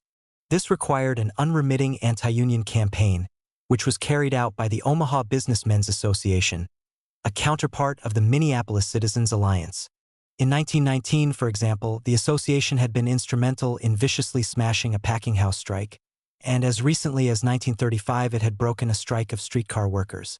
A general anti-union weapon had been devised for such purposes in the form of a state-enacted anti-picketing law, which declared in its key provision, "It shall be unlawful to loiter about, beset, patrol or picket in any manner the place of business, or any street, alley, road, highway or other place in the vicinity, for the purposes of inducing others not to trade with, buy from, work for, or have business dealings with any firm or corporation."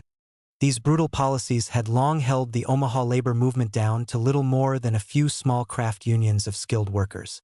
Previous attempts to organize truck drivers in 1929, in 1931, and again in 1933 had been defeated. As a result, the average wage in trucking was 25 cents an hour. The usual work week was 80 hours. Although a charter existed for General Drivers Local 554, it had remained more or less a paper union, dominated by right-wing officials in the Omaha Central Labor Union (AFL), and utterly lacking in organizational initiative. This was criminal neglect.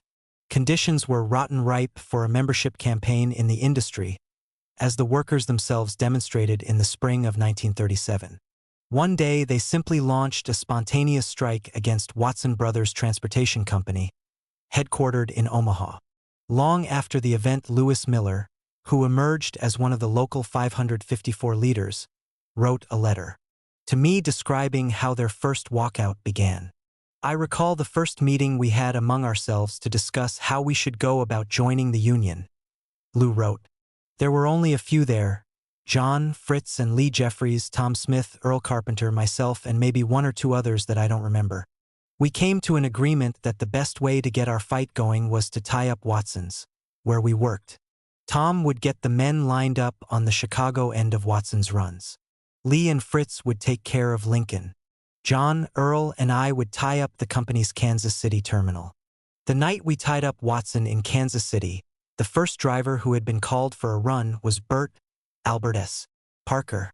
He had a hot freight load off bakery goods that was supposed to be in Omaha by 3 a.m. When we told him about the strike, he refused to pull out the rig, and everyone else on the dock also quit work. That's the kind of guts the men had, with no union behind us. Tom Watson, who had charged there, told us we couldn't do that to him. We answered, 'They ain't rolling, Watson.' Then we held a meeting on the street to decide what to do next. We called Omaha to report that the Kansas City terminal was shut down. Then we called the Teamster business agent at our end, O.B. Enlow of Local 41. The first thing he said when he came down was, 'I have been waiting for this for over a year.' About 3 a.m., Mace Brown, president of the Omaha Central Labor Union, called and I talked to him. He said we should bring the trucks to Omaha and join Local 554, which he called his union. I didn't know Brown from Adam's Green Fox, so I asked to talk to one of the Watson drivers. I don't recall who it was I talked to, but he said it was okay to come on in because they had Omaha tied up and were about to join Local 554. Developments similar to those described by Miller had also been taking place at other Watson terminals. Once the Omaha road drivers were all back in town, they marched in a body to the Labor Temple. There they joined Local 554, and Mace Brown helped to arrange a meeting at which they elected new local officers. After that, Watson and the other trucking employers agreed to negotiate with the union, so the strikers returned to their jobs. In the talks that followed, the bosses offered little and stalled a lot. Things dragged along until the angry workers again launched a spontaneous walkout, this time at several trucking companies. The new tie-up, which lasted about 2 weeks, was conducted in defiance of the state's anti-picketing law, and it was very effective. Finally, on June 16, 1937, the bosses gave in. They signed a contract providing a minimum wage of 45 cents an hour, well above the previous average rate for the city, along with other concessions. They also agreed to reinstate 11 workers who had been fired for union activity. It was the first strike victory in the recollection of the oldest Omaha union worker. A bit later, the new leaders of Local 554 learned about the activity of the North Central District Drivers' Council. Being interested, they sent a delegation to the January 1938 conference of the NCDDC in St. Paul. There was a comment on this in Miller's later letter to me. "I was one of the delegates to the St. Paul conference," Lou wrote. "While we were there, Jack Maloney showed us around the Twin Cities. I liked what I saw and found out what it meant to have a strong union." During their visit, the delegation also asked if Minneapolis Local 544 could send them some help. We responded by transferring Alfred Russell to Omaha. He was a young Trotskyist militant who had been active in Local 544's Federal Workers section. In Omaha, he was soon put on the union's organizational staff, where he was able to give considerable help, thanks to his political training and the practical experience he had gained in Minneapolis. Such was the setting in which a new conflict broke out in Omaha during 1938. It started in the spring of the year, when Local 554 served the area contract demands upon the Nebraska Commercial Truckers Association. The bosses pretended to negotiate with the union, but the proceedings were a farce. The association's lawyer, David Swar, tried to talk Local 554's representatives to death, fogging every issue with a lot of legal lingo. Meanwhile, the bosses ran paid ads in the daily papers attacking the North Central Area Committee as outside agitators, scheming to upset the harmonious relations between the local trucking firms and their employees. As these developments showed, the Omaha companies were determined to prevent inclusion of their territory in any area-wide contract the IBT might be able to establish for over-the-road drivers. So they had set out to force Local 554 into a premature fight. They hoped thereby to split the local from the area formation and impose downgraded contract terms upon it. These terms would be decided through a strictly local battle. In the given relationship of class forces within the city, they expected to have a big edge in such a localized test of strength. When their existing contract with Local 554 expired on May 31, 1938, the trucking bosses launched an offensive. Wherever possible, they began to postpone shipments of freight for the deliberate purpose of causing unemployment in the industry. Union members were discriminated against through wage cuts and seniority violations. When the workers protested, the employers baited them on the job, daring them to go on strike. These efforts to create confusion and turmoil in the union ranks were accompanied by another ploy. Swar continued to stall in the negotiations with Local 554. And Mayor Butler, fronting for the bosses, used his position as the city's chief executive to promote a public clamor for arbitration of the issues in dispute. Confronted with this challenge, the area committee held an emergency session in Omaha, which most of its members were able to attend despite the short notice they received. A discussion was first held with the officers of Local 554 to determine our strategy. It was agreed that we should try to avoid a showdown fight with the Omaha bosses for the time being. Chicago was a far superior battleground on which to open our struggle for an area contract. Thai IBT was much stronger there than in Omaha, and a victory in Chicago would give us the most effective leverage with which to force all the trucking companies in the 11-state area into line. Therefore, temporary delay of the inevitable conflict in Omaha, while we carried through the Chicago fight, would best serve to assure a complete victory for Local 554 later on. Having reached this understanding, a negotiating session with the Nebraska Commercial Truckers Association was arranged on June 16th. It turned out to be a small mass meeting. Most of the trucking bosses attended, as did the officers of Local 554. In addition, all the area committee members who had come to town sat in, doing so to give the bosses a visual reminder that there were strong unions at the other end of their runs. We proposed to the bosses that they make a temporary agreement with Local 554. As immediate steps, they were asked only to resume normal operations and settle outstanding grievances involving union members. With an eye to the propaganda value of our position, we contended that this was the proper way to restore a normal atmosphere within the industry. With Swar speaking for them, the employers flatly rejected our proposal. So we decided to subject them to a limited squeeze by striking one firm only. Watson Brothers, which had the most extensive line operations, was chosen as our target. As a preparatory step, a telegram was sent to Tobin explaining that the bosses refused to negotiate in good faith. In keeping with his promise to cooperate with us in such cases, he gave tacit approval of the action we took. Watson's was struck immediately after the June 16th negotiating session. The local facilities were shut down, the union defying the anti-picketing law. Simultaneously, the company's terminals were tied up in Lincoln and Norfolk, Nebraska. Also in Chicago, Des Moines, Sioux City, St. Joseph, and Kansas City. Although they were not part of our area formation, the Teamsters in Denver, Colorado, helped us by stopping Watson's operations at that terminal as well. This highly effective action was further reinforced by union drivers for other lines, who refused to handle feeder shipments to the struck company. A day later, the rest of the Omaha trucking firms locked out their employees. We noted, however, that they hesitated to admit publicly that it was an act of solidarity with Watson. Instead, they made the lame argument that they were afraid of the risk to their employees and customers if they tried to operate under existing strike conditions. It was evident that our propaganda about trying to create a normal atmosphere for reasonable negotiations was causing the Employers Association a problem.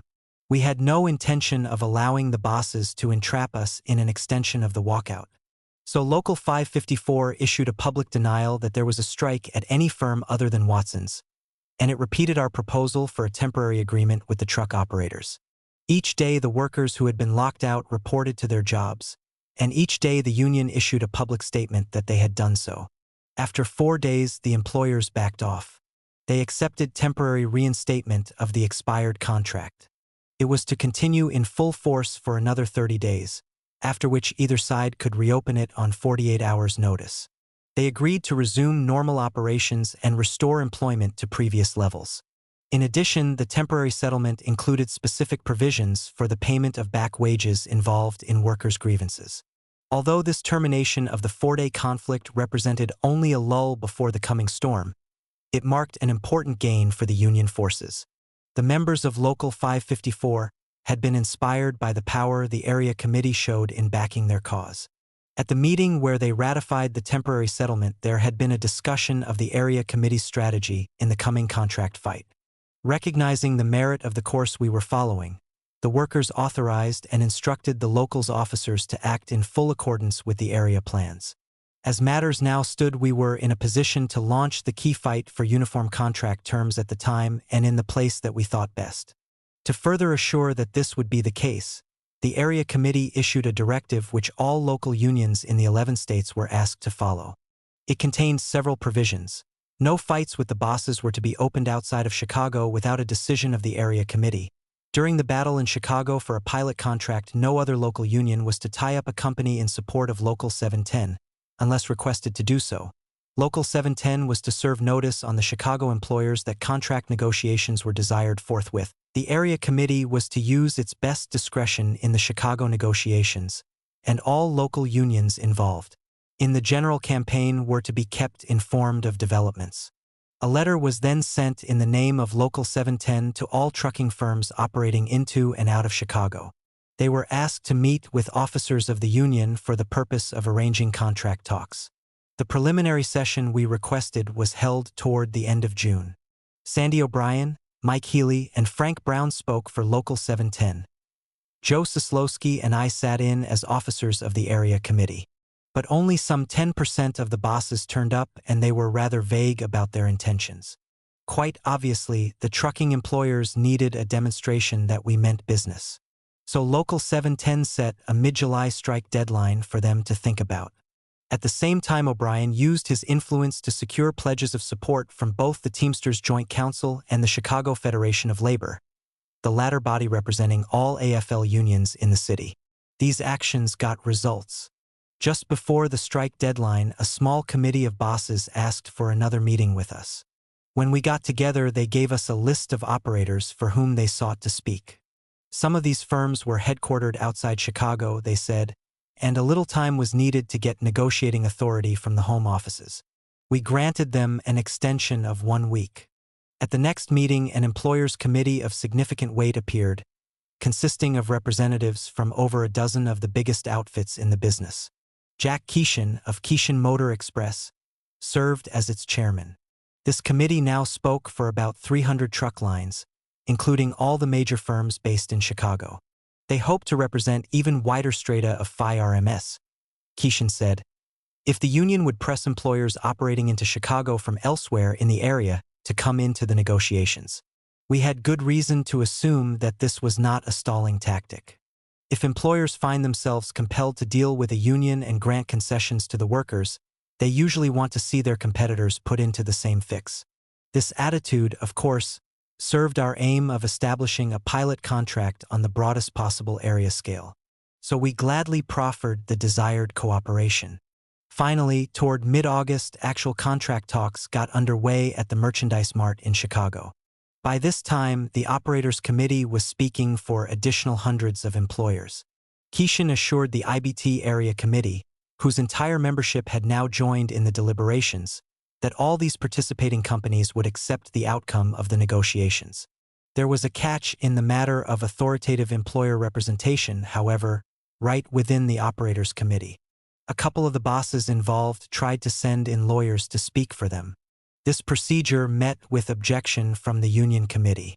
Either the company heads themselves must sit in on the contract talks, we insisted, or their representatives must be given decision-making authority. Our primary object in this was to be in a position to force these key operators to sign the agreement the moment it could be successfully negotiated with them. In that way, they could be prevented from reneging on their commitments, even if other bosses for whom they spoke objected to the outcome of our deliberations.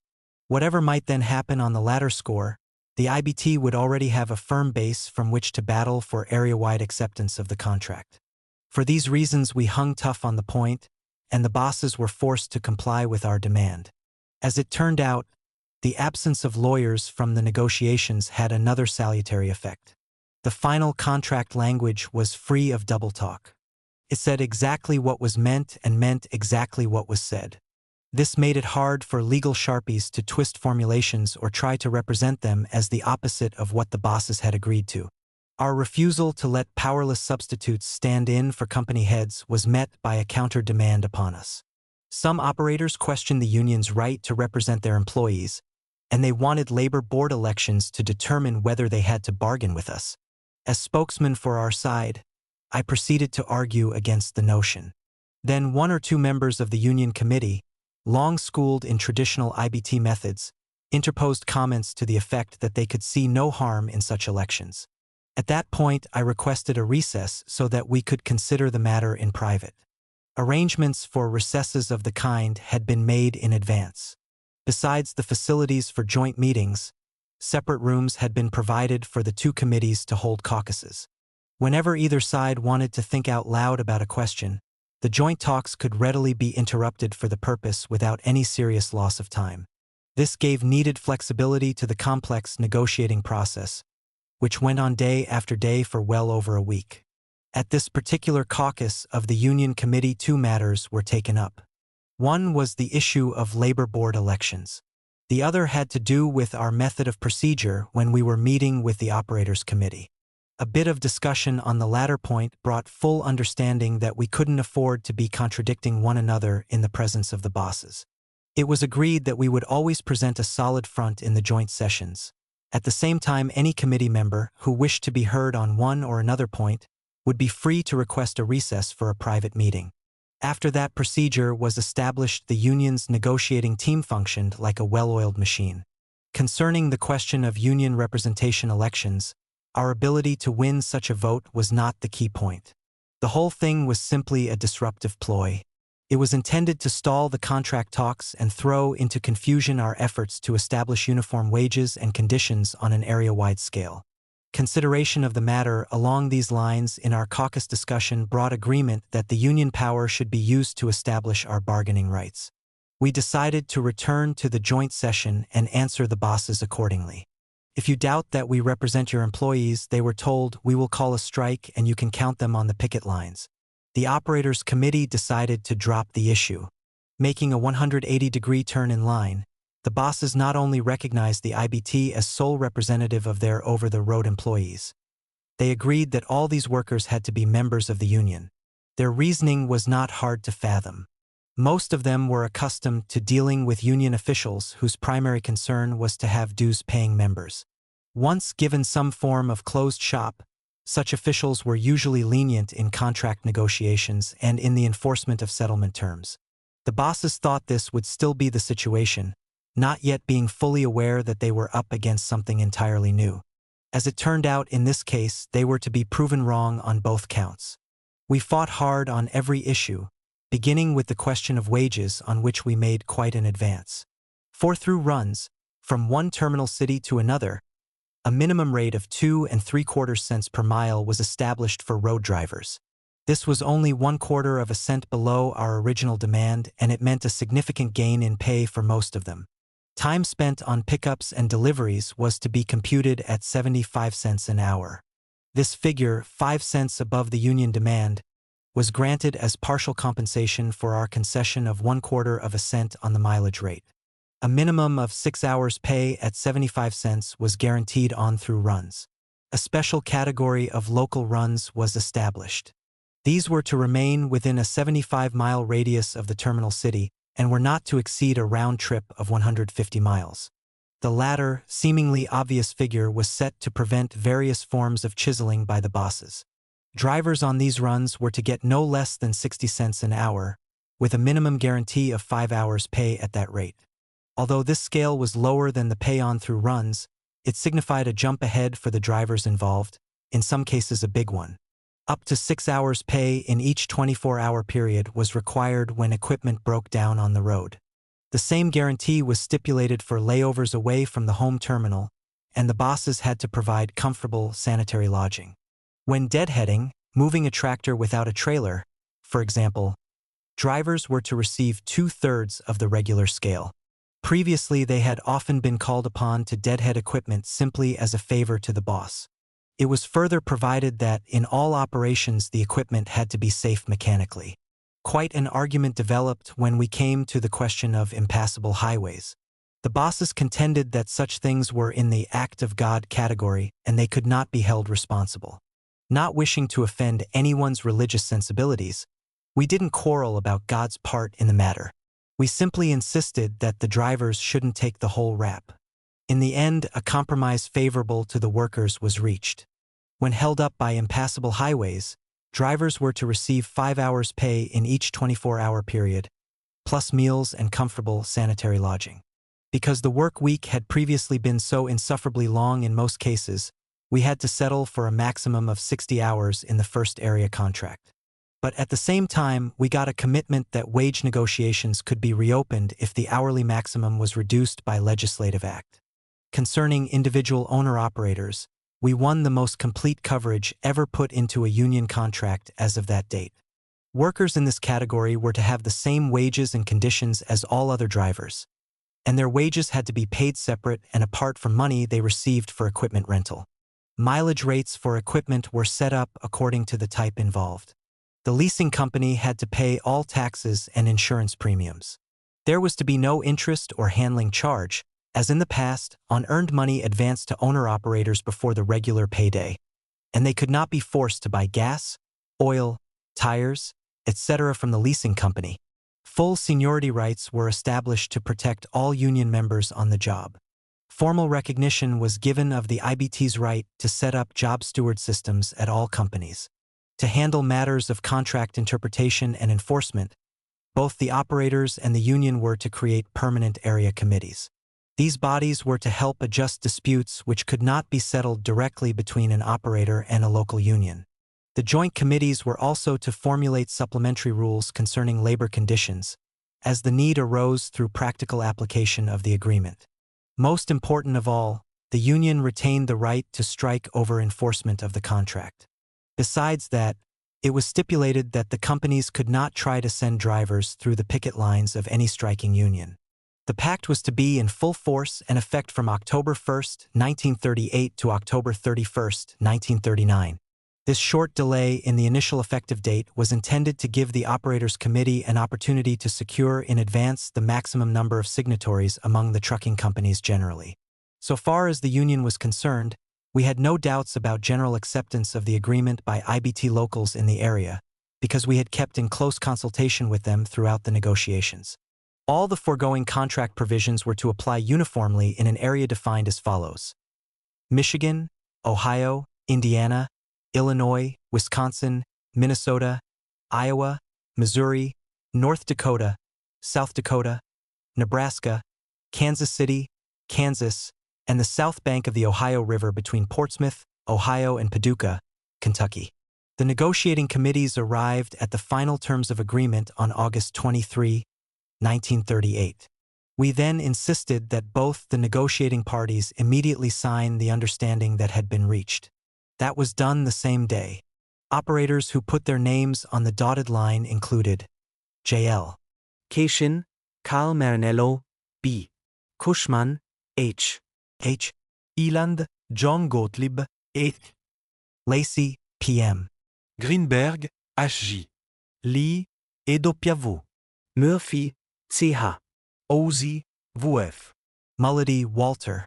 Eden, Maya. Riddle, Morris Tucker, Ray Sturgert, and F.A. Croy, Sr. Those signing for the Union Committee were John T. O'Brien, J.F. Szysłowski, Karl Kaul, A.J. Williams, T.T. Neal, J.M. O'Laughlin, John A. Ray, Jack Maloney, Mike Healy, Frank Brown, T.V. Smith, John Worth, and Farrell Dobbs. Also present on the final day of negotiations was Thomas L. Hughes, General Secretary-Treasurer of the IBT. He, too, signed the Area Pact, doing so in the name of the International as a whole. This was the biggest contract ever negotiated by the International Brotherhood of Teamsters up to that time. Directly and indirectly, it stood to benefit an estimated 125,000 workers. Most would receive immediate raises in pay under the uniform minimum rates that were to apply throughout the 11 states. They would also enjoy qualitative improvement in their working conditions. In a minority of cases, local unions had established wage rates slightly above the minimum set for the area. Their position was also protected in the broad agreement. It provided that wages, hours, and working conditions were to be maintained at the highest standards then in effect. Definition of the area in which the contract would apply had been determined by the scope of the union power, not by the extent of operator representation in the Chicago negotiations. This left us with a twofold task. First, we needed to get voluntary acceptance of the pact by as many operators as possible. Then, using that achievement as one of the means, we had to knock the rest of them into line. We began the new task by pressuring the trucking employers of the area to attend a conference in Chicago on August 31st, which was called by the Operators Negotiating Committee. As a result of this gathering, over 1,700 companies signed the agreement.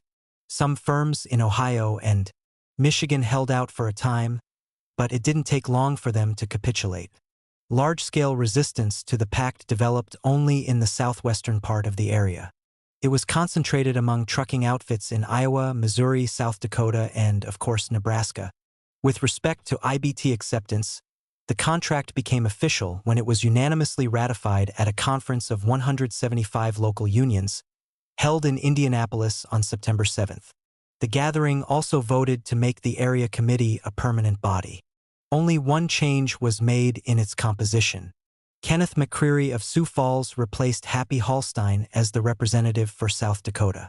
The committee again designated Sislowski and me as its chairman and secretary. The Indianapolis Conference instructed all over-the-road locals to demand that the remaining operators sign the agreement at once. Wherever a local met with a refusal, all the circumstances were to be reported immediately to the area committee. Tom Hughes, who addressed the delegates, promised them support from the International against firms that tried to hold out against the union. His attitude reflected the favorable impression made on Tobin and himself by our success in getting the key bosses lined up without having to take strike action against them. It wasn't to take long for a real free-for-all to break out. As would be expected, it began in Omaha. Siege of Nebraska. Soon after signing the temporary agreement with General Drivers Local 554 the previous June, the Omaha bosses resumed their offensive against the workers. Red baiting was used as an opening gambit. One day, police detectives barged into the Union Hall and arrested Alfred Russell, who had been sent from Minneapolis to serve on the Local 554 staff. He was held in jail and told that a promise to go elsewhere would bring his immediate release. After 3 days, he was taken into court and given 90 days for vagrancy. In passing sentence, the judge said it would be suspended if Al left town. A paid union organizer receiving the average wage for truck drivers in the city had been convicted as a vagrant. By implication, all the drivers were being stigmatized as bums. The union membership reacted angrily to this outrageous boss attack and voted to support an appeal of the sentence. Dewey Hansen, a local attorney, had been retained by the union to defend Russell. At my request, Albert Goldman, a prominent Chicago lawyer and a leading Trotskyist, rushed to Omaha to help on the appeal.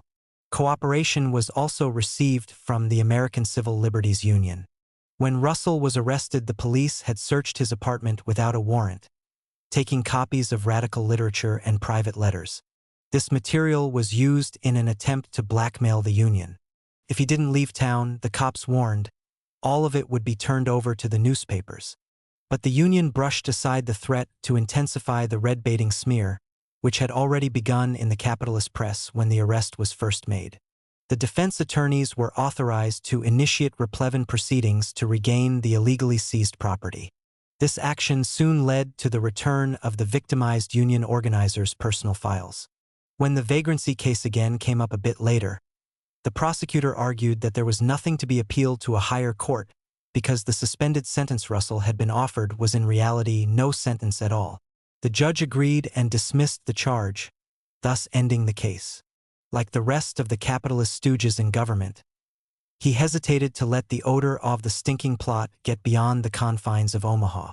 Local 554 had beaten off a frame-up attempt, and in the process the membership had been inoculated against red baiting. It was not long after this episode that the area contract negotiations opened in Chicago. While they were going on, representatives of the Omaha trucking firms sat in from time to time, simply to keep abreast of developments. They had no intention whatever of accepting the agreement that was reached, as they were now to demonstrate. The day following ratification of the area pact by the IBT at its Indianapolis conference, Local 554 presented the agreement to the Nebraska Commercial Truckers Association with a request that it be signed. Demands were also submitted for renewal of the expired contract covering local transfer operations, with improvements in wages and working conditions. Both the highway operators and the city trucking companies, acting in collusion with the upper echelons of the state's ruling class, responded with a concerted attempt to smash the union. No chances were taken of allowing the IBT to force the capitulation of major firms one at a time.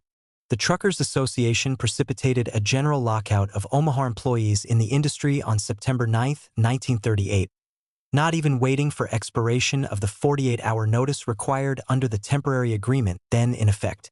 A simultaneous lockout took place in Sioux City, Iowa, where over-the-road operators functioned largely as a satellite of the Omaha terminal. Local 383, whose contract with the Sioux City firms had expired on June 25, had also demanded acceptance of the new area pact. This employer offensive put the IBT to a decisive test. We had to crush the capitalist resistance that was being generated around the Omaha strong point. If we failed to do so, the gains already registered elsewhere would begin to slip through our fingers. The relationship of class forces would be reversed to our disadvantage. If we won the fight, on the other hand, the Union's 11-state power could be fully consolidated, and still further advances could be achieved. The chips were down, and the North Central Area Committee swiftly went into action.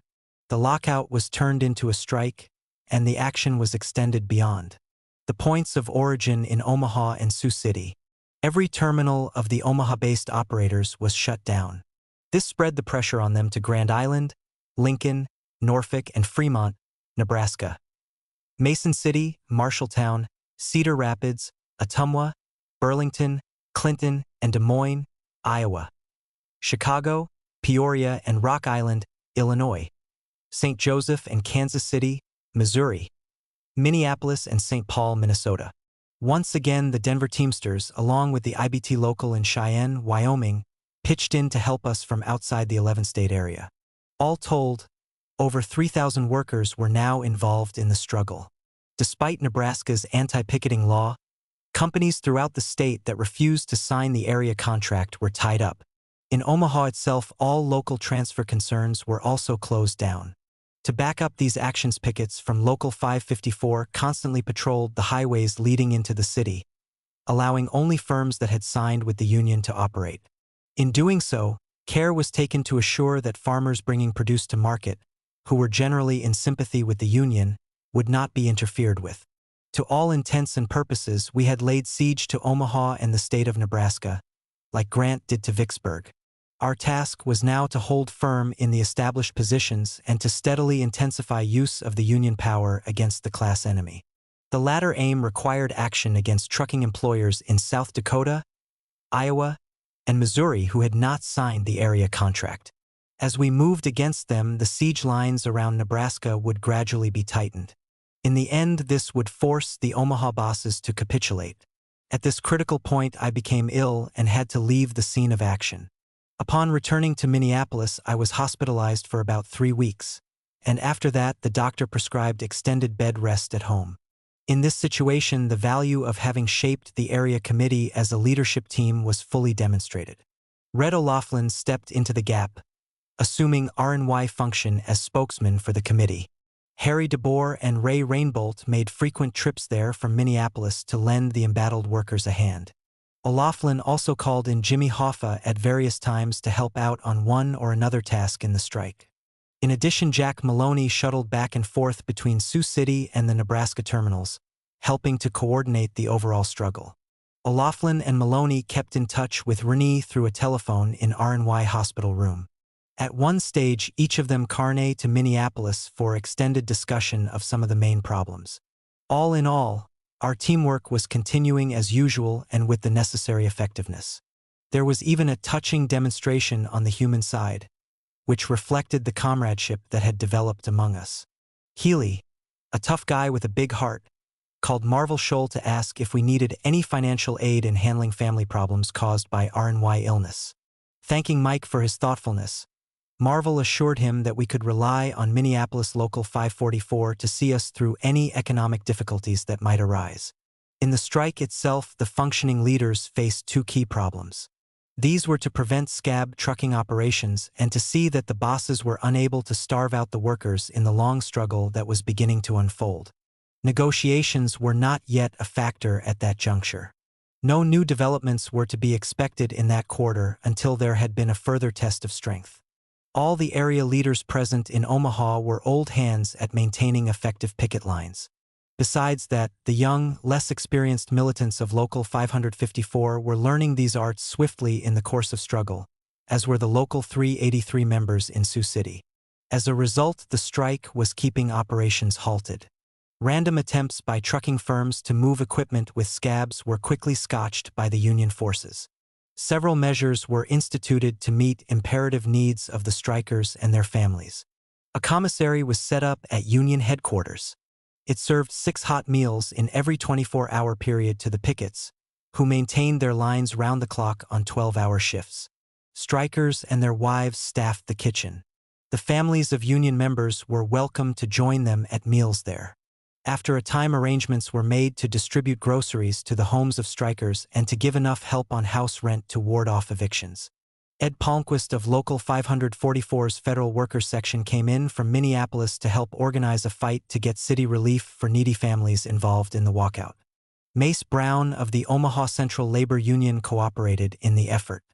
Immediately, the bosses launched a big campaign against this demand, and the authorities consistently held such aid down to a bare minimum of cases. As a consequence, the union faced a big financial burden. Help was, therefore, urgently needed from elsewhere in the IBT, and it was quickly forthcoming. Some 90 Teamster locals in the area made substantial contributions. Then, in the third week of the strike, the area committee sent a delegation to Indianapolis to request direct aid from the International. Tobin now found himself caught in a contradiction. Formally, he didn't have to pay benefits in this situation, the strike having been called without observing IBT constitutional procedures. Yet he had already given tacit approval of the action by his earlier promise to support the area committee against employers who refused to negotiate in good faith. There was still another factor involved.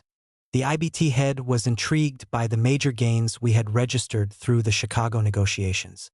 New members were pouring into the union at an increasing rate. Per capita payments to the International were rapidly growing in volume. This implied unprecedented growth in the power and status of the organization over which he presided, which gave added incentive for him to help in the struggle. So Tobin decided to get around the formal matter of IBT law by making lump sum contributions periodically. The strikers' most urgent needs could thus be met, enabling them to hang tough against the bosses. At the same time, he remained free to cut off such support whenever he might choose. And to doubly protect his control over the money situation, Tobin put Edward F. Murphy of Cleveland, an IBT vice president, in charge of doling out aid to the members of Locals 554 and 383. Murphy arrived in Omaha with the first strike benefits toward the end of September. By then, the bosses were preparing a series of strike-breaking moves, beginning with an attempt to incite farmers against the union. Agents provocateurs stoned trucks bringing produce to market. Lurid tales were then spread blaming strikers for the attacks in an effort to incite the farmers, the aim being to use them as a front for sending armed convoys through picket lines. But effective union publicity spiked the scheme. In an effort to hold small operators around Nebraska in line, the big Omaha firms spread lies about the terms of the area contract negotiated in Chicago. Attempts were then made to get their help in mobilizing vigilante assaults on workers picketing the highways. Local 554 got wind of the maneuver and arranged a meeting with a committee of small operators. They were given a true picture of the contract demands and assured that immediate acceptance would not disqualify them from any modifications downward in the final terms of the Omaha settlement. As a result, about 60 small outfits signed the agreement. On September 29, Mike Sherman, a U.S. labor conciliator, arranged a negotiating session between the union and the employers. Nothing came of it. The operators committee would do no more than promise to give Sherman an explanation later as to why they rejected the workers' demands. Shortly after this session, the Omaha police began a campaign of mass arrests. Chief Sanoski told the cops, "If you suspect anybody is going to start trouble, throw them in jail."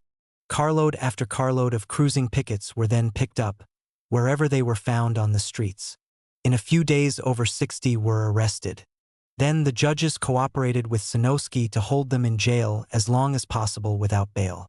A united labor movement came to the strikers' defense, both the Omaha Central Labor Union and the Nebraska State Federation of Labor joining in the effort. Public clamor raised by union officials was reinforced by the victimized pickets themselves.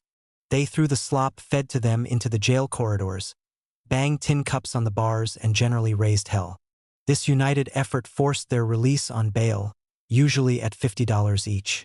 When they were brought to trial, all but 7 were freed. Those convicted were found guilty off charges so minor that only small fines could be levied against them. At the same time, the union movement prepared to challenge the constitutionality of the state's anti-picketing law. Although there was little or no chance of getting results in the Nebraska courts, the action helped the strikers in a propaganda sense. In the meantime, the bosses had begun to send trucks onto the streets, the Fink drivers armed with tear gas guns and revolvers. Acts of violence against the strikers soon resulted. John Bigley had a 6-shooter emptied at him. He was then set upon by a gang of strikebreakers, but fellow unionists rescued him.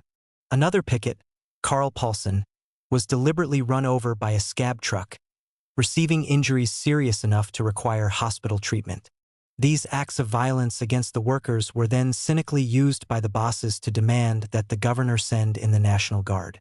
That was a bit too raw, though, and the attempt fizzled. Next, the employers tried to split the union ranks by promoting a back-to-work movement. Through a ruse, the finks involved were able to schedule a meeting one Sunday at the Labor Temple. Several loyal unionists attended, thinking it was an official affair. When they saw the score, however, a call was made to strike headquarters and reinforcements rushed to the scene. In the flare-up that followed, a number of finks got banged up. Malcolm G. Love, a union officer, sprained his arm, and Tom Smith, the secretary-treasurer, got his hand cut by a razor. After it was over, the victorious strikers adjourned to their headquarters for a Sunday chicken dinner. During this period, comparable strike-breaking efforts also developed in Sioux City. As in Omaha, the capitalist press was hostile to the Teamsters. Efforts were made to incite the farmers against the union, and public relief was denied to strikers.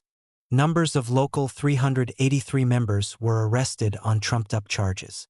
These included unlawful assembly, rioting, assault and battery, breaking and entering, arson, and other allegations dreamed up by the prosecutors.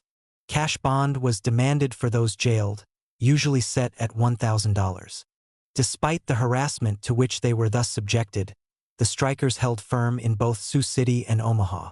So far as the ranks were concerned, seasoning in the struggle had, if anything, given them greater collective strength. Within the area committee, on the other hand, some difficulties had developed. Ed Murphy seemed to think that his assignment from Tobin required him to assume central leadership authority in the conflict. There were several factors, however, that militated against his doing so. He was virtually unknown to the strikers. Because he had played no role in the earlier Omaha battles, he had only a limited grasp of the situation. Similarly, he lacked a complete feel of nuances involved in the area contract terms, since he had not participated in the Chicago negotiations. On top of that, the Ohio locals, which Murphy represented, had tended to give little more than token support to the broad over-the-road campaign. In these circumstances, the area committee members present in Omaha were reluctant to entrust him with the authority he sought to assume. Friction resulted that could endanger the embattled local unions. Parallel with this development, still another problem had arisen. Provincial-minded heads of some Teamsters joint councils began to intensify their opposition to the area campaign. Over-the-road locals within these bodies were urged to have nothing further to do with the drive for an 11-state contract. To reinforce the pressure, gossip was peddled about impending doom in the Omaha-Sioux City strike. At this juncture, a special area committee meeting was called in Chicago to review the general situation and chart a further course of action.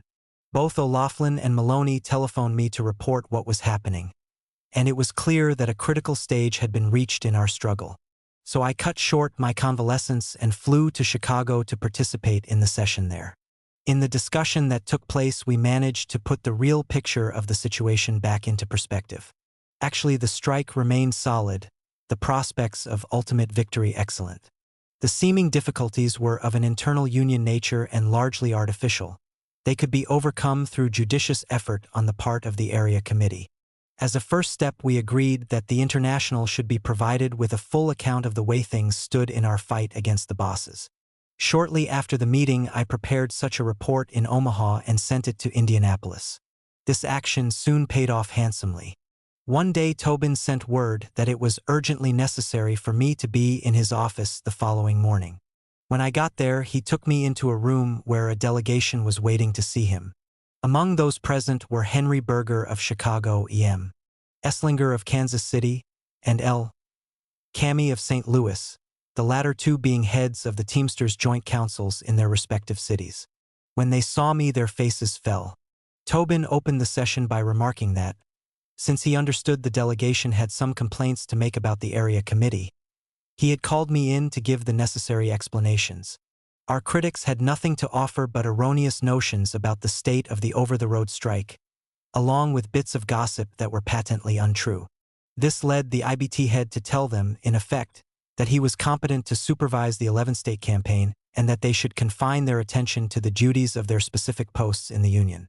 Plainly enough, the international officers had shifted from their earlier position of putting concern for the wishes of the Joint Council heads above the needs of the over-the-road campaign.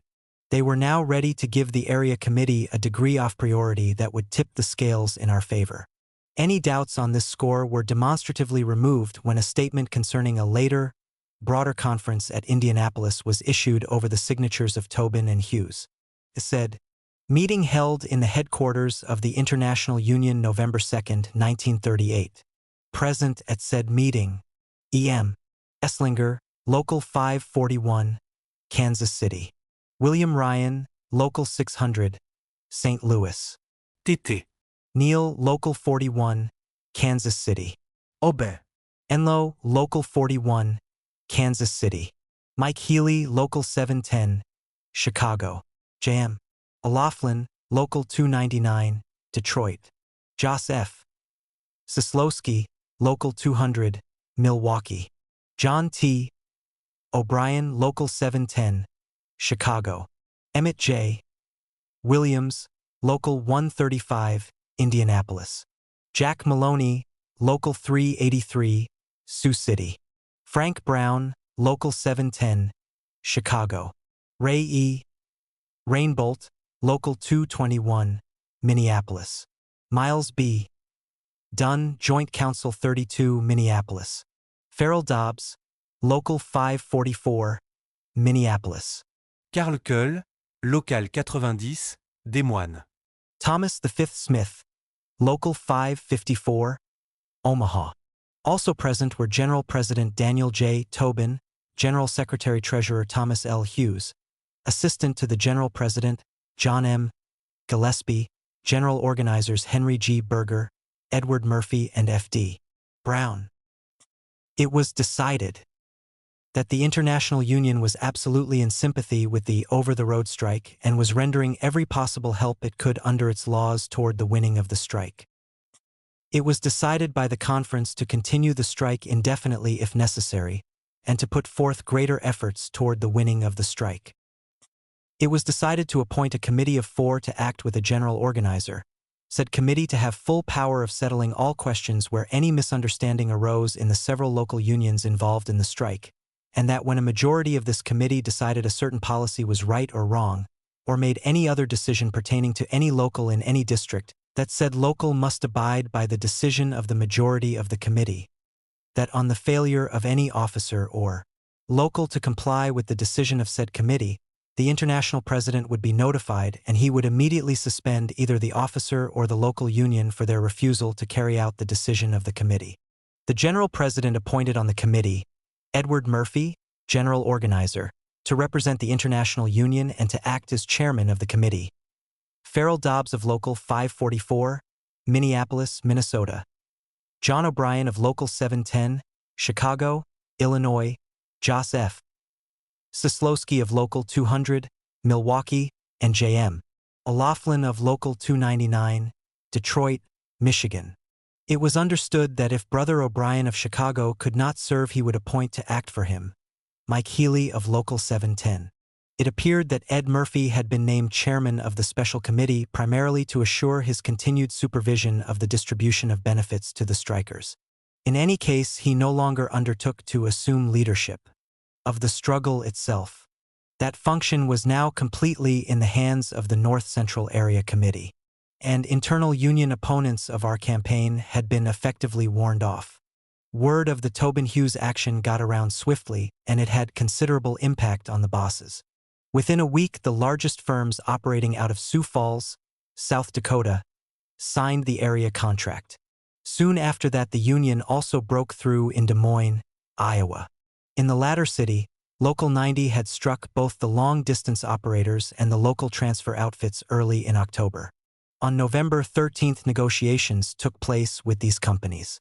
It quickly became apparent that they were ready to come to terms, so word was sent to the Union Hall that the membership should gather there in the evening for a report. About 1 a.m. on November 14, the Union Committee arrived at the hall to give the strikers an account of the proposed settlement. The Des Moines operators had accepted the area agreement in its entirety. On local transfer work, drivers got a 5% raise, bringing their hourly wage to 571%.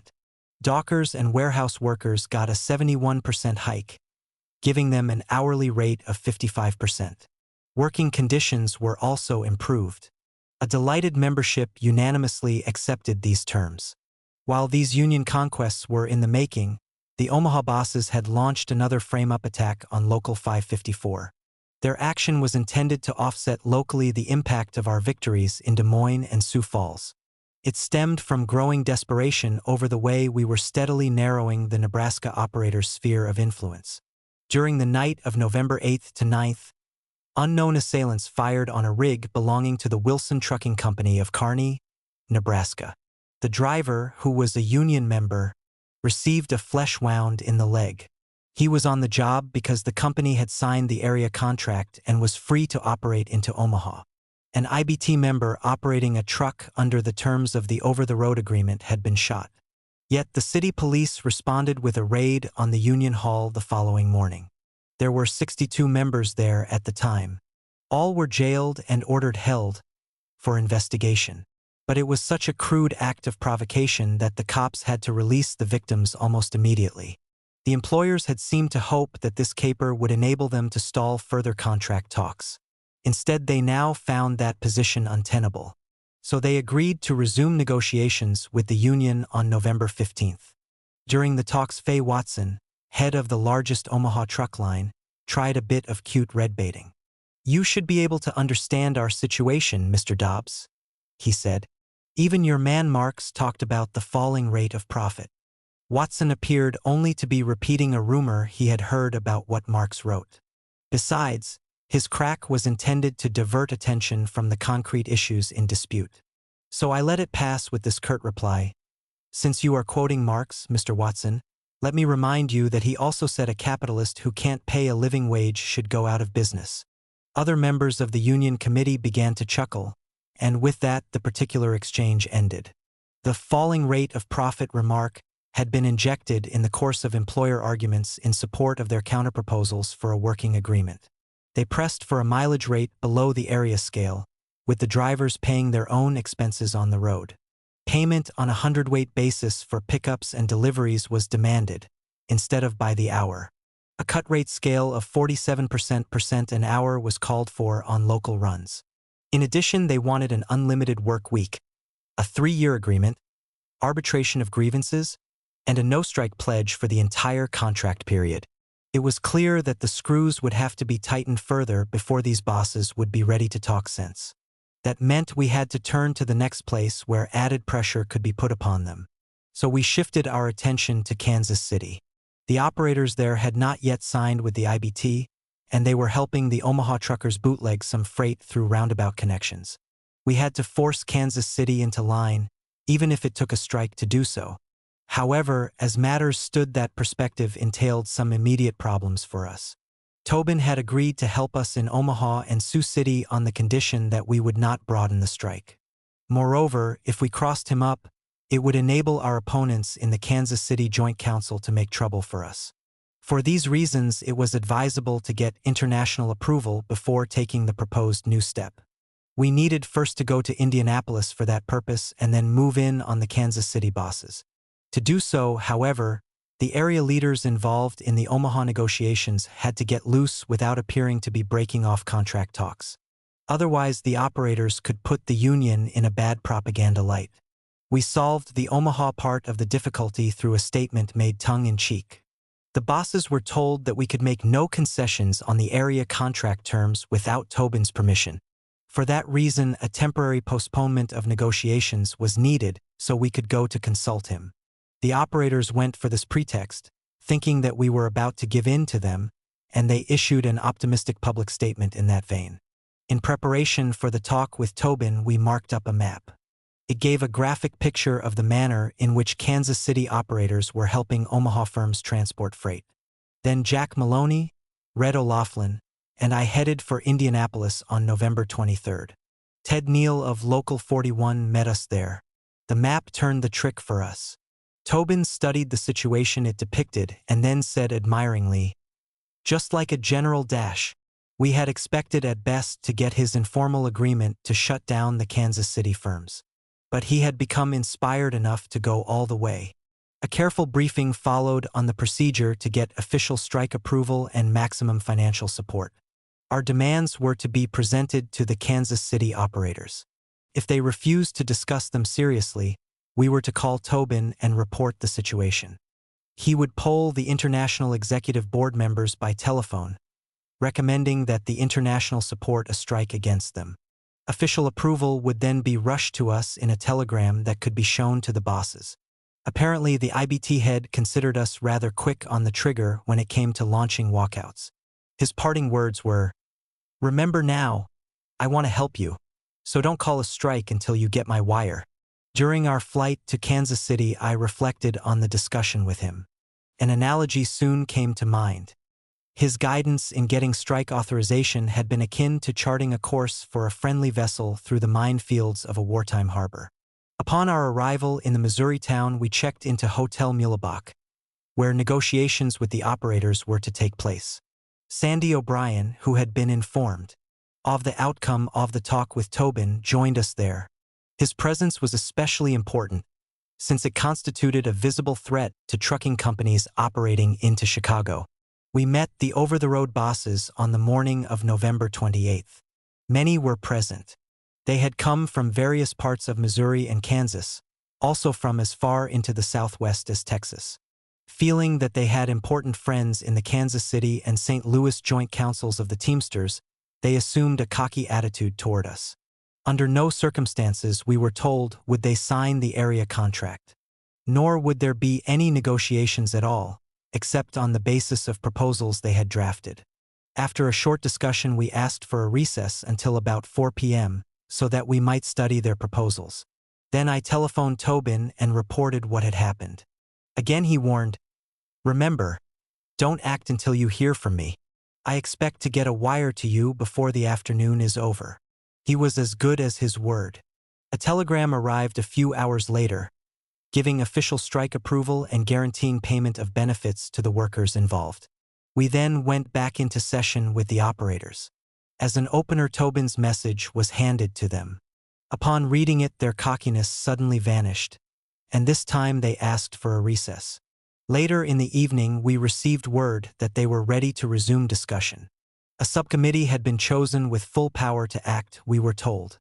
Its members would be ready to meet with us the following morning and to continue negotiations until a settlement was reached. In the bargaining that followed, the bosses fully accepted the standard contract on long hauls into the rest of the 11-state area, as our perspectives required. On that basis, we agreed to some modifications concerning through operations that did not touch the other 10 states and on local runs in the immediate vicinity of a given Missouri terminal. The changes, which were specified in a rider attached to the standard agreement, involved secondary limitations on certain forms of wage increases. For example, 55 cents an hour was called for on local runs, 5 cents below the area scale. A few other minor adjustments were included concerning operations entirely within the state. From a union viewpoint, this arrangement was advisable in the given circumstances. Drivers' earnings as a whole on runs of the kind had previously been well below the standards that we were able to set for comparable operations in most of the other 10 states. It was unwise, therefore, to lead the workers into a strike, merely to bring these secondary provisions up to full area standards in a single leap. Had we tried to do so, the workers' reaction generally would most likely have been unfavorable, since the boss's offer did provide them with a substantial raise as it was.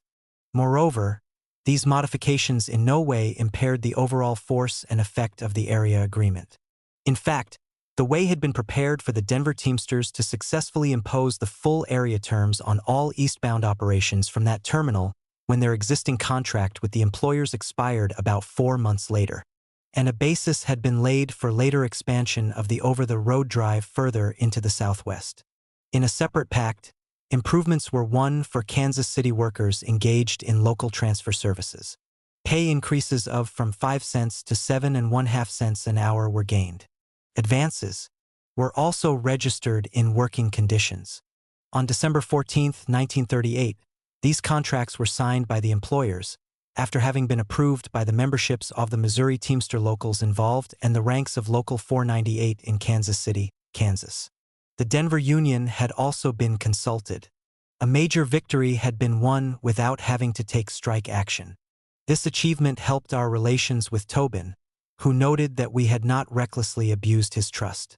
As a result, he became more willing than ever to help defeat the remaining holdouts in the area, a goal that we were now in an excellent position to attain.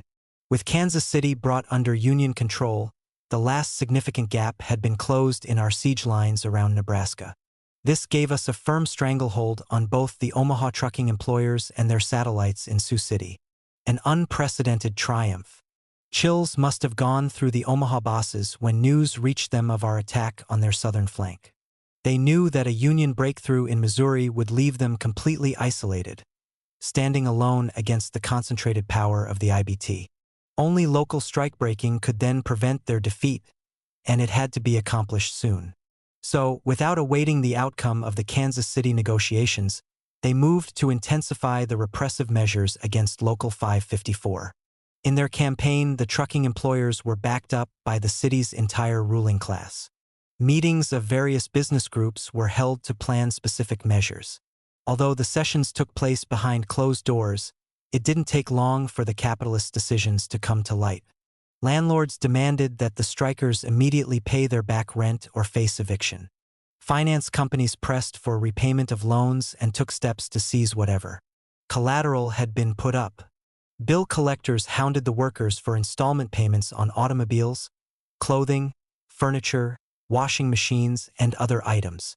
Hundreds of union members were subjected to these extreme pressures, and they naturally turned to the organization for aid in keeping a roof over their heads and in preventing loss of their few possessions. An appeal was made to the international officers for help, and they sent a $3,500 cashier's check. Then, when Local 554 presented it at the Omaha National Bank, the officials refused to cash it. One of them, a Mr. Flowers, brazenly asserted that honoring a draft intended for use by strikers was not in accord with good banking practices. It proved to be an ineffective move, however. The union simply got the check cashed in Kansas City. One worker commented about these experiences. "I thought we were striking against the truck operators. It seems we've taken on the Omaha World Herald, the National Bank, the Relief Office, the police, and most every other boss in town." Despite these new, heavy pressures, the union ranks continued to hold firm. Only a few small shipments got by the pickets. As a result, the bosses became even more desperate. Hired thugs were turned loose against the strikers. When a few of them chanced to be arrested for illegally carrying weapons, the judges let them off with $1 fines and saw to it that they were issued gun permits. Thus free to roam the streets at will, these hoodlums attacked both pickets and trucks operated by firms that had signed with the union. In one case, the thugs riddled a picket car with shotgun pellets. The three strikers riding in it, Lard Ryan, Peck Alderman, and Ralph Gilson, received minor wounds. Then the police arrested the victims on frame-up charges from earlier in the struggle, and the union had to put up $50 cash bonds for their release. Later, the charges were dismissed for lack of evidence. Meanwhile, the boss's gunmen, who had attacked the strikers, went scot-free. In Omaha and Sioux City alike, truck drivers were jailed in large numbers. The immediate aim was to weaken union morale and lay the groundwork to resume freight runs between the two terminals on a scab basis. Although they failed in this objective, the cops were doing their best to help the bosses. Pickets were harassed day after day with nuisance arrests. First, they would be held for investigation. Then phony charges would be placed against them, usually for something like malicious mischief. It got so bad for outstanding militants that, when released from jail, they virtually met themselves going back in. As this process continued, the city authorities began to raise the ante, moving directly against union leaders. A typical episode of the latter kind occurred in Sioux City. One day, a Fink truck was deliberately parked across the street from the local 383 hall. Provocateurs then tipped it over. Shortly thereafter, a police detail stormed into the union headquarters, claiming that pickets had damaged the scab rig. Then they undertook to arrest two strike leaders, Jack Maloney and Ralph Johnson. The intended victims demanded that the cops produce warrants. Since they couldn't do so, other workers present also took a hand in trying to fight them off. Quite a scuffle followed before the arrests were made. Maloney and Johnson were charged with malicious mischief and resisting and assaulting an officer. Cash bonds of $2,000 each had to be posted to get them out of jail. As in this case, stiff bail generally was being imposed on strikers, which made it necessary for Local 383 to put up a total of over $50,000 during this period alone. By this time, the Kansas City operators had capitulated to the North Central Area Committee. The Omaha bosses reacted to the development by trying a new pitch, aimed at Tobin. A meeting was requested with him on the grounds that it was the best way to straighten things out in the local dispute. Tobin replied that any settlement would have to be negotiated by the Special Union Committee consisting of O'Brien, Sislowski, O'Laughlin, and Dobbs.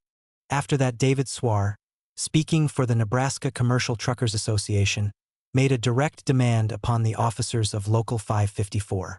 He insisted that the operators' proposal for a cut-rate contract again be submitted to a membership vote. Although the workers had previously rejected the proposed terms, the bosses seemed to hope that their will would have been weakened by the pounding they had been getting from all sections of the ruling class. It was a vain hope. The union meeting was held as requested, and the operators' proposals were resubmitted with appropriate comments. A suggestion was then made from the floor to burn the operators' document. Several workers immediately tossed packs of matches onto the speaker's platform. After the laughter subsided, a voice vote was taken. The windows of the hall rattled as the membership uttered a thunderous "no." After 15 weeks of grueling struggle, the Omaha strikers remained as determined as ever to win their battle against the employers. And the mood was the same in Sioux City. These heroic rank-and-file fighters had become the backbone of the entire area campaign. In the given circumstances, of course, they needed outside help to achieve victory. But without their firm stand at the scene of action, the rest of the IBT forces would have had no base from which to contend against the employer's Omaha-Sioux City axis. The territory involved would have had to be written out of the area, and the broad campaign would have suffered a setback accordingly. As it was, thanks to the workers' fighting qualities, the union's position was steadily improving. The bosses, on the other hand, were now in a hopeless bind. Could no longer do them any good to lash out viciously at the strikers, but they tried it anyway. 2 officers of Local 554, Malcolm G. Love and Walter K. Stu 1TZ, were arrested at Columbus, Nebraska, while picketing. The action taken against them in this out-of-the-way place was part of a plot that was carefully cooked up by the bosses. Jailing strike leaders away from the main arena of the struggle made it harder to arrange their defense. In this way, our enemies hoped the Union could be subjected to double handicaps. It would be weakened at the top, and the blows thus dealt would have a more lasting effect. At least that seemed to be the way the script read, even though matters didn't work out as the bosses had expected. David Weinberg, who had been serving as counsel for Local 554 ever since the hard fighting began, rushed to Columbus to handle the defense. Because of the seriousness of the case, Albert Goldman once again made a special trip from Chicago to aid him. At first, Love and Stultz were charged simply with violation of the state's anti-picketing law. Then the frame-up was compounded by accusing them of carrying concealed weapons. Property was refused as security for bond, and cash bail of $2,100 was set. This failed, however, to present as big a problem as the authorities had thought it would. Between the Minneapolis Teamsters Joint Council and a friendly Omaha merchant, the money was quickly raised. Love was then released, but it took a bit more effort to free Stultz, because a charge of kidnapping had also been cooked up against him. As it turned out, the bosses had gained nothing. The 2 officers were soon available for union duty, and part of any strike settlement would have to be the dropping of such charges against the workers. Using the Columbus frame-up as a springboard, the strikers picketed the Nebraska legislature at Lincoln. Support was received from other trade unionists.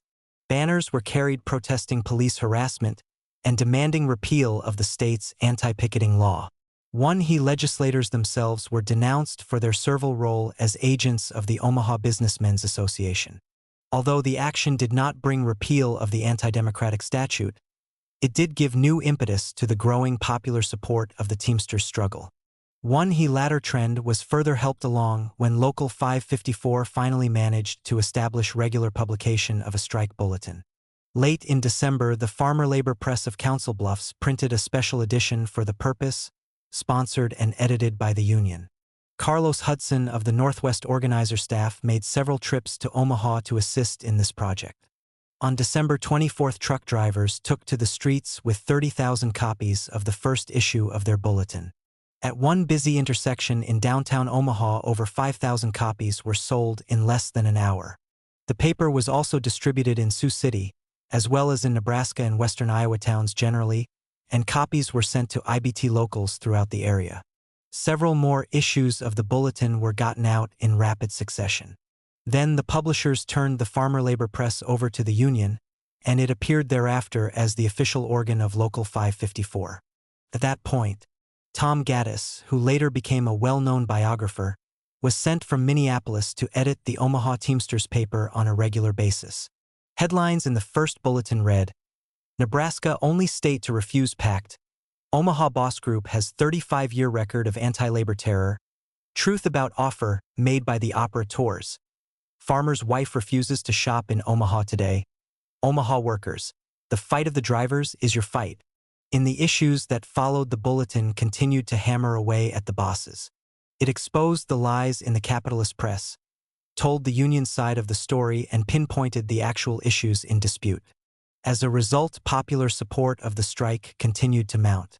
The propaganda offensive against the truck owners was accompanied by intensified picketing, which had become quite sophisticated because of the complications raised by the anti-picketing law.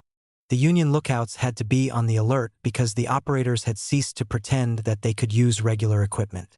Normally their rigs had a map of the U.S. painted on the sides, with a large white dot where Omaha is situated. An accompanying slogan declared, "White spot of the nation, our workers are satisfied." As matters stood, though, the long struggle had raised a reasonable doubt as to the truth of the boss's claim. Tacitly admitting that fact, the Omaha firms now tried to move freight by various undercover means. Wide-ranging union action was required to cope with such tactics. In Chicago, for example, a concern named Western Carloading was created. Teamster Local 710 quickly discovered that this was a dummy company set up by a pool of Omaha truckers. It was struck at once. Through comparable efforts at all terminals and on the highways, tight IBT control prevented scab operations of any kind. Squirming under the heavy strike pressures, individual operators began to clamor for their committee to open meaningful negotiations with the Teamsters. This led to the resumption of contract talks on January 23. The trucking bosses wanted to begin with bargaining over wage rates, but their attorney and spokesman, David Swar, who appeared to be an agent of the Omaha Businessmen's Association, had other ideas. He insisted that the first topic be the form of union recognition. We stood firm on the closed-shop provisions of the area contract, and Swar used the issue to again break off relations. This action clearly showed that the top leadership of the city's ruling class was ready to fight to the last drop of the operators' blood to prevent any kind of a union victory. It also marked the beginning of the end of the conflict. After a few days, several trucking firms began to negotiate directly with the union entirely on their own. Then one of the major lines, on time transfer, signed a temporary agreement with Local 554. It provided that operations would be resumed immediately under the terms of the area contract. An understanding was also included that, if any modifications were made during subsequent talks with other companies, these would be accorded to on time as well. This accomplishment gave us the last lever needed to force a general capitulation in the industry. On January 30th, representatives of 4 big truck lines met with the union committee, ready to talk turkey. 3 were based in Omaha: Watson Brothers Transportation, Union Transfer, and Red Ball Transfer. The 4th, Doherty Van and Storage, operated out of Sioux City. Its action showed that we were now on the way to a breakthrough in that terminal as well. Several days of hard bargaining followed, apparently welcoming sanctuary against pressures from the Omaha Businessmen's Association, the bosses accepted a suggestion that the sessions be held in my room at the Rome Hotel. Faye Watson and Mickey Krapinski spoke for the operators. Tom Smith and I represented the Teamsters, and from time to time, rank-and-file militants were brought in to participate in the discussion of terms concerning types of work in which they were normally involved. This time the closed-shop clause was accepted without quibbling. The truck owners knew that they had to recognize the full union power on whatever terms we wanted. Agreement was also reached on full application of the key provisions in the area contract. As in the case of the Kansas City rider, minor adjustments were made only on secondary matters and for similar reasons. Standard mileage rates were to be in effect on runs to points outside Nebraska. Pickup and delivery pay on these operations was to be the full 75 cents an hour, except on the Kansas City leg, where the rate would be 55 cents. Pay on trips entirely within Nebraska, also between Omaha and Sioux City, was to be 60 cents an hour. A scale of 55 cents was set on runs within a 75-mile radius of Nebraska terminals. Because of the long strike after the area agreement first went into effect, the union found it advisable to compromise on the tenure of the settlement now being negotiated. The Standard Pact expired October 31, 1939. It was agreed that the Omaha contract would run an additional year to October 31, 1940. At the same time, it was understood that any improvements established in renewing the area provisions would automatically be accepted by the Omaha firms. The bosses were saying, in effect, that they would take the next area settlement, sight unseen, because they didn't want to be hit soon by another strike. This was agreeable to the union, since the workers themselves also needed a breathing spell to recuperate from their exhausting struggle. Renewal terms were also negotiated for the contract involving city trucking companies. An across-the-board increase of 7v2% an hour was provided, bringing the scale up to 52v2%. Comparable gains were registered concerning overtime and job conditions. On February 15, 1939, the jubilant membership of General Drivers Local 554 accepted the proposed settlement. With that, the strike ended in Omaha. Soon afterward, Local 383 ratified similar terms for over-the-road and local operations of firms based in Sioux City, also bringing the walkout there to a close. Smaller companies in the region that were still holding out against the IBT were then quickly forced into line. At long last, the fight was entirely over. After nearly 6 months of fierce conflict, the embattled workers had emerged victorious. In the process, their union had given a most impressive demonstration of its power. For the first time, the Omaha Businessmen's Association had received a thorough whipping. The myth had been shattered that Nebraska was an impregnable haven for open-shop employers. With the long record of labor defeats there finally reversed, the ground had been laid for a general labor upsurge. Every worker militant in the city and state now understood that the bosses could be beaten. Equally important, the over-the-road contract had now been planted firmly in the trucking industry all up and down the Missouri River Valley.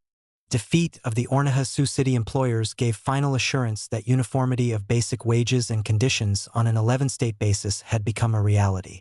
Most of the trucking operators in the area now realized as much, and the union forces were ready to make short shrift of any who might still entertain doubts. For the Teamsters International, it was an unprecedented triumph. A transformed international. Among those deeply impressed by the union's success was Daniel J. Tobin. In the May 1939 issue of the IBT's official magazine, he said of the Omaha-Sioux City settlement, "Another great victory has been obtained for the officers and the unions that participated in this strike. Most of the men on strike had not been members of our union more than a year, but in all my time and my years of service I have never known a better conducted strike or better union men than those that were engaged in this conflict. Not long after the battle ended, the IBT head asked me to join his staff of general organizers. As far as local union officers and members were concerned, formal authority of that kind was not needed for me to play a leading role. Yet it would help in confounding oppositional elements within the Teamsters joint councils. So we decided in the party fraction that I should accept the post. Such action required my resignation as Secretary-Treasurer of Minneapolis Local 544. Kelly Postal, who had held the office of trustee in the local, was selected by the membership to complete my term as Secretary-Treasurer. Kurt Zander was named to fill the post vacated by Kelly. On May 1, 1939, I was accredited to the new position over the signatures of Tobin and Hughes. Their authorization stated, "This is to certify that the bearer of this credential, Mr. Farrell Dobbs, is a direct, salaried officer, organizer and representative of the International Brotherhood of Teamsters. Wherever Organizer Dobbs is directed to work, local unions and officers must extend to him all the helpfulness and information desired by him or that may be useful to him in his work. It was understood that I would be assigned the special task of supervising over-the-road organizing in the Central States. Agreement was also reached that I should set up my headquarters in Omaha, so as to help the relatively new local unions in that region and to let the bosses know that they would be kept under surveillance. Without awaiting such formal authorization, the necessary post-strike activities had already been set into motion. Action on grievances in the eastern part of the area stood at the top of the agenda. Numerous contract violations had been occurring in that region. The operators involved seemed to bank on the union losing the fight in the West, which would have weakened our position. Even if we won, they had come to expect that the agreement would not be tightly enforced. That assumption had arisen due to laxness exhibited by local union officials at a few terminals. It gained further credence because of inadequate attention to matters in the East on the part of the area leaders, who had been compelled to concentrate almost entirely on the battle along the Missouri River. The time had now come, however, for these bosses to learn that they were gravely mistaken. The Union had emerged from the Western conflict stronger than ever. Problems in the East, which had temporarily been put aside, could now be dealt with effectively, and they were. We decided to make an example of a major chiseler, so as to teach every boss a meaningful lesson. Transamerican Freight Lines, a big outfit based in Detroit, was chosen as the target. It had extensive operations, reaching from the East well into the Southwest. A meeting was held with the Operators Area Committee. There we presented grievances against Transamerican involving thousands of dollars in back pay. After a week went by without any action, the Union Committee took matters into its own hands. At a fixed hour, the company's entire system was struck. Not a wheel was allowed to turn until the employees had received the money due them. The bosses got the point. To the Union's area committee in those days, all operators looked alike. None were subjected to special demands. None were granted special favors. Full compliance with the contract was required and nothing less was tolerated. Grievances were not allowed to pile up without decisive union action. As the Transamerican example showed, employers who got out of line risked having their operations closed down. Advantage was next taken of a special clause in the Area Pact.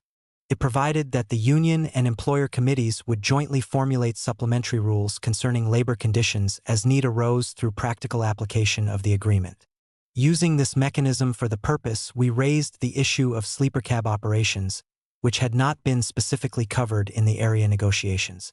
Terms established in the 1937 Twin Cities contract were used as a precedent. In the latter document, sleeper cab runs out of the Twin Cities had been explicitly banned. Relay operations had to be set up wherever a through run could not be completed in a normal driving span within a 24-hour period. On Minneapolis-Chicago trips, for example, a division point was established halfway between the two cities. Applying this concept, we set out to eliminate other sleeper cab operations.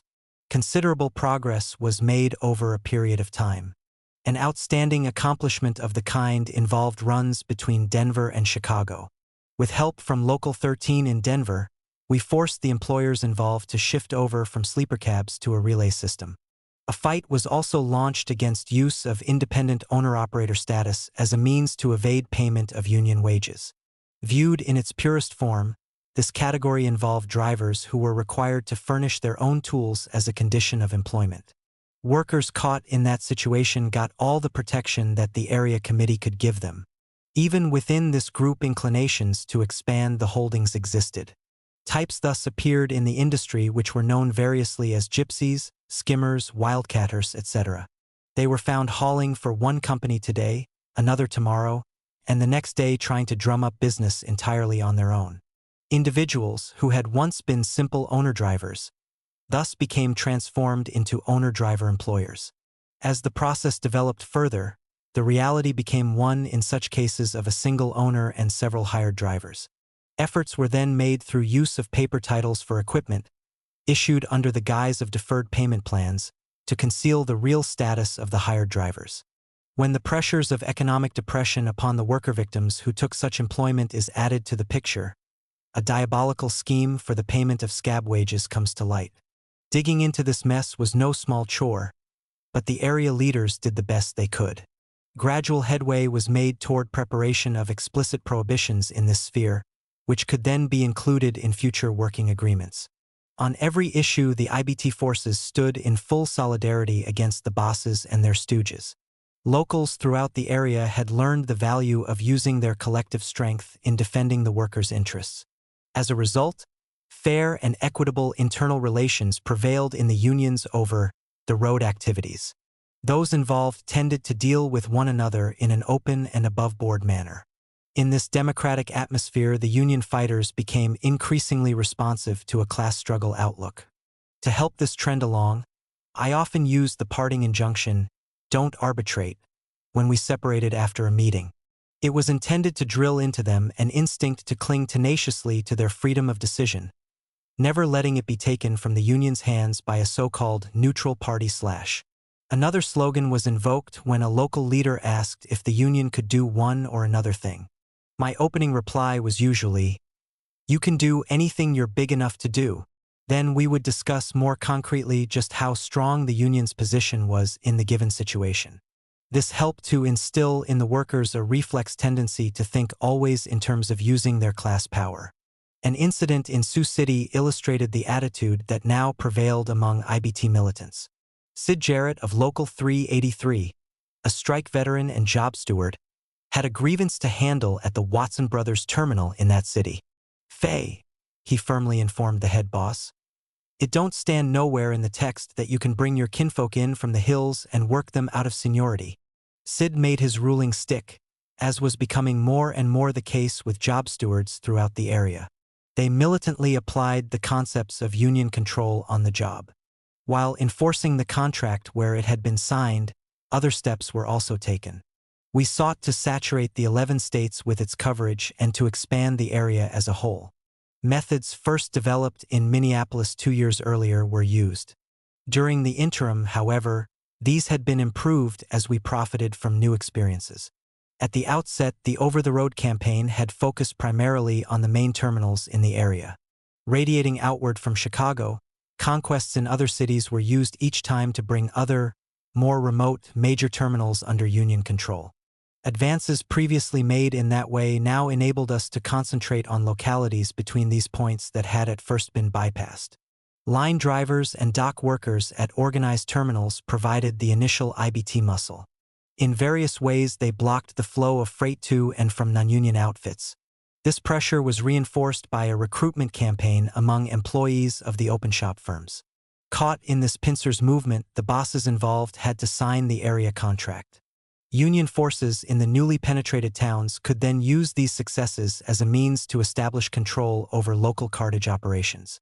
After that, organizational activity could be extended into other spheres of general trucking. Open-end prospects were thus created for continuous union growth. Similar methods were used in a drive to extend the area deeper into the Southwest. In this case, organized terminals in Missouri served as jumping-off points.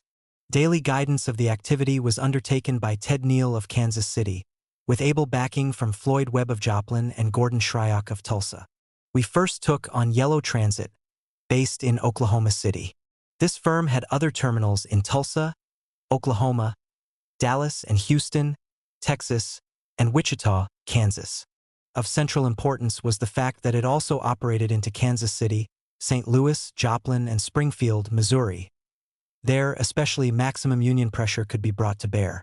Using its strength to the full, the IBT tied up the whole Yellow Transit system.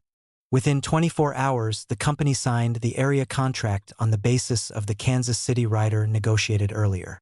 This advance laid the basis for creation of a Southwest Organizing Committee. It embraced Teamster locals in Kansas, Oklahoma, Arkansas, Texas, and Colorado. Work to further extend the over-the-road drive was then carried forward by that body. One day a problem arose involving contract violations by a truck line operating out of Fort Smith, Arkansas. It required direct action, so Neil and I decided to go down there. Suddenly I recalled that Ray Dunne had once been sentenced to an Arkansas chain gang during his IWW days.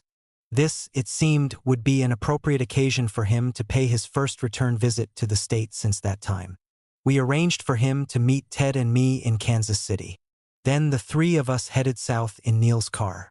On the way we stopped at a beautiful spot in the Ozarks to enjoy a few sips of liquid corn and a delicious chicken dinner. Upon arriving in Fort Smith, we checked in at a hotel. Neil then called the company head, asking him to come over for a talk. He soon showed up, and as we had agreed in advance, Ray Dunne laid down the law to the exploiter of labor. It seemed fitting that he should be the one to do so. During this period, we sought to develop even closer relations with IBT forces in the Rocky Mountain and West Coast states. An area structure had also come into being there, more or less parallel with the rise of the Central States body. It was led by Dave Beck of Seattle, who later became general president of the IBT for a time. Beck appeared to have watched Minneapolis developments rather closely since 1934. At first he sought to emulate our aggressiveness, using tactics Ophi's own kind. Then, when Local 574's charter was revoked, he slowed the tempo of his expansion program. Only after Tobin was forced to reinstate us into the IBT did Beck seriously embark on the building of an area formation in the West.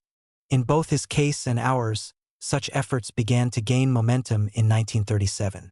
These rough parallels related only to shaping some kind of broad organizational structure.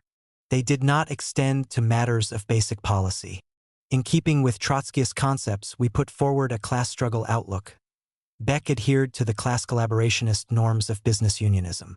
We advocated the industrial form of organization. Beck was essentially a craft unionist. We defended and sought to advance trade union democracy. Beck used bureaucratic methods, ruling those he led with an iron hand. There was yet another difference, related directly to over-the-road contract policy. We bargained on an area-wide basis to establish uniform wages and conditions for all the workers involved. Beck allowed considerable variation in contract terms, according to each operator's so-called ability to pay. Despite these conflicting outlooks, we were able to establish practical cooperation in organizing and strike activities. In fact, it had begun when Pat Corcoran visited Seattle toward the end of 1936. At that time, he and Beck exchanged pledges of mutual support in area terms. Since then, we had worked closely with the Denver and Cheyenne locals at the eastern edge of the Beck-led formation. Ray Keegley and Homer, Dutch Waksberg, Teamster leaders in that region, were frequent visitors at our area committee meetings. These relations were broadened some when I, in turn, attended a 1939 conference of the Western locals in San Francisco. On the whole, such cooperation would continue to be helpful as we now prepared to negotiate renewal of the Central States over-the-road contract, which was soon to expire. Preparations for this step began with regional consultations among the local unions involved.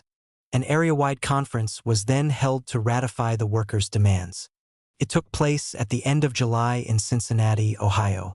Delegates came from locals throughout the 11 states, also from Kentucky, Tennessee, Kansas, Arkansas, Oklahoma, and Texas. All were in a confident, enthusiastic mood. Observers were present from the western states and from New York and Pennsylvania. Tobin, who had just returned from abroad, went directly from the boat to the gathering. Unanimous agreement was reached on proposed renewal terms, and talks with the operators' representatives soon followed. This time, their committee spoke for companies throughout the 11 states. Among its members were bosses from Iowa, Missouri, Nebraska, and South Dakota. For the first time, they were participating seriously in the centralized bargaining sessions, which were again held in Chicago. In the talks that followed, significant new concessions were won by the union committee. Wage raises were to be received in 2 separate annual installments. This was arranged within the framework of a 2-year extension of the agreement, which was to expire on November 15, 1941. The time period involved was agreeable to the Union under the given conditions. We still needed a breathing spell to recover from the 1938-39 battle, also to further consolidate and expand the area. On through runs, mileage rates were to be increased to 3 cents and hourly allowances in all categories to 80 cents in the second year. Guaranteed minimums on daily hours of work, also minimum compensation related to layovers, breakdowns, etc., were to be hiked at once. New clauses setting higher pay rates for driving special types of equipment were added. Concerning local runs, an immediate raise of 5 cents an hour was provided, with a second 5-cent jump a year later. A carefully worded clause on dock-to-dock operations was included for the first time, so as to knock out certain types of chiseling. Various adjustments for the better were made on matters involving working conditions. In overall terms, the workers would get an immediate boost in earnings of about 15%, with another 10% to come the second year. They would have more congenial job conditions generally, and they would face fewer occupational hazards. Besides that, no chances were being taken as to whether these advances would materialize in practice. As before, the agreement left the Union free to strike over any grievance that could not be settled to the satisfaction of its area committee. Definition of the contract scope was expanded to include Kansas, giving us a 12-state structure. The contiguous territory clause was broadened to reach indefinitely beyond the southern, southwestern, and western boundaries of the area. This aided our efforts to break into new regions. It also benefited the Colorado, Montana, New Mexico, and Wyoming locals concerning runs to the east from those states in the Beck-led territory. The new pact was signed by the negotiating committee for the two sides on October 6, 1939. It was then ratified by some 350 local unions in the 12 states and approved by Tobin. Regional meetings of the operators also brought acceptance from about 2,500 companies throughout the area. By this time, close to 200,000 workers would be favorably affected by the contract, either directly or indirectly. So great had the Union power become that all this was accomplished without having to take major strike action. Nothing more was required than a few minor skirmishes with random bosses. An instructive balance sheet could now be drawn. With Trotskyist militants playing a key leadership role, the policies needed to build a potent international had been demonstrated in living terms. The necessary course had first been put into practice during the 1934 Minneapolis strikes. A means of projecting effective union-building measures onto a larger arena had then been exemplified through the North Central District Drivers' Council, as it was initially conceived. Its successes proved the value of broad union cooperation developed with unfettered aims and limitless forms of action. Examples had also been provided of ways to overcome obstacles created by the Tobin machine. The IBT head had been defeated in his attempt to read the Minneapolis Teamster militants out of the union movement. After that, his objections to the NCDDC were sufficiently overcome to enable us to launch the Over-the-Road campaign. Still another gain was made later through our perception of changing reality, combined with use of flexible tactics and the ability to maintain the necessary patience. Tobin himself was drawn into support of the 11-state project. The latter development had significant effects. Former IBT concepts of maintaining a loose federation of insular baronies were definitively fractured. As a corollary, the old-line craft structure began to crack wide open. The movement was no longer rooted primarily among relatively privileged driving crafts in exclusive sections of the industry. It was beginning to embrace workers in a much broader range of occupations. A modified social composition resulted that implied new class struggle potential. Advances in organizational structure were also occurring. New patterns had been set for broader, more sophisticated methods of area-wide cooperation between local unions in pursuit of uniform goals. New examples of leadership guidance had been introduced in shaping the necessary strategy, tactics, and functional norms to achieve union objectives. In the course of their struggles, the workers had acquired increased awareness of their strength as a class. They had grasped the importance of bringing their collective weight to bear against the bosses on the necessary scale. And they had come more and more to identify themselves with militant union policies. Full use of the Teamster Power along the foregoing lines had brought the workers' victory in the over-the-road conflict. The dramatic gains registered in that struggle had, in turn, inspired truck drivers generally. As a result, the way had been opened for unprecedented union growth in all quarters of the industry. In fact, new members were already pouring into the International Brotherhood of Teamsters at an accelerated rate. In both 1938 and 1939, it reported the biggest recruitment gains of any national organization in the AFL. By the fall of 1939, this added up to a total membership nearing 500,000, which represented quite a jump for the International from the 1933 figure of about 80,000. The IBT was well on the way to attaining its later standing as the largest single union in the country. With competent leadership, the rapidly growing Teamsters Union would have been capable of wielding great power in the service of the working class. My change of activity. Back in 1937, a conflict had developed within the Socialist Party. It stemmed from actions taken by the Norman Thomas wing, which had a majority in the organization. The Thomasites were playing fast and loose with socialist principles. At that stage, their domestic deviations centered on the crossing of class lines in politics. In New York, to cite an example, they withdrew the SP's mayoralty candidate in favor of the Republican Fiorello LaGuardia, a capitalist politician running on a fusion ticket. When the Trotskyists and other left-wingers in the party opposed majority policies of this kind, objective discussion of the differences was evaded. Instead, the dissidents were subjected to bureaucratic harassment. What amounted to a loyalty oath was demanded of party branches. Those refusing to comply had their charters suspended, and even state units were reorganized. Such tactics caused a deep-going split in the SP. The entire left wing assembled in a special convention of its own at the beginning of 1938, the delegates representing both Trotskyists and other revolutionary militants. The rebel gathering voted to form the Socialist Workers' Party, which has existed since then as this country's revolutionary socialist movement. During informal discussions at this founding convention of the SWP, new plans were projected concerning my activities. I was to withdraw from the Teamsters as soon as practical. When that could be done, I was to take up new duties at the party's national center in New York, functioning as its labor secretary. This step was intended, among other things, to implement party work in the trade unions generally. There were grounds for optimism about future progress along those lines, since workers now constituted a majority in the party. Moreover, a good many of them were seasoned trade unionists with considerable experience in the class struggle. Soon after the convention, however, a new development had taken place in the IBT. We had overcome Tobin's objections to the over-the-road campaign in which I was playing a large part. It thus became necessary to postpone indefinitely the contemplated shift in my activities. As a corollary, though, the new situation enabled us to broaden party recruitment of truck drivers. Revolutionists always strive to win supporters among those with whom they are associated, wherever that may be.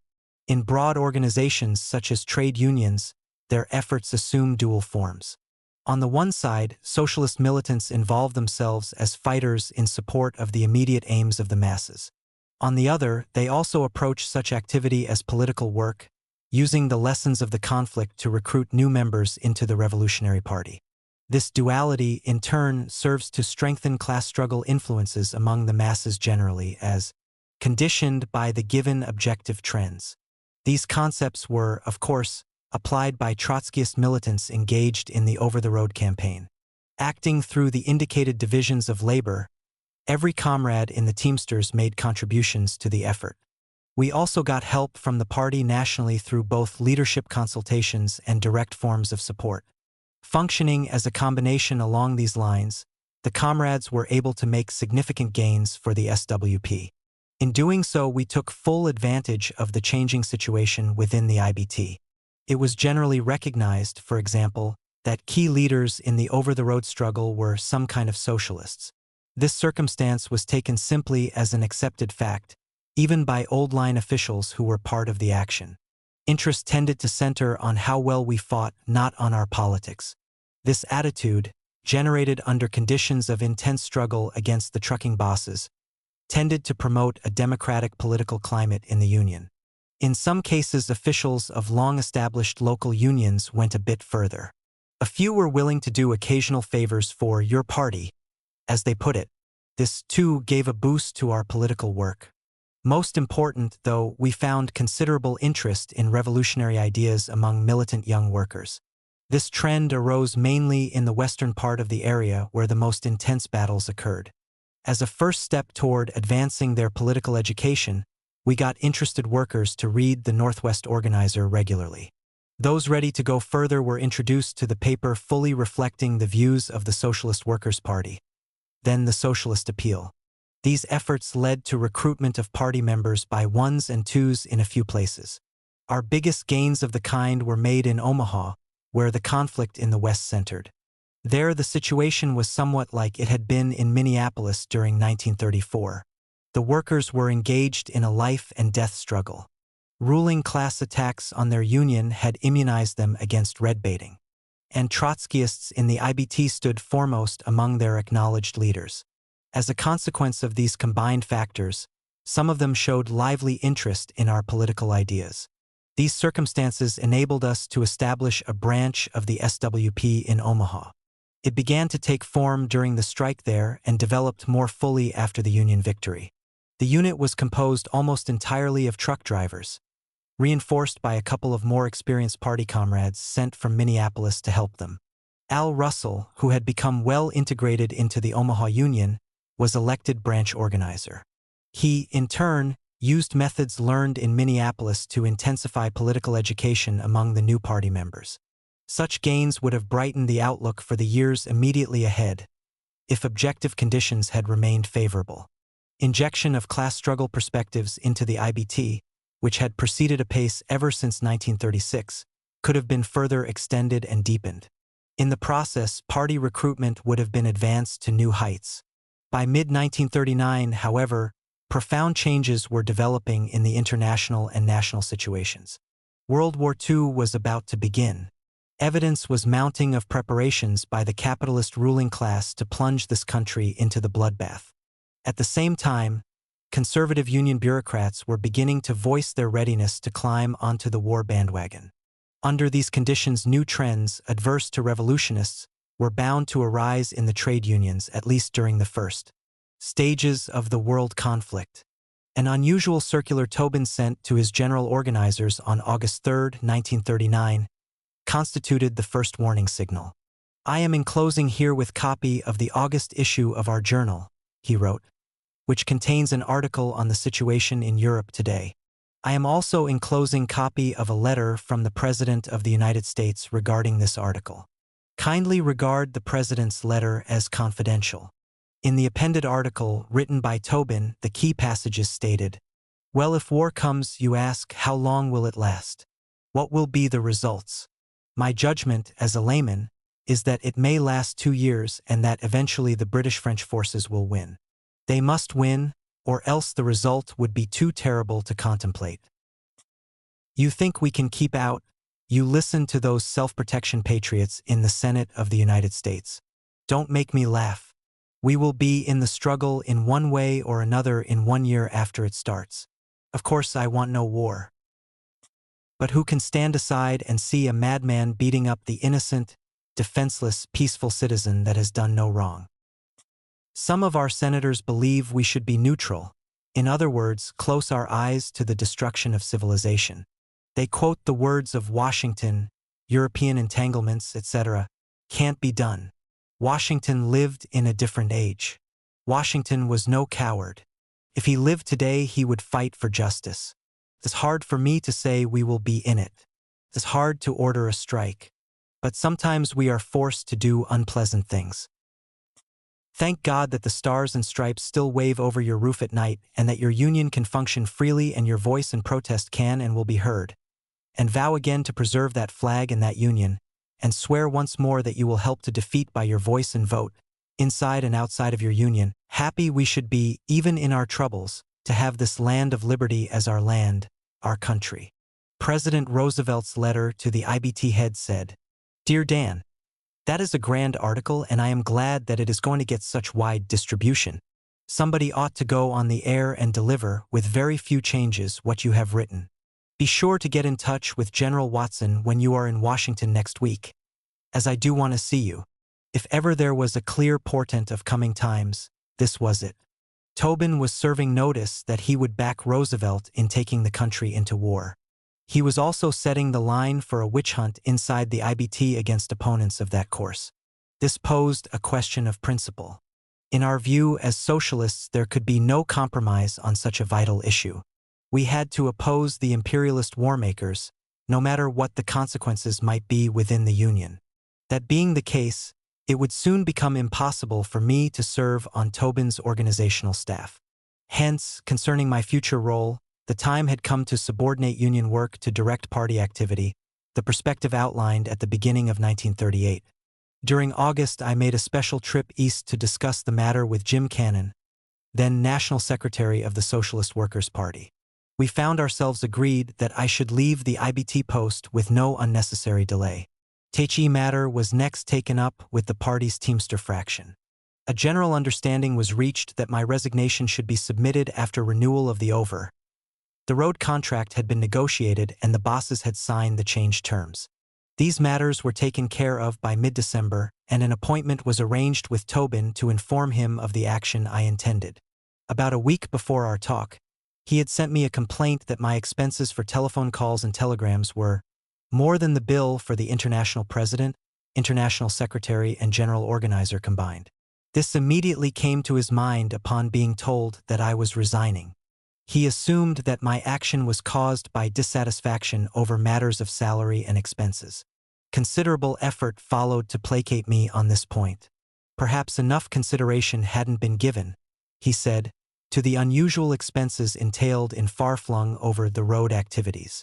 In any case, there would be no repetition of such complaints. More than that, I would soon be getting a big raise in pay. In fact, he added, I would reach the top salary for general organizers of $15,000 a year, in 1939 dollars, faster than anyone before me ever had, and there were no limits to how high I might rise in the organization. Money was not the issue, I replied. My action had its roots in a basic disagreement with him over the war question. He had, to all practical intents and purposes, spoken in favor of U.S. entry into the world conflict, which had begun by that time. One, on the other hand, was against it. That was bound to make it increasingly difficult for me to work with him as a union organizer. Tobin bridled at these remarks. I was calling him a warmonger, and it was not true, he protested. Considerable argument followed about our respective positions on the war question. Then, tacitly agreeing to disagree on the issue, we turned to another subject. What plans do you have for the future, Farrell? He asked in his distinct Irish brogue. I informed him of my intention to go to New York and devote full time to the political work of the SWP. This would center on two issues: opposition to the war and advocacy of a Labor Party to contend for public office against both the Republican and Democratic parties. It was high time, I added, that steps were taken to prevent the capitalists from using their control of the government to undermine gains won by the workers on picket lines. My ideas about a Labor Party were not realistic, the IBT head contended. He argued as follows. Few, if any, union officials would listen to such notions. They knew that it was necessary to be practical about politics, finding a way to work, here and now, within the existing structure. He, for instance, had gained important favors for the IBT through his connections in high Democratic Party circles. The best course for me was to follow the road he had taken. Trade unions were the place for a labor leader to devote time and effort. It was there that the most good could be done. As matters stood, he stressed, I had already accomplished a good deal in the IBT and there would be bigger things to follow. When these arguments failed to sway me, a new tack was tried. He, too, once thought of himself as a socialist, Tobin said, when he was an inexperienced and impressionable youth. As time went by, though, he found it necessary to shed such concepts. One must learn to live in the world as it is. As I grew older, he predicted, these facts would come home to me, and youthful inclinations toward socialism would be forgotten. Next, he asked about the future of my 3 daughters. What about their college education? Would those people in New York see to it that they were able to get full schooling? Would all of my family's needs be met by them, as would surely be the case if I remained with the Teamsters? Seeing that the father-to-father approach was getting nowhere, The IBT head then tried a father-to-son angle. He told about one of his children who had developed impractical notions in choosing a career. After a time, the lad was talked out of it, and through the father's connections, placed in a well-paying job. That episode, it appeared, was supposed to prove the father's superior wisdom. Continuing in that paternal vein, he asked me to give further thought to my proposed action in the light of the discussion with him. Then I was to inform him in writing of my final decision.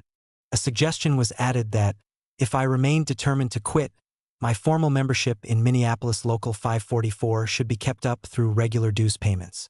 He explained that this would facilitate my return to IBT activity if I changed my mind later on.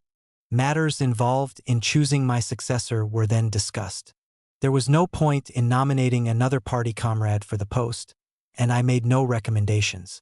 As for Tobin, he merely noted that, when word of my action got out, there would be a flood of applicants for the vacated job, few of whom would be qualified. He then asked my help in buying some time in order to make a deliberate choice of my replacement. We agreed that, for the time being, a simple announcement should be made that I was taking an extended vacation. As the discussion in its entirety revealed, the IBT head did not contemplate indefinite retention on his staff of an organizer who was a revolutionary socialist. He obviously relied on the corrupting effects that he assumed high wages and soft living would have upon me. With the passage of time, he expected that I would become just another business unionist. For a period, he would have tolerated my continued radicalism, because of my special knowledge about the union's newly developed activities in the long-distance trucking industry, but only as part of a transitional process.